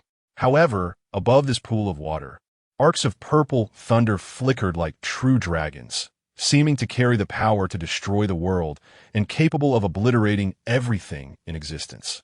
At this moment, these purple thunders were tumbling and roaring in the air, with thick and fierce lightning crashing down. Dark clouds loomed overhead, accompanied by flashes of lightning and thunder. A terrifying aura spread outward. Indeed, it was a thunder pool formed by the convergence of thunder. Chu Mo's face showed excitement. "Tianpeng, wait for me here. I will go to the thunder pool to cultivate." After giving the order, Chu Mo stepped towards the thunder pool. Boom! As Chu Mo approached, the thunders seemed to gain consciousness, suddenly becoming enraged, with fierce lightning striking down wildly, as if wanting to turn this human who dared to step into the thunder pool into dust. But Chu Mo did not hesitate at all. Still slowly and firmly walked towards the thunder pool. The thunder pool before him was the liquefaction of thunder, belonging to the convergence of heaven and earth's thunder, containing terrifying lightning attribute power. Ordinary people would naturally have no chance of survival. However, he possessed a lightning attribute talent, which granted him some immunity to lightning and even the ability to control it, as long as he could withstand the terrifying power of these thunders. Once he stepped into the thunder pool, He could refine the thunder liquid to temper his body and even enhance his lightning attribute talent. Crack, crack. As Chu Mo got closer, the lightning became increasingly terrifying. Above the dark clouds seemed to lie a domain of thunder, with the wind howling, twisting the void. And when he stepped into the pool, the calm lake's surface suddenly became agitated. At the same time, in the sky, arcs of purple thunder appeared out of thin air, carrying tremendous force, fiercely crashing down towards Chu Mo's head. Open up for me. Su Montak Wallet. The blood and energy in his body surged wildly, and his yuan power stirred fiercely, ready to resist and refine this bolt of lightning. Boom! Finally, the thunder fell, striking down on his head.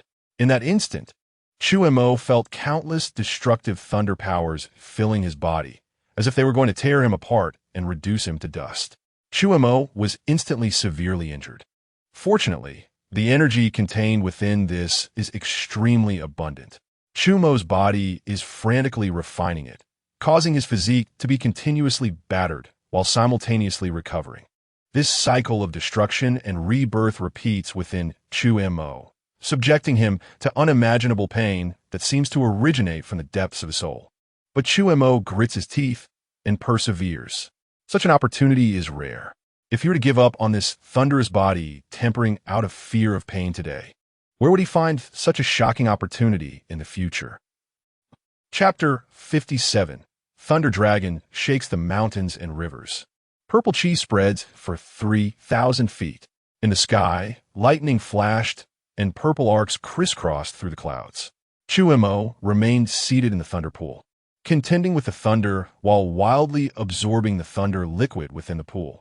The thunder liquid contained profound energies that not only repaired his body, but also continuously transformed his flesh. Moreover, in the cycle of his body being damaged and then repaired, he could feel his control over the thunder attribute growing stronger. His thunder attribute talent was enhancing. Boom, boom, boom. Strikes of tribulation, thunder fell. The entire desolate thunder pool had turned into a sea of thunder, exuding a terrifying aura of destruction. Chu Mo sat cross-legged within, enduring extraordinary pain while comprehending his rapidly rising talent and strength. 3 days passed.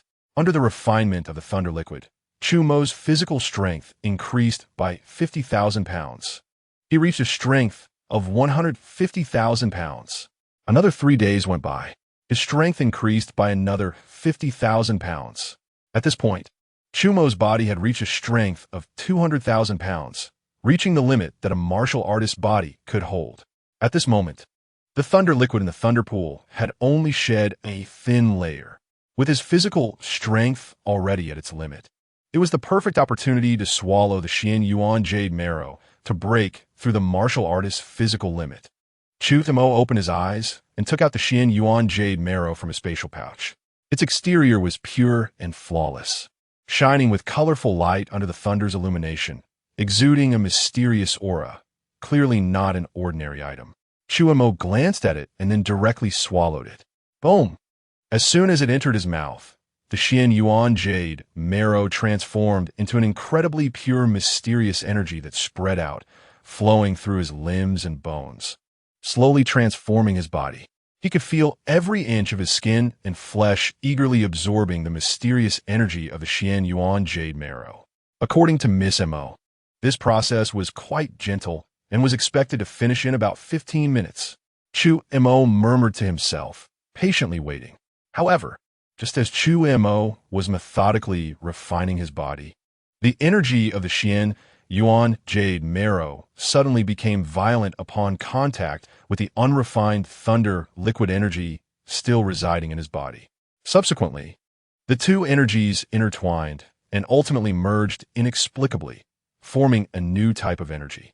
The moment this energy appeared, Chu Mo felt as if the cells throughout his body had come to life. He could sense that these cells were crazily active, rapidly metabolizing after absorbing the new energy, with the original cells dying and new cells being born. Moreover, with each metabolism, Chu Mo could feel his body strengthening. What is happening? Chu Mo's expression changed slightly. However, he did not panic. Although he did not yet understand what was going on, It seemed to be a good thing. The fusion of the Xian Yuan jade marrow and the thunder liquid from the thunder pool was elevating into a brand new substance, causing Chu Mo's body to undergo a transformation. It was like shedding the mortal shell and being reborn. Why hasn't Chu Mo returned yet? Could something have happened? Inside the secret realm, Mo Shanshan, who had gathered in the mountains with the golden-winged Rock King, was filled with worry. The reason she came here was due to a beast message saying that Chu Mo had subdued the golden-winged Rock King. Mo Shanshan could hardly believe it. After repeated confirmations and realizing that the beast conveying the message was extremely obedient, she reluctantly accepted it and brought the remaining martial artists under her command to this location. However, she did not see Chu Mo. After inquiring, she learned that Chu Mo had gone out with the golden-winged Rock King, apparently to a treasure location. Thus, Mo Shanshan began to wait while cultivating. However, so many days had passed, and Chu Mo still hadn't returned, which made Mo Shanshan feel increasingly anxious. She wanted to search for Chu Mo, but she had no idea where he had gone, and she didn't want to deal with the beasts in the mountains. So, she could only worry alone in this place. I hope nothing happens, she thought to herself. Outside the thunder pool, the golden-winged Rock King observed the situation inside and couldn't help but click its tongue in amazement. The thick lightning made it impossible for him to see clearly inside. But just from a sight of the thick pillars of thunder surging in the sky, he felt a deep sense of trepidation. Even though he was more than 10 miles away from the thunder pool, he could still sense a destructive aura. He remembered when he first discovered this thunder pool and wanted to enter to refine his body. At that time, he had just awakened his innate divine ability and was feeling quite proud. As a result, the thunder pool gave him a rude awakening. Once he entered, he couldn't even last a few breaths before being severely injured. If it weren't for his speed, he would have likely died inside, and the master could endure for such a long time. Such talent and strength were truly terrifying. A look of reverence appeared on the golden-winged Rock's face. He did not doubt that something had happened to Chu Mo. After all, his soul was already under Chu Mo's control. If Chu Mo died, he would undoubtedly perish as well. Now that he was still alive, it meant that Chu Mo was still absorbing the thunder liquid in the thunder pool. 6 days. 6 whole days, and he still hadn't come out. What terrifying talent and strength this was. And when the master emerged after experiencing the thunder pool's body refinement, to what terrifying level would his strength increase? Thinking of this, the golden-winged Rock felt increasingly shocked. At the same time, he had great expectations for Chu Mo's strength growth. Now that he had become Chu Mo's pet, he naturally hoped that Chu Mo's strength could grow stronger, and as his pet, he would naturally benefit as well.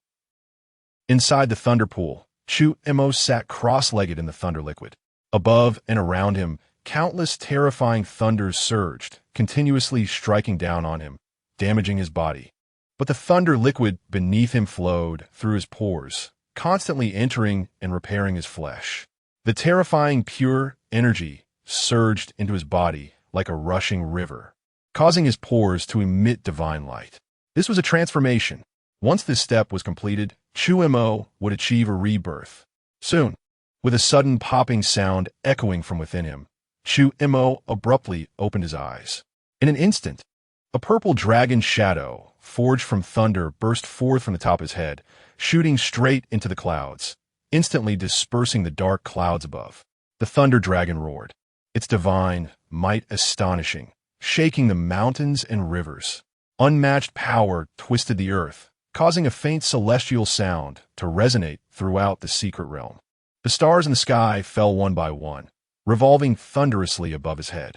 The surrounding thunders, in that instant, became docile, as if expressing submission to a supreme thunder ruler. At the same time, the purple chi from the thunder in the sky spread out, filling the air for 3,000 feet. The ancient thunder dragon shook the mountains and rivers, and the purple chi spread for 3,000 feet. Such a terrifying phenomenon, accompanied by the celestial sound of the universe, was born around Chu Mo. Just at this moment, Chu Mo's body was also vibrating continuously, revealing strands of purple patterns all over. Each strand, each thread was immensely profound, resonating with the heavens and earth. Chapter 58. extraordinary indestructible thunder body. After an unknown amount of time, these phenomena gradually dissipated. Chu Mo stood in the thunder pool, opened his eyes, and purple lightning shone within them, making him appear like a mighty thunder god, emanating a strong and destructive aura that instilled fear in others. The mysterious substance generated from the fusion of the thunder liquid and the Xian Yuan jade essence transformed his physical body, leading to a metamorphosis. Thinking this, Chu Mo looked at his information. Target: Chu Mo, Constitution, extraordinary indestructible thunder body, talent, high-level swordsmanship training talent, medium-level wind attribute talent, low-level space talent, as expected. Chu Mo discovered that his constitution had already changed to the extraordinary indestructible thunder body. Originally, he only had a high-level training constitution, but now, by merging his talents into his constitution and with the refinement of the thunder pool, he had skipped the top-tier training constitution and stepped into the extraordinary level. He even awakened an extremely powerful divine body. Was a divine body is exceedingly rare. If the chance of a martial artist awakening a talent is merely 1 in 100, then the divine body can be considered 1 in hundreds of millions. What is a divine body?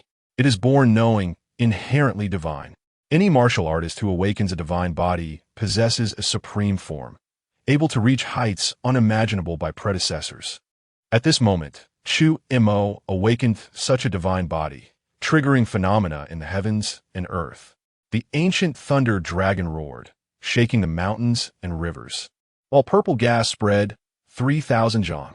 This was the heavens responding to congratulate him. Of course, as a divine body, it cannot merely be extraordinary. The reason for this is that the indestructible thunder body he currently possesses is only in its preliminary awakening. If it could fully awaken, the level of his constitution would surely rise again. But even so, Chu Mo could still feel that the limit of his physical body had been broken, and his upper limit had been raised to 1,000,000 pounds of strength. Martial artist realm. The limit of physical strength can reach 1,000,000 pounds. This is almost astonishing. Chu Mo had never heard of anyone in the martial artist realm being able to achieve a physical strength of 1,000,000 pounds in the base. Even when chatting with Mo Shanshan back then, based on her background, her understanding of the limits of the martial artist realm was only at the highest of 400,000 pounds. There is no doubt, if this news were to spread, it would surely shock the world. Even Chu Mo, feeling the surging blood and energy within him, couldn't help but feel secretly astonished. But aside from that, there was more excitement. With the extraordinary indestructible thunder body and the physical limit of 1,000,000 pounds of the martial artist realm, once he breaks through to the martial master realm, who in the Luoyang base could contend with him. Cultivation. There are less than 20 days left until the secret realm ends. Seizing this opportunity, he aimed to reach a strength of 1,000,000 pounds before the end of the secret realm, so that after leaving the secret realm, he could break through to the martial master realm.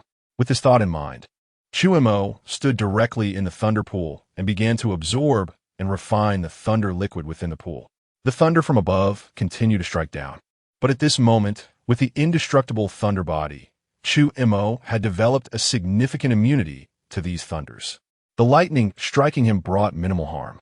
In fact, the energy contained within would be absorbed by him, turning into nourishment to enhance his strength. Operating the Yuan force body refinement method, he absorbed and refined the energy in the thunder pool. Streams of purple lightning surged out, flowing into his body through the pores, filling him with electric light. Crackle. Countless bolts of lightning shone, carrying the might of annihilation. But Chu Mo could only feel a tingling sensation. Under such absorption, every inch of his skin, flesh, bones, blood, and even cells became stronger. His physical strength was also surging. 210,000 pounds, 220,000 pounds, 300,000 pounds, 310,000 pounds.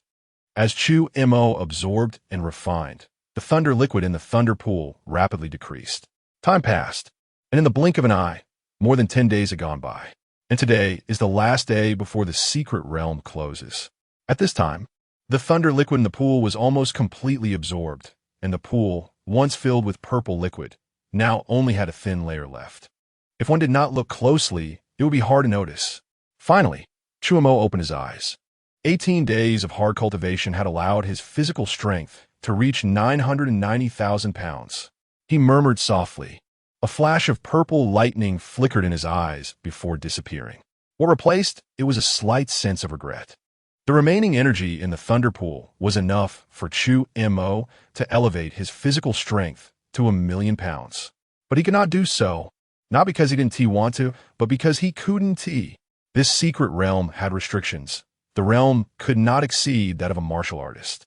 Once Chu Mo's physical strength exceeded 1,000,000 pounds, his realm would naturally reach the martial master level, which would shatter the space of the secret realm, causing spatial turbulence that would obliterate him. To ensure safety, he had to remain at 990,000 pounds. However, today is the day to leave the secret realm. Once outside, with just 1,000,000 pounds of strength with my current talents, I could reach it in 3 days. Thinking this, a smile appeared on Chu Mo's face.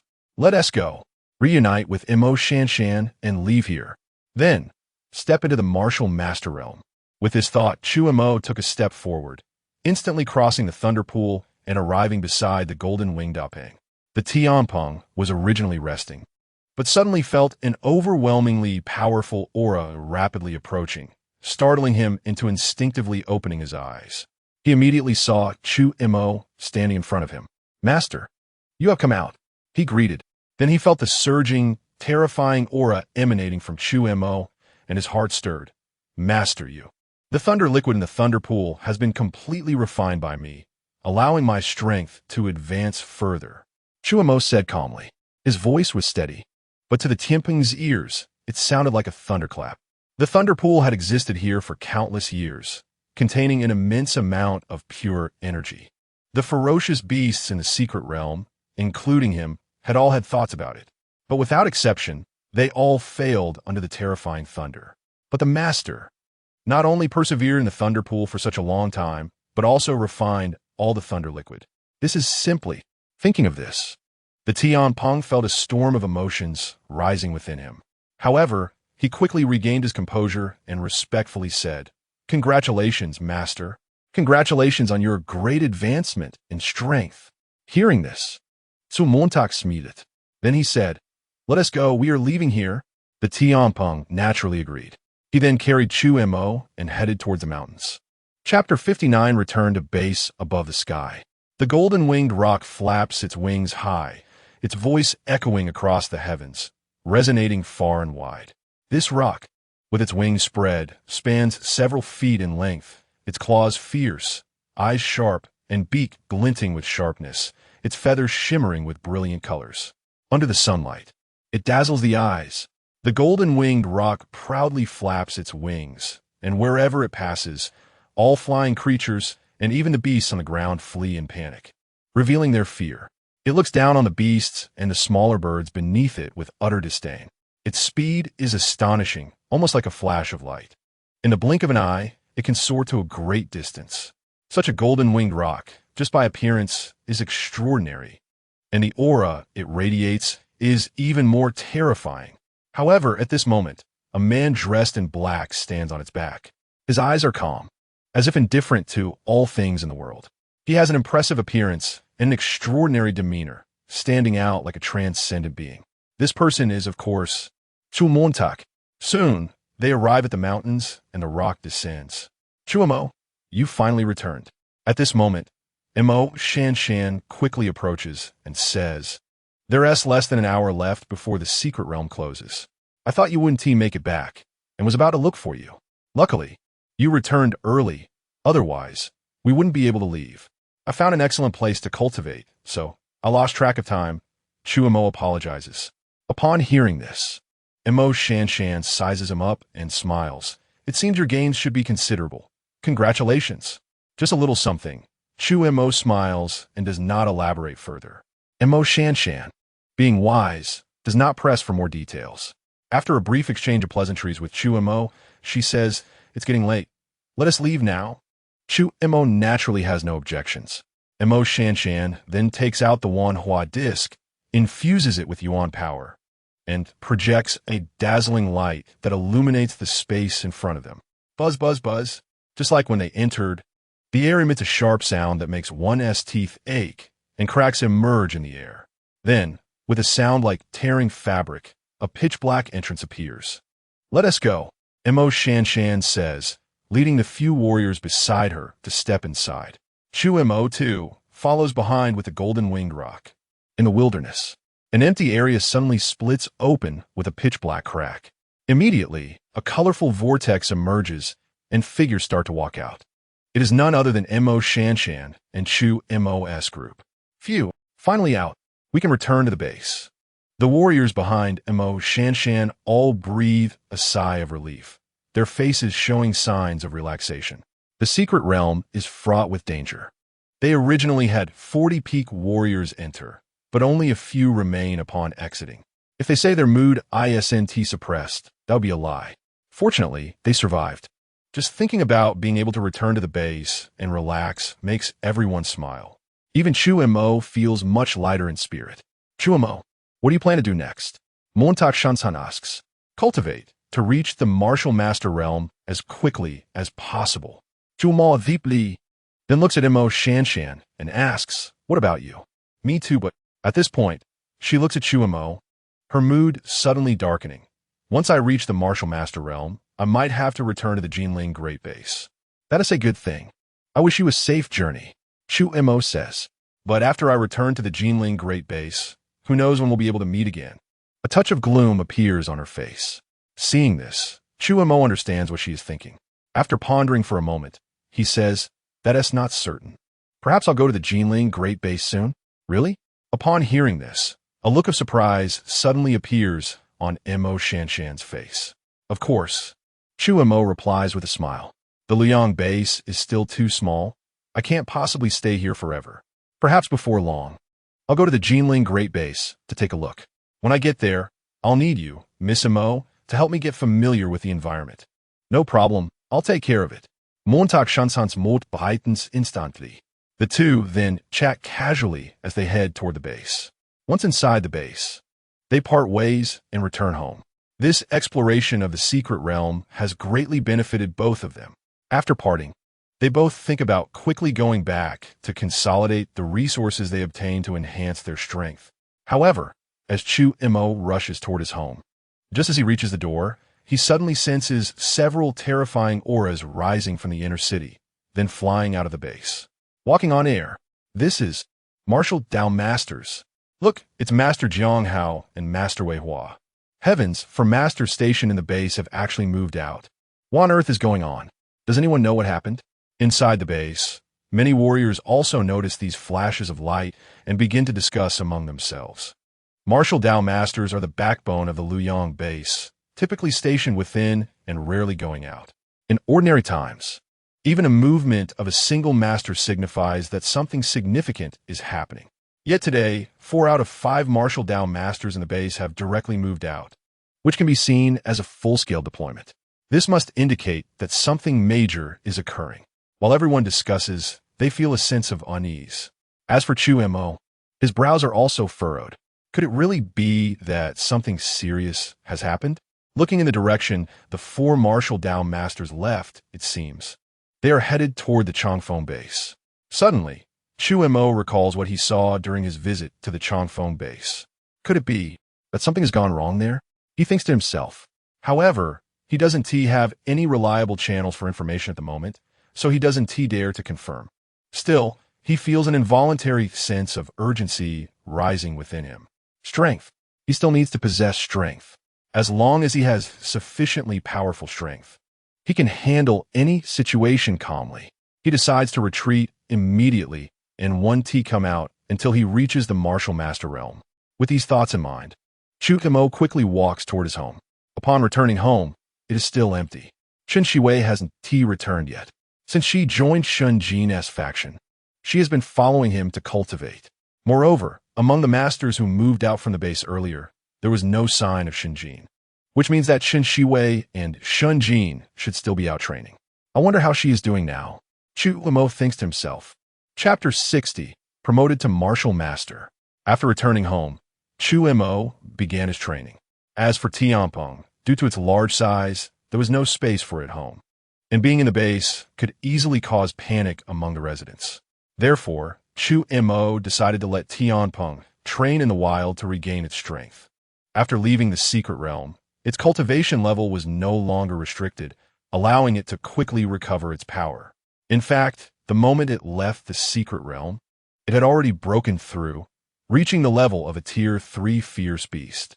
In the wild, with so many fierce beasts around, it could hunt freely to quickly elevate its level to Tier 4, or even Tier 5. The golden-winged roc had strong talent, and if it could become a Tier 4 or even Tier 5 fierce beast, it would be an extremely powerful ally in the future. Chu Mo was very much looking forward to this. The day after Chu Mo returned home, Chen Shiwei also came back. After such a long time apart, Chen Shiwei had reached the late stage of martial artist, and her aura was quite formidable, likely due to her training in the wild with Director Shun, gaining numerous opportunities and benefits. In addition, Chen Shiwei brought back a shocking piece of news. There was trouble at Changfeng Base. A month ago, after continuous investigations at Changfeng Base, they finally discovered the reason for the unusual activity of fierce beasts. It turned out that a fierce beast at the peak of Tier 4 was preparing to break through. Upon learning this, the higher-ups at Changfeng Base were greatly shocked. If it successfully broke through to Tier 5, it would surpass the realm of a Grandmaster, which would drastically alter the situation within 100,000 miles. As the nearest human base, Changfeng Base would undoubtedly face devastating blows. Therefore, to cope with this situation, all the Grandmasters from Changfeng Base were dispatched, and they even requested reinforcements from Liang Base. This was why, yesterday, four Grandmasters from the base had set out together to join a few Grandmasters from Changfeng Base, intending to kill the fierce beast before it successfully broke through to avert this disaster.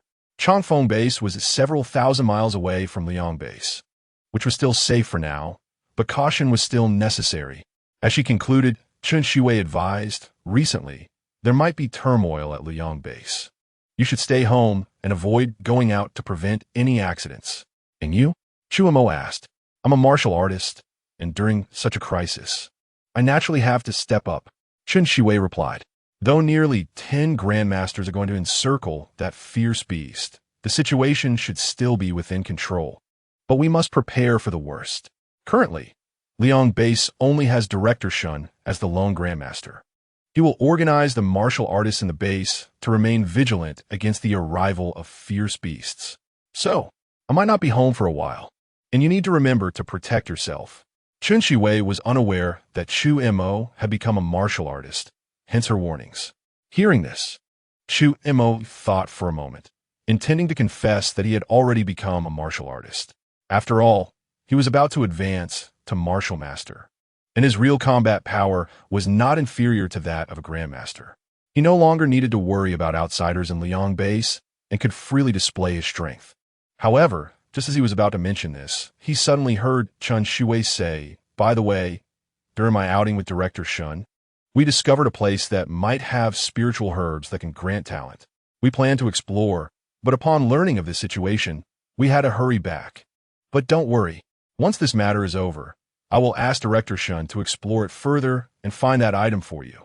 At this point, Chen Shiwei looked at Chu Mo, her delicate face showing determination as she said solemnly, so, you must not give up, and you must stay alive. Chu Mo took a deep breath. Even now, she still remembered to help him find treasures that could enhance his cultivation. Such actions touched Chu Mo deeply. Shiwei, actually, I have already started cultivating. Chu Mo began, intending to tell Chen Shiwei the truth. But before he could finish, he saw Chen Shiwei turn to leave, saying, all right, take care of yourself at home. I'll be going now. After saying that, she gently closed the door and left. Seeing this, Chu Mo could only shake his head helplessly. What a silly girl. Well, I'll talk to her when she comes back. With that thought, Chu Mo left the room and headed towards the martial arts building. He now possessed over 990,000 gene of strength, and with his talent, it would take him at most 2 days to reach 1,000,000 gene. 2 days later, Chu Mo practiced the elemental power body refinement technique, refining the blood of a Tier 3 fierce beast he had just absorbed. His strength was rapidly increasing. Suddenly, his body and bones creaked and crackled, echoing with popping sounds. 1 million gene of strength achieved. He broke through the physical realm limit, acquiring 1 million gene of power. This gave Chu Mo an incredibly solid foundation. After reaching this stage, stepping into Martial Master was almost a natural progression. Buzz. Chu Mo's internal energy surged wildly, circulating through his meridians, while a massive amount of elemental energy formed a funnel, pouring in from all directions, flooding into his body through his pores. Boom! Accompanied by a crisp sound in the void, it felt as if a certain realm's shackles were broken. A more powerful and heavy aura suddenly spread out, rushing directly into his dantian along his meridians. At that moment, a layer of brilliant luster appeared on Chu Mo's skin, although it was somewhat faint and dim. It exuded a strong sense of pressure. The elemental power burst forth. This was the realm of Martial Master. The martial disciple and martial artist realms were all about tempering the foundation, nurturing chi and blood in the body. In the Martial Master realm, one could initially harness elemental power, allowing the chi in the body to be released and spread over the surface, with the internal chi and blood circulating endlessly, enabling one to enhance their strikes, as if assisted by heaven and earth. At this stage, martial artists could be said to truly possess the ability to move mountains and fill seas. Moreover, on the path of martial arts, they also gained the qualification to establish forces and teach newcomers. Therefore, this realm is referred to as Martial Master, the Master of Martial Arts. It could be said that the transition from martial artist to martial master is a significant leap, a qualitative transformation. Not only does strength experience a tremendous increase, but martial artists can also develop mental power, allowing them to see the surrounding environment without using their eyes. At this moment, as Chu Mo spread his mental power, he found that he could seemingly see everything within a radius of 500 meters. It is said that when a martial master first breaks through, their mental power can only extend about 10 meters, with only the exceptional ones reaching several dozen meters. Covering a radius of 500 meters is something only achievable in the late stage of Martial Master. It appears my foundation must be incredibly solid, otherwise, it would be impossible to reach this level right after promotion. Chu Mo thought to himself, a smile appearing on his face. Chapter 61. Dramatic increase in strength, terrifying power. In the advanced quiet room of the martial arts building, Chu Mo stood in front of a top-tier power testing machine. This machine was capable of measuring up to 10 million pounds of force. It was extremely expensive, and even within the martial arts building, it was quite rare, reserved specifically for the high-ranking officials of the base. If it weren't for Chu Mo using his identity as a guest elder of the Jadeite Alliance, he probably wouldn't have been able to use it. After breaking through to the martial artist level, my strength has increased again. This is a perfect opportunity to see how much my power has grown. With this thought in mind, Chu Mo's body suddenly moved. He raised his fist, mobilizing all his energy and blood, channeling his entire strength into a single punch that slammed into the machine. In an instant, the machine shook violently, and a line of numbers appeared at the top, rapidly jumping. 1, 210, 876. Originally possessing a force of 1 million pounds, after breaking through the barrier, my strength surged by 200,000 pounds, allowing Chu Mo to now unleash 1,210,000 pounds of force with just his physical body. Next, let's test the strength of my full-powered strike. As soon as the thought crossed his mind, Chu Mo's muscles and bones resonated, his blood energy surged wildly, and then his dantian erupted instantly. A layer of purple arcs of electricity surrounded him, and he seemed to transform into an ancient thunder god. His immense power erupted from his entire body, flowing into his spine, and surged towards his right hand like a tidal wave crashing against the shore. Boom! With a punch thrown, the fist shadow tore through the void, trailing a series of purple lightning, producing a deafening sonic boom as it suddenly struck out. The unimaginable speed carried a power that seemed to topple mountains and seas. The result was an explosive force that was beyond imagination. Bang! Chu Mo's fist, sparkling with electricity, struck the top-tier power testing machine, and immediately the entire quiet room shook. An incredibly powerful force erupted instantly. The top-tier power testing machine, designed to withstand 10 million pounds of force and even resistant to alloy weapons, couldn't withstand such power and exploded into pieces. Shattered parts shot out like blades, clanging as they were embedded into the surrounding walls. One punch, it destroyed the top-tier power testing machine. Such terrifying power, if someone had witnessed it at that moment, would undoubtedly be left speechless.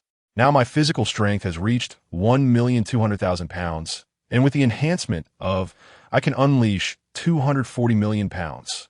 Moreover, the extraordinary physique of the indestructible Thunder Body can provide me with a 20-fold increase in strength. In other words, my full-powered strike can unleash a force of. Chu Mo's eyes brightened as he slowly uttered a number. 48 million pounds. This was already the strength of a martial arts master. Even those who had just entered the master level couldn't produce such power. There was no doubt. If someone had seen this scene, they would have been utterly shocked. A martial artist who had just entered the early stage of the martial artist realm, with just the enhancement of talent and physique, can exceed 48 million pounds with a single punch. This was simply unbelievable. And this was only a part of Chu Mo's power. His medium-level wind attribute talent granted him a 15-fold speed increase. The low-level spatial talent also allowed him, as his realm increased, to expand the size of the space he could perceive, which improved accordingly. In addition, due to absorbing too much thunder liquid, the thunder attribute talent within his body underwent mutations, becoming deeply rooted within him, causing the genes contained in his cells to possess thunder attributes, thus awakening the indestructible Thunder Body. The indestructible Thunder Body, while only providing a 20-fold increase in strength, truly enhanced Chu Mo's power by granting him the ability to control thunder. With a thought, purple arcs of electricity erupted from his body. These arcs danced around Chu Mo like swimming dragons, gathering destructive power that spread all around. Chu Mo didn't know the terrifying power he would wield after mastering thunder. But he could feel that if he wanted to, he could instantly turn the martial arts building into dust with thunder. And ordinary martial arts masters would no longer pose a threat in front of him. With this in mind, Chu Mo withdrew the thunder back into his body and let out a long breath. Looking at the mess around him, he couldn't help but chuckle. He had been so focused on testing his full power that he forgot the testing machine could only withstand 10 million pounds of force, resulting in its destruction. Now, he would have to compensate for the damages. Fortunately, after coming out of the secret realm, he had obtained a large amount of resources and making him quite wealthy. Otherwise, he might not even be able to afford the top-tier power testing machine he had just broken. Shaking his head, Chu Mo walked towards the door. At this moment, outside the quiet room, many martial artists from the martial arts building looked at the tightly closed door with uncertainty. The noise from when Chu Mo's punch destroyed the power testing machine had caused the entire martial arts building to shake violently. This prompted the martial artists responsible for maintaining order to come and investigate. Just then, the closed door suddenly swung open, and Chu Mo walked out. "We have seen you." "Get out of you." The martial artists greeted him as they recognized Chu Mo, who frequently visited and was a guest elder of the Jadeite Alliance. "No need for formalities. What are you all doing gathered here?" Chu Mo asked. One martial artist explained their confusion. Chu Mo immediately understood that the noise he made had drawn them over to investigate. He then said, "No need to worry. I was just training inside and got too absorbed, not controlling my strength. By the way, I accidentally broke the power testing machine inside. Please calculate how much I need to compensate, and I will pay it after I go to the Jadeite building." Chu Mo spoke softly. "A mere power testing machine. If it's broken, it's broken. Guest Elder Chu, don't be polite. Yes, no need to pay, no need to pay. Maybe the power testing machine was already faulty. It's not your fault at all." Several martial artists, eager to flatter Chu Mo, spoke up, indicating he didn't need to compensate. That might not be good." Chu Mo hesitated. "A top-tier power testing machine costs a lot of money. It's fine. Guest Elder Chu is one of us, so don't worry about it." "Yeah, it's just a power testing machine. Don't they break a few every year?" "Guest Elder Chu, just go. We will handle the rest." Several martial artists chimed in, taking it upon themselves. "In that case, Thank you very much. Chu Mo pondered for a moment and nodded, accepting their goodwill. In his heart, he thought the Jadeite Alliance is indeed wealthy. They don't even bat an eye at an expensive top-tier power testing machine. It's no wonder they are a powerful force in the big base. After chatting for a while, Chu Mo left the place. The martial artists watched him leave until his figure was out of sight before they withdrew their gazes. Guest Elder Chu is really down to earth. Yeah, it feels like he is really easy to talk to. Heroes emerged from youth. The few of them sighed, then stepped into the quiet room, intending to repair the damaged power testing machine. However, once they entered, they were all stunned. The fragments of the shattered power testing machine, and the parts scattered all over the wall. It's a complete mess. Is this a top-notch power testing machine? It's actually broken. A few people stared in disbelief, instinctively exclaiming. Chapter 62, Mastery Strength, selecting the next collection target. This is a top-tier strength testing machine. It can withstand a force of 10 million pounds. Even a master-level expert cannot easily shatter it. But now, what do I see? It actually shattered the top-tier strength testing machine. How can we afford to compensate for this? Oh my God, if I had known there was a top-tier strength testing machine in the room, I would never have said what I just said. A martial artist's face was filled with despair. He originally thought that Chu Mo had only broken a high-level strength testing machine. Although it was expensive, several were typically broken each year in the martial arts building, so it wasn't considered a significant issue, just a matter of replacing it. It seemed quite fitting to befriend Chu Mo, but now, his heart was bleeding. You still have the leisure to care about this. Listening to the lament of this martial artist, another martial artist said solemnly, "Haven't you all realized yet? The top-tier strength testing machine can withstand a force of 10 million pounds, and even a master-level expert cannot easily damage it. Yet now, it has been shattered by Chu Mo. What does this represent?" With his reminder, the other martial artist finally reacted, instinctively saying, "You mean? Chu Mo has already become a master." That's right. The emergence of a master within the base is a significant matter that we cannot handle. Report it to the Emerald Tower immediately. Inform them of Chu Mo becoming a master. Yes, we will report it right away. After saying this, several martial artists hurriedly left the scene. On the other side, after leaving the martial arts building, Chu Mo headed towards the martial artist supply hall. On the way, he could see that the pedestrians on the street had solemn faces and hurried steps. During the 2 days, Chu Mo was in seclusion. News of the situation at Changfeng Base had reached Liang Base, causing many citizens to panic, rushing to buy food and staying home. The martial artists within the base were also organized, patrolling daily to guard the base's safety. Because of this, the originally bustling streets had suddenly become much quieter.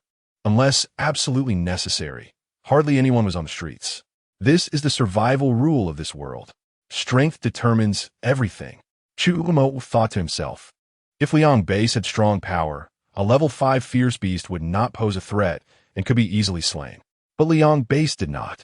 Therefore, facing a fierce beast that might reach level 5, both bases had to treat it with caution. More than 10 masters from both sides joined forces to deal with it. Meanwhile, the citizens of the two bases, totaling over 1 million, could only anxiously wait for news from the masters within the base. If they won, the crisis would be resolved, and everyone would be happy. But if they lost, what awaited them would be a devastating blow. Therefore, to ensure his own survival, one must master strength. Otherwise, one could only passively accept the protection of others and might even become a pawn, with life and death not in their own hands. Now that Chu Mo had reached the martial artist realm, his strength was enough to slay masters. He could be considered a strong fighter in Liang Base. However, in a large base, his level of cultivation was insignificant. Although he did not know what lay beyond the master realm, Chu Mo was certain that there were stronger individuals above the martial arts masters. Since the great change in the world, nearly 200 years have passed, and there are numerous records of true martial arts experts in the books, those who could move mountains and fill seas, shaking the earth with their fists. A single sword could carve out a canyon thousands of miles long, and a single punch could sink a continent. The textbooks recorded that after humans could cultivate, their strength gradually increased, leading to fierce battles with fierce beasts for survival space. Almost every battle caused the heavens to collapse and the earth to shatter. Therefore, with his current strength, it was truly not worth mentioning. Still, the saying goes, proceed with caution and act with brave diligence. Chu Mo silently reminded himself. As his thoughts turned, he had already arrived at his destination. Upon entering, perhaps due to the changes at Changfeng Base, Liang Base, not far away, also faced certain risks. So the martial artists within the base were reluctant to go out. As a result, there were significantly fewer people in the martial artist supply hall. Occasionally, a few martial artists could be seen coming in and out of the shops to purchase supplies. After scanning around, Chu Mo withdrew his gaze. He came here to buy some information about fierce beasts, preparing a hunt. Chu Mo's collection talent had refreshed for a long time, and he wanted to hunt a powerful fierce beast to obtain its talent. As for what talent to collect, Chu Mo had his own target, Earth Attribute Talent. The reason for this choice was based on Chu Mo's own considerations. Now he possessed the extraordinary unyielding thunder body and had high-level knife technique cultivation talent. So he lacked nothing in killing and combat. The medium-level wind attribute talent and low-level space talent also provided him with great flexibility. However, his defense was a shortcoming. Although with Chu Mo's speed, it was difficult for martial artists of the same realm or even one realm higher to match him. Making it hard for others to hit him, there were no absolutes. What if others possessed some treasure that could restrict his movement or confine space? Then his speed advantage would not be able to manifest.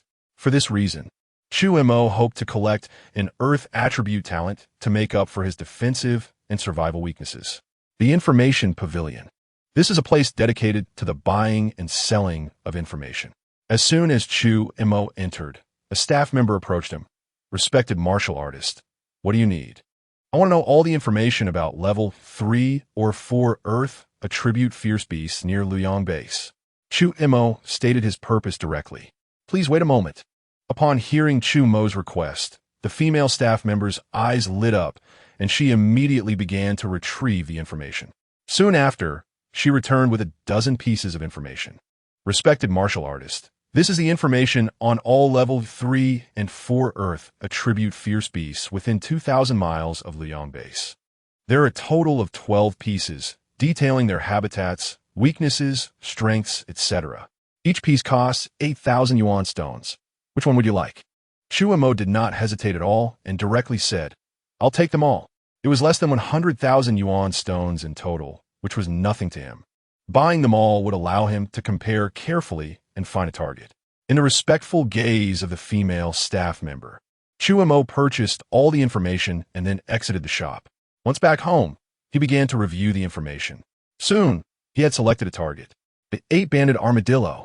This is a level 4 fierce beast, comparable to human masters, but according to the records, this 8-banded armadillo only reached level 4 in the past 3 years, and its strength is not very strong among level 4 fierce beasts.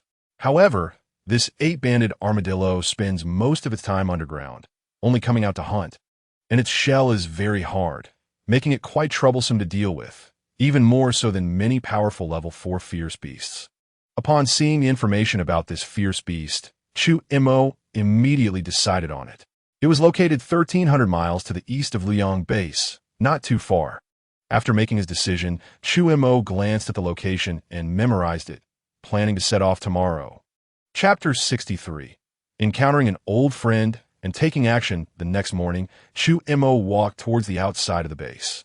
There were martial artists standing guard at the city gate. Seeing Chu Mo approaching, one of the guarding martial artists reminded him in surprise, Brother, with the current situation, you still dare to go out?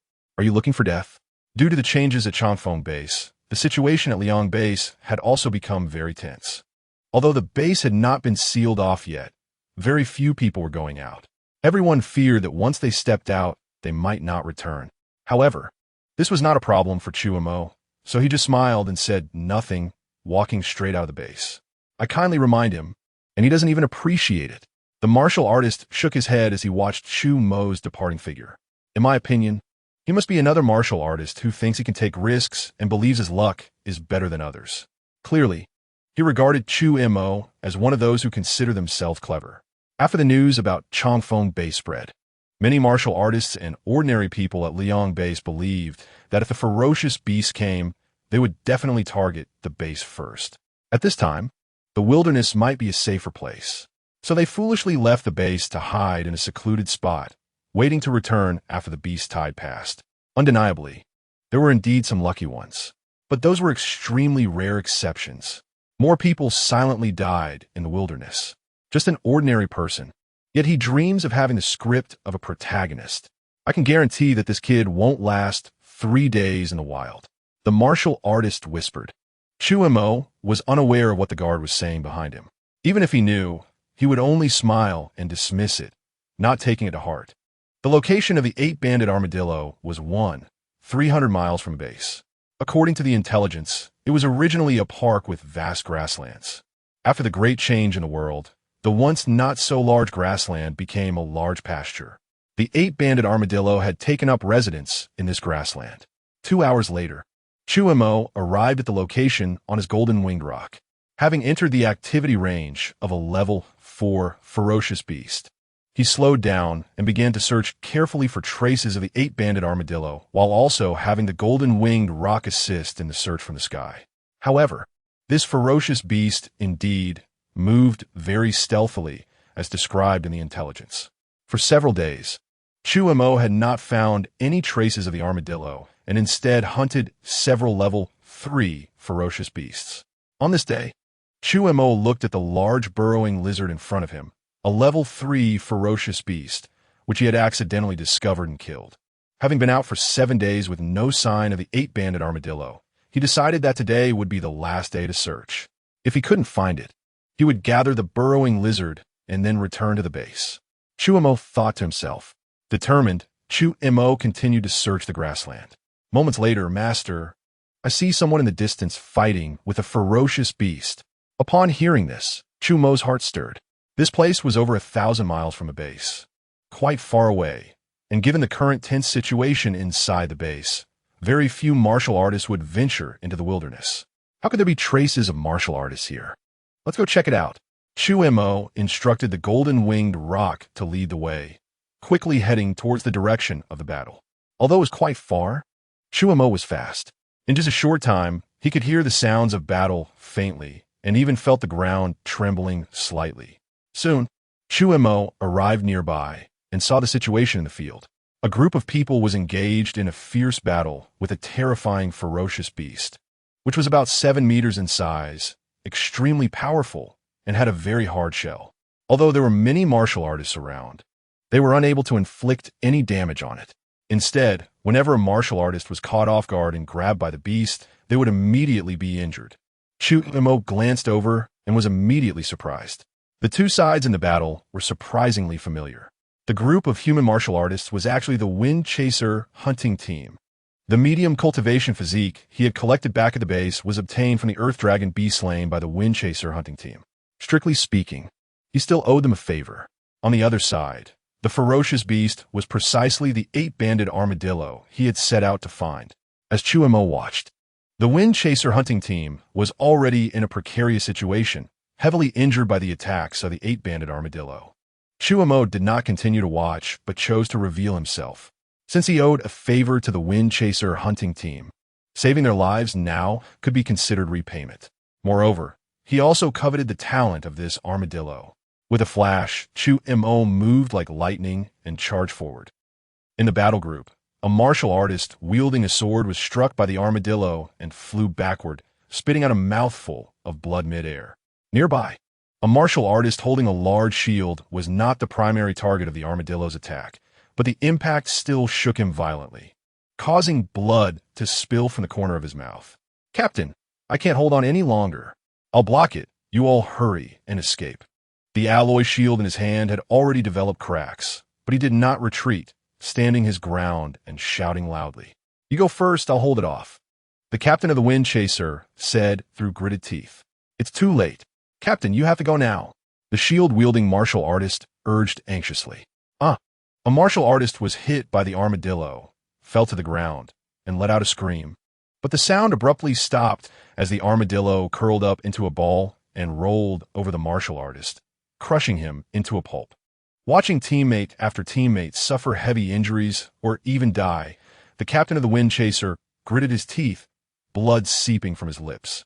At this moment, he was filled with regret. If he had known it would come to this, he would never have insisted on bringing the team out. Originally intending to take on a task to earn some extra money, who knew they would accidentally stumble into the lair of a level 4 ferocious beast. Out of a dozen teammates, they had already lost more than half in a short time. It's all my fault. It's all my fault. It's because of me that you all are dying. The captain thought, filled with remorse. He knew he had to make a decision and couldn't delay any longer. With this thought, he planned to let everyone go first. But just then, swish, a figure suddenly leaped over the crowd, followed by a bright flash of swordlight, like the opening of heaven and earth, directly striking the armadillo. Clang, accompanied by the sound of metal clashing and sparks flying. Chu Mo shouted, "Brothers, hurry and go! This ferocious beast is level 4. Its body is as hard as alloy, and swords can't inflict any wounds." The captain of the Wind Chaser did not expect someone would come to help and quickly shouted loudly. He didn't want to implicate others any longer. The one who rushed in was naturally Chu Mo, feeling the immense force transmitted from his hands. Chu Mo frowned slightly. His sword actually couldn't even break through the armadillo's shell. This was the first time since mastering the sword intent that his battle knife had failed to deliver results. At this moment, Chu Mo heard the captain shout and glanced at the armadillo's hard shell, which radiated a metallic sheen. "Since the battle knife was ineffective against you, let's try my lightning power." Chu Mo sheathed his battle knife. The next moment, purple lightning erupted from his body. Chapter 64. Slaying the Armadillo Boom. It was like the sound of spring thunder. A sudden roar of thunder echoed. Terrifying lightning erupted from Chu Mo's body, surrounding him and transforming the area within several dozen meters into a sea of thunder. Purple arcs of electricity rampaged like dragons. Under the enhancement of the thunder, Chu Mo's eyes instantly filled with lightning, making him appear like an ancient deity, majestic and sacred, exuding a terrifying might that was hard to gaze upon. Wow! After Chu Mo unleashed the power of thunder, everyone was stunned, including Chasing Wind. A group of martial artists stood frozen in place, their faces showing disbelief. Such a powerful destructive force. He can actually control thunder. Chasing Wind's pupils constricted, showing shock. Roar! At that moment, the armadillo also sensed the terrifying threat emanating from Chu Mo. However, believing its defense was solid, it was not afraid. Instead of retreating, it curled its body into a ball and charged at Chu Mo. As it came crashing down, it whistled through the air, creating ripples in the air that could not withstand the force. There was no doubt that if it hit, even a master would be reduced to a pulp. However, at this moment, Chu Mo did not dodge or evade. It was not that he didn't want to hide, but rather, it was unnecessary. As the 8-banded armadillo charged rapidly, Chu Mo waved his hand, and boundless thunder spread out like a raging river, a force of endless destruction crashing into the armadillo. A shocking scene unfolded. When the purple lightning enveloped the armadillo, the overwhelming and terrifying thunder power instantly penetrated its shell and reached its flesh. The internal organs were destroyed in an instant, causing the armadillo to let out a tragic cry, its forward momentum halting. And then its body exploded with a dazzling electric light. When the thunder dissipated and they looked again, they found that the once imposing and indestructible shell had turned black, revealing the charred flesh inside, which was now burned and emanating a meaty aroma. Not only that, but the surrounding ground appeared as if it had been bombarded by a meteor shower, with numerous craters of varying sizes, the largest one having a diameter of 3 meters. What? At this moment, the remaining members of Chasing Wind's hunting team were all stunned. In just one strike, they had severely injured a level 4 ferocious beast. If such a blow were to hit them, would there be anything left of them? Thinking of this, everyone looked at Chu Mo with a reverent gaze, filled with immense awe. Thunder truly was one of the most terrifying means of killing. Looking at the damage caused by his control of thunder, Chu Mo was also amazed. He withdrew the thunder power and looked at the 8-banded armadillo.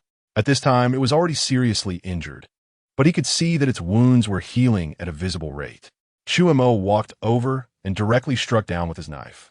The long knife pierced into the armadillo's heart, forcefully twisting it, and the blade energy burst forth, completely extinguishing the armadillo's vitality. Thus, the level 4 ferocious beast, the armadillo, fell. Thank you for saving me, my lord. Once everything settled, Chasing Wind stepped forward and respectfully expressed his gratitude. No need for thanks, Captain Chasing Wind. I just happened to help out, Chu Mo said with a smile. My lord, you actually know me? Hearing Chu Mo's words, Chasing Wind showed a look of surprise and excitement. To be able to instantly kill a level 4 ferocious beast and have strength comparable to a master. For him to call out his name made him feel a bit overwhelmed. But then he felt a bit puzzled. He didn't remember knowing such a powerful martial artist. It was normal that Chasing Wind didn't recognize Chu Mo. Back then, Chu Mo was just an unknown martial apprentice, while Chasing Wind's hunting team was already a major force within the base. The only connection was that Chu Mo had gathered the Earth Dragon beast that their team had slain, but at that time he was just one among the crowd, quickly leaving after obtaining the cultivation physique. Therefore, Chu Mo recognized Chasing Wind, but he was unaware of Chu Mo. However, there was no need to mention this. So Chu Mo casually fabricated a reason. I've heard of the fame of Chasing Wind's hunting team within the base. Upon hearing Chu Mo's praise, Chasing Wind felt a bit embarrassed. It's just a bit of a reputation. I didn't expect it to leave such an impression on you. I'm truly ashamed. I must still thank you for saving my life just now. So Montauk smeeded. After chatting a bit more with Chasing Wind and the others, he finally said, I still have use for this level 4 ferocious beast, so I'll take it away. Upon hearing this, Chasing Wind quickly replied, this was personally slain by you, so it naturally belongs to you. That is good. I'll take my leave then. You all should head back early as well. The situation outside the base is getting more chaotic, so if there is nothing urgent, don't go out. So Montauk reminded, and then put the armadillo's corpse into his storage bag. After finishing all this, he bid them farewell and quickly left the area. Chasing Wind and the remaining surviving martial artists watched Chu Mo leave until he disappeared from their sight. This was a suspected master of martial arts. One of the team members looked in the direction Chu Mo had departed and couldn't help but exclaim, I wish I could become a master too. Yes, I really envy him. This great master is so young and already has such terrifying strength. He must have excellent talent. With our qualifications, I wonder if there is still hope for us to reach the realm of masters in this life. Other team members also spoke up, their words filled with envy. As the captain, Chasing Wind remained silent. He stood in place, but in his mind, he kept replaying the terrifying power of Chu Mo manipulating thunder, which greatly shocked him. He was already at the mid-level of a martial master, and with his talent, perhaps he could reach the late level in his lifetime. But wanting to step into the realm of masters was incredibly difficult. Stop staring. Let's head back quickly. After this loss, our team probably won't recover for a long time. With a silent sigh, Chasing Wind collected his thoughts, assisted the injured teammates, and walked towards the base.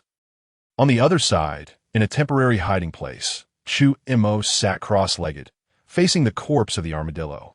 As expected of an earth attribute ferocious beast, its defense was indeed formidable, even able to withstand my knife. Reflecting on the hard shell of the opponent, Chu Mo felt quite excited. Had it not been for his mastery of thunder power today, directly damaging the armadillo's internal organs, it would have been quite difficult to slay it relying solely on his battle knife. Fortunately, it ultimately still died. As long as he could collect the earth attribute talent, his defense would also be enhanced. Let us start collecting.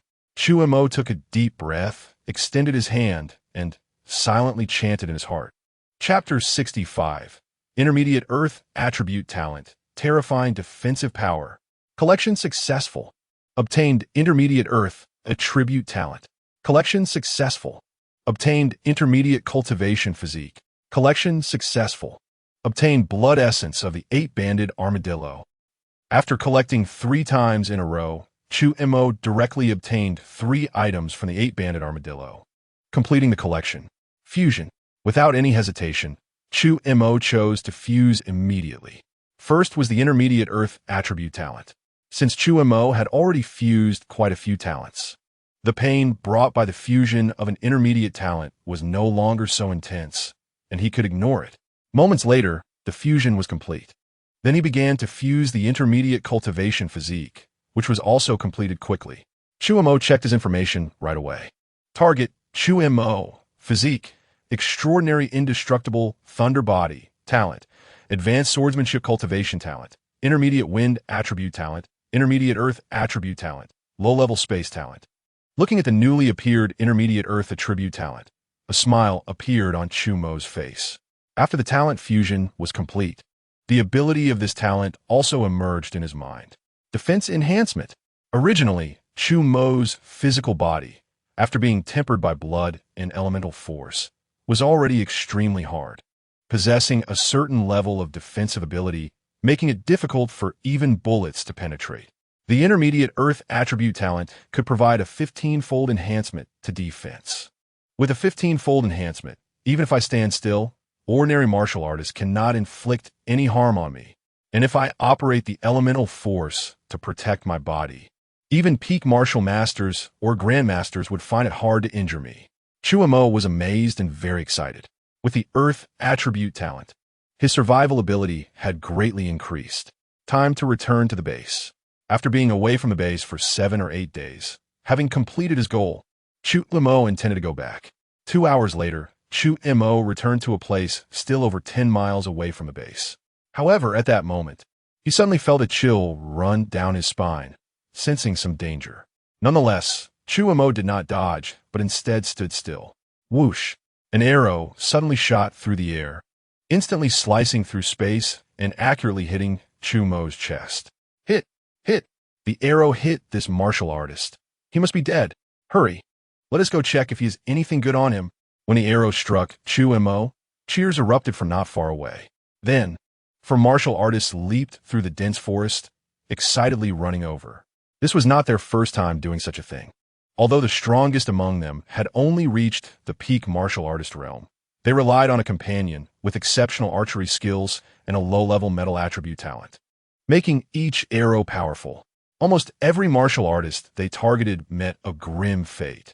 In fact, one martial master had been ambushed and shot dead by them. And Chu Mo was just a young man, at most having cultivated to the martial artist realm. So following the principle that even a fly is meat, they shot an arrow, and it indeed hit. They thought this time would be just as certain as before. However, when they arrived, they were shocked to find that the young martial artist hit by the arrow was still standing there unharmed. The arrow seemed to have encountered something hard, its tip shattered, leaving only the shaft on the ground.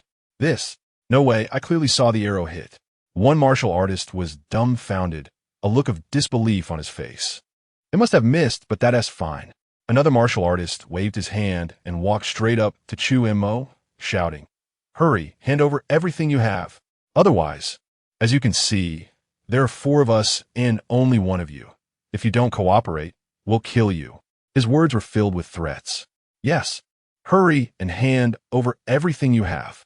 If you dare to hide anything, watch out for your life. The other 3 martial artists also chimed in.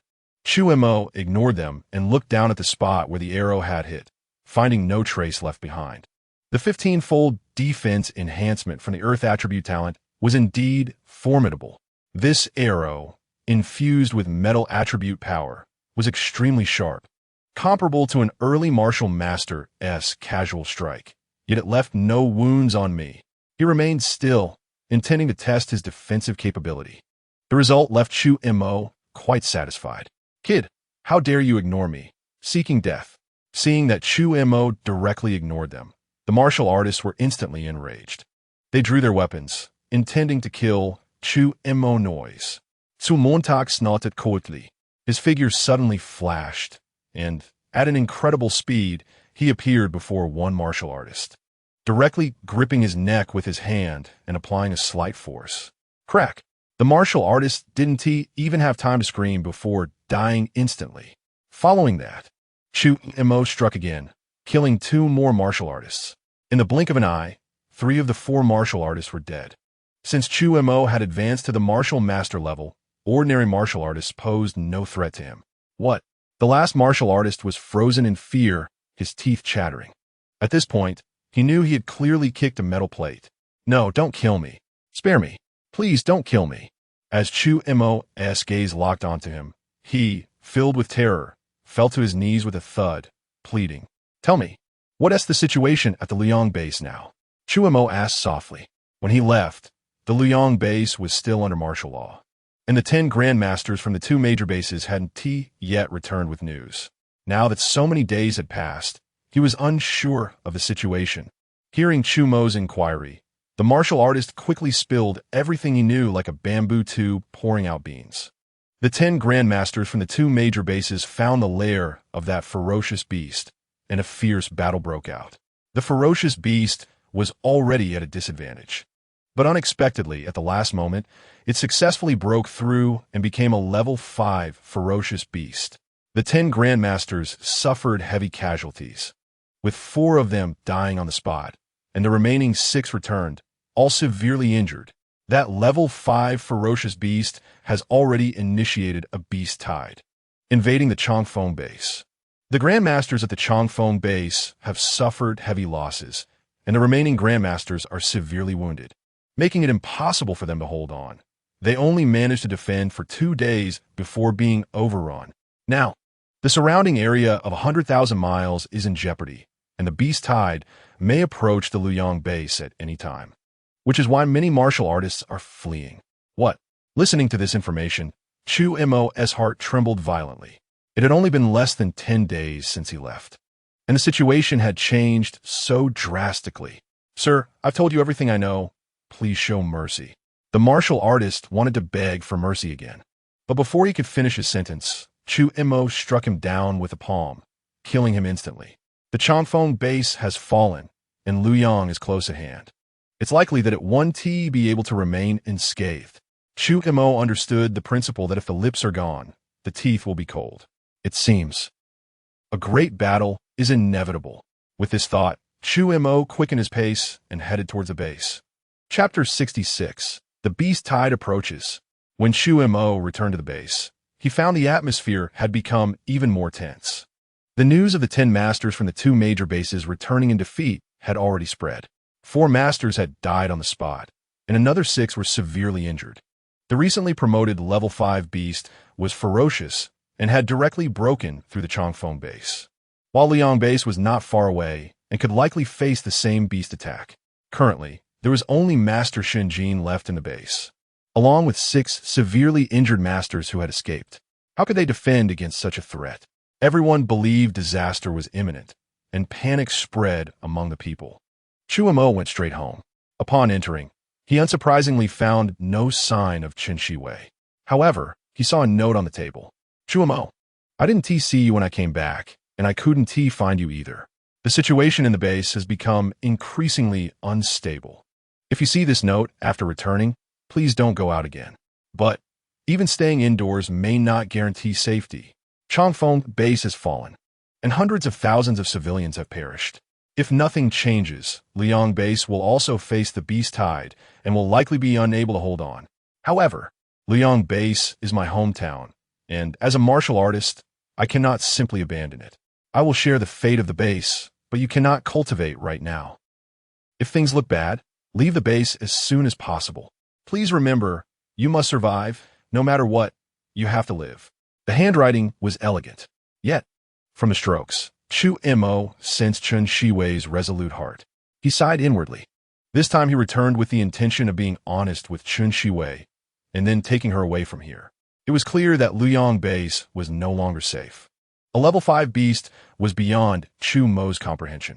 Even though his strength had greatly increased and he considered himself stronger than an average master, he wouldn't dare say he could handle a level 5 beast. Therefore, leaving Liang was the best choice. This was because Chu Mo was heartless, but because he had been training to survive since he arrived in this world. Liang base held no special significance for him. Only Chen Shiwei was a tie that bound him. But now, Chen Shiwei was unwilling to leave.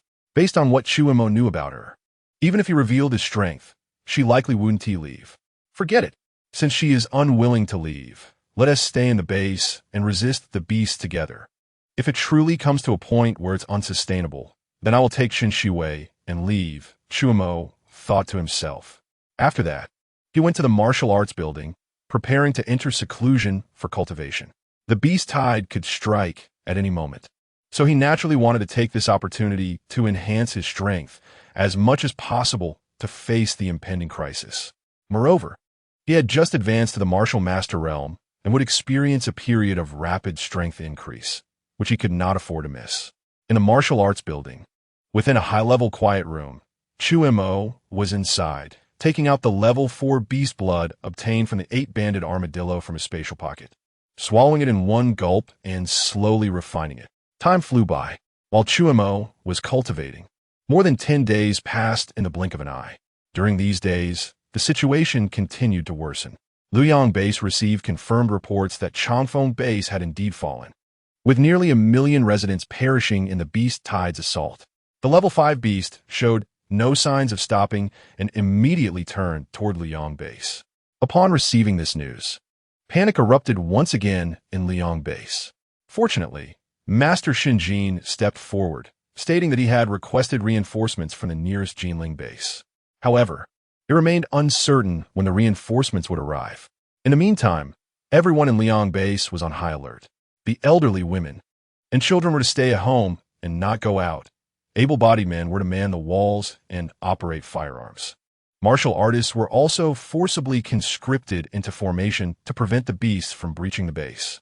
Additionally, Shun Jin and the other 6 injured masters who had retreated were stationed within the base, ready to strike at any moment. With such mobilization, the panic within the base was somewhat contained. Everyone was at their posts, maintaining order. Meanwhile, hundreds of miles away from Luoyang Base, a massive beast was currently traversing the air. Behind and below, it was a densely packed swarm of beasts, their numbers extremely vast. Stretching as far as the eye could see, they gathered together like a flood, sweeping in with the force of a landslide and tsunami. The earth trembled.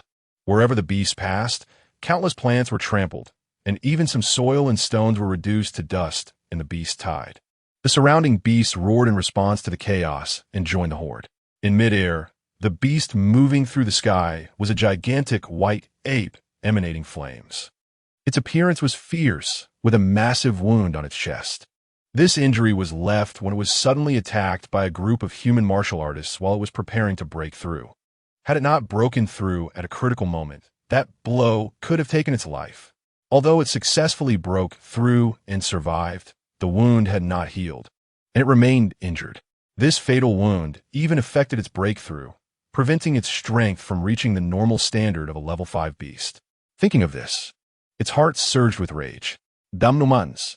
If it weren't for those humans, how could I have ended up like this? It looked ahead, its eyes revealing a fierce expression. It could sense that ahead was a human gathering place, the destination of its journey. Roar! The fire-emitting white ape raised its head and pounded its chest, letting out a deafening roar. The meaning of this roar was kill. Upon hearing this sound, countless beasts in the tide responded with roars of their own, the killing intent filling the air, even scattering the clouds above. In the early morning, a team of martial artists was on patrol. Suddenly, the ground trembled, and a suppressive aura approached from afar. On the ground, dirt, stones, and wooden blocks began to shake, as if something terrifying was rapidly approaching. "Captain, do you hear that sound?" One martial artist said, his face pale. The captain did not speak. He simply raised his head and stared blankly into the distance. The other team members noticed and instinctively turned their gazes. Upon seeing, they all froze. In the distance, a massive black cloud was rushing toward them, blocking out the sun. It was as if night had fallen, swallowing the light. The earth shook and dust billowed. The beast tide has arrived. Chapter 67. Bombing and slaughter outside Luoyang Base. A dark cloud swept in, stretching endlessly to the distant horizon. This was a tide of beasts composed of ferocious creatures. The number was beyond estimation. At this moment, they surged forward like a rolling flood, carrying an unstoppable force. Charging toward the base. Fire! A martial artist commanding from atop the several-meter-high walls of Luoyang Base shouted loudly. With a command, all the large-caliber machine guns extended from the concealed slots within the walls, and under human control, they fired almost simultaneously. In an instant, sparks filled the sky, and a dense storm of bullets poured down upon the tide of beasts. After the earth-shattering changes, although all electronic devices had failed due to the influence of elemental energy, weapons like guns and cannons that did not require electronic components could still function effectively. Moreover, in order to combat the ferocious beasts, and since becoming a martial artist required talent and physique, many ordinary people must possess self-defense capabilities to survive in such an era. Therefore, the development of firearms had reached an extreme level. Various large-caliber machine guns and cannons had been developed, allowing ordinary people with guns to rival martial practitioners. The walls of the base, acting as a defensive measure to protect the ordinary citizens inside, were equipped with passages containing rows of artillery, and the power unleashed under this barrage was absolutely terrifying. Although the tide of beasts was massive, the vast majority were ordinary low-level ferocious beasts, some of which weren't even classified as first-level beasts, making them unable to withstand the firepower of bullets. In an instant, facing such a storm of bullets, blood flew and limbs were severed. A thick smell of blood instantly spread across the wilderness. Despite suffering such terrifying blows, the tide of beasts showed no signs of fear. Instead, the scent of blood stimulated their primal instincts, causing them to roar and charge forward. Quick! Increase the speed. Inside the base, on a flat, open area, hundreds of artillery pieces were pushed out. Many young men were transporting shells and loading them into the barrels, then firing in unison. At that moment, hundreds of shells, trailing brilliant light and long flames, soared through the sky and fell into the tide of beasts. Boom! Boom! Boom! The deafening explosions rang out instantly. The ground trembled as fireballs erupted, with nearly every shell exploding, affecting a radius of hundreds of meters. The ferocious beasts hit had no time to scream, either being blown to bits or reduced to dust. The terrifying barrage of artillery fire unleashed a tremendous power. After the explosions, the ground was left with numerous large and small craters, scattered limbs, and billowing smoke, a shocking sight. Yet the ferocious beasts did not pause at all. The cleared spaces quickly filled with more beasts charging forward, roaring as they came. From above, looking down, the vast Liang base had transformed into a fortress of war. With the walls as defensive positions, countless large-caliber machine guns and anti-aircraft cannons spat fire, forming a dense metal barrage that rained down on the tide of beasts. At the various artillery positions set up within the base, streams of light would sometimes rise, trailing long flames as they pierced the sky and exploded among the beast horde. The ground continued to shake, and the sounds of cannon fire were deafening. Countless ferocious beasts lost their lives under such onslaught. However, there were just too many beasts. They were packed together, seemingly endless. Standing atop the several-meter-high walls, one could see the dark mass of beasts stretching for miles, with no end in sight, instilling fear in the heart. The ordinary people operating the machine guns had grim expressions, drenched in sweat, while the martial artists were poised, vigilant. They understood well that although the machine guns and artillery seemed capable of halting the advance of the ferocious beasts, it was only temporary. As soon as the firepower slackened even slightly, or if a powerful beast attacked, the guns would become ineffective. At that point, it would be the time for them, the martial artists, to take action. And once the martial artists moved, the most brutal slaughter would begin. The battle continued. Moments later, an alarm rang out. A powerful, ferocious beast appeared. The machine guns were ineffective against it. Shouts of surprise erupted from the city walls. Below the walls, within the horde of beasts, over 100 enormous and terrifying beasts suddenly emerged, moving like lightning, weaving through the throng and rapidly heading toward the walls. At least half of the machine guns were aimed at them. But shockingly, the powerful bullets, which could severely injure or even kill martial artists, bounced off these beasts. Some shells even hit them directly, and after the explosions, they emerged only slightly dusty, suffering no real damage. These were level 3 or even level 4 ferocious beasts. They couldn't be allowed to reach the walls. We must stop them. Urgent shouts rang out atop the walls. The ones operating the guns were ordinary people, without any power, Once these terrifying beasts charged in, they would be doomed. At that moment, the firepower network would collapse. Without needing to shout, almost as soon as the beasts appeared, the martial artists who had been waiting on the walls rushed down to engage these beasts in combat. Kill. Protect our homeland. Slay the beasts. The martial artists roared as they charged down. They were all born in Liang Base, and their families were here. If they lost, their families would meet the same fate as those in Changfeng Base, being slaughtered by the beasts. Therefore, they had no choice but to fight to the death against the ferocious beasts. Suddenly, a level 3 flying beast broke through the defenses and reached the walls. With a flap of its wings, a strong gust of wind rushed forward, causing many ordinary people to lose their footing and be blown off the walls. By the time they hit the ground, they were already dead, quickly swarmed by the beasts and torn apart. Help! The ferocious beasts are coming up. Cries of alarm rang out. On the wall, Chun Shiwei saw this, and her sword suddenly gleamed with a sharp light as she charged at the flying beast. At this moment, Chun Shiwei was only at the late stage of martial artist strength and did not concern herself with the flying beast. Seeing her approach, the beast looked down with contempt and flapped its wings, intending to blow her away. However, at that moment, Chun Shiwei suddenly flashed, her speed increasing, instantly appearing before the flying beast, her elemental energy coalescing, blood boiling, and she thrust her sword at the beast. It carried a chilling aura, seemingly capable of freezing one's soul. The level 3 flying beast clearly did not expect Chun Shiwei to be so formidable. Taken by surprise, it made a mistake and was temporarily frozen. Although it was only for an instant, it was enough to give Chun Shiwei an opportunity. Stab! The long sword pierced straight into the beast's neck, instantly extinguishing its life force. Chapter 68. A desperate situation. Chun Shiwei's confusion boom. Boom! Boom! The sound of gunfire echoed continuously, deafening and relentless, with hardly a moment of respite. Countless people were engaged in fierce battles with ferocious beasts. A large number of these beasts were covered by a dense barrage of firepower, their bodies shattered into pieces, limbs scattered all over the ground. Yet, some beasts managed to break through the blockade, climbing over the walls to begin slaughtering humans.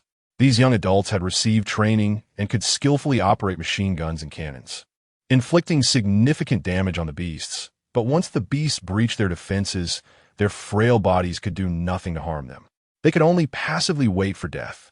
Fortunately, martial artists had been guarding them, quickly eliminating any beasts that entered. However, they could not hold out much longer.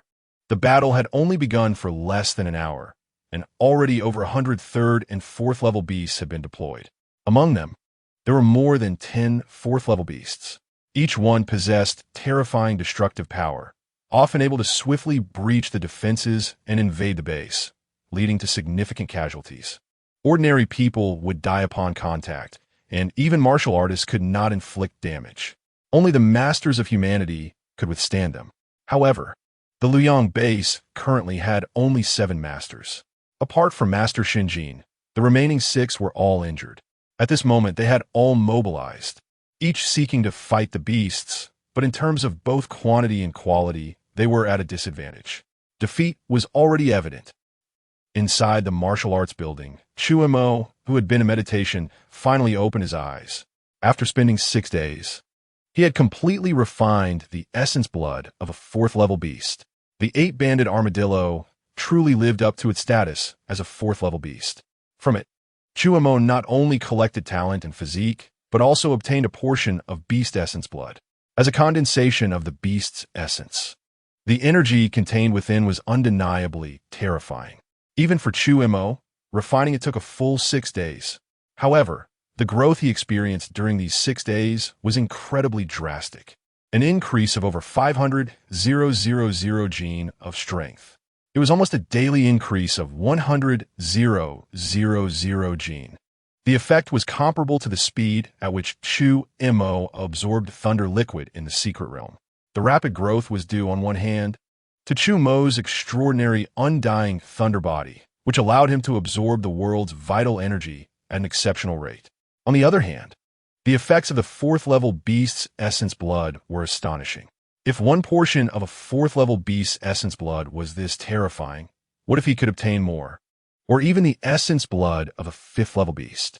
Chu Mo felt a sense of anticipation.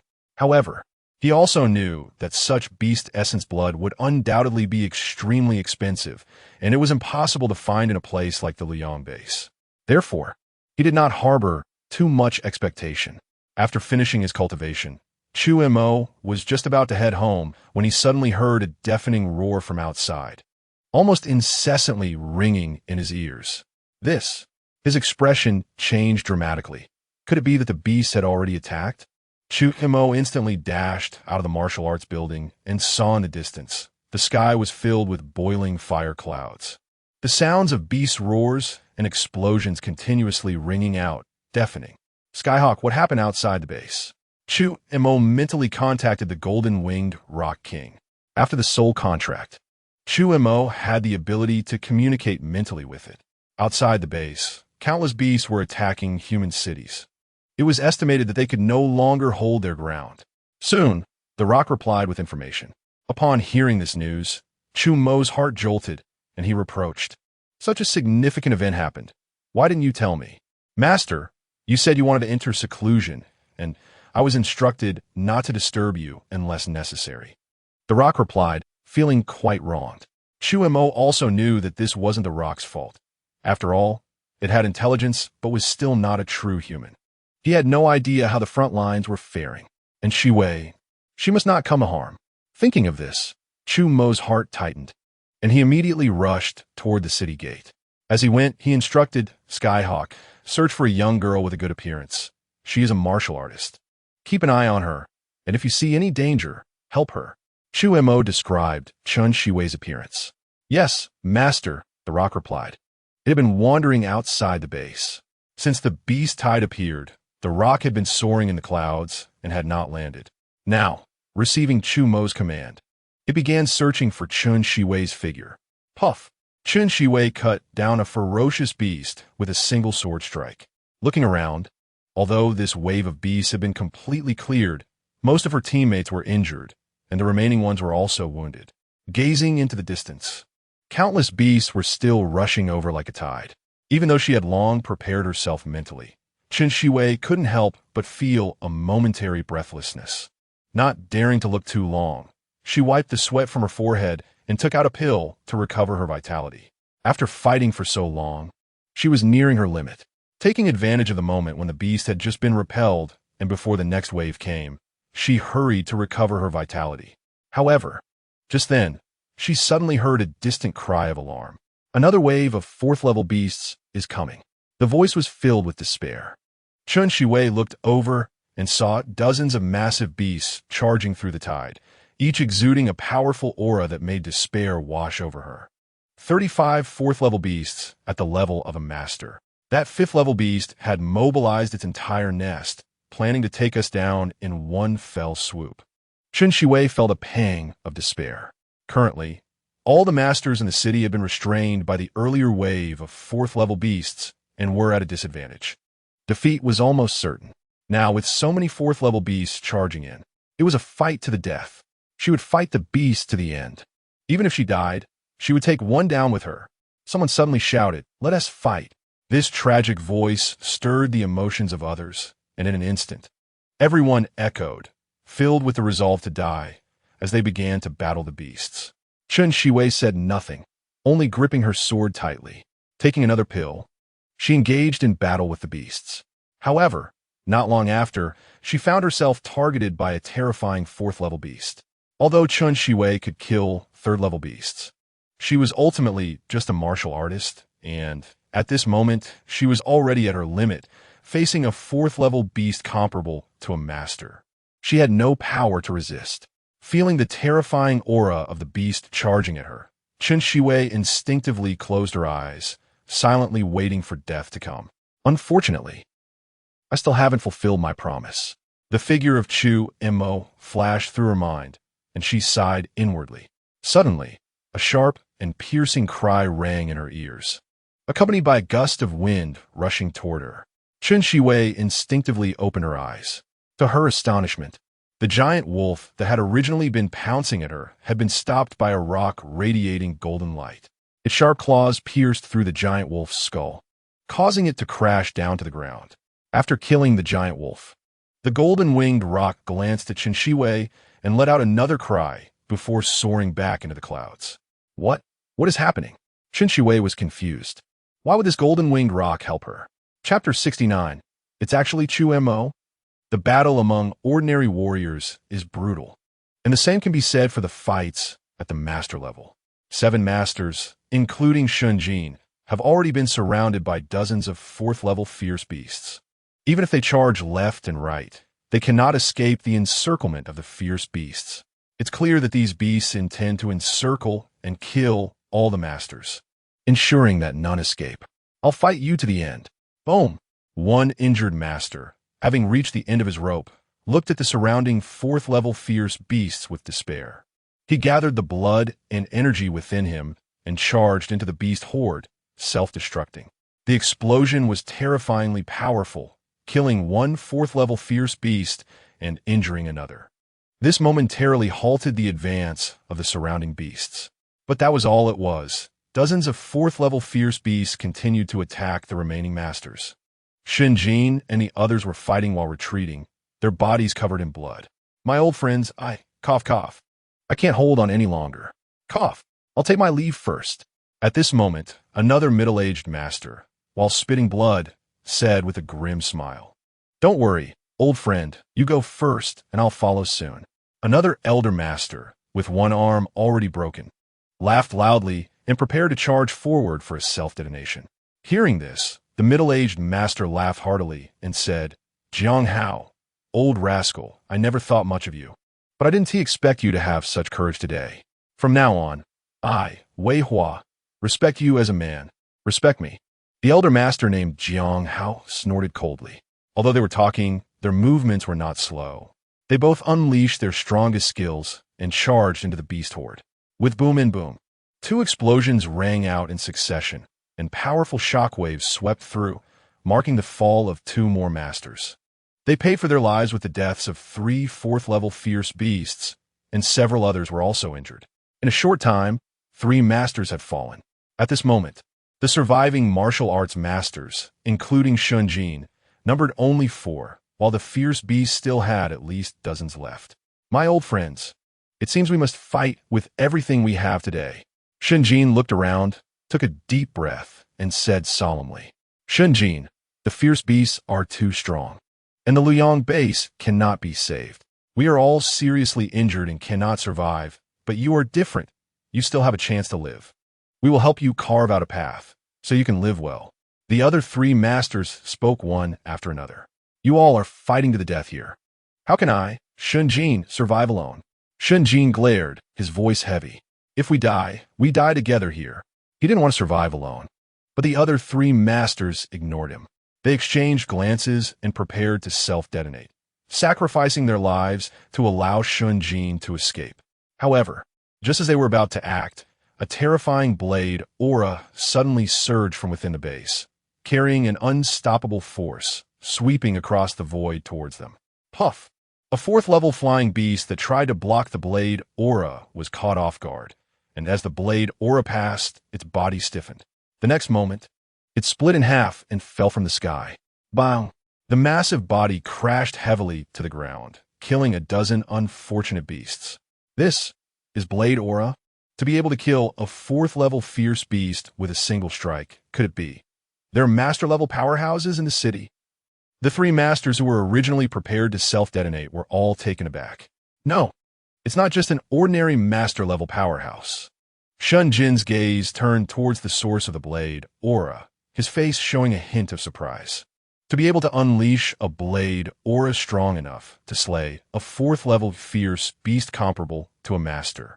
Such strength is certainly not just that of an ordinary master, and such a powerful being had been hidden within the Luoyang base all along, and he was still unaware. Who exactly is this person? Shun heart was filled with confusion. The answer would soon be revealed. Boom! Suddenly, a rumbling sound of thunder appeared in the sky. At first, it was still quite weak, but it quickly grew stronger, the sound becoming louder. In the end, it was like a thunderclap on a clear day, suddenly exploding. Crack! A bolt of lightning as thick as a barrel erupted, echoing across the surroundings. And this seemed to be a signal. In an instant, wind and rain poured down. Heavy rain fell, lightning flashed, and the sky darkened as if an ancient thunder god was about to emerge, causing the entire earth to shake. The terrifying lightning slashed down with fury, carrying a destructive aura that threatened to sink this place. Amidst the torrential rain, a figure shot out from the city in an instant, moving so fast that the sound of the sonic boom had not yet arrived by the time the figure reached the city gate. Then, centered around the newcomer, the entire city gate area transformed into a sea of thunder within 100 feet. Endless thunder wrapped around the figure, exuding terrifying majesty. Additionally, the horrifying lightning spread everywhere, incinerating any fierce beasts that came into contact with it. Even fourth-level fierce beasts, when touched by such thunder, seemed to suffer a heavenly tribulation, turning to ashes or sustaining severe injuries. In a short time, a large area was cleared out. At this moment, everyone was dumbfounded. The world fell silent. Everyone stared in shock, gazing at everything in disbelief, the surroundings eerily quiet, to the point that they could hear their own heartbeats. On the city wall, Chun Shiwei also raised her head, looking at the figure standing at the city gate in the distance. The figure stood like a spear, towering into the sky. His long black hair danced wildly in the storm, exuding an imposing demeanor like mountains and seas. It was as if a god capable of controlling thunder had emerged. However, for some reason, Chun Shiwei felt that this tall figure looked so familiar. Memories surged in her mind. A figure suddenly appeared in her mind, one from when she participated in the academy trial and was attacked by Su Guang. She thought she would die, but was saved by someone who suddenly arrived while she was unconscious. The figure she saw before losing consciousness was so similar to the one in front of her now.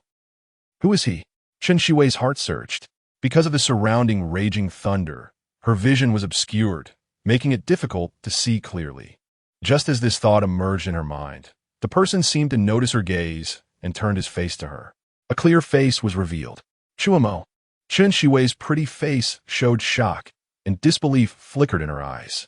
She instinctively covered her mouth, unable to believe she was looking at someone she was so familiar with. She could hardly believe her eyes. It was him. At this moment, a storm surged in her heart. Chapter 70. Budding looking at the shocked expression on Chun Shiwei's face. Chu Mo couldn't help but shake his head helplessly. He knew that once Chun Shiwei discovered the truth, it would be somewhat difficult for her to accept. However, it was good that he had finally come clean, and he wouldn't have to hide anymore. He felt a sense of relief, since there were fierce beasts around. Chu Mo didn't go down to talk to Chun Shiwei. He just nodded at her, and then focused his attention on the fierce beasts in front of him. His gaze became sharp at this moment. Thank you for your life-saving grace, Senior. At this time, Shun Jin and several surviving masters came over, respectfully bowing. Their eyes were filled with respect as they looked at Chu Mo. When Chu Mo appeared earlier, he was surrounded by raging thunder, and many fierce beasts were turned to ashes. Even fourth-level fierce beasts were not spared. Such power truly shocked them. There is no need to be so polite. Chu Mo waved his hand, indicating they didn't need to be so formal. He then said, "This is not the time for conversation. First, hold the line for me.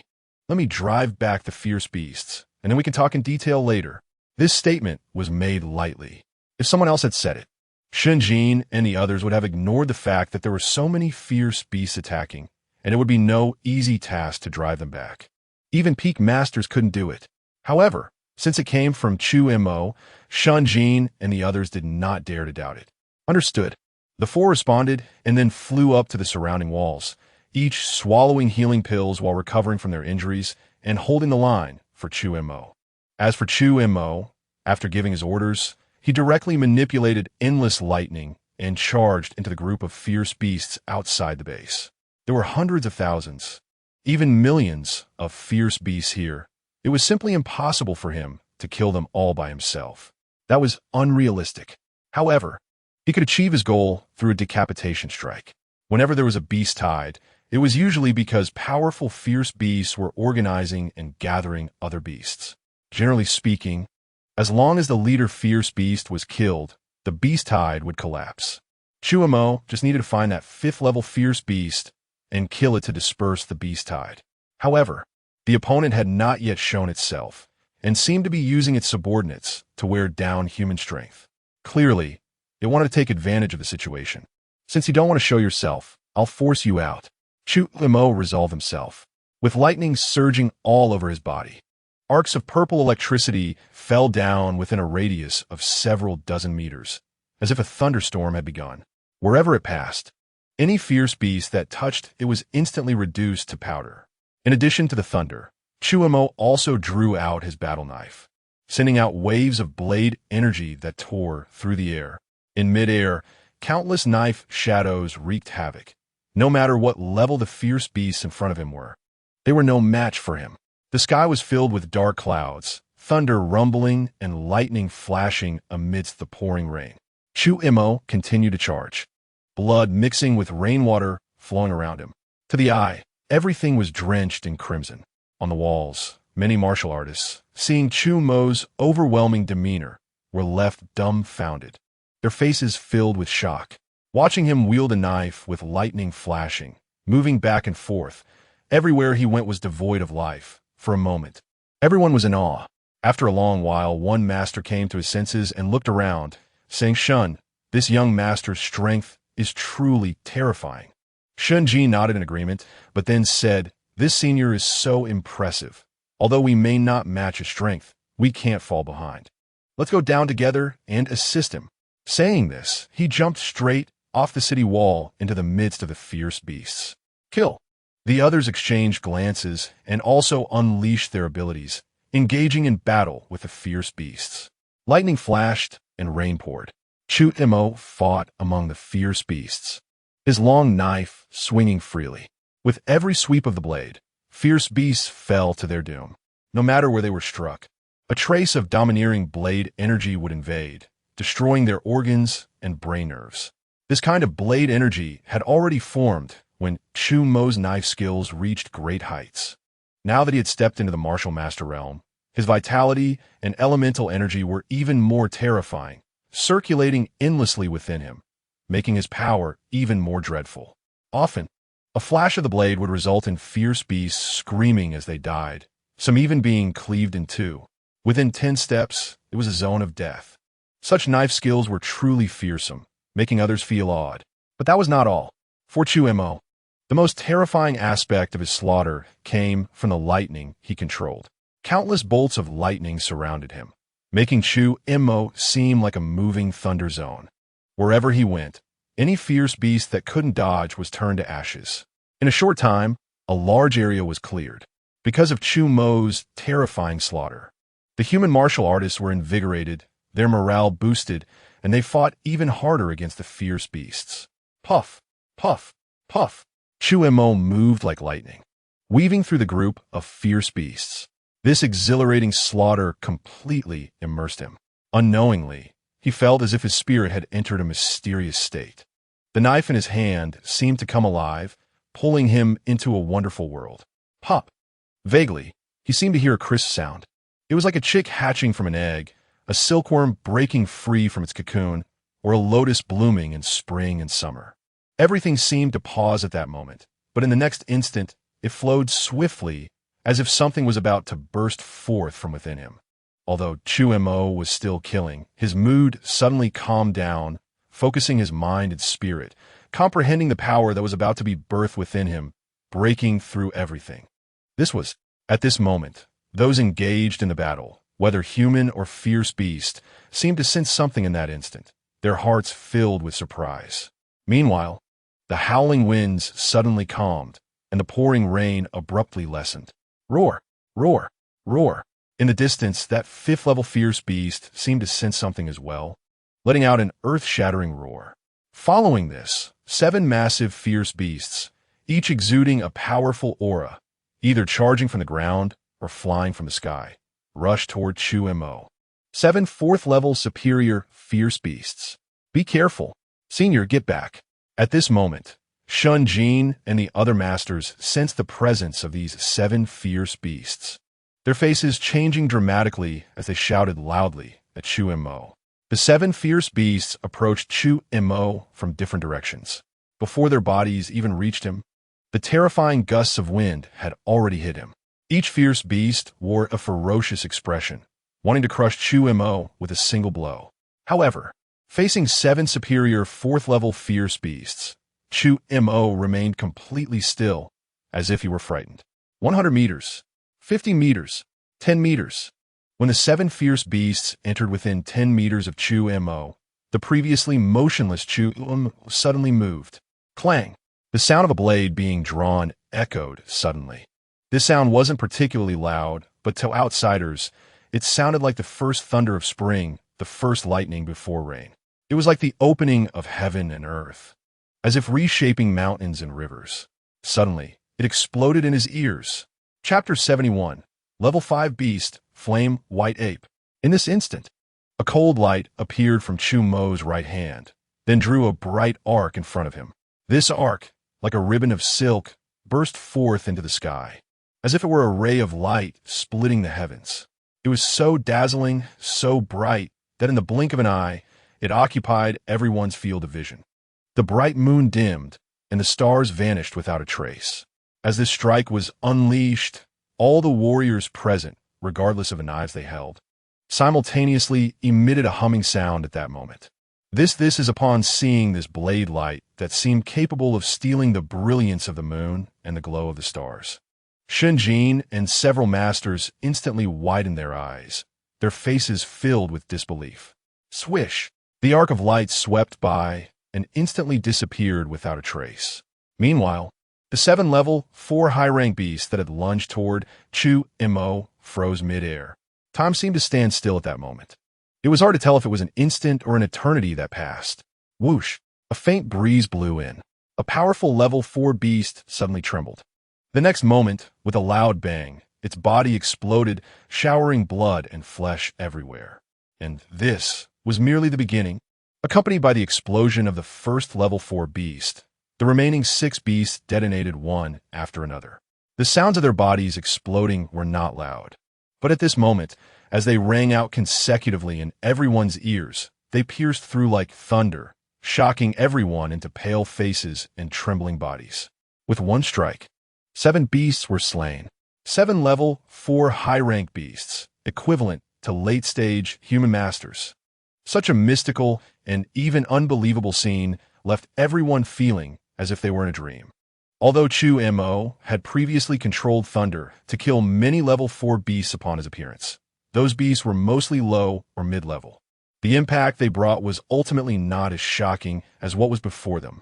Moreover, Chu Mo, who had just slain 7 level 4 high-rank beasts, appeared so relaxed and carefree, as if he were leisurely sailing on a lake, or flowing like clouds in water. The world fell into silence. Everyone was so stunned that they couldn't speak. As for Chu Mo, after that strike, he made no further movements. A thoughtful expression appeared on his face, as if he were pondering something. That strike seemed casual, but in reality, it was not as simple as it appeared. When he struck, it felt as if he grasped something in the dark, but upon reflection, it seemed he had captured nothing at all. Chu Mo could only frown, constantly recalling the ease and naturalness of that previous strike, trying to fully comprehend it. Humans, you seek death. Just as Chu Mo was deeply contemplating his experience, suddenly, from a great distance, a deafening sound erupted. The magnitude of this sound even overshadowed the thunderous roars from the sky. Following the sound, one could see in the distance a gigantic ape covered in white fur, exuding flames, charging toward this direction. As it drew closer, its body grew larger. It seemed to expand rapidly, as if it were being inflated. Its white fur grew wildly, surrounded by red flames, emanating an aura of destruction and heat that spread across the land. Whoosh! A violent whirlwind swept across the ground, lifting massive stones hundreds of meters high. And even ordinary people and warriors standing unsteadily on the walls were swept up and thrown into the air. This was all caused by the aura released by the white ape. Crack! Crack! The ground shattered. As the flame-white ape ran, its body rapidly expanded, transforming from merely robust to enormous and furious. Initially, its running only caused the ground to tremble, but soon, The earth could no longer withstand it, cracking everywhere. Each time the white ape's foot struck the ground, a massive pit appeared. In a short time, this white ape had already expanded to a height of 150 meters. At this moment, it was nearing the base, and as it approached, its size and terror became even more palpable. Standing before the white ape felt like gazing upon a deity, instilling fear in everyone's hearts. What kind of monster is this? Countless people on the walls gasped in exclamation. They looked at this terrifying giant beast, their hearts racing wildly, feeling as if their hearts might leap out. A giant ape standing 150 meters tall, controlling violent flames, exuding a terrifying aura, seemed capable of destroying the heavens and the earth. Ordinary warriors standing before it, let alone fighting, could barely hold onto their weapons. Is this truly a being that humans can defeat? Countless warriors at this moment thought of this. At this time, Chu Mo looked at the white giant ape before him, his expression also showing seriousness. He knew this must be the leader of the beast tide, the level 5 beast that had just successfully broken through. Although he knew that level 5 beasts were terrifying, facing it directly now made Chu Mo realize that he had still underestimated the horror of level 5 beasts. Humans, you have killed so many of my subordinates. You will die, no matter what. The flame giant ape stopped its steps, looking at the small human before it, letting out a furious roar. Who will die is still uncertain. Chu Mo took a deep breath and tightened his grip on the long knife in his hand. Undeniably, the terrifying flame white ape before him was indeed powerful. It was an entirely different level from the Master Realm. But he was not without the strength to fight it, since he embarked on the path of martial arts. Although he had battled countless beasts, he had always had an easy time and had never truly engaged in a thrilling life and death struggle. Only this flame white ape before him brought an extreme sense of danger. But this did not instill fear in him. Instead, it caused the blood within him to gradually boil.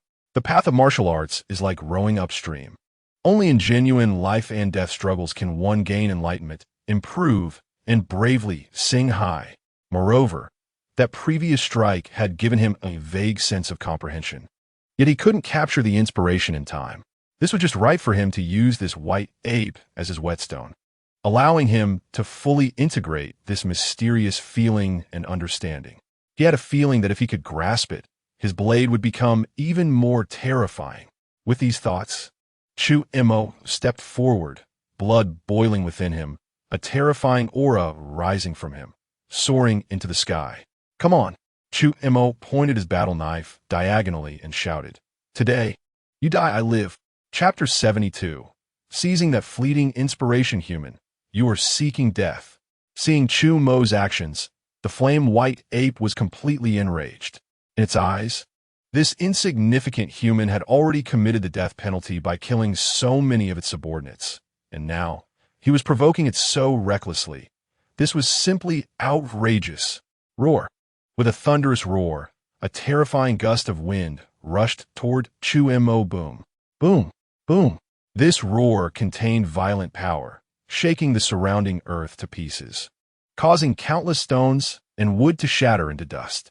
However, Chu Mo stood firm, his legs tightly planted on the ground.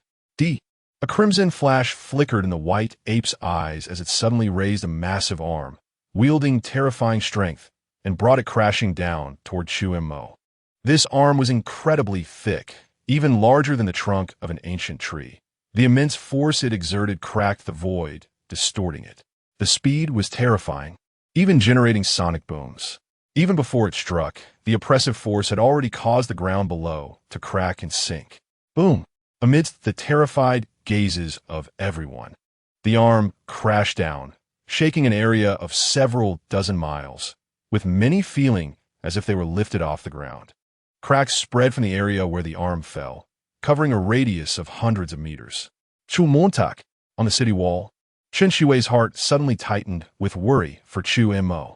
Could he really cope with such a terrifying beast? At this moment, the terrifying flame white ape furrowed its brows slightly. It could sense that its strike had not hit the human. It searched around trying to find him, but the dust and smoke made it difficult to locate him. As for Chu Mo, the moment the white ape struck. He had already utilized the smoke step to retreat several dozen meters away, avoiding the blow. Then, thunderstorm blade. Chu Mo's blood surged, and the long knife in his hand shone with a sharp light. Combining the strength of his body with the 20-fold power enhancement from the eternal Thunderbody, plus the boost from his swordsmanship, he formed a terrifying strike. In the heavens and earth, endless blade energy howled, creating a knife momentum that spread around. Slash!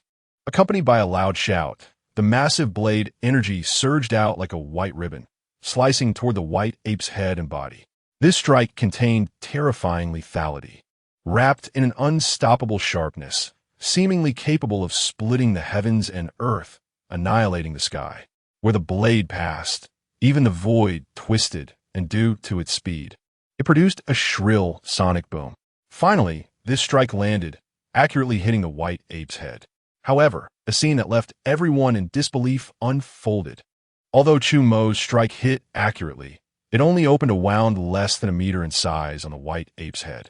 Moreover, the wound was not deep, merely oozing a bit of blood, and soon the wound began to heal, disappearing in no time. You have successfully enraged me. The white ape's roar echoed across the land. Although Chu Mo's strike did not inflict any substantial harm, as a 5th-level fierce beast, its life level was fundamentally different, and being injured by a mere ant was a tremendous humiliation.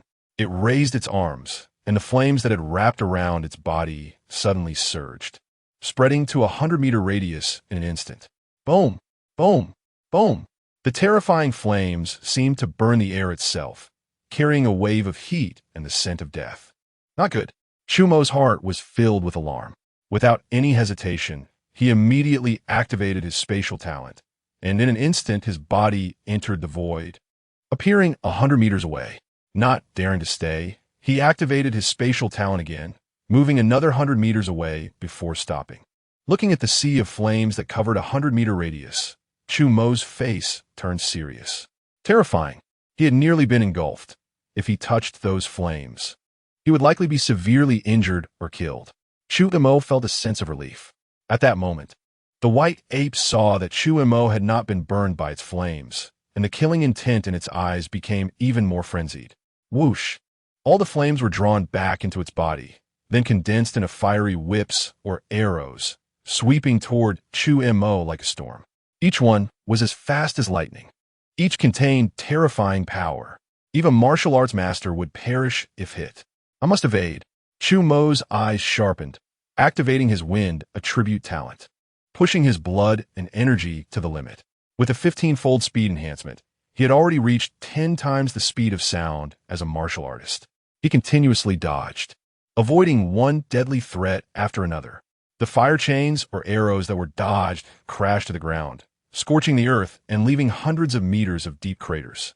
Watching such terrifying power, all the martial artists present, even the masters, felt their scalps tingle and their hairs stand on end.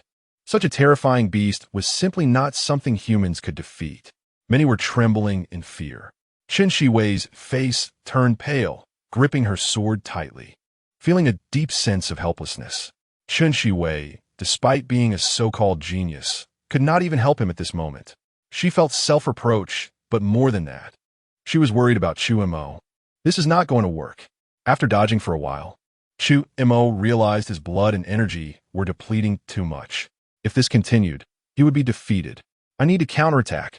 He continuously struck with his knife, trying to grasp that fleeting inspiration he had previously caught.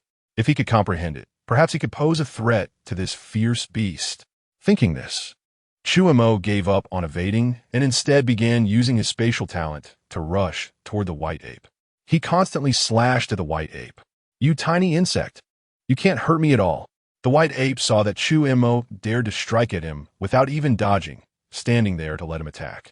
In its view, this was merely the struggle of an insect before its death. It continuously swung the fiery whips at Chu Mo, though it hadn't hit yet. It believed this insect couldn't hold on for long. Chu Mo was well aware of the white ape's thoughts. However, he did not care. At this moment, he relied on his spatial talent to dodge while constantly attacking the white ape. His mind raced, consciously mimicking that fleeting inspiration with each strike. in a life-and-death battle. Chu Mo's brain became highly active. The originally weak inspiration began to expand gradually. In the end, Chu Mo was even able to grasp it and seamlessly integrate it into his blade. The white ape, which was continuously attacking Chu Mo, suddenly sensed an unusual aura emanating from this small human. For some reason, this aura made it feel a sense of unease. Quickly kill this annoying insect, it thought, planning to fully control the flames to burn him to death. However, just as this thought arose, suddenly, a faint sound of a blade ringing out unexpectedly echoed in the arena. Chapter 73. Comprehending the blade intent, slaying the white ape. The sound of the blade was extremely faint. At first, it was not very clear, but in the next moment, it suddenly soared high. A few breaths later, it gathered like a roaring wind, crashing waves, deafening, with an indescribable sharpness that pierced everyone's eardrums. This sound, the flame white ape, as a level 5 fierce beast, had already awakened its intelligence. Upon hearing this sound, it immediately sensed something was wrong, not only because of the unease in its heart, but also because the sound of the blade did not come from Chu Mo's sword but was emanating from his body. It was as if, at this moment, his body was a divine blade, slowly unsheathing bit by bit. Such a phenomenon exceeded the flame white ape's understanding. It did not comprehend what was happening, but it could clearly see that every time the battle knife in Chu Mo's hand sliced through the air, the sharpness emanating from his eyes intensified. The sound of the blade within his body also became sharper and more ear-piercing, and the ferocity and terrifying aura brought by that blade thickened with every passing moment. This humble ant, unexpectedly comprehending the Tao at this moment, this is impossible. An unprecedented chill surged in its heart. Clearly, the human in front of it was just a tiny ant not worth its concern, yet he continuously surprised it. More importantly, at this moment, the white ape's heart suddenly produced a feeling, an unprecedented feeling that if this blade's sound continued, today, it would surely become a victim beneath this person's blade. Thinking of this, a frenzy appeared in its pupils, its arms raised high, engulfed in terrifying flames, and it smashed down with a thunderous roar. Due to the incredible speed and immense power, the sonic boom was generated and then burned away by the flames.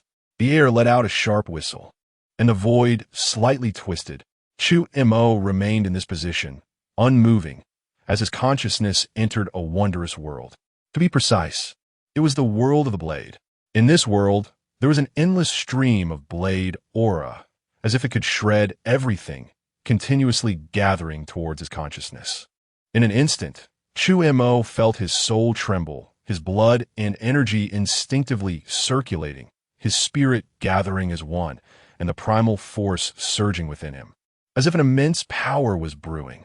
In a flash, he regained his senses. The previous comprehension of the Tao was but a moment, and at this moment, the white ape's arms were still halfway down from their descent. The terror of its power was such that even before it struck, the ground around him had already begun to crack and sink inch by inch. Yet, Chu Mo seemed oblivious. He merely extended his finger and lightly flicked the blade of the battle knife in his hand. Bang! A crisp blade sound rang out. In the next moment, within a radius of several hundred feet, whether on the walls of the base or within the base itself, all warriors holding blades felt their swords tremble slightly. It seemed like fear, and yet like worship. This left many confused. Were these blades worshipping? Their doubts were soon answered. Buzz, buzz, buzz. Within a radius of several hundred feet, all the blades in everyone's hands began to tremble and make noise. First slowly, then violently. First a low murmur, then a high pitch. When these blade sounds trembled violently enough, the voices rose high, gradually converging into a deafening blade sound that pierced the heavens and the earth. At this moment, the white ape's arms finally came crashing down. Clang, like the sound of spring thunder or the collapse of Mount Tai. A thunderous blade sound suddenly resonated from Chu Mo's body. In the next moment, his slightly bent figure sprang up like a spring, performing a teleportation, and his body suddenly traversed into the void. When he reappeared, he was already in front of the giant ape's head. Suddenly, a flash of blade aura appeared, stirring the wind and clouds, howling out. Whoosh! The surrounding raindrops falling softly, the whispering breeze, were all dispersed by the blade aura at this moment. And the rainwater within 100 feet was lifted and the mud soared into the air, blocking the vision of everyone around. At this moment, everyone lost their focus.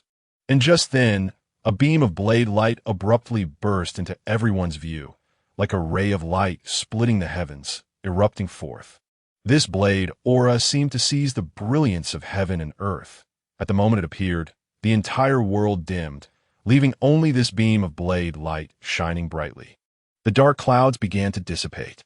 The wind and rain gradually ceased. Under the light of this blade that seized the brilliance of heaven and earth, even a flame-white ape showed a look of shock, even letting out a shriek of surprise. This is impossible. The roar echoed throughout the heavens and the earth. Anyone could hear the terror, fear, shock, disbelief, and incredulity in this roar. It actually felt fear. Such a terrifying beast of ferocity was actually terrified of the blade that Chu Mo had struck. All the onlooking humans had this thought flash through their minds in that instant.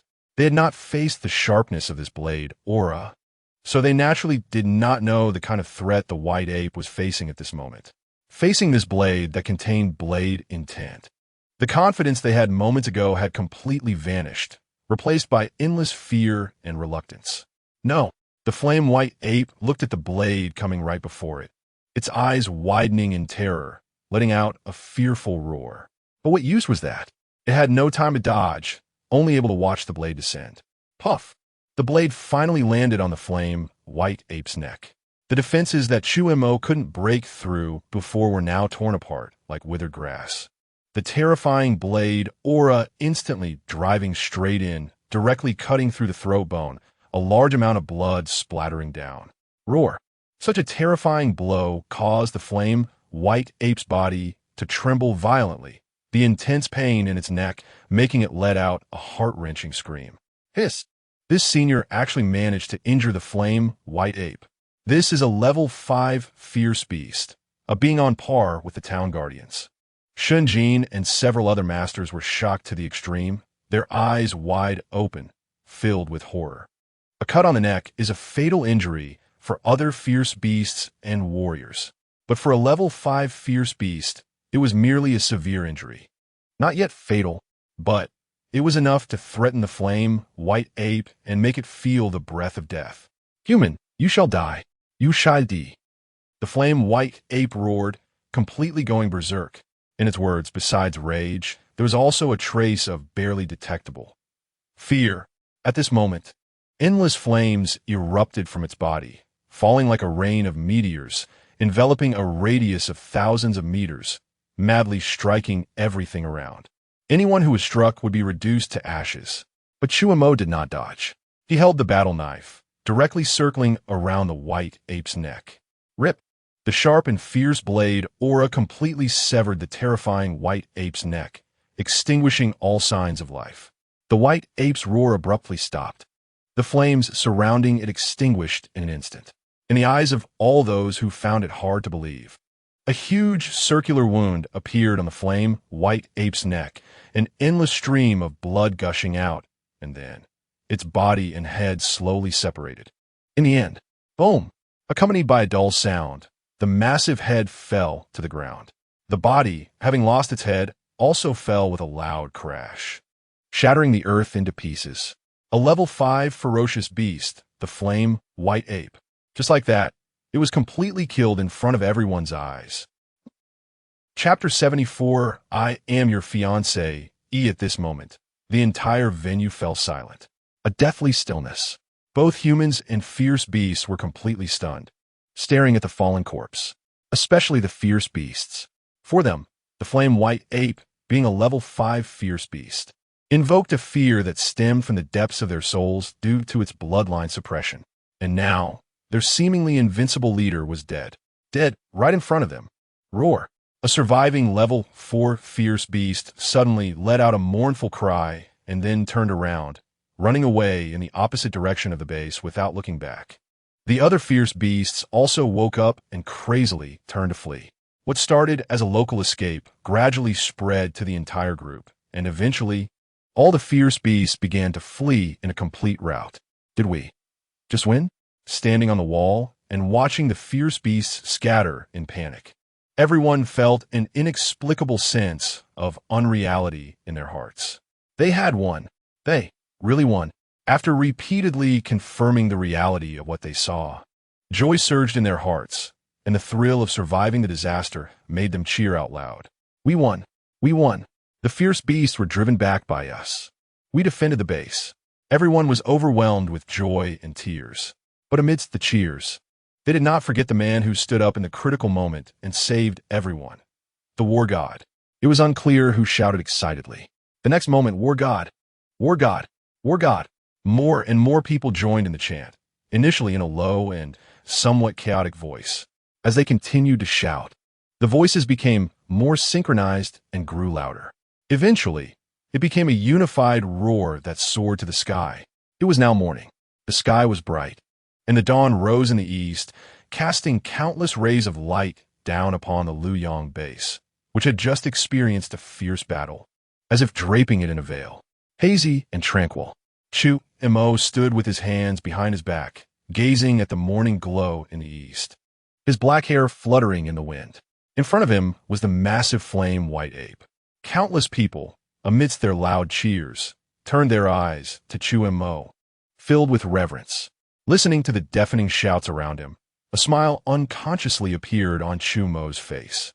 He turned his head and searched through the crowd. Soon, he spotted a graceful young girl. She stood on the crumbling wall, holding a sword, her face smeared with the blood of battle. Yet it could not conceal her exquisite beauty. The rising sunlight enveloped her, as if she were draped in a beautiful filter. At that moment, their eyes met. The girl suddenly smiled, just like 100 flowers blooming, as if the world had brightened a little in that instant. A day had passed since the beast tide dispersed. After the rain, the sun shone again. The residents and warriors within the base were busy with post-disaster reconstruction work. This beast tide had nearly destroyed the Luoyang base, resulting in heavy losses. Fortunately, the base still stood, and everyone was alive. As long as people were alive, all losses could be gradually recovered. Now, the entire base was bustling with activity. Ordinary people were collecting corpses, rebuilding houses, and repairing walls. Warriors were treating the wounded, gathering fierce beast corpses, and wrapping up the aftermath. In short, there was a lot to do. However, none of this concerned Chu Mo. After slaying the flame white ape, he returned home to rest in seclusion. The battle had exhausted him, draining all his vitality and energy, nearly causing him to faint. He slept for several days before finally waking up. After practicing a set of body-tempering techniques, Chu Mo felt that his vitality and energy had returned to their peak state, with an unprecedented strength within him. Indeed, life and death battles could truly lead to rapid advancement for warriors. Originally, he was only at the realm of understanding the momentum of the knife, but during the fight, he touched the threshold of the knife's intent, and ultimately, through the battle with the flame white ape, he truly stepped into the door of knife intent. It was indeed a great harvest. Knife intent is the will of the knife. Only by refining the momentum of the knife to its utmost can one form knife intent. According to Mo Shan, once one comprehends knife intent, the knife can unleash an intent that envelopes the opponent, making it impossible for them to evade. Even ordinary swordsmen might not be able to draw their blades. The terror of its power is self-evident. For many swordsmen who have comprehended the momentum of the knife, knife intent is almost an insurmountable chasm. Some people spend their entire lives exploring and cannot grasp even a hint of it. Yet, Chu Mo has already grasped a hint of knife intent. Even if it is still very weak, at least he has successfully crossed over. For those who would never cross over in their lifetimes, this is already a path of countless brightness. Thinking this way, a smile unconsciously appeared on Chu Mo's face. Just then, as he was lost in thought, the door suddenly creaked open. A graceful figure walked in. "You're awake?" Chen Shui brought in a bowl of meat soup and said softly, "Shui, I." Looking at Chen Shui entering, Chu Mo wanted to say something, but he didn't know how to explain. "You don't need to explain to me. Everyone has their own secrets. Chen Shiwei said with a smile, handing the meat soup to Chu Mo. Eat it while it's hot. Such an attitude left Chu Mo momentarily stunned. He had thought Chen Shiwei would question him, but unexpectedly, she said such words, catching him off guard. He couldn't help but ask, you're not angry? Aren't you curious why I kept it from you? I don't need to be angry over such matters. Chen Shiwei shook her head. It's just, when I saw you fighting with a level 5 fierce beast, I was really worried. After all, you are my fiancé, and I am your fiancé. At this point, a rare flush appeared on her cold face. If anything happens in the future, you can tell me. Although my strength is not as good as yours, we will become family. As she spoke, although her face was red, she stubbornly raised her head, her gaze fixed on Chu Mo's eyes. Hearing this, Chu Mo fell silent for a moment. Then, he looked into Chen Shiwei's eyes and solemnly said, Don't worry. I want to do this again. Upon hearing this, a serene smile appeared on Chen Shiwei's face. Under such a smile, the world seemed to lose its color. I still need to train, so I'll go out first. Remember to finish the meat soup. After chatting for a while, Chen Shiwei prepared to go out to train. Chu Mo naturally did not refuse. However, just before Chen Shiwei left, Chu Mo took out 2 jade bottles and handed them to Chen Shiwei. She showed a puzzled expression. 10,000-year spirit marrow and Xian Yuan jade marrow. These are for you, Chu Mo said. Chen Shiwei's beautiful eyes widened in disbelief. She had certainly heard of the names of 10,000-year spirit marrow and Xian Yuan jade marrow. Both were extremely precious. The former is a rare treasure of heaven and earth that can wash the marrow and improve a warrior's innate physique. She had wanted to find a way to help Chu Mo reshape his innate physique and had even considered 10,000-year spirit marrow. However, this item was too rare. It was not something she could obtain. Thus, she had never dared to imagine she could get it. The latter, even more so, is able to break the physical limits of a martial artist, making it an extremely rare treasure. If these 2 items were to be spread, anyone would go crazy for them. But now, Chu Mo took them out and placed them in front of himself. Looking at these 2 bottles of extraordinary treasures from heaven and earth, Chen Shiwei's face showed a touched expression. After a moment, she silently took them in her hands, nodded at Chu Mo, and then turned to leave. There was no thank you, nor any other words. However, upon seeing this, Chu Mo revealed a smile. Chapter 75, A New Round of Gathering. Back at her room, Chen Shiwei looked at the eternal spirit essence and the Xian Yuan jade essence in her hands, her mind a whirlwind of thoughts. She remembered a long time ago when she was just a little girl with pigtails, shy and afraid of strangers, always hiding behind her parents and too timid to say hello. Perhaps because of her personality, she had no friends growing up, until one day, she followed her parents to visit the Chu family. The boy appeared before her. What's your name? He asked. At that time, she was very shy and took a step back. Sensing her fear, Chen Shiwei clearly remembered that Chu Mo handed her the fruit in his hand. This is an apple. I want you to have it. Can you say something to me? Chen Shiwei didn't particularly like apples, but seeing Chu Mo trying so hard to please her, she surprisingly took the apple without hesitation and took a bite. The apple tasted delicious, better than any apple she had ever eaten before. So she nodded and said, The apple is very sweet. Thank you. My name is Chen Shiwei. So you are Chen Shiwei. The little boy, Chu Mo, said happily, full of hope. My name is Chu Mo. My mom said you will marry me in the future. Chen Shiwei, since you ate my apple and told me your name, will you marry me in the future? As children, they didn't understand what marriage meant. They just thought that since their parents said so, it meant they would become good friends. Therefore, after a moment of hesitation, Chen Shiwei also extended her hand, nodded earnestly, and said, Okay, but you have to promise me, when we grow up, you can only marry me, and you have to protect me and become the strongest person in the world. Only then will I be willing to marry you. This was the story of their first meeting. It wasn't overly dramatic, nor was it complicated. It was even somewhat plain, yet Chen Shiwei remembered it deeply and had never forgotten it until now.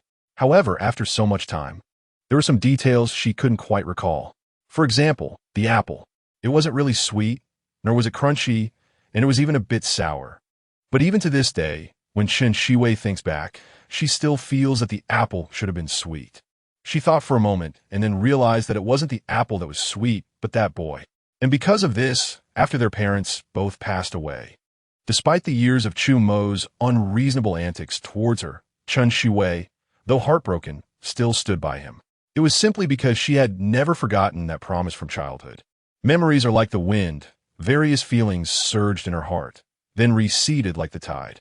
Chu Mo's endless misunderstandings had already exhausted Chen Shiwei. Fortunately, he finally changed his temperament, and he became a powerful martial artist. Young girls are always in love. Who doesn't admire a hero? Chen Shiwei didn't know if Chu Mo still remembered their childhood promise. But, recalling Chu Mo's towering figure facing the fifth-level beast, her eyes gradually blurred, and she murmured, "Chu Mo, you are still protecting me after all." The beast tide finally began to subside. The residents' lives gradually returned to normal. However, for many major forces in the Liang base, although the beast tide had passed, there was still a significant matter before them that they had to address. That was to visit Chu Mo. During the beast tide, Chu Mo single-handedly killed countless fourth-level beasts, and then turned the tide by publicly slaying a fifth-level beast. His strength was undoubtedly invincible in the Liang base. Such a powerful martial artist naturally needed to be befriended. Many major forces came bearing gifts, hoping to meet Chu Mo. It wasn't about wooing him. There wasn't a single force in the entire base qualified to do that. It was mainly about building good relations. After all, the beast tide had caused many forces to suffer losses, and the upper echelons of Liang base would inevitably undergo a significant reshuffle. Who could hold more power and who would be relegated to a secondary position needed Chu Mo's approval. Because of this, these forces naturally hoped to win some goodwill from Chu Mo and gain his support. However, what all the forces didn't expect was that Chu Mo actually refused to meet anyone. Even Master Xinjin, Chu Mo's fiancée's teacher, was turned away. Just when everyone was anxious, Chen Shiwei came out to announce a piece of news. Chu Mo would not interfere with the operations of Liang base and only wanted to focus on his cultivation, unwilling to be disturbed by outsiders. This news surprised all the forces, but upon reflection, it seemed quite reasonable. Up to now, Chu Mo had only been a martial artist, and several masters realized this afterward. But a martial artist could possess the strength to slay a fifth-level beast, which was enough to represent Chu Mo's extraordinary talent and qualifications.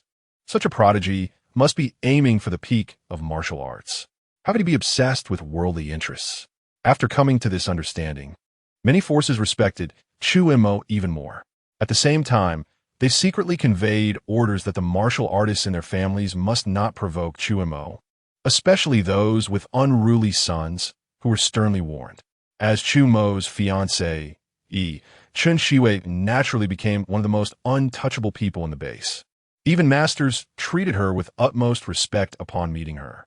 In such circumstances, Chu Mo continued to cultivate in the base, just as he did before the beast tide erupted. The only difference was that previously only a few people knew him, but now, wherever he went, everyone would respectfully call out, "Master Chu." Chu Mo wasn't particularly concerned. Every day, he traveled between home and the martial arts building, diligently improving his skills. Occasionally, when Chen Shiwei returned, they would talk, chat, and discuss insights on martial arts cultivation. In this context, their relationship progressed rapidly and became increasingly intimate. Days passed by, and in the blink of an eye, more than 10 days had gone by. This day marked the day for Chu Mo's gathering technique to refresh. He could start another round of gathering. Located in the martial arts building, Chu Mo took out the corpse of the flame white ape from his personal space. After its death, the beast's body kept shrinking, eventually down to 10 meters in size, which Chu Mo then stored in his personal space. In a large quiet room, the corpse of the flame white ape lay on the floor. Although it had been dead for many days, it still emanated a heavy pressure. If an ordinary person or even a martial apprentice were to face it, they would likely be too intimidated to rise. This was the terrifying aspect of a fifth-level beast, which had undergone a complete transformation compared to a fourth-level beast, no longer a mere wild animal. Shaking his head, Chu Mo dispelled these thoughts from his mind. He extended his hand and silently chanted, "Gather." Chapter 76. Merging top-tier fire attribute talent. 5. Elephant strength. Collection successful. Gain top-tier fire attribute talent. Collection successful. Gain the fire white ape's innate divine ability. Swift fire, shaking mountain fist. Collection successful. Gain fire white ape's beast blood. After 3 consecutive collections, all the resources from the fire white ape were gathered. Merge. Without any hesitation, Chu Mo silently recited in his heart. First was the top-tier fire attribute talent, and the fusion brought some pain to Chu Mo. But he was very willing to endure this pain, because with every fusion, his strength increased. Soon, the fusion was complete. He immediately checked his information. Target, Chu Mo. Physique, extraordinary indestructible thunder body. Talent, top-tier fire attribute talent. Advanced sword technique training talent. Intermediate wind attribute talent. Intermediate earth attribute talent. Inferior space talent. Looking at these talents and physique, Chu Mo couldn't help but smile. He then immediately slapped the skill book transformed from the swift fire, shaking mountain fist on his head. In the next moment, the entire book exploded, turning into countless light spots and entering Chu Mo's mind. All the techniques of this fist technique were thus learned by him. The swift fire shaking mountain fist is comparable to silver-level martial arts. As long as one can master it, it can triple one's power. The exact power depends on the warrior's strength and fire attribute talent. The greater the strength and stronger the fire attribute talent, the greater the power displayed. With the essence of this fist technique circulating in his mind, Chu Mo softly spoke. He had a deep impression of this fist technique. When the fire white ape executed it, its arms smashed down, enveloped in terrifying flames, capable of burning the very air. Upon impact, it caused the ground within hundreds of meters to crack and sink. The power was extremely terrifying. Let me see what kind of power I can unleash. Chu Mo was quite looking forward to it. Unable to execute it in the quiet room, he went straight outside and quickly arrived at a clearing outside the base. This is the place. Chu Mo stood firm, mobilizing the blood energy and elemental power within him, while simultaneously activating the fire attribute talent to execute the swift fire, shaking mountain fist. In an instant, a ball of flames surrounded Chu Mo, and the scorching heat spread within a 100-meter radius. Nearby trees, being so close, had their moisture rapidly evaporated under the intense flames, drying up completely. Even the soil and rocks beneath him couldn't withstand such scorching heat, crumbling into powder. This was just the momentum. How terrifying would it be when the fist technique was unleashed? With such thoughts, Chu Mo suddenly opened his eyes, raised his right arm fiercely, and then struck out with a punch. Boom! The punch was accompanied by a violent sonic boom. The air let out a sharp whistle, and then landed on a patch of ground several dozen meters away. In an instant, the ground cracked, ancient trees shattered, and countless dust particles filled the sky. Boom! Boom! Boom! Due to the terrifying force, a violent shockwave surged outward. In the midst of the gale, Chu Mo's robe fluttered wildly. Moments later, as the dust settled, he looked up to see a massive crater formed in the area where his punch landed, with the ground cracked and all trees and stones turned to ash. Terrifying, truly worthy of a level 5 beast's innate divine ability. It was indeed frightening. Looking at such destructive power, Chu Mo couldn't help but feel a secret shock. Although the power of this punch was still not as strong as that of the fire white ape, it was already quite formidable. Chu Mo felt very satisfied. Now, I already possess earth, wind, and fire attribute talents. Plus, I have comprehended sword intent. My strength is already not weak. The only thing lacking is the foundational realm. So next, I will practice frantically to quickly raise my realm. Chu Mo planned to devote himself entirely to seclusion and cultivation. Of course, before going into seclusion, he did not forget to let the golden-winged rock fly outside the base, helping him keep an eye out for water, wood, and metal attribute beasts. He wanted to gather all 5 elemental attribute talents and see if it would lead to a deeper transformation in his strength. In the quiet room of the martial arts building, Chu Mo practiced the elemental power body refining method, beginning to absorb the elemental energy from heaven and earth to refine his body. Previously, when discussing martial arts insights with Shi Wei, she mentioned that the martial artists above the master level generally measure strength in terms of elephants. This elephant is not an ordinary elephant, but a type of ancient giant elephant, said to possess a physical strength of 1,000,000 pounds.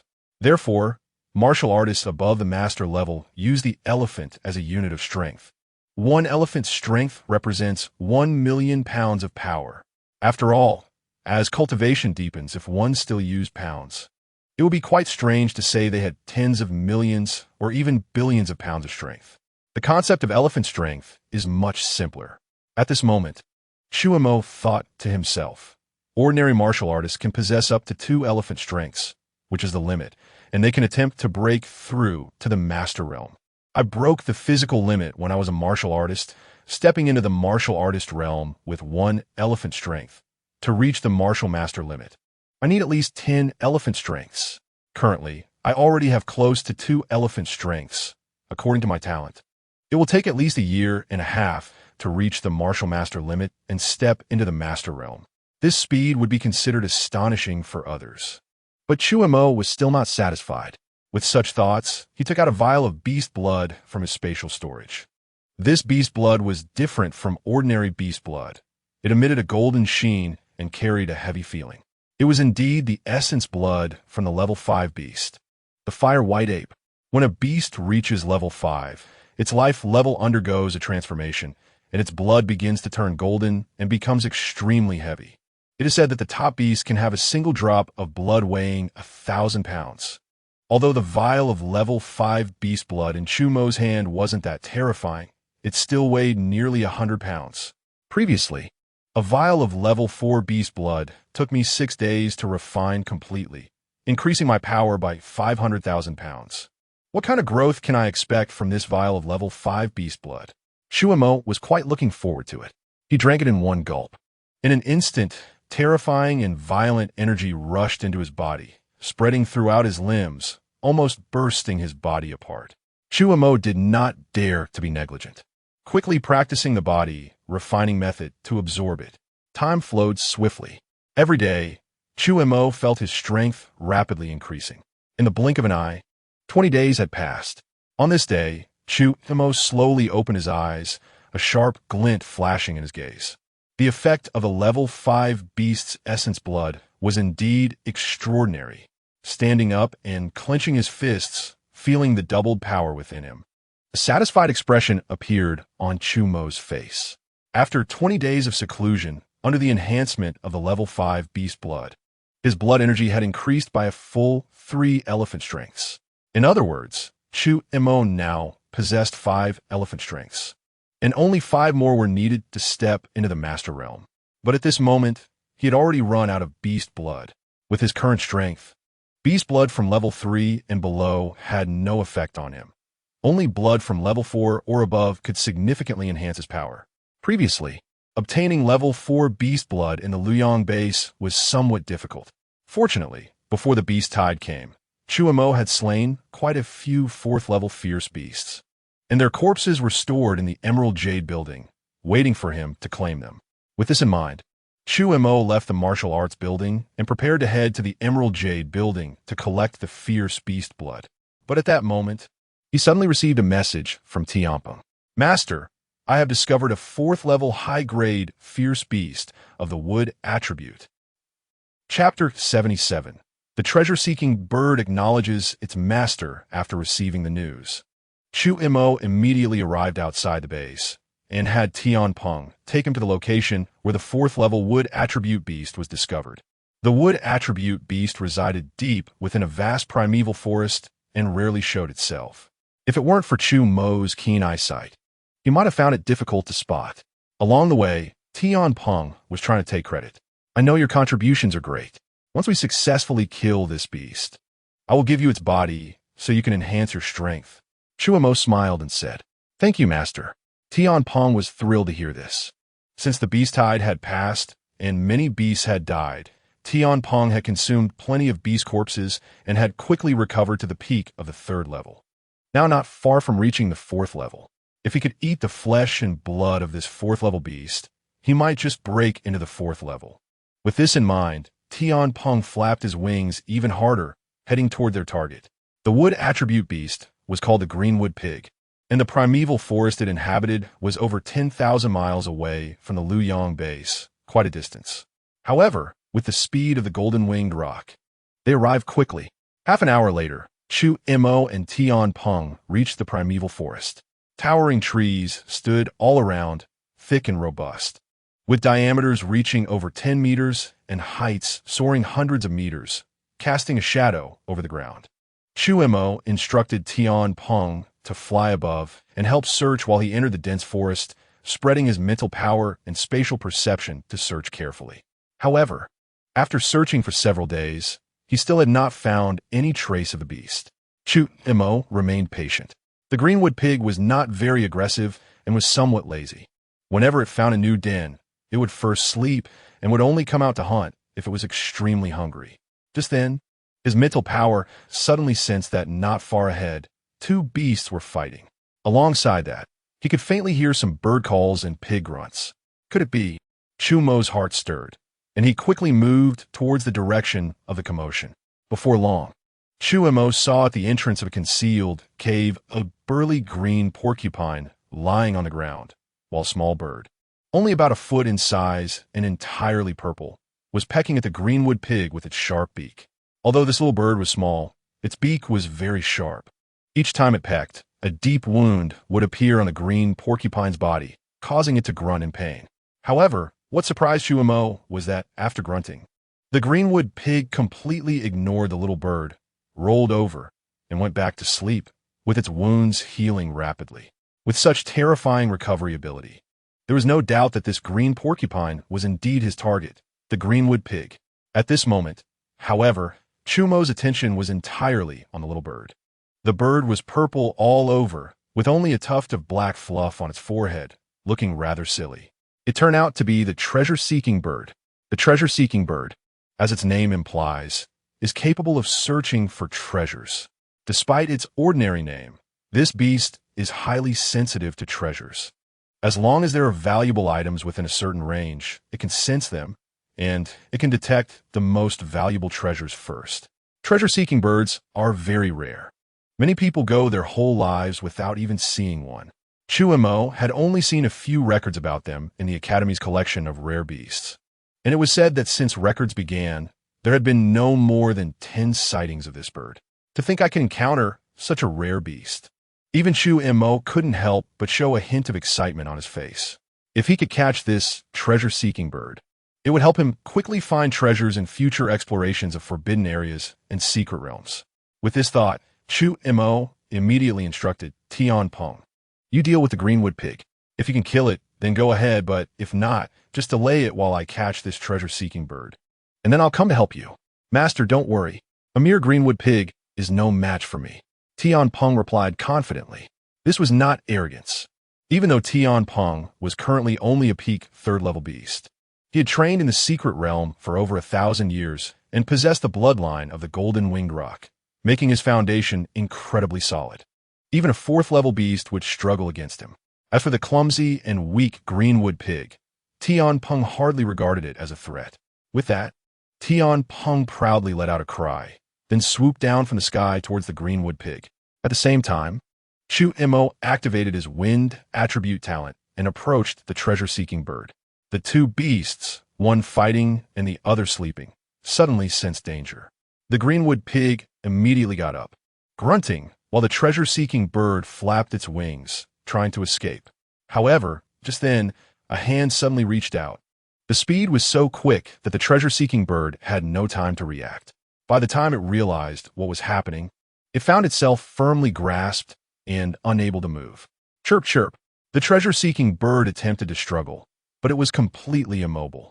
It then used its sharp beak to peck at Chu Mo's wrist, hoping to make him loosen his grip in pain.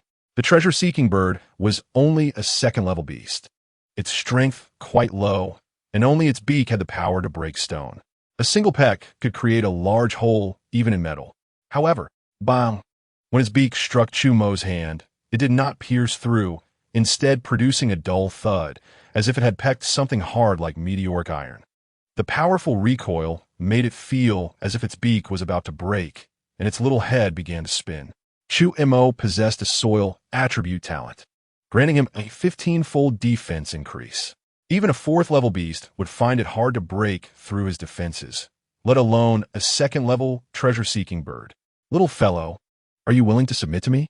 Looking at the silly expression on the treasure-seeking bird, Chu Mo couldn't help but smile, though his face remained calm as he spoke.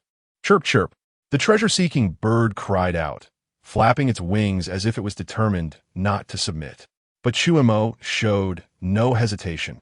He tightened his grip, demonstrating an intention to crush it.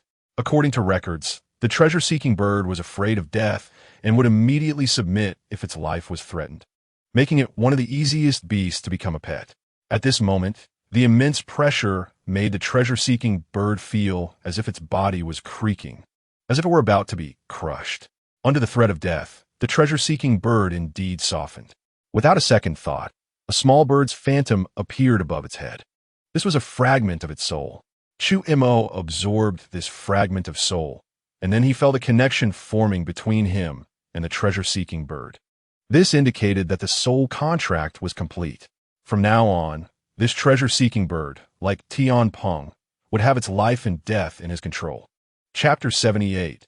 2 beasts compete for favor. Purple Gold Sacred Lotus Master. The moment the contract was signed, a clear and melodious voice of a girl, like the sound of silver bells, echoed in Chu Mo's mind. However, the tone was noticeably low and filled with resentment.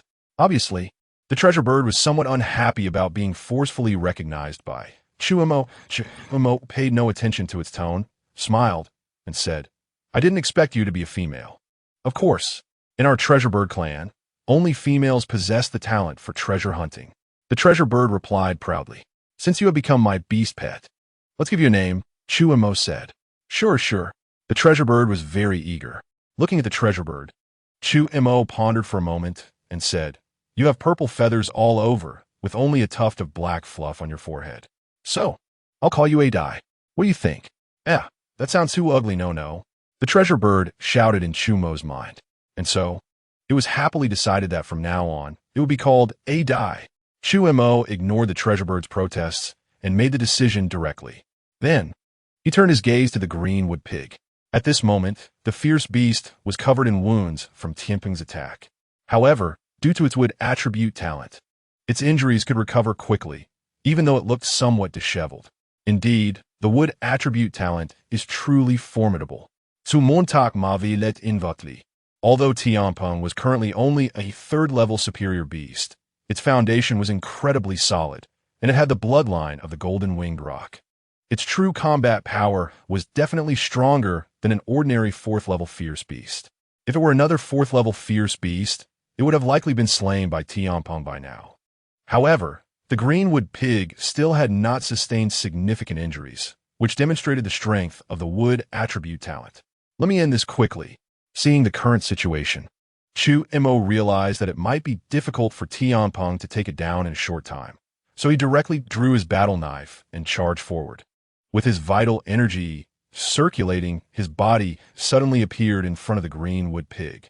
Then, clang, accompanied by a flash of sharp knife light. It suddenly fell like a bolt from the blue.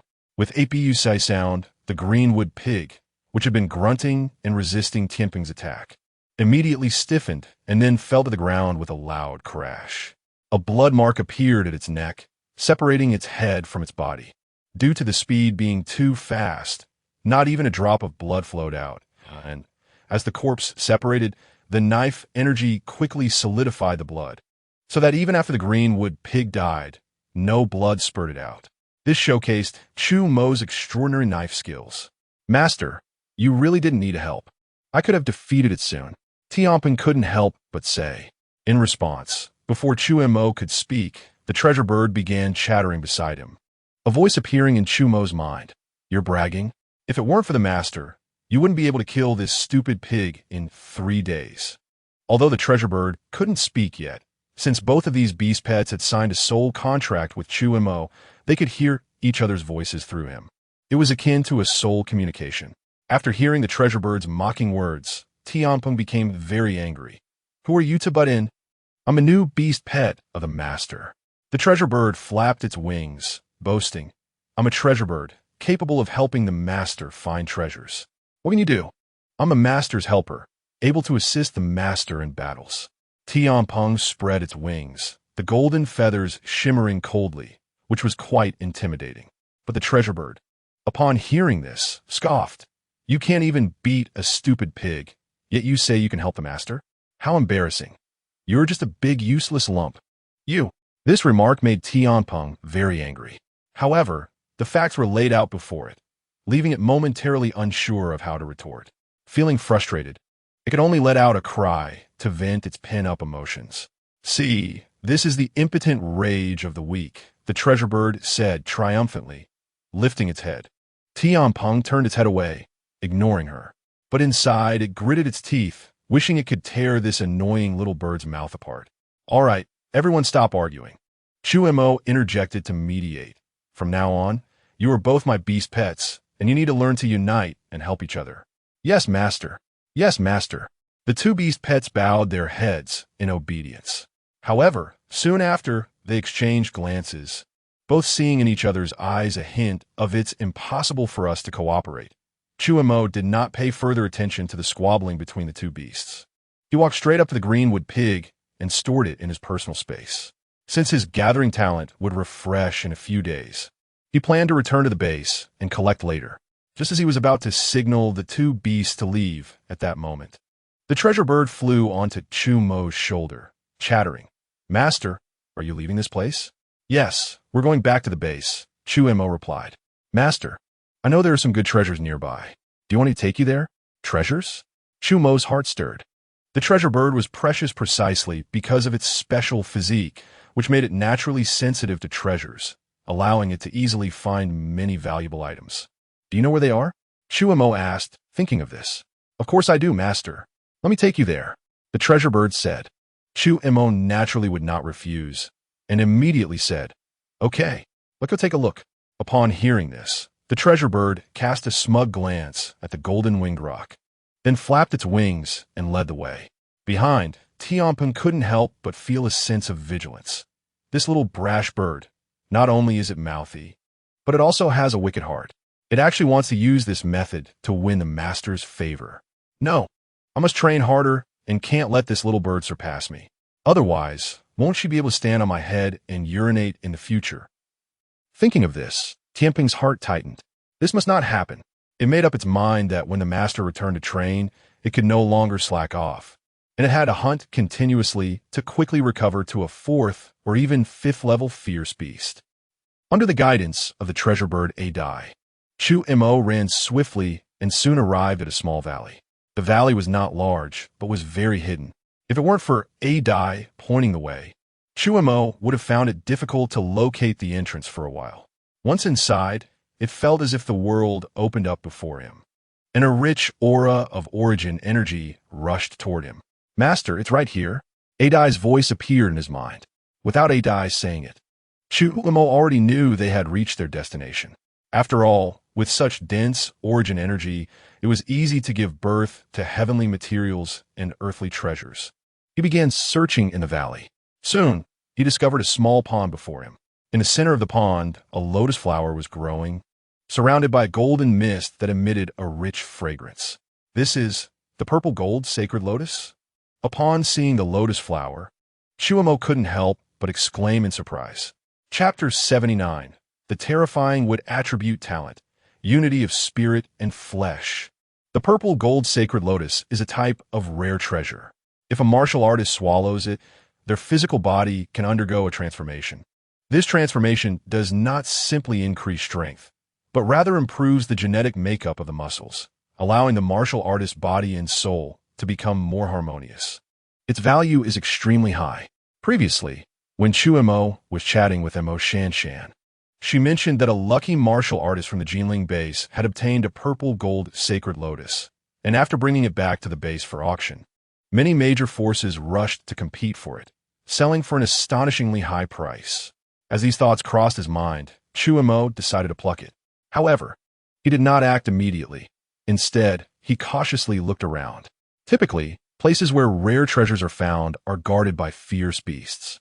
Sure enough, Just as Chu Mo pretended to walk to the edge of the pond, the originally calm water suddenly rippled, and in the next moment, a slender, snake-like creature darted out, heading straight for Chu Mo's face with incredible speed and a golden glow. It was a level 4 fierce beast, the golden line snake. Chu Mo's eyes narrowed as he recognized this fierce beast. The golden line snake does not follow the common trend of larger size with higher levels. Instead, its body becomes smaller and more elusive as its level increases. Once it hits its target, it quickly burrows through the nostrils or ears into the opponent's body, draining their blood and muscles in a very short time, leaving behind an empty shell. Seeing the golden line snake darting towards him with such speed, Chu Mo did not let his guard down. He directly used his spatial talent, and in an instant he appeared behind the golden line snake. The snake missed its strike and attempted to turn back for another attack. But it was already too late. Wind attribute talent. Gale Thunderblade. He quickly unleashed it. With a sound of clang as the blade was drawn from its sheath, a flash of cold light sliced through the air, accurately cutting the golden line snake in half. But that was not the end. A terrifying intent of the blade surged forth, and chaotic blade energy raged, shredding the golden line snake's body into countless pieces that fell to the ground. After slaying the golden line snake, Chu Mo let out a long breath.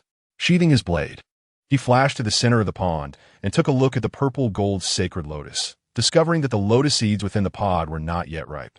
The sign of maturity for the purple gold sacred lotus is when it produces a lotus seed that is entirely purple gold in color. However, the seed before him was not fully mature yet, still showing some white.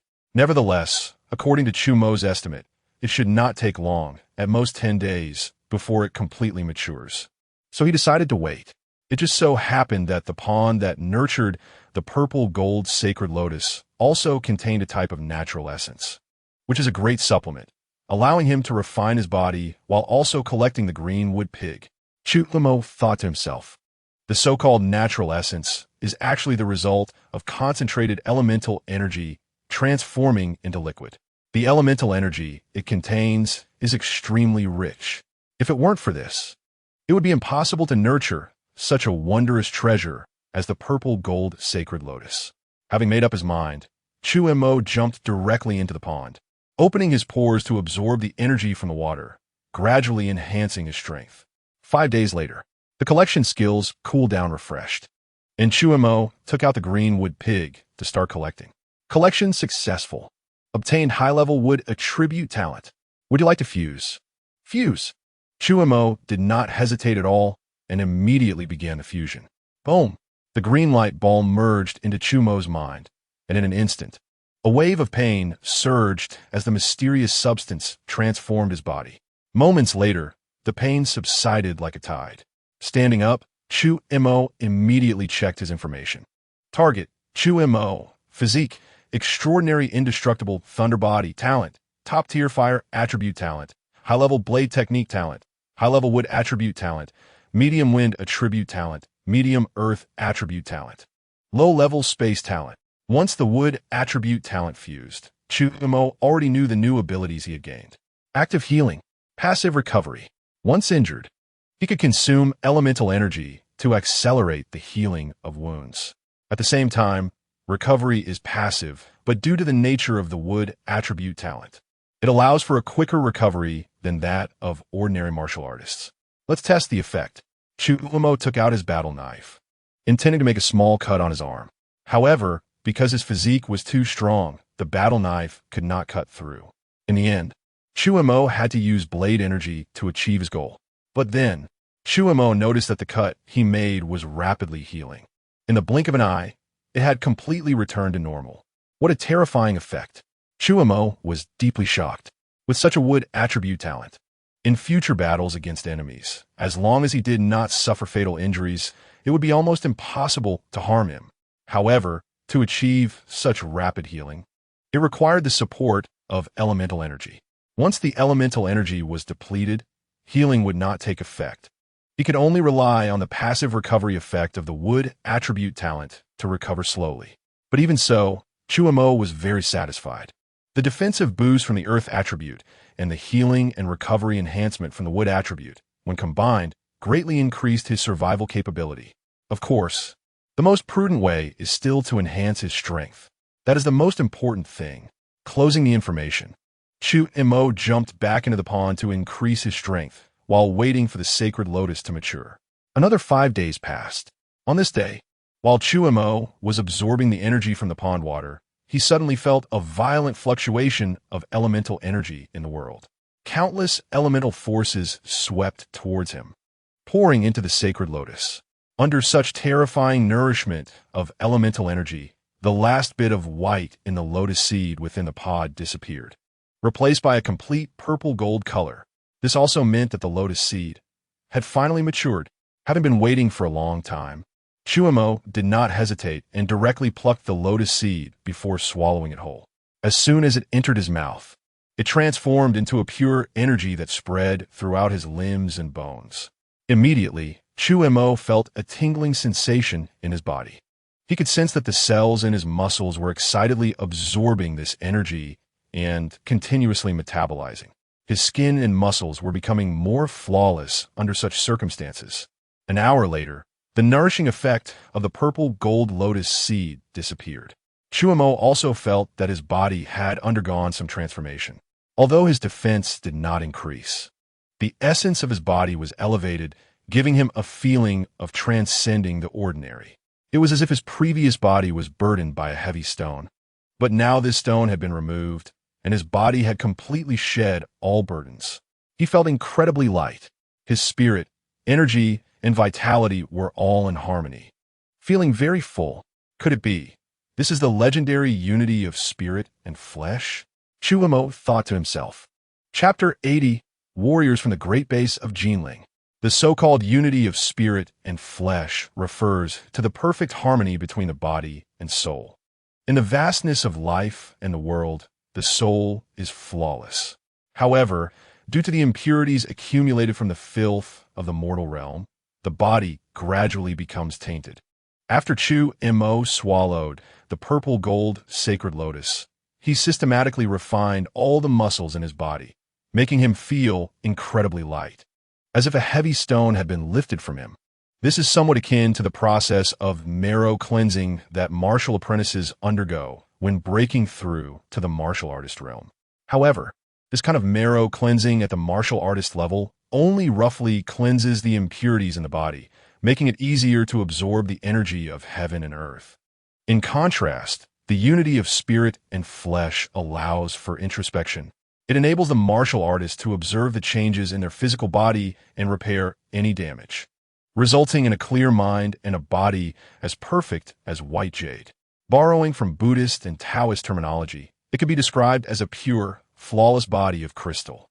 Thinking of this possibility, Chu Mo immediately began to circulate his blood and energy, and he could feel every muscle and every cell under his control, with the soul perfectly grasping the body. Indeed, it was the unity of spirit and flesh. Chu Mo clenched his fist, his face showing excitement. Furthermore, he felt that his strength had significantly increased, at least by the power of one elephant. After estimating this in his mind, Chu Mo concluded that he was very pleased. A single purple gold sacred lotus not only granted him the unity of spirit and flesh, but also enhanced his cultivation, saving him several months of arduous training without consuming the blood of fierce beasts. It was truly a great opportunity. Adui, well done. In his excitement, Chu Mo praised the treasure-hunting bird Adui and even took out a handful of spirit rice from his spatial pocket and tossed it to Adui. This was a treasure he had obtained in the secret realm. Fierce beasts could consume it to enhance their cultivation, and it also helped in awakening spiritual intelligence. Chirp, chirp. Upon seeing the handful of spirit rice, Adui's eyes lit up, and it jumped onto Chu Mo's hand, joyfully starting to eat. While eating, it couldn't help but sneak a proud glance at Tianpeng, as if to say, "Big guy, what do you have to compare with me?" Tianpeng ignored it, casting a resentful glance at Chu Mo. If it remembered correctly, this spirit rice had originally been its treasure, which it later offered to its master. Thinking of this, Tianpeng felt that it was a sad story. The most valuable part of the purple gold sacred lotus was the lotus seeds. Now that Chu Mo had picked them, Although the lotus flower also had some value, he did not take action. One should leave a line in everything. Since he had already obtained the best part, there was no need to be ruthless. He decided to keep the lotus flower for the next fated person. In the following days, under the guidance of the treasure-hunting bird, Dui, Chu Mo found several more precious materials. However, these treasures were all ordinary, and their value was much lower than that of the purple gold sacred lotus. One day, following Dui's guidance, Chu Mo arrived at the entrance of a valley. This place was far from the Luoyang base, at least tens of thousands of kilometers away. Chu Mo planned to explore this area before returning to the Luoyang base for cultivation. Master, this is it. I can sense that there are very precious treasures inside. Dui chirped excitedly while standing on Chu Mo's shoulder. Chu Mo nodded, feeling a bit expectant as he walked inside. As soon as he entered, Chu Mo noticed that the valley was rather dilapidated, and there was a gigantic structure within, which, although somewhat ruined, still vaguely showed its shape. This surprised Chu Mo greatly. Since the great change in the world, apart from the many survival bases built by humans on the ruins, the cities that humans had originally built before the Great Change had gradually been destroyed by the rampant growth of plants, leaving no trace behind. The building in front of him was clearly from before the Great Change, meaning it had at least a history of 200 years and surprisingly had not been destroyed. Stop! Just as Chu Mo was inwardly astonished, a sudden shout rang in his ears. He turned to see an old man with a deep aura, exuding a terrifying presence. A martial artist at the late stage of the Grandmaster level, or even at the peak of the Grandmaster level. Chu Mo's gaze sharpened as he estimated the old man's strength. Kid, this is not a place you can come to. Hurry and leave. The Grandmaster coldly snorted. Upon hearing this, Chu Mo was about to speak, but at that moment, a voice suddenly came from within the building. Supu, since this young brother has inadvertently arrived here, it can be considered fate. Why not invite him in? Yes, my lord. The old man respectfully nodded, then stepped aside and said, My lord invites you inside. Remember, speak properly and do not offend him. Chu Mo pondered for a moment and then strode into the valley. Soon, he entered the building. Inside, he saw a young man dressed in luxurious clothes, standing with his hands behind his back, admiring the murals on the walls with appreciation. He exuded a faint pressure, although his apparent realm was only at the early stage of the Grandmaster level. The pressure he brought to Chu Mo was even more dangerous than that of the old man, who was likely at the peak of the Grandmaster level. Behind him stood two young girls with bright eyes and white teeth, standing with their hands clasped at their sides. Judging by their cultivation, they were also martial artists at the early Grandmaster level. This made Chu Mo's heart skip a beat. In the entire Luoyang base, there had only been 5 Grandmasters before the Beast Tide, and they were all in the early and mid-level realms. Yet this young man had reached the Grandmaster realm at such a young age, accompanied by 2 Grandmaster-level maidens and a servant at the peak of the Grandmaster level. The power behind him was simply shocking. Could he be from a prominent family in some large base? Chu Mo thought to himself, feeling that he might have encountered trouble today and that it would be difficult to leave unscathed. As a guest from afar, may I ask where this young brother is from and what your name is? At that moment, the young man turned around, looking at Chu Mo with a hint of curiosity in his eyes, and spoke in a calm voice. His tone was very neutral, yet it carried an undeniable authority, clearly indicating that he was used to being in a position of power. Hearing this, Chu Mo slightly cupped his hands and said, I am Chu Mo, just an ordinary martial artist. Ordinary martial artist?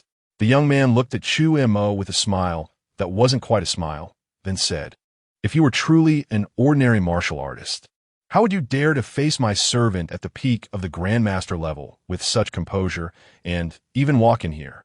You must either have a profound background or great strength. Since you claim to be an ordinary martial artist, it means you have no background, which only leaves one answer. You must have extraordinary talent and strength that far exceeds your peers. Am I correct? He said with a smile. Your insight is remarkable. I admire it. Chu Mo replied with a smile.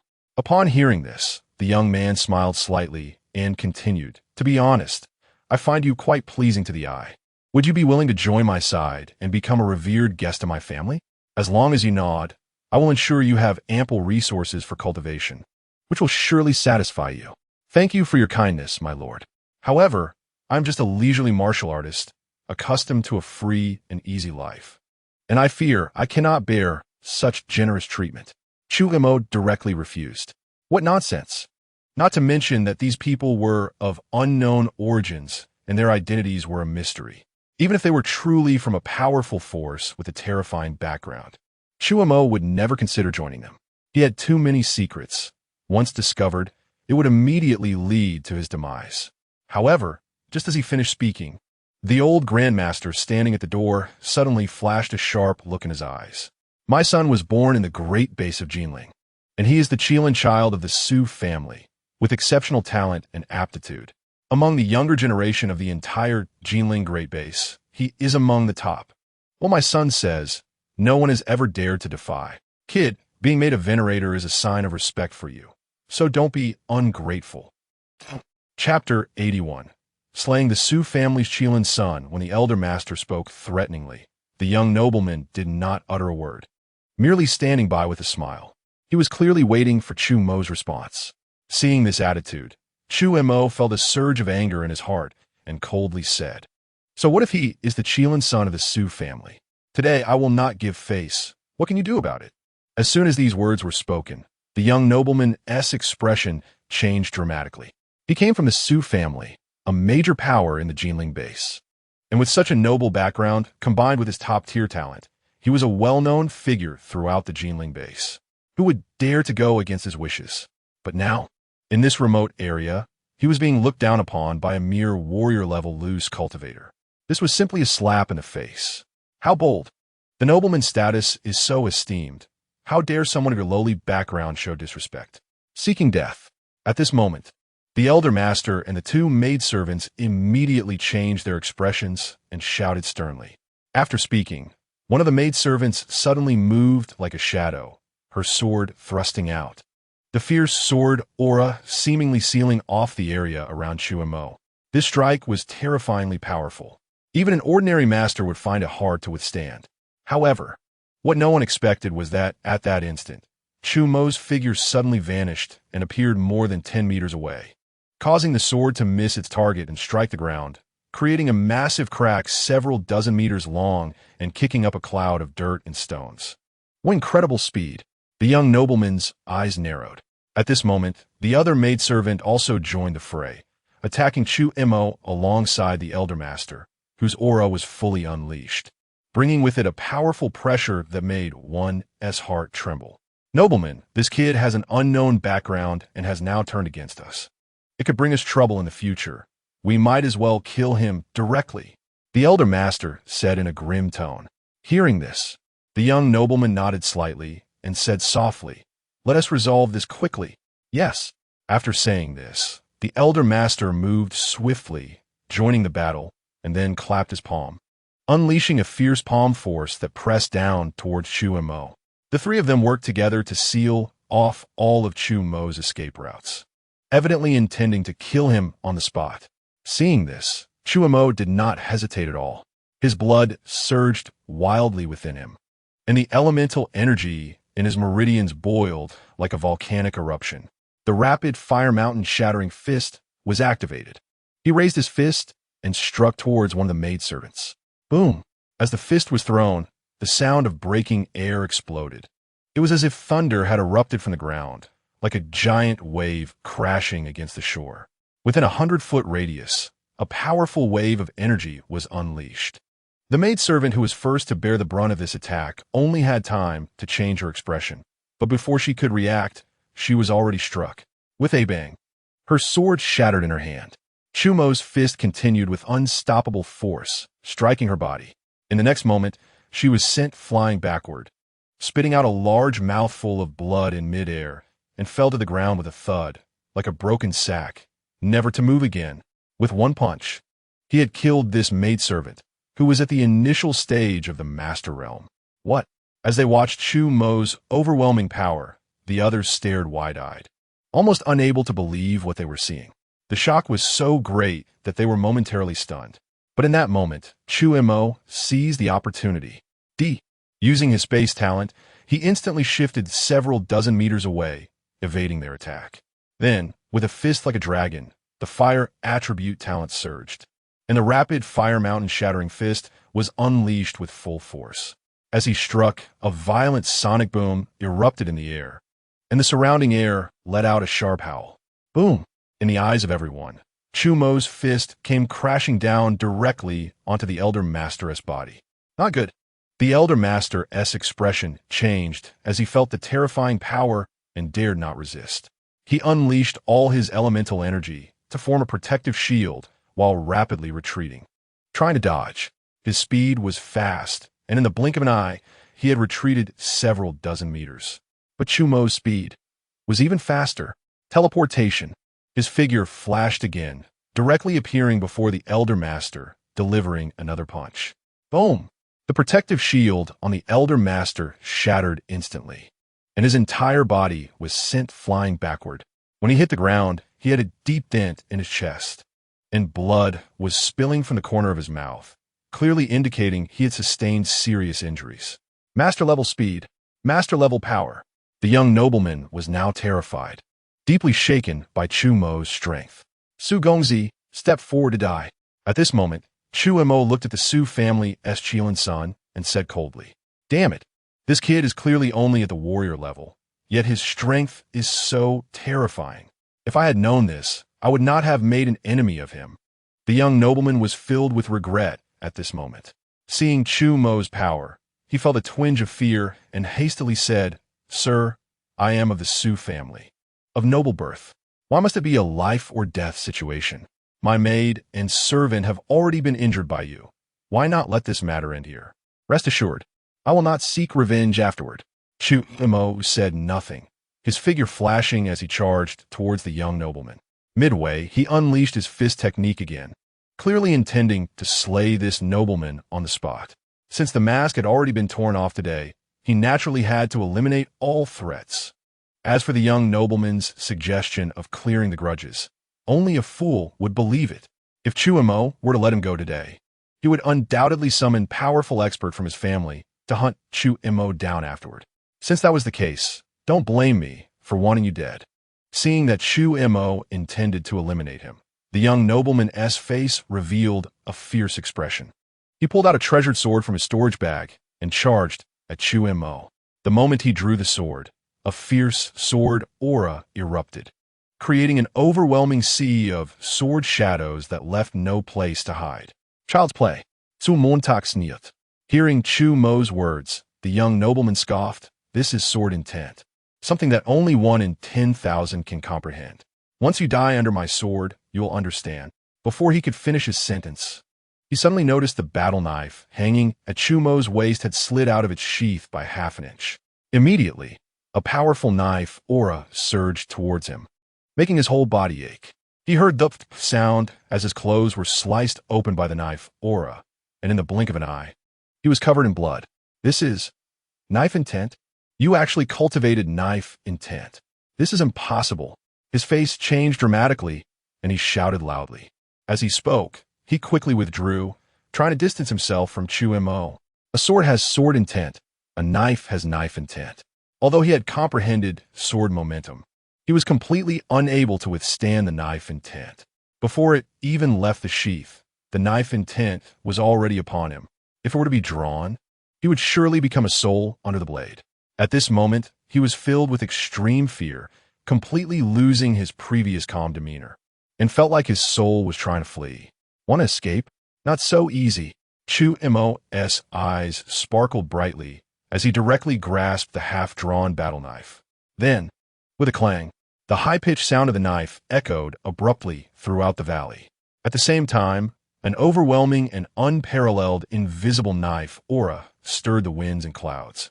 Howling outwards, an endless wave of knife aura descended upon the young nobleman like a volcanic eruption. He had no ability to dodge at all and was directly struck by the blade's energy. His body suddenly stiffened, and a hint of despair appeared on his face. In the next moment, swish, swish, swish, endless blade energy erupted from his body, completely annihilating his vitality. The proud son of the Su family from the Grand Jinling base met his end in the wilderness. Chapter 82. the stone tablet of enlightenment, comprehending the blade intent. Young master.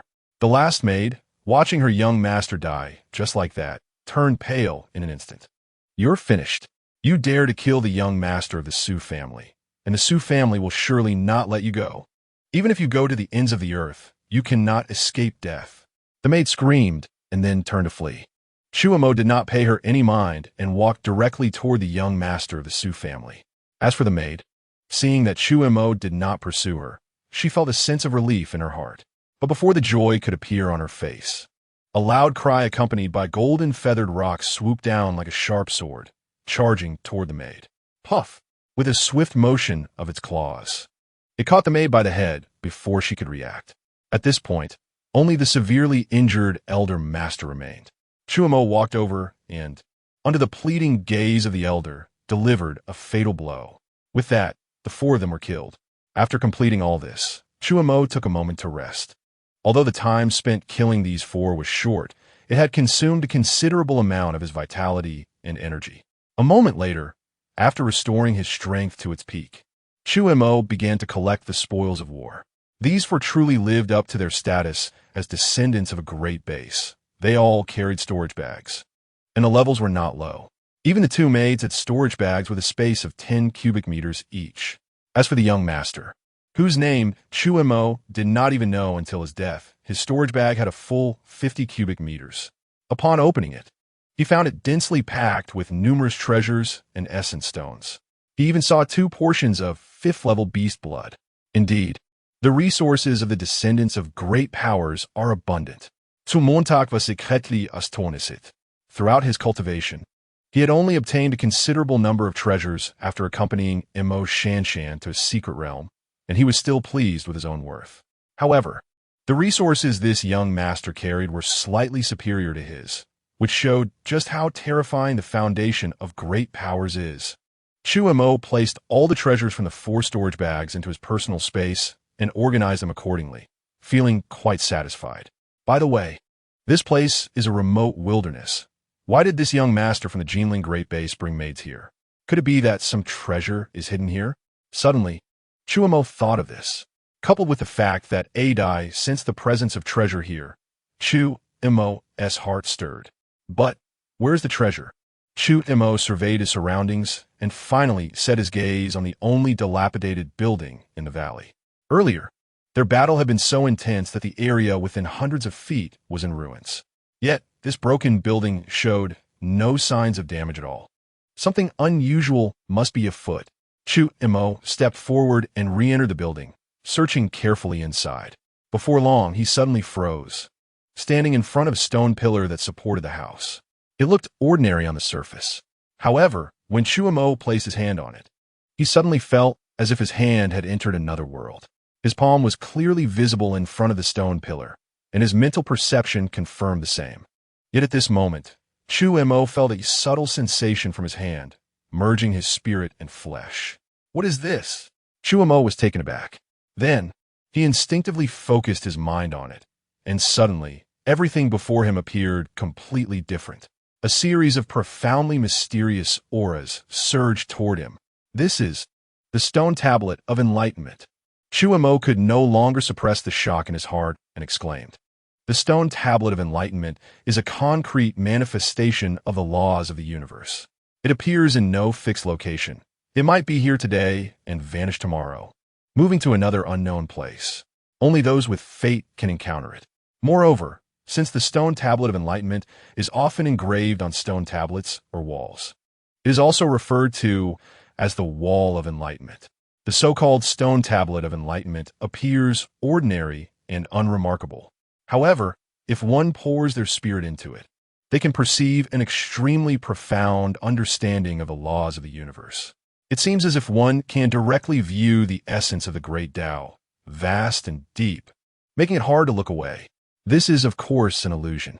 While the stone tablet of enlightenment is indeed profound and allows martial artists to observe the operation of the laws of the universe, not just anyone can comprehend it.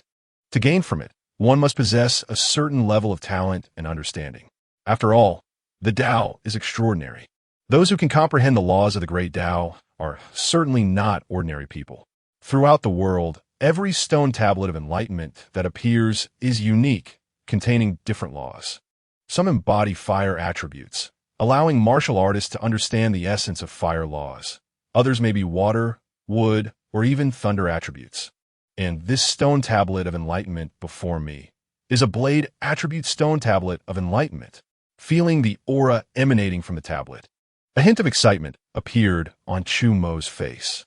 Strictly speaking, this tablet could also be considered a sword attribute stone tablet of enlightenment. After all, swords and blades are closely related. Blade force, blade intent, and sword intent all ultimately converge. It's just a matter of weapon choice and usage methods. But ultimately, both blades and swords are weapons of slaughter. Therefore, this type of stone tablet of enlightenment can be comprehended by anyone with either blade or sword cultivation talent. No wonder this young master from the Jinling Great Base came to such a remote place. It turns out he had discovered that there was a stone tablet of enlightenment here. Chu Mo suddenly understood, but then he became even more delighted. Now that this young master has been killed by him, he's the only one left in this place, just right for him to deeply comprehend. Previously, due to his high-level blade technique talent, although he had grasped a trace of blade intent, it had already reached its limit and was hard to improve. Now that he has this stone tablet of enlightenment, it might allow his blade intent to enter the door or even reach the minor achievement realm. Thinking of this, Chu Mo felt very hopeful. Blade energy, blade force, blade intent. These are the three realms of the blade. Once one reaches the blade intent, since they have already reached the pinnacle of the blade, it is further divided into detailed classifications. A trace of blade intent, 1 part blade intent, entering the realm of 3 parts blade, intent minor achievement, 7 parts blade, intent major achievement, and 10 parts blade, intent perfection. He instructed the Tianping outside to help guard against any beasts or people approaching. Then Chu Mo sat down in front of the tablet to begin his comprehension. Taking a deep breath, Chu Mo extended his palm and slowly placed it on the stone tablet of enlightenment. At the moment his palm touched the tablet, a shimmering glow suddenly emerged from the tablet, rippling like water waves. Following that, an extremely profound aura circulated, rising into a radiant light that enveloped Chu Mo. In an instant, Chu Mo felt his vision blur. When he regained his senses, he found himself in a strange world. This was the world of the blade. Infinite mysteries of blade intent poured into his mind. Chapter 83. 3-point blade intent, condensing blade apertures. What under the eyes was a vast expanse. Everywhere was filled with an extremely terrifying, killing blade aura. It whistled and intertwined, a chaotic and oppressive atmosphere ravaging the surroundings. An endless mystery of blade intent surged like a rolling galaxy into Chu Mo's mind. Chu Mo quickly immersed himself in it, eagerly absorbing the essence and profundity of the blade intent. As time flowed swiftly, his understanding of the blade intent increased day by day. What Chu Mo did not know was that when his mind was immersed in the comprehension of the Tao Stone Tablet, as he grasped the subtleties of the blade intent, his blade intent realm was continuously rising, and his body was also emitting faint sounds of blade humming. Moreover, this blade humming was gradually rising in intensity over time. It was as if an unparalleled divine blade was slowly being drawn from its sheath.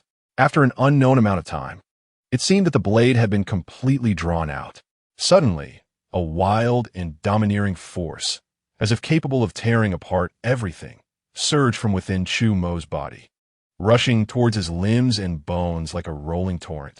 Wherever it passed, every muscle and every inch of bone in his body emitted a violent, crackling sound. Under the invasion of this fierce blade intent, within the 365 acupoints throughout Chu Mo's body, tiny blade-shaped whirlpools began to form. Although they were so small they could not be described or even seen with the naked eye, one could feel that these tiny blade-shaped vortices were sharpening, refining, and expanding the acupoints with their edge, making them increasingly solid and powerful.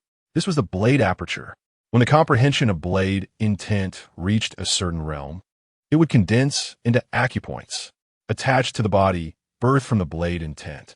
Just like flowers blooming and bearing fruit, it was a natural outcome. Buzz. At the moment when the blade apertures fully opened, Chu Mo felt his soul tremble, and the blood and vitality within his body suddenly became sharp, as if infused with attributes. The internal blood and vitality instinctively began to circulate, gathering his spirit, energy, and mind into one, stirring the blade aura within him, as if an immense power was brewing. In an instant, he snapped back to reality. Opening his eyes, he could still see the endless blade aura interweaving and flickering. Brilliant, dazzling, and shining to the extreme.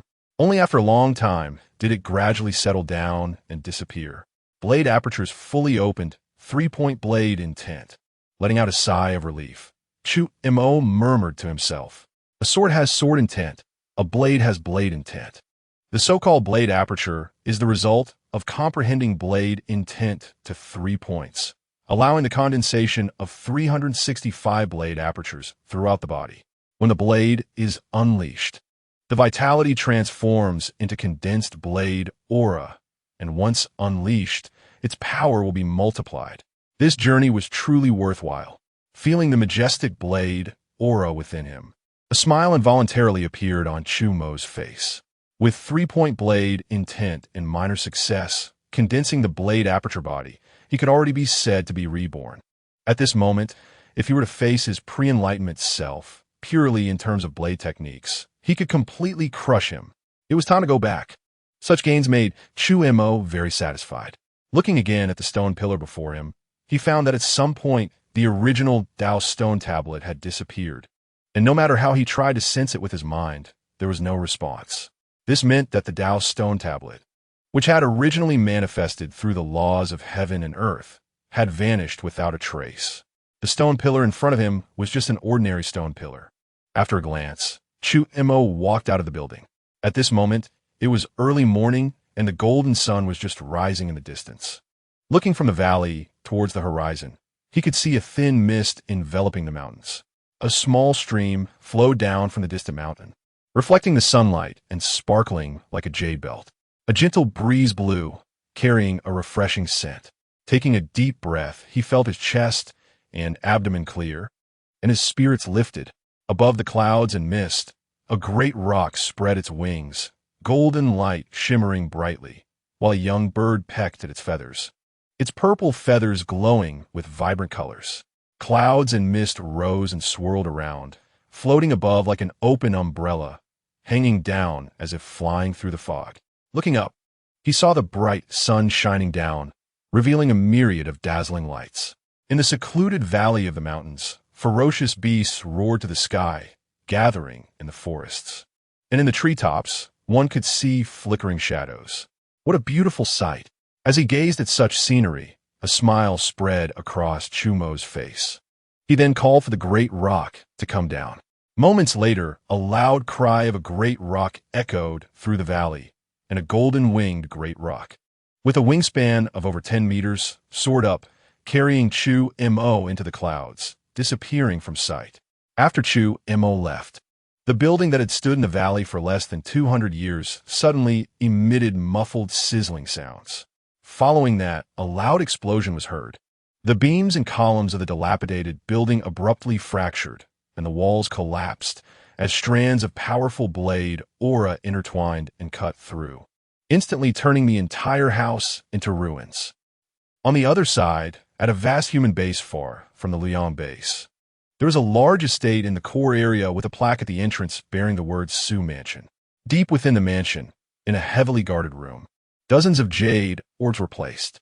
At this moment, crack, one of the jade orbs suddenly shattered, turning into powder and falling to the ground. A martial artist, who had been guarding in the corner of the room and was originally listless, was jolted awake by the sound. Upon seeing the shattered jade orb, his expression immediately changed. The young master's life jade orb shattered. A calamity, a great calamity. His heart trembled, and he hurriedly ran outside to report the news.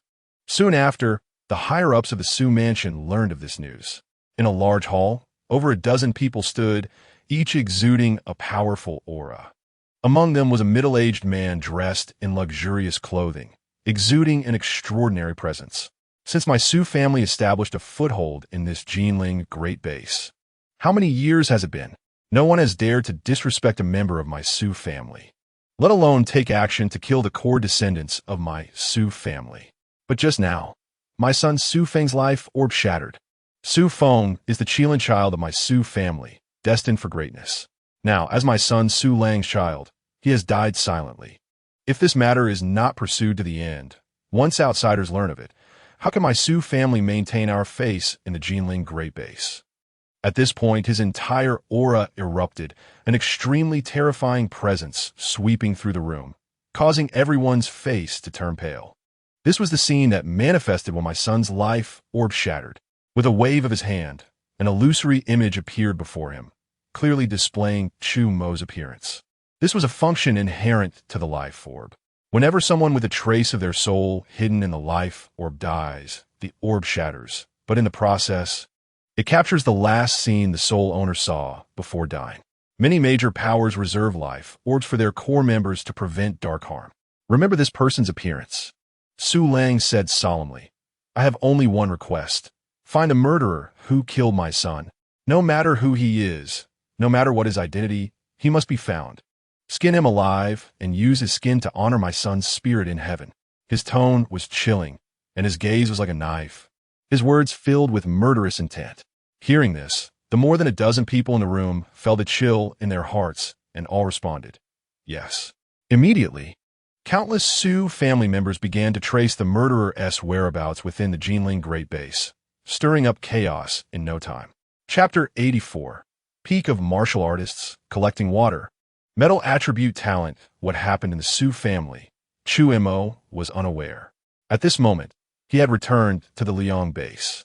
This time, he had gained a lot from his outing, obtaining 2 portions of level 5 beast blood, along with a large quantity of level 4 beast blood.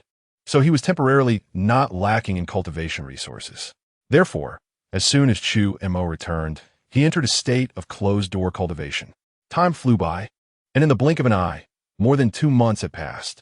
On this day, Chu Mo was practicing his body tempering technique, absorbing the energy of beast blood to refine his flesh and enhance his strength.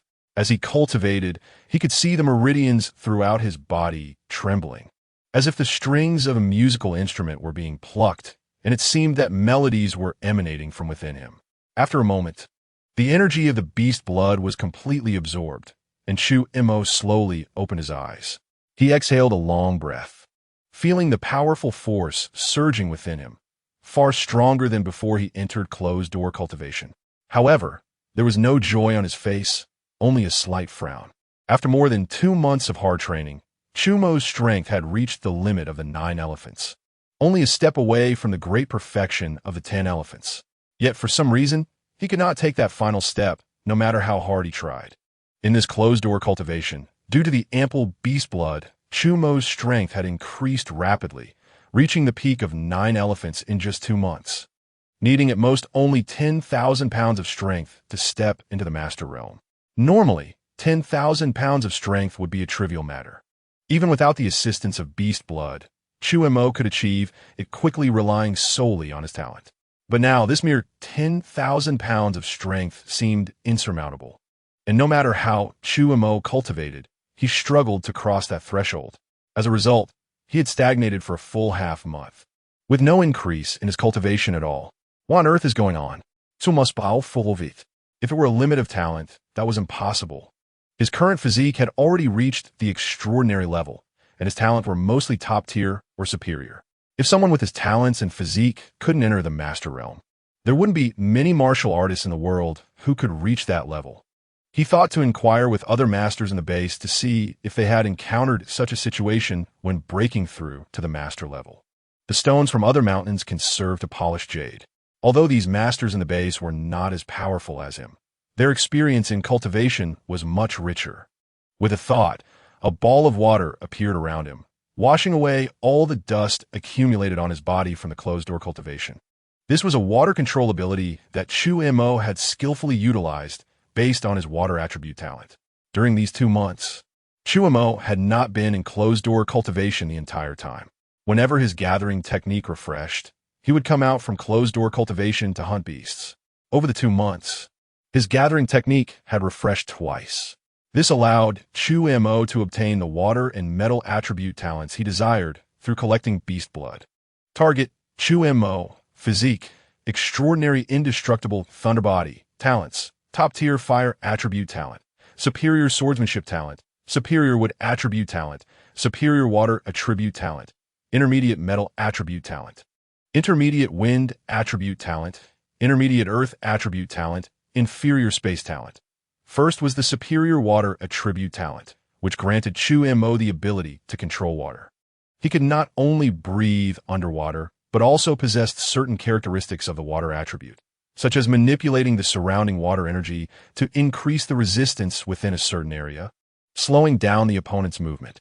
At the same time, it allowed Chu Mo's elemental energy to operate more intricately and sustainably, enhancing his combat endurance. Compared to the lightning and fire attribute talents, the water attribute felt more like a supportive enhancement talent, although it did not bring an immediate increase in strength. It made Chu Mo's combat ability more flexible. Next was the metal attribute talent, which was of a lower level, merely intermediate. However, it also brought Chu Mo the sharp characteristics of the metal attribute, making his strikes more terrifying, especially enhancing the power of his swordsmanship significantly. After multiple experiments, Chu Mo found that the intermediate metal attribute talent could increase the power of his sword techniques by at least 3 times. Overall, he was very satisfied with these 2 newly acquired talents. After leaving the martial arts building, Chu Mo was just about to head to the first academy to find Dean Shinjin. But at that moment, he suddenly saw a beam of rainbow light flying towards him. When it approached, a figure emerged. It was Shinjin. This surprised Chu Mo. He had just wanted to find Shinjin, but unexpectedly, the latter had come to him. Master Chu, you have finally emerged from your closed-door cultivation. A major event has occurred in the base, and I asked Master Chu to come discuss it, Shinjin said with a serious expression upon seeing Chu Mo. What happened? Chu Mo inquired. Shinjin looked around at the martial artist gradually gathering due to his arrival and said, "This is not a place to talk. Please follow me." "All right." Chu Mo nodded. "You lead the way, and I will follow you."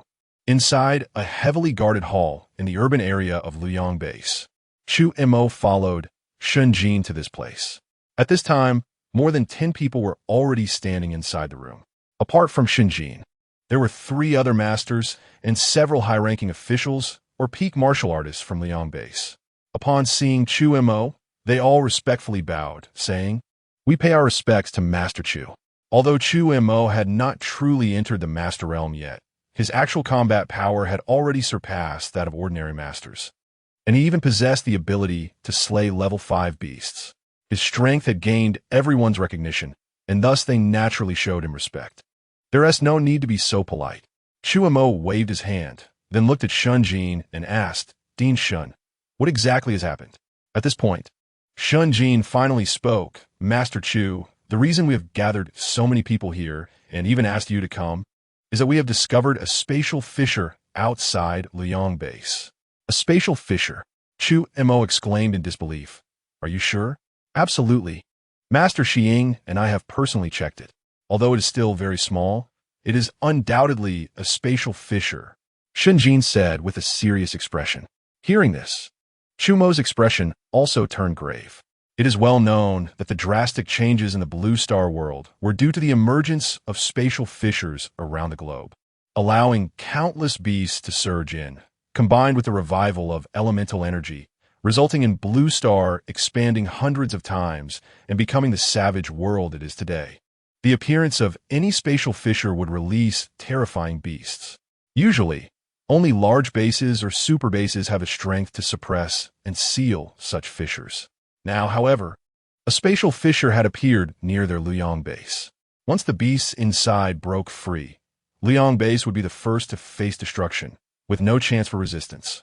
Chapter 85. Methods to break through the Master Realm, however. This is not necessarily a situation of certain death. Just as Chu Mo was feeling heavy-hearted, he heard Shinjin continue speaking. "I have discussed this with Master Wei, and this spatial rift has just appeared. It is still very small. Although it is expanding, it will take at least a month before any ferocious beast can emerge from it. Moreover, I have already contacted the Jinling base and reported the situation here. The Jinling base is also taking this seriously and said they would send reinforcements. It shouldn't be long before they arrive to deal with this spatial rift. Hearing Shun Jin's words, Chu Mo let out a sigh of relief. He then said, if that's the case, the crisis at the Liang base should also be alleviated. Why is everyone so serious? Upon hearing this, Shun Jin sighed. The others present exchanged glances, their faces showing difficulty. It's like this. Master, she said, although the Jinling base is willing to send reinforcements, the prerequisite is that we from the Liang base must first send someone to enter the rift to investigate and determine the strength of the ferocious beasts inside. Chu Mo immediately understood. The Jinling base did not want any accidents that could result in casualties among their personnel, so they wanted someone from the Liang base to scout the way. Such a rift is fraught with danger, and one must at least have the strength of a master to qualify for entering and investigating the strength of the ferocious beasts. However, among us 4 masters, apart from Brother Shun, we have all been seriously injured in the battle with that 5th-level ferocious beast. Our foundations greatly weakened, and our strength is at the bottom among the masters. If we were to enter, encountering a ferocious beast would undoubtedly mean death. At this point, Master Shi sighed and looked at Chu Mo, saying, therefore, we wish to ask Master Chu for assistance in leading us into the rift to investigate. After saying this, everyone, including Shun Jin, looked at Chu Mo with hopeful expressions. I can help. Under everyone's gaze, Chu Mo pondered for a moment and nodded. The reason he agreed was not out of selflessness. He had his own considerations. Firstly, Shun Jin was his dean and also Qin Shiwei's teacher. If he did not go, it would be too dangerous for the 4 to enter the rift, and they might fall. After all, Shun Jin had helped Qin Shiwei a lot, and if he fell, Qin Shiwei would surely be very sad. Secondly, Chu Mo had come this time to inquire about their methods to break through to the Master Realm. If he refused this matter, although they might not say anything, they might withhold some critical information from him. For these reasons, he agreed. Hearing Chu Mo's words, Shun Jin and the others showed joy on their faces. Thank you, Master Chu, for your assistance. With Master Chu accompanying us, our safety will be greatly increased. They all expressed their gratitude. The previously tense atmosphere in the hall had quietly eased considerably. No need to be so polite. After all, I am also a member of the Liang base and do not wish to see the base collapse due to the spatial rift, Chu Mo said with a smile. After finishing, he paused and added, also, I have something I would like to ask you, masters. Master Chu, please feel free to ask. As long as we know, we will definitely tell you everything. The 4 masters patted their chests and said, it's like this. Recently, I have reached the peak of the warrior realm, but for some reason, I cannot complete the final step, which prevents me from touching the threshold of the master realm. I wonder if you masters encountered such a situation when you broke through your realms? Chu Mo briefly described his situation. After listening, the several masters looked confused. It's impossible to have a bottleneck when breaking through from warrior to master. I remember that when I reached the limit of the warrior realm, I smoothly entered the master realm. I did too. My breakthrough was very smooth, and I encountered no obstacles at all. Could it be that Master Chu's cultivation has advanced too much, resulting in a problem? The several masters discussed. Su Montauk found it.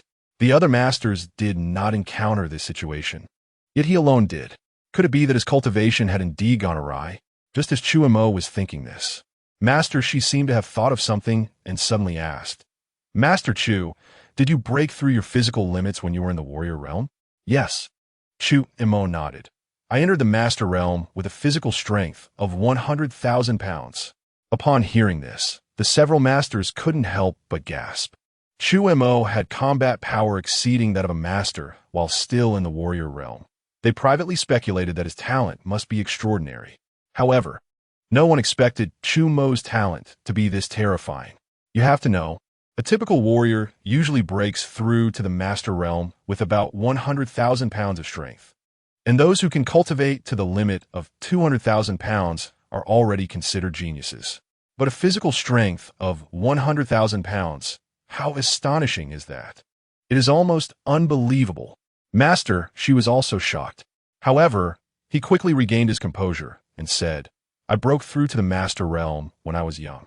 At that time, I was proud and unwilling to stay in such a small place as the Luoyang base, so after my breakthrough, I wanted to venture into the big base and later went to the Jinling base. By chance, I once heard a talented master who broke through his physical limits say that he encountered obstacles at that time. If I am not mistaken, you are likely facing the same problem. Hearing this, Chu Mo was instantly delighted and couldn't help but ask, do you know how that master ultimately broke through? I don't know the specifics. Master, she frowned and recalled. I only remember that the young master said he used a method called foundation establishment during his breakthrough.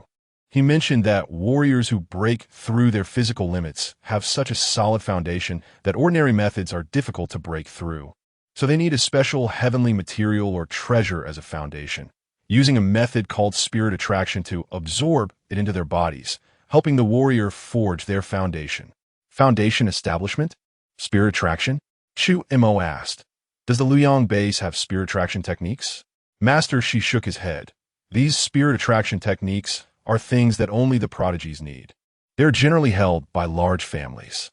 Our Luoyang base is only a small base. How can we have such precious records? Chu Mo showed a hint of disappointment. He could now confirm that his inability to break through to the Master Realm was indeed due to his overly solid foundation. This also meant that he needed to learn spirit attraction techniques to successfully forge his foundation and step into the Master Realm. It seems, after this matter is settled, I need to make a trip to the Jinling base. Chu Mo thought to himself. Afterward, Chu Mo chatted with the several masters for a while longer, agreed on a time to explore the rift together, and then took his leave. Chapter 86. Exploring the spatial rift. Returning home, I saw Chen Shiwei cooking. Dishes of delicious food were served on the table, making my mouth water. You're back. Sit down, dinner is ready. Chen Shiwei greeted as she saw Chu Mo return. Soon, she brought out the last dish, and the two sat across from each other, eating and chatting. Since the beast tide, their relationship had rapidly warmed up, and now they were quite familiar with each other. Like a couple who had lived together for a long time. They were just one step away from being a real couple. Today, Director Shen contacted me and asked me to join them in exploring the spatial rift that appeared near the base. I agreed, and we will set off in 3 days. Chu Mo said, while I'm away, you need to take care of yourself. You're going to the spatial rift. Chen Shiwei frowned. The spatial rifts were extremely dangerous, and the environments behind each rift varied greatly. Some were very hazardous. Even the defenders of the town could perish instantly if they ventured in. Although Chu Mo was powerful, Chen Shiwei still worried. It's too dangerous in there. I don't recommend you go, she advised. Chu Mo smiled and said, don't worry about me. I'm just going to take a look with Director Shun and the others. After gathering information, I will come out immediately. If I encounter danger, I will definitely escape at the first moment. With my speed, even a level 5 ferocious beast couldn't catch me. Chu Mo was not exaggerating.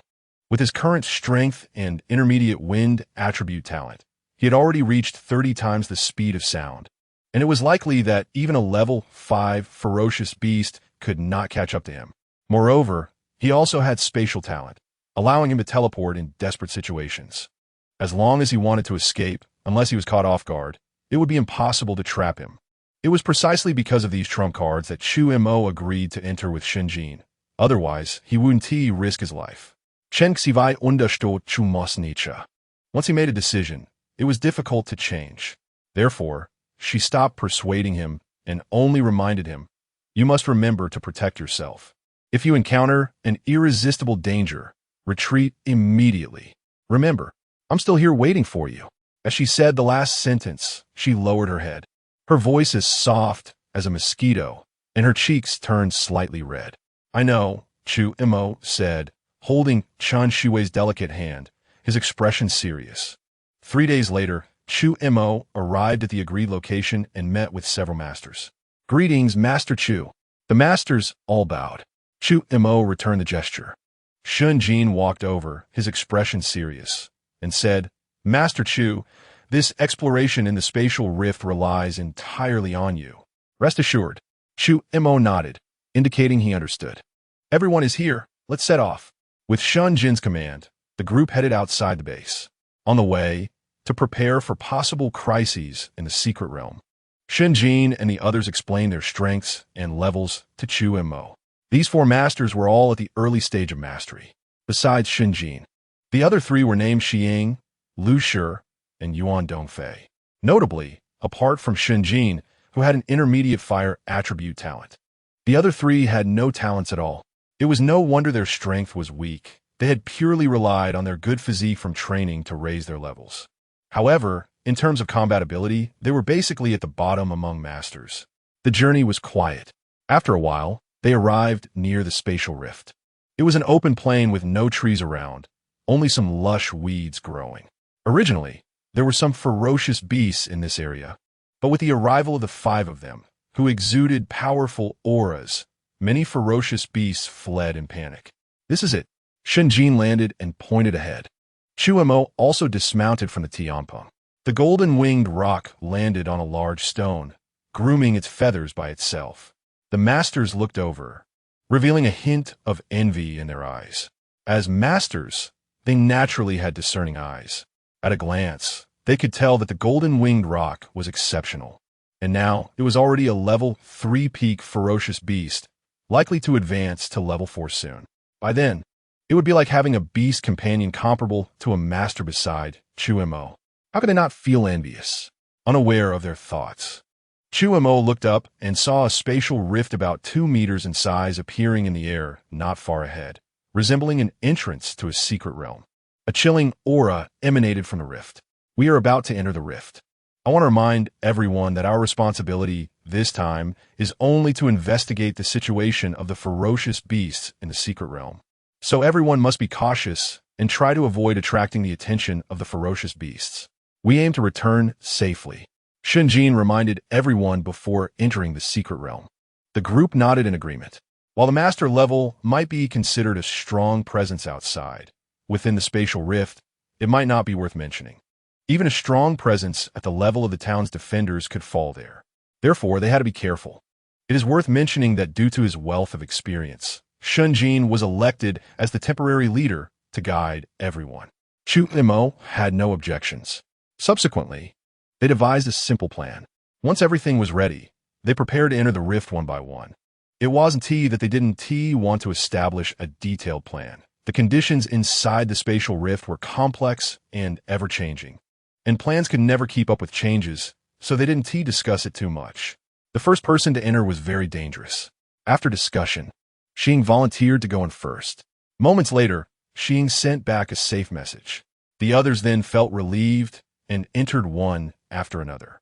When Chu Mo stepped into the spatial rift, he felt as if he had passed through a thin membrane. Looking up again, he saw that everything had changed. Looking around, he found the other several people were also nearby, all cautiously surveying their surroundings. We're in now. Be careful, and don't expose ourselves, Shinjin said seriously. Chu Mo and the others nodded.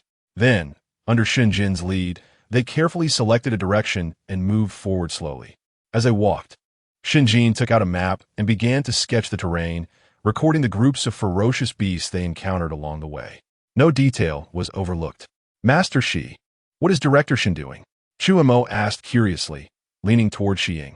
Brother Shun is mapping the terrain for humanity's counterattack. Xiying replied. The appearance of any spatial rift represents the emergence of countless ferocious beasts, which is a disaster for humanity. But as long as we have enough strength to slay the ferocious beasts in the rift, what we gain is the vast land behind this rift. Just think, with so many ferocious beasts occupying this area, the various cultivation resources here must be terrifying. At this point, he glanced around and whispered, I can guarantee that if the ferocious beasts in this rift are not too strong, once the reinforcements from the Jinling base arrive, they will slay all the ferocious beasts here, completely control this rift, and then begin development. By that time, perhaps the Luyang base can take advantage of the situation and grow into a medium-sized base. At this point, a look of anticipation appeared on his face. I see. Chu Mo nodded. Chapter 87. The Battle of the Level 6 Beasts. For several days, under Shun Jin's leadership, they explored the area within this rift, mapping detailed information and terrain regarding the gathering of beasts in a region spanning 100,000 miles. Indeed, these rifts lived up to their reputation as the lairs of ferocious beasts. The area was almost teeming with beasts, with countless level 4 beasts present. Among them, they could sense more than a dozen extremely terrifying beast auras, each comparable to the flame-white ape they encountered earlier, and even more formidable. Upon detecting these auras, they kept their distance, thus avoiding any trouble. On this day, they were walking through a vast primordial forest, which was the last area they needed to explore. Once they completed their investigation here, they would have fully searched this rift space and could leave. Perhaps feeling that their task was nearing completion, everyone relaxed slightly. However, at that moment, Chu Mo suddenly reacted, his gaze fixed on a distance. Soon after, Shun and the others sensed something and looked up. In the far distance, a fierce battle was unfolding. Both sides were ferocious beasts. One side featured a massive, fire-red bird, soaring in the sky. With several feathers pointing skyward and wings shimmering with vibrant colors, it exuded an overwhelming aura, surrounded by a fiery glow that showcased its majesty as the king of birds. With a flap of its wings, countless terrifying flames rained down like a torrential downpour, seemingly capable of incinerating heaven and earth with boundless power. Opposing the fire phoenix was a giant serpent, several 100 feet long. Its body was shiny and enormous, exuding a terrifying presence.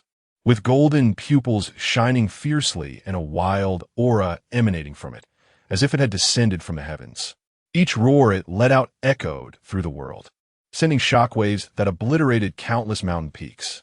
The two colossal beasts were engaged in a brutal fight, their battle affecting an area of over 100 miles, devastating the vast primordial forest and mountains with their terrifying strength.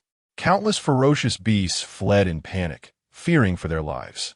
Witnessing such a terrifying battle, Shinjin and the other experts were left in shock. Even Chu Mo, at that moment, was astonished. This was his first time witnessing a fight between beasts of level 5 and above, and the power was terrifying, almost like divine wrath. At this point, the battle between the two beasts had reached a fever pitch. The giant serpent was charred in several places from the flames, and a tantalizing aroma wafted through the air. Meanwhile, the fire phoenix was covered in numerous wounds, with drops of golden blood continuously falling to the ground, each drop igniting the earth and creating massive craters.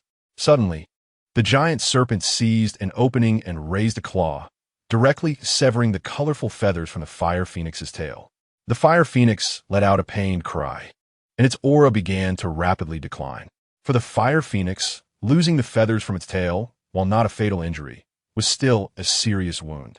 Much of its magical power was concentrated in those colorful feathers, and once severed, it would lose at least 70 to 80% of its strength. At this moment, the fire phoenix began to contemplate retreat. With a triumphant cry, it summoned boundless flames that spread across dozens of miles, raining down like a meteor shower.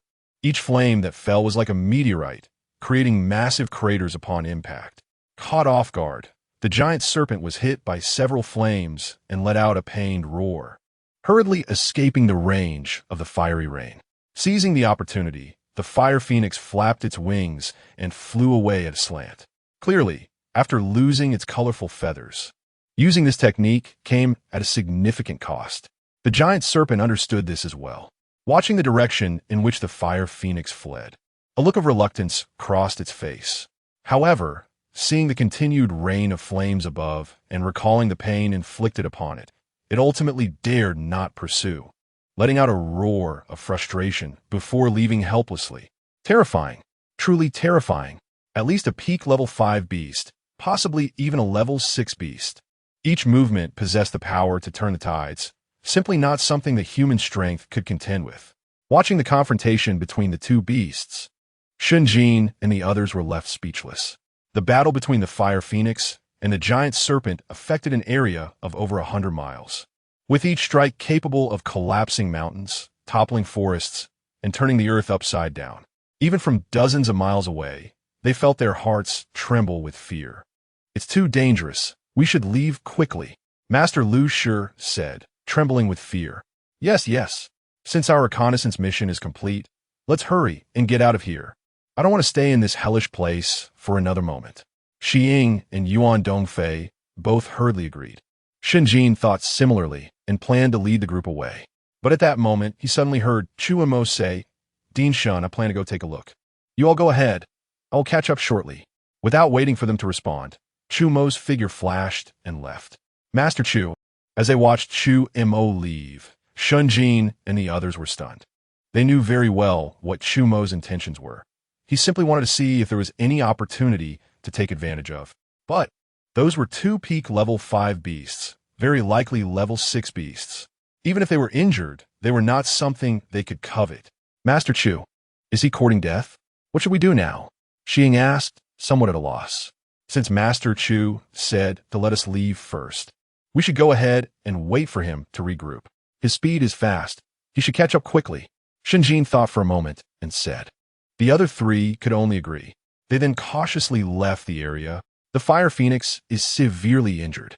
I might not have a chance. Chu Mo moved like a streak of light, quickly following the path the Fire Phoenix took. Although the giant serpent was also injured, it did not significantly affect its strength, and Chu Mo had no thoughts of pursuing it. But the Fire Phoenix was different.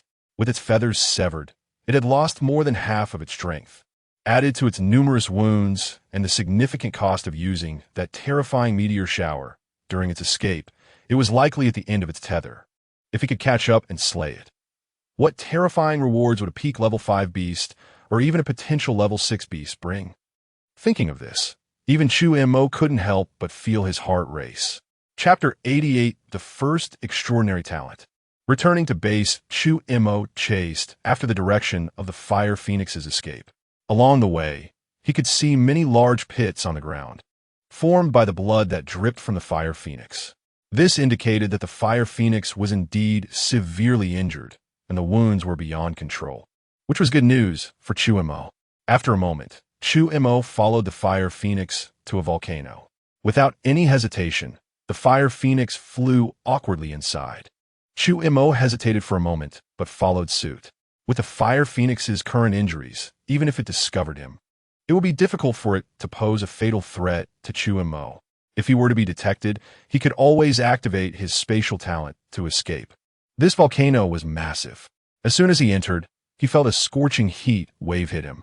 After walking for an unknown amount of time, Chu Mo finally arrived at a lava lake, where he saw the severely wounded Fire Phoenix had fallen to the ground, gasping for breath and attempting to crawl towards the lake.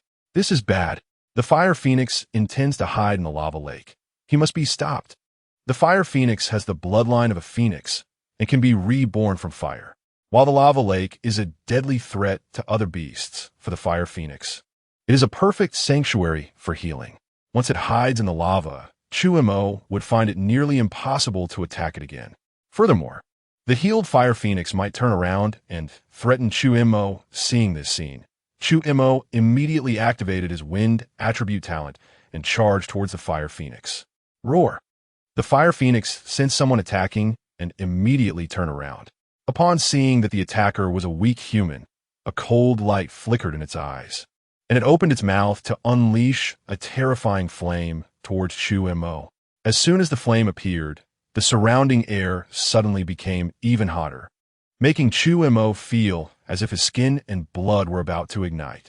Truly, it deserves to be a suspected level 6 beast. So powerful. So Montak va shocket. The meteor shower he faced earlier was indeed more terrifying, but that was at a distance of hundreds of miles. Now, facing just a single flame up close, he could immediately feel its terrifying power. Chu Mo had no doubt that if he were touched by this flame, he would undoubtedly die. Without any hesitation, he activated his spatial talent. Teleportation. His body vanished instantly, reappearing behind the Fire Phoenix. With a roar, he drew his blade with a clang. All 365 blade acupoints in his body vibrated intensely, and a terrifying blade aura surged wildly within him, eventually flowing through his arm and into the battle blade. With the enhancement of his metal attribute talent, the power of the indestructible thunder body amplified. The wind and thunder blade was unleashed. The blade intent was released without reservation.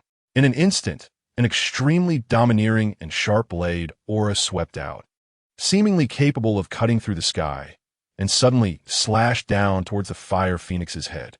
Puff! The threefold blade intense sharpness, combined with the fierce enhancement from the metal attribute talent, made Chu Mo's battle blade strike down on the fire phoenix's head like thunder. With a loud clang, a violent sound of metal clashing rang out. The next moment, the sound of the blade entering flesh echoed sharply. Chu Mo felt the long blade first encounter a resistance, then smoothly cut in, as if he were cutting through a piece of premium steel, blood splattering from the fire phoenix's neck. In pain, the fire phoenix let out a shriek, a heart-wrenching cry. But at that moment, Chu Mo did not hesitate and swung his blade down again. The battle blade, radiating terrifying sharpness, suddenly struck down again at the previously cut wound. Puff! At that moment, the fire phoenix's head could no longer withstand it. Its head was severed and rolled to the ground.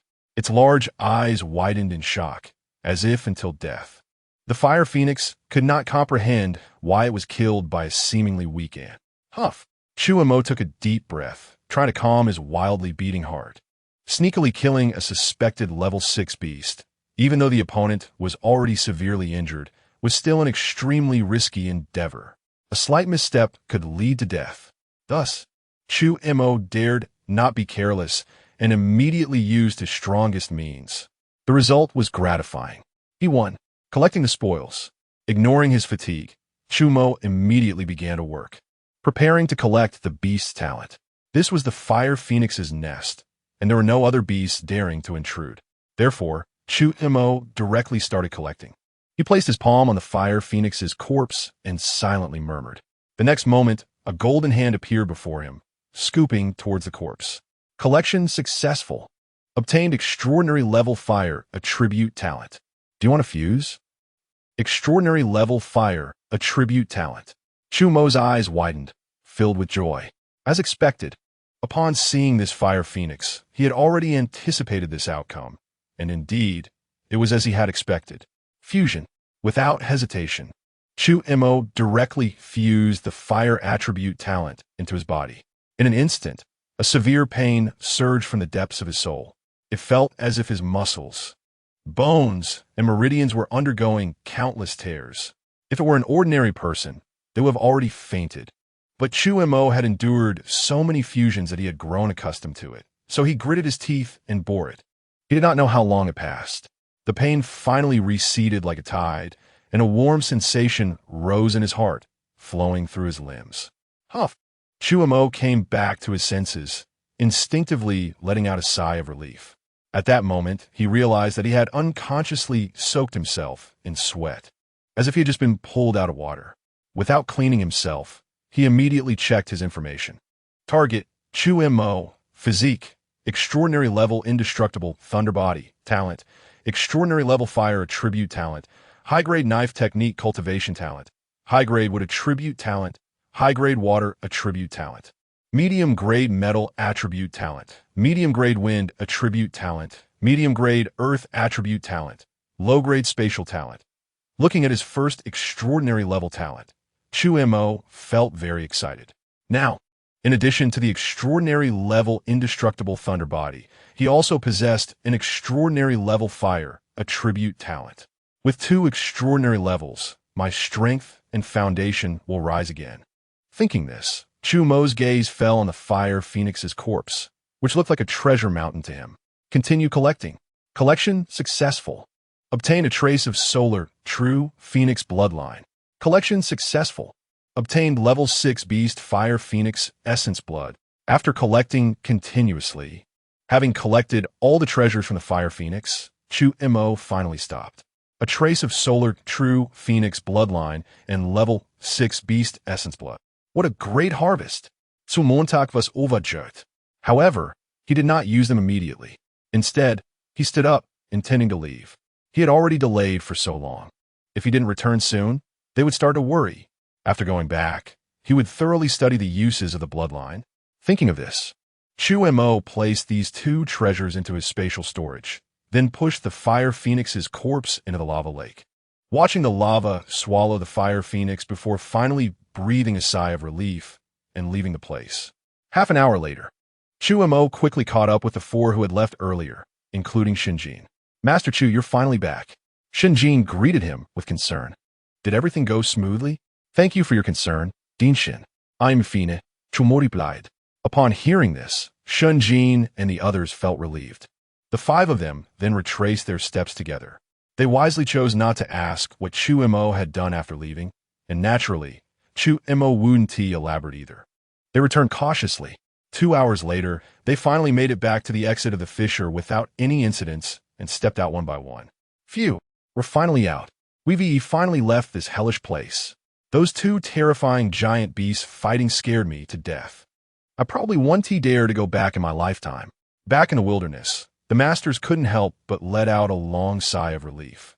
Although they hadn't encountered any real danger in the fissure, they had spent the entire time anxiously concealing their presence, fearing that the ferocious beasts would detect them. Witnessing the battle between the two level 6 beasts had left a deep psychological scar on them. At that moment, stepping out brought them considerable relief. Thank you, Master Chu, for your protection all the way.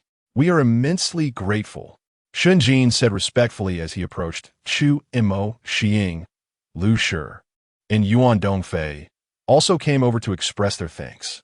There is no need to be so polite. Chu Mo waved his hand and said, after all, I didn't really help you much. That is not how it is, Xiying laughed. The fissure is fraught with dangers. Our strength is limited, and we were bound to be anxious entering it. But Master Chu, your strength gives us great confidence and assistance just by being there. Moreover, not having to take action is perhaps the best outcome, right? At least it means we didn't encounter any danger. Chu Mo nodded, agreeing with this reasoning. The group exchanged pleasantries as they headed toward the Luyang base. Soon they arrived. As they were about to part ways, Shinjin said, Master Chu, I need to report the intelligence we gathered to the Jinling base immediately, so I'll be leaving now. What are your plans? I might need to go to the Jinling base in a while to look for ways to break through to master level. Chu Mo replied honestly. Then I wish Master Chu all the best in your endeavors. When you leave, be sure to let us know so we can see you off.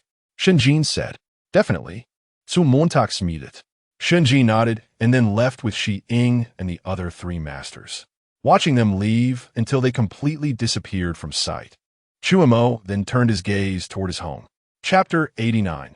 Hatching the Great Sun Golden Crow, the 3rd beast pet. After returning home, Chu Mo found that Qin Shiwei was not there. However, she left a note on the table saying that she had gone out for training and told him not to worry. But Chu Mo did not truly feel at ease. The wilderness was dangerous, and Qin Shiwei was only at the martial artist level. Accidents could happen. After thinking for a moment, Chu Mo instructed Tianpeng to locate Qin Shiwei and protect her in secret. Don't worry, Master. I will ensure that the mistress remains safe. Tianpeng replied obediently. It was aware of Qin Shiwei's aura and, with its keen eyesight, could easily find her location from the sky. With Tianpeng's protection, Qin Shiwei would be much safer. Even if she encountered a level 4 beast, she would not be in danger. With that thought, Chu Mo finally felt relieved. Sitting in the quiet room, Chu Mo opened his personal space, preparing to study the Sun True Phoenix bloodline he had collected from the Fire Phoenix. This was the first time he had obtained such a treasure since acquiring the collection technique, so he naturally wanted to understand it better. However, when Chu Mo tried to retrieve it from his personal space, he was stunned to find that it was missing. It was impossible. He clearly placed it in the space. He remembered putting this treasure along with the level 6 beast blood in his personal space. Yet the level 6 beast blood was still there, while the bloodline was nowhere to be found. Furrowing his brows, Chu Mo searched through the storage space repeatedly, but still did not find any trace of the Sun True Phoenix bloodline. Wait, at that moment, Chu Mo's gaze suddenly fell on a light red pet egg in the corner. This was the pet egg he obtained from the martial artist supply hall after completing Su Xiaoxiao's task. After acquiring it, he had studied it carefully, but no matter what he did, the pet egg showed no reaction. Later, he simply stored it at the bottom of his space and neglected it. But now, he suddenly noticed that this pet egg seemed to be exhibiting some abnormalities. Holding it in his hand, Chu Mo could clearly sense a rich vitality emanating from inside the egg, and he could even faintly feel a vigorous heartbeat. Moreover, He noticed that the pet egg was becoming increasingly hot. The vitality of this pet egg had significantly strengthened. Could it be?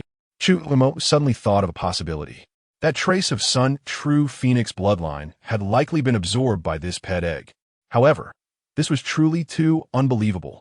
An unhatched egg could actively absorb a bloodline? No one would believe it if he told them. More critically, this was the bloodline of the Sun true Phoenix. Although it was only a trace, it contained extremely terrifying energy. The Fire Phoenix had grown to a level 6 beast because it possessed this trace of bloodline, capable of moving mountains and seas, wielding boundless power. Yet this egg could absorb it. What on earth was it? With a look of curiosity in his eyes, Chu Mo observed that this egg seemed to be on the verge of hatching. He could distinctly feel that the pet egg in his hand was becoming increasingly hot, as if the beast pet inside was about to emerge. He knew that some beast pets would regard the first creature they saw upon hatching as their kin. Since he had not yet signed a soul contract with this beast pet, if it hatched without him being present, it would be a significant loss. Thus, in the following days, Chu Mo stayed in the house, not going anywhere, patiently waiting. As time passed, the vitality of the beast egg grew stronger, and the pressure it emitted became increasingly intense, even making Chu Mo feel a bit oppressed. But the more this happened, the more anticipation filled Chu Mo's heart. However, as the pressure increased, he began to worry that the beast pet might cause too much commotion when it emerged, attracting others' attention. Therefore, he specifically spent a large sum of money to purchase a set of defensive formations and a set of concealment formations from the Jade Tower, setting them up around the house. A few more days passed. One day, as Chu Mo was slowly adjusting his breathing, he suddenly felt a strange movement coming from the beast egg before him. Chu Mo opened his eyes and immediately focused his gaze. He knew that the beast pet was about to come out. Sure enough, moments later, the beast egg began to shake. First, it trembled slightly, then it became more violent. Suddenly, with a crack, the sound of the shell breaking echoed. A fissure appeared on the beast egg, and as time passed, more and more cracks formed, gradually covering the entire shell. What kind of beast would it be? Chu Mo thought with great anticipation upon seeing this scene. Just as this thought surfaced in his mind, a sudden crowing sound echoed beside his ear. The sound was distant, as if it had traveled through time and space, coming from the ancient wilderness. Immediately afterward, the eggshell shattered and a head emerged. It resembled a crow, but was more akin to a fire phoenix, covered in black feathers, with only its eyes glowing red, as if flames were burning, and its beak showing a metallic hue, exuding an air of supreme majesty. Notably, it had 3 claws beneath it. Seeing this scene, Chu Mo was instantly stunned, and an expression of disbelief appeared on his face. On the Tang Valley, there is a Fusong bathed by 10 suns. In the north of Haichi, there is a great tree with 9 suns resting on its lower branches and 1 on its upper branches. This was clearly the 3-legged golden crow. Chu Mo muttered to himself, his words filled with boundless shock. 3 legs, black feathers, a head like a fire phoenix, and resembling a crow. All of these characteristics unmistakably matched the 3-legged golden crow. The so-called 3-legged golden crow was also known as the Great Sun Golden Crow. In mythology, it is the lord of the Great Sun, the ancestor of the stars, and a well-known demon emperor. Although he had realized that this beast might have a significant background since it absorbed the Sun True Phoenix bloodline while still an egg, he never expected it to be such a formidable beast as the Great Sun Golden Crow. This was not just a significant background, it was monumental. Even Chu Mo couldn't help but feel a surge of emotions, momentarily losing his composure. It was unclear how long had passed.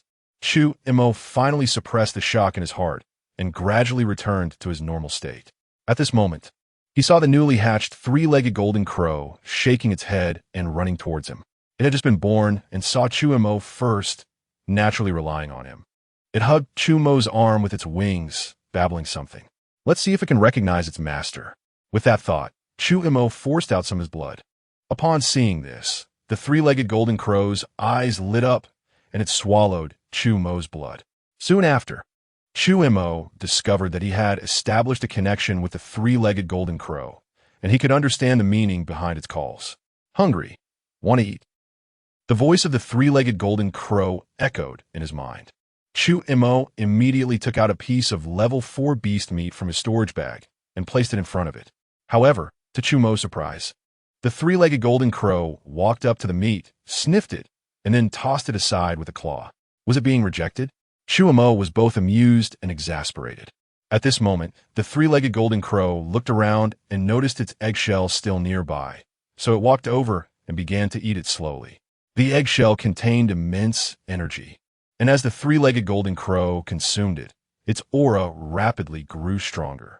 Soon, it finished eating the entire eggshell and let out a satisfied burp. The next moment, a powerful aura suddenly erupted from it. At the same time, a ball of black flame condensed behind it.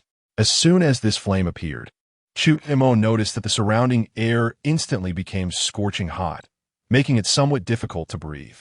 The defensive array and the concealment array set up in the room began to ripple, clearly unable to withstand such an aura and on the verge of collapsing. Fortunately, this flame was fleeting and was quickly retracted back into its body. Otherwise, it was likely that Chu Mo's house would not have survived today. Even so, Chu Mo was still shocked. He sensed an extremely strong aura emanating from the three-legged golden crow, an aura unique to a level 4 fierce beast. It had just been born and had already become a level 4 fierce beast, truly worthy of the great sun golden crow. Such a talent was simply terrifying. Chu Mo had lost count of how many times he had been shocked. He was almost numb inside. At this moment, the well-fed, three-legged golden crow jumped directly onto Chu Mo's shoulder, affectionately rubbing its head against Chu Mo's head and then calmly preening its feathers. Seeing this, Chu Mo couldn't help but smile. He patted the three-legged golden crow's head and said, "Since you have recognized me as your master, let me give you a name. From now on, you will be called Little Wu." Cuckoo. The three-legged golden crow understood the meaning of Chu Mo's words and happily chirped in response. In the following days, Chu Mo cultivated his bond with Little Wu in the house. Although it had an extraordinary background, it had just been born and its intelligence was still low. So Chu Mo often fed it spiritual rice and supplemented it with various heavenly materials and treasures he obtained from the secret realm. It is worth mentioning that Little Wu did not drink the blood of fierce beasts, nor did it eat the flesh of even level 5 fierce beasts. Only spiritual springs, spiritual liquids, or some heavenly materials and treasures could barely be accepted. However, this made the daily resource consumption extremely terrifying. Fortunately, Chu Mo had obtained a large amount of resources from the Wan Hua secret realm, and with the treasures acquired from slaying that young master from the Jinling Great Base, he had enough to raise Little Wu. Despite the huge resource consumption, Chu Mo believed it was very worthwhile. Under the nurturing of various heavenly materials and treasures, Little Wu grew rapidly and had already reached the level of a high-grade level 4 fierce beast, not far from breaking into level 5. Even more exciting was that Little Wu had also signed a soul contract with him. This meant that they had become master and servant, sharing honor and disgrace, and would no longer betray each other. Chapter 90. Visitors from Jinling Base, Little Wu's talents and abilities. While Chu Mo was still nurturing his bond with Little Wu, at the same time, in the urban area of Luyang Base, from masters, including Shinjin, stood respectfully in the square, welcoming dozens of martial artists who had just descended from a large flying vessel. These individuals were all dressed in splendid garments, exuding a powerful aura, with the weakest among them being a master-level expert. As soon as they stepped off the flying vessel, they frowned in unison. Indeed, this place is a remote and impoverished area, with a terrifyingly low concentration of vital energy. It's hard to imagine that martial artists could actually be born here. The development of the base is also quite poor, resembling an uncivilized wilderness. The dozens of martial artists casually commented on Liang Base, their words dripping with superiority. On the side, Shun Jin and the other three who had come to welcome them showed awkward expressions. "Esteemed lords, you have traveled a long way, and we have prepared a banquet for you. Please join us for the feast." Xing took a deep breath, forcibly suppressing his inner anger, and said respectfully, "No need for a feast. A young master glanced indifferently at Xiying and said casually, "It's just a small base.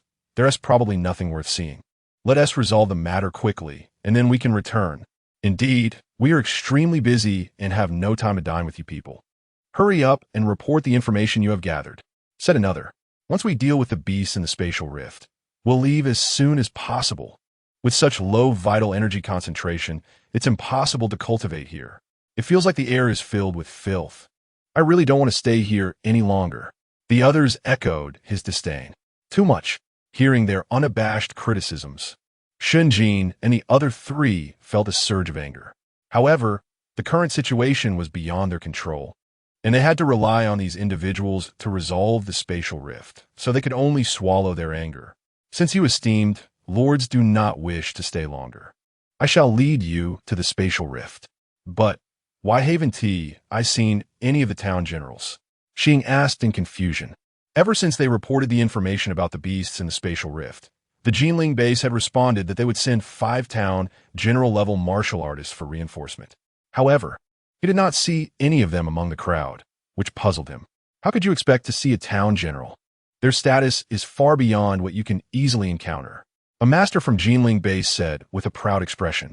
Then he impatiently added, "Enough talk, just take us there. The rest is for us to handle." Yes, I spoke out of turn. "Please don't be angry, esteemed lords." Xing quickly smiled apologetically and then led them towards the spatial rift. On the other side, under Chu Mo's relentless training, Little Wu finally successfully entered the ranks of 5th-level fierce beasts. 5th-level fierce beasts, also known as beast generals, represent a significant watershed for fierce beasts. For other fierce beasts, it is extremely difficult to advance from 4th to 5th level, but for Little Wu, it presented no obstacles at all. It was as if the transition was as natural as flowing water. It simply ascended effortlessly. Chu Mo understood this was due to Little Wu's strong foundation. After entering the 5th level, Little Wu also awakened its own unique talents and abilities, and it awakened 2 at once. The first was the art of transforming rainbows. The golden crow holds its head high, transforming into a rainbow that can span thousands of miles in an instant, comparable to the speed of light. The second was the golden crow's fire feathers. The golden crow flaps its wings, and thousands of fiery feathers fly like sharp swords, capable of slicing through the air. With these 2 innate abilities, although the 3-legged golden crow had just entered the 5th level, it was enough to compete with ordinary peak 5th-level fierce beasts. This demonstrated the profound strength of the 3-legged golden crow. Seeing Little Wu so powerful, Chu Mo felt extremely pleased. Having been in seclusion for such a long time, Chu Mo decided to exit and check if reinforcements had resolved the spatial rift. If it was resolved, Liang Base would be safe from worries. Once Qin Shiwei returned from her training, Chu Mo could bring her away from here to Jinling Base. With this thought, Chu Mo stepped out of the door. Within the base, Chu Mo initially wanted to find Shenjin and the others to gather information, but to his surprise, they were all absent. After inquiring, he learned they had been taken by the people from Jinling Base to the rift. With no familiar faces around, Chu Mo was momentarily at a loss for whom to ask for news. However, just then, he suddenly saw a familiar figure not far away, stumbling and seemingly in a daze. Chasing wind. Recognizing the person, Chu Mo quickly walked over. "Master Chu." Chasing wind was lost in thought when he suddenly heard a voice beside him, startling him. Once he saw who it was, he quickly bowed. "No need to be so formal." Chu Mo waved his hand, and, noticing that Chasing Wind was limping and appeared somewhat dazed, couldn't help but ask, "What happened to you?" He vividly remembered their first meeting when Chasing Wind led his hunting team, full of vigor. The last time they met in the wild, although he was somewhat disheveled. He wasn't injured, but now he was all alone and even limping. What had he experienced during this time? Upon hearing Chu Mo's question, a look of pain appeared on Chasing Wind's face, and he suddenly burst into tears. They all died, all of them. All dead? Chu Mo was taken aback and said, "Don't panic. Let us find a place where you can tell me slowly what happened." In a small tea house, Chasing Wind sat across from Chu Mo and slowly recounted his experiences. After parting ways last time, he had taken his team back to the base, preparing to break through to the late-stage martial artist realm.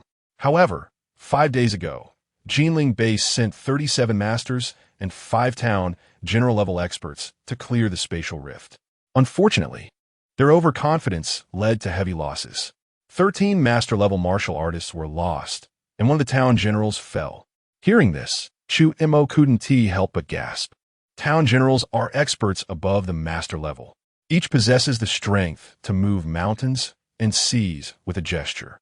He never expected that one would fall in the spatial rift. However, it was not surprising. Chu Mo knew what kind of beasts were in that rift. Not to mention the giant serpent that could fight the fire phoenix, which was a 6th-level fierce beast. Although it was injured, it was not so easily slain. In addition, there were numerous 5th-level fierce beasts. If one did not prepare adequately and rushed in, significant casualties would definitely occur. What happened next? Chu Mo asked. The loss of a town general shocked the martial artists from Jinling Base. To avoid unnecessary casualties, they actually became turtles hiding in their shells and organized martial artists within Liang Base to enter the rift for reconnaissance, using ordinary martial artists and apprentices as bait, completely disregarding us. Over the past few days, many martial artists have died in the rift.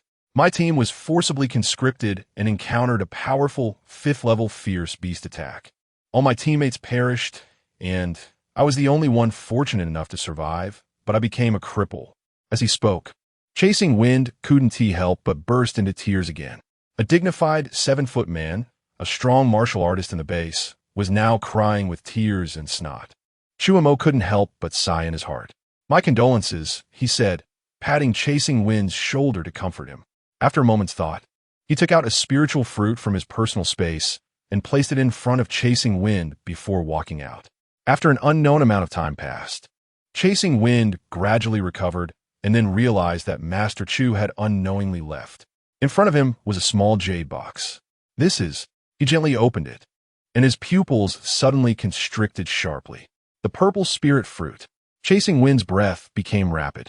The purple spirit fruit was a rare treasure, containing immense vitality, capable of regenerating severed limbs, and its value was considerable. More importantly, this purple spirit fruit could repair his legs, allowing him to regain his strength. Thank you, Master Chu. Such a great kindness. I will remember it forever. He understood that this was specifically given to him by Master Chu, and he felt immensely grateful. Chu Mo was willing to take out a purple spirit fruit, mainly because he found Chasing Wind's character quite agreeable, which was why he offered help. After all, the purple spirit fruit was not considered a precious treasure to him. He could easily take out a bunch from his personal space. Therefore, Chu Mo did not take it to heart. He had returned home, planning to comprehend the intent of the blade while waiting for Chun Shiwei to come back. 3 days later, a piece of news arrived at the base. Several strong leaders from the 4 directions led the masters to successfully exterminate a large number of ferocious beasts in the spatial rift. At the last moment, they encountered an injured level 6 giant crocodile. A fierce battle broke out between the two sides. The 4 leaders worked together to trap the giant crocodile with formations and spent a day and a night to kill it. Thus, the danger of this spatial rift was alleviated. Subsequently, the Jinling Base would send special personnel into the rift for development, and the nearby Luoyang Base would likely receive support from the Jinling Base, thereby gaining resources for construction. However, when this news returned, there was no celebration in the base. Instead, most people looked desolate. This was because the reinforcement from the Jinling Base used the warriors from the Luoyang Base as cannon fodder. Thus, beneath the news of a great victory lay the deaths of countless local warriors from Luoyang, and their contributions and merits were forgotten. Naturally, the people from Luoyang could not be happy, but those people ultimately came from the large base with immense power that they simply couldn't contend with. So they could only feel angry but dare not speak out. A day later, the reinforcements from the Jinling Base returned victorious to the base. On the same day, Chu Mo suddenly woke up from his closed-door training, his eyes filled with a sharp killing intent. Just now, he received news from Tianpeng. Chun Shiwei was in trouble. Chapter 91. The 4 Directions Town. Inside the base, a group of martial artists from the Jinling Great Base were strolling along the street. They had just returned from a fierce battle through the rift, achieving a great victory. At this moment, They were in high spirits and planned to find a good place to enjoy a drink. However, at that moment, a young master noticed something ahead and his eyes lit up. He saw a young girl slowly walking down the street from outside the base. She seemed to have just returned from the wilderness, still carrying some fatigue from her hardships, but couldn't hide her exquisite features and cool demeanor. She was beautiful and graceful, walking like a fairy out of a painting. Although this master was from the Jinling Great Base and prided himself on his worldly experience, he had never seen such a woman before, and he was immediately mesmerized. He murmured to himself, never expected that such a woman could be born in this small base. Then, a look of desire appeared in his eyes as he quickly walked over and blocked the girl's path. "Say, miss, may I ask your name?" The girl was none other than Chen Shiwei, who had just returned from her training. After battling in the wilderness for so long, she was already exhausted and planned to go home to rest. Unexpectedly, she was stopped by a stranger on the way. Seeing the desire in the other person's eyes, Chen Shiwei frowned slightly and said in a deep voice, "Please step aside." As soon as she spoke, the young master had not yet finished, but the few people beside him immediately scolded her. "How dare you? Do you know who stands before you? This is Master Xiaoyu from the Jinling Great Base, a late-stage master at a young age, with a bright future ahead. Be sensible and apologize to Master Xia immediately. Otherwise," they coldly snorted, the threat clear. While they were speaking, Xiaoyu did not stop them, standing aside with his head held high, looking very proud. After they finished speaking, Xiaoyu pretended to wave his hand and said, "Don't be so rude to a beauty." Then he turned to Chen Shiwei with a smile and said, "I am currently in need of a maidservant. If you are willing to follow me and even please me, it may not be long before you become a master yourself." He was confident that the conditions he offered would be enough to make the girl in front of him feel tempted. However, what he did not expect was that after hearing these words, Chen Shiwei seemed to be unaware and simply walked past him. Slap! Such obvious disregard immediately made Xiaoyu feel embarrassed, as if he had been slapped in the face, a burning pain shooting through him. "You refused to drink the wine offered, and instead drink the wine of punishment." His eyes suddenly flickered, and his expression darkened. "I initially wanted to discuss this nicely, but I didn't expect you to be so ungrateful. Since that's the case, don't blame me for being ruthless. Today, I will force you to be mine, and let's see if you can refuse." As he finished speaking, he directly attacked, his aura rising sharply, like a surge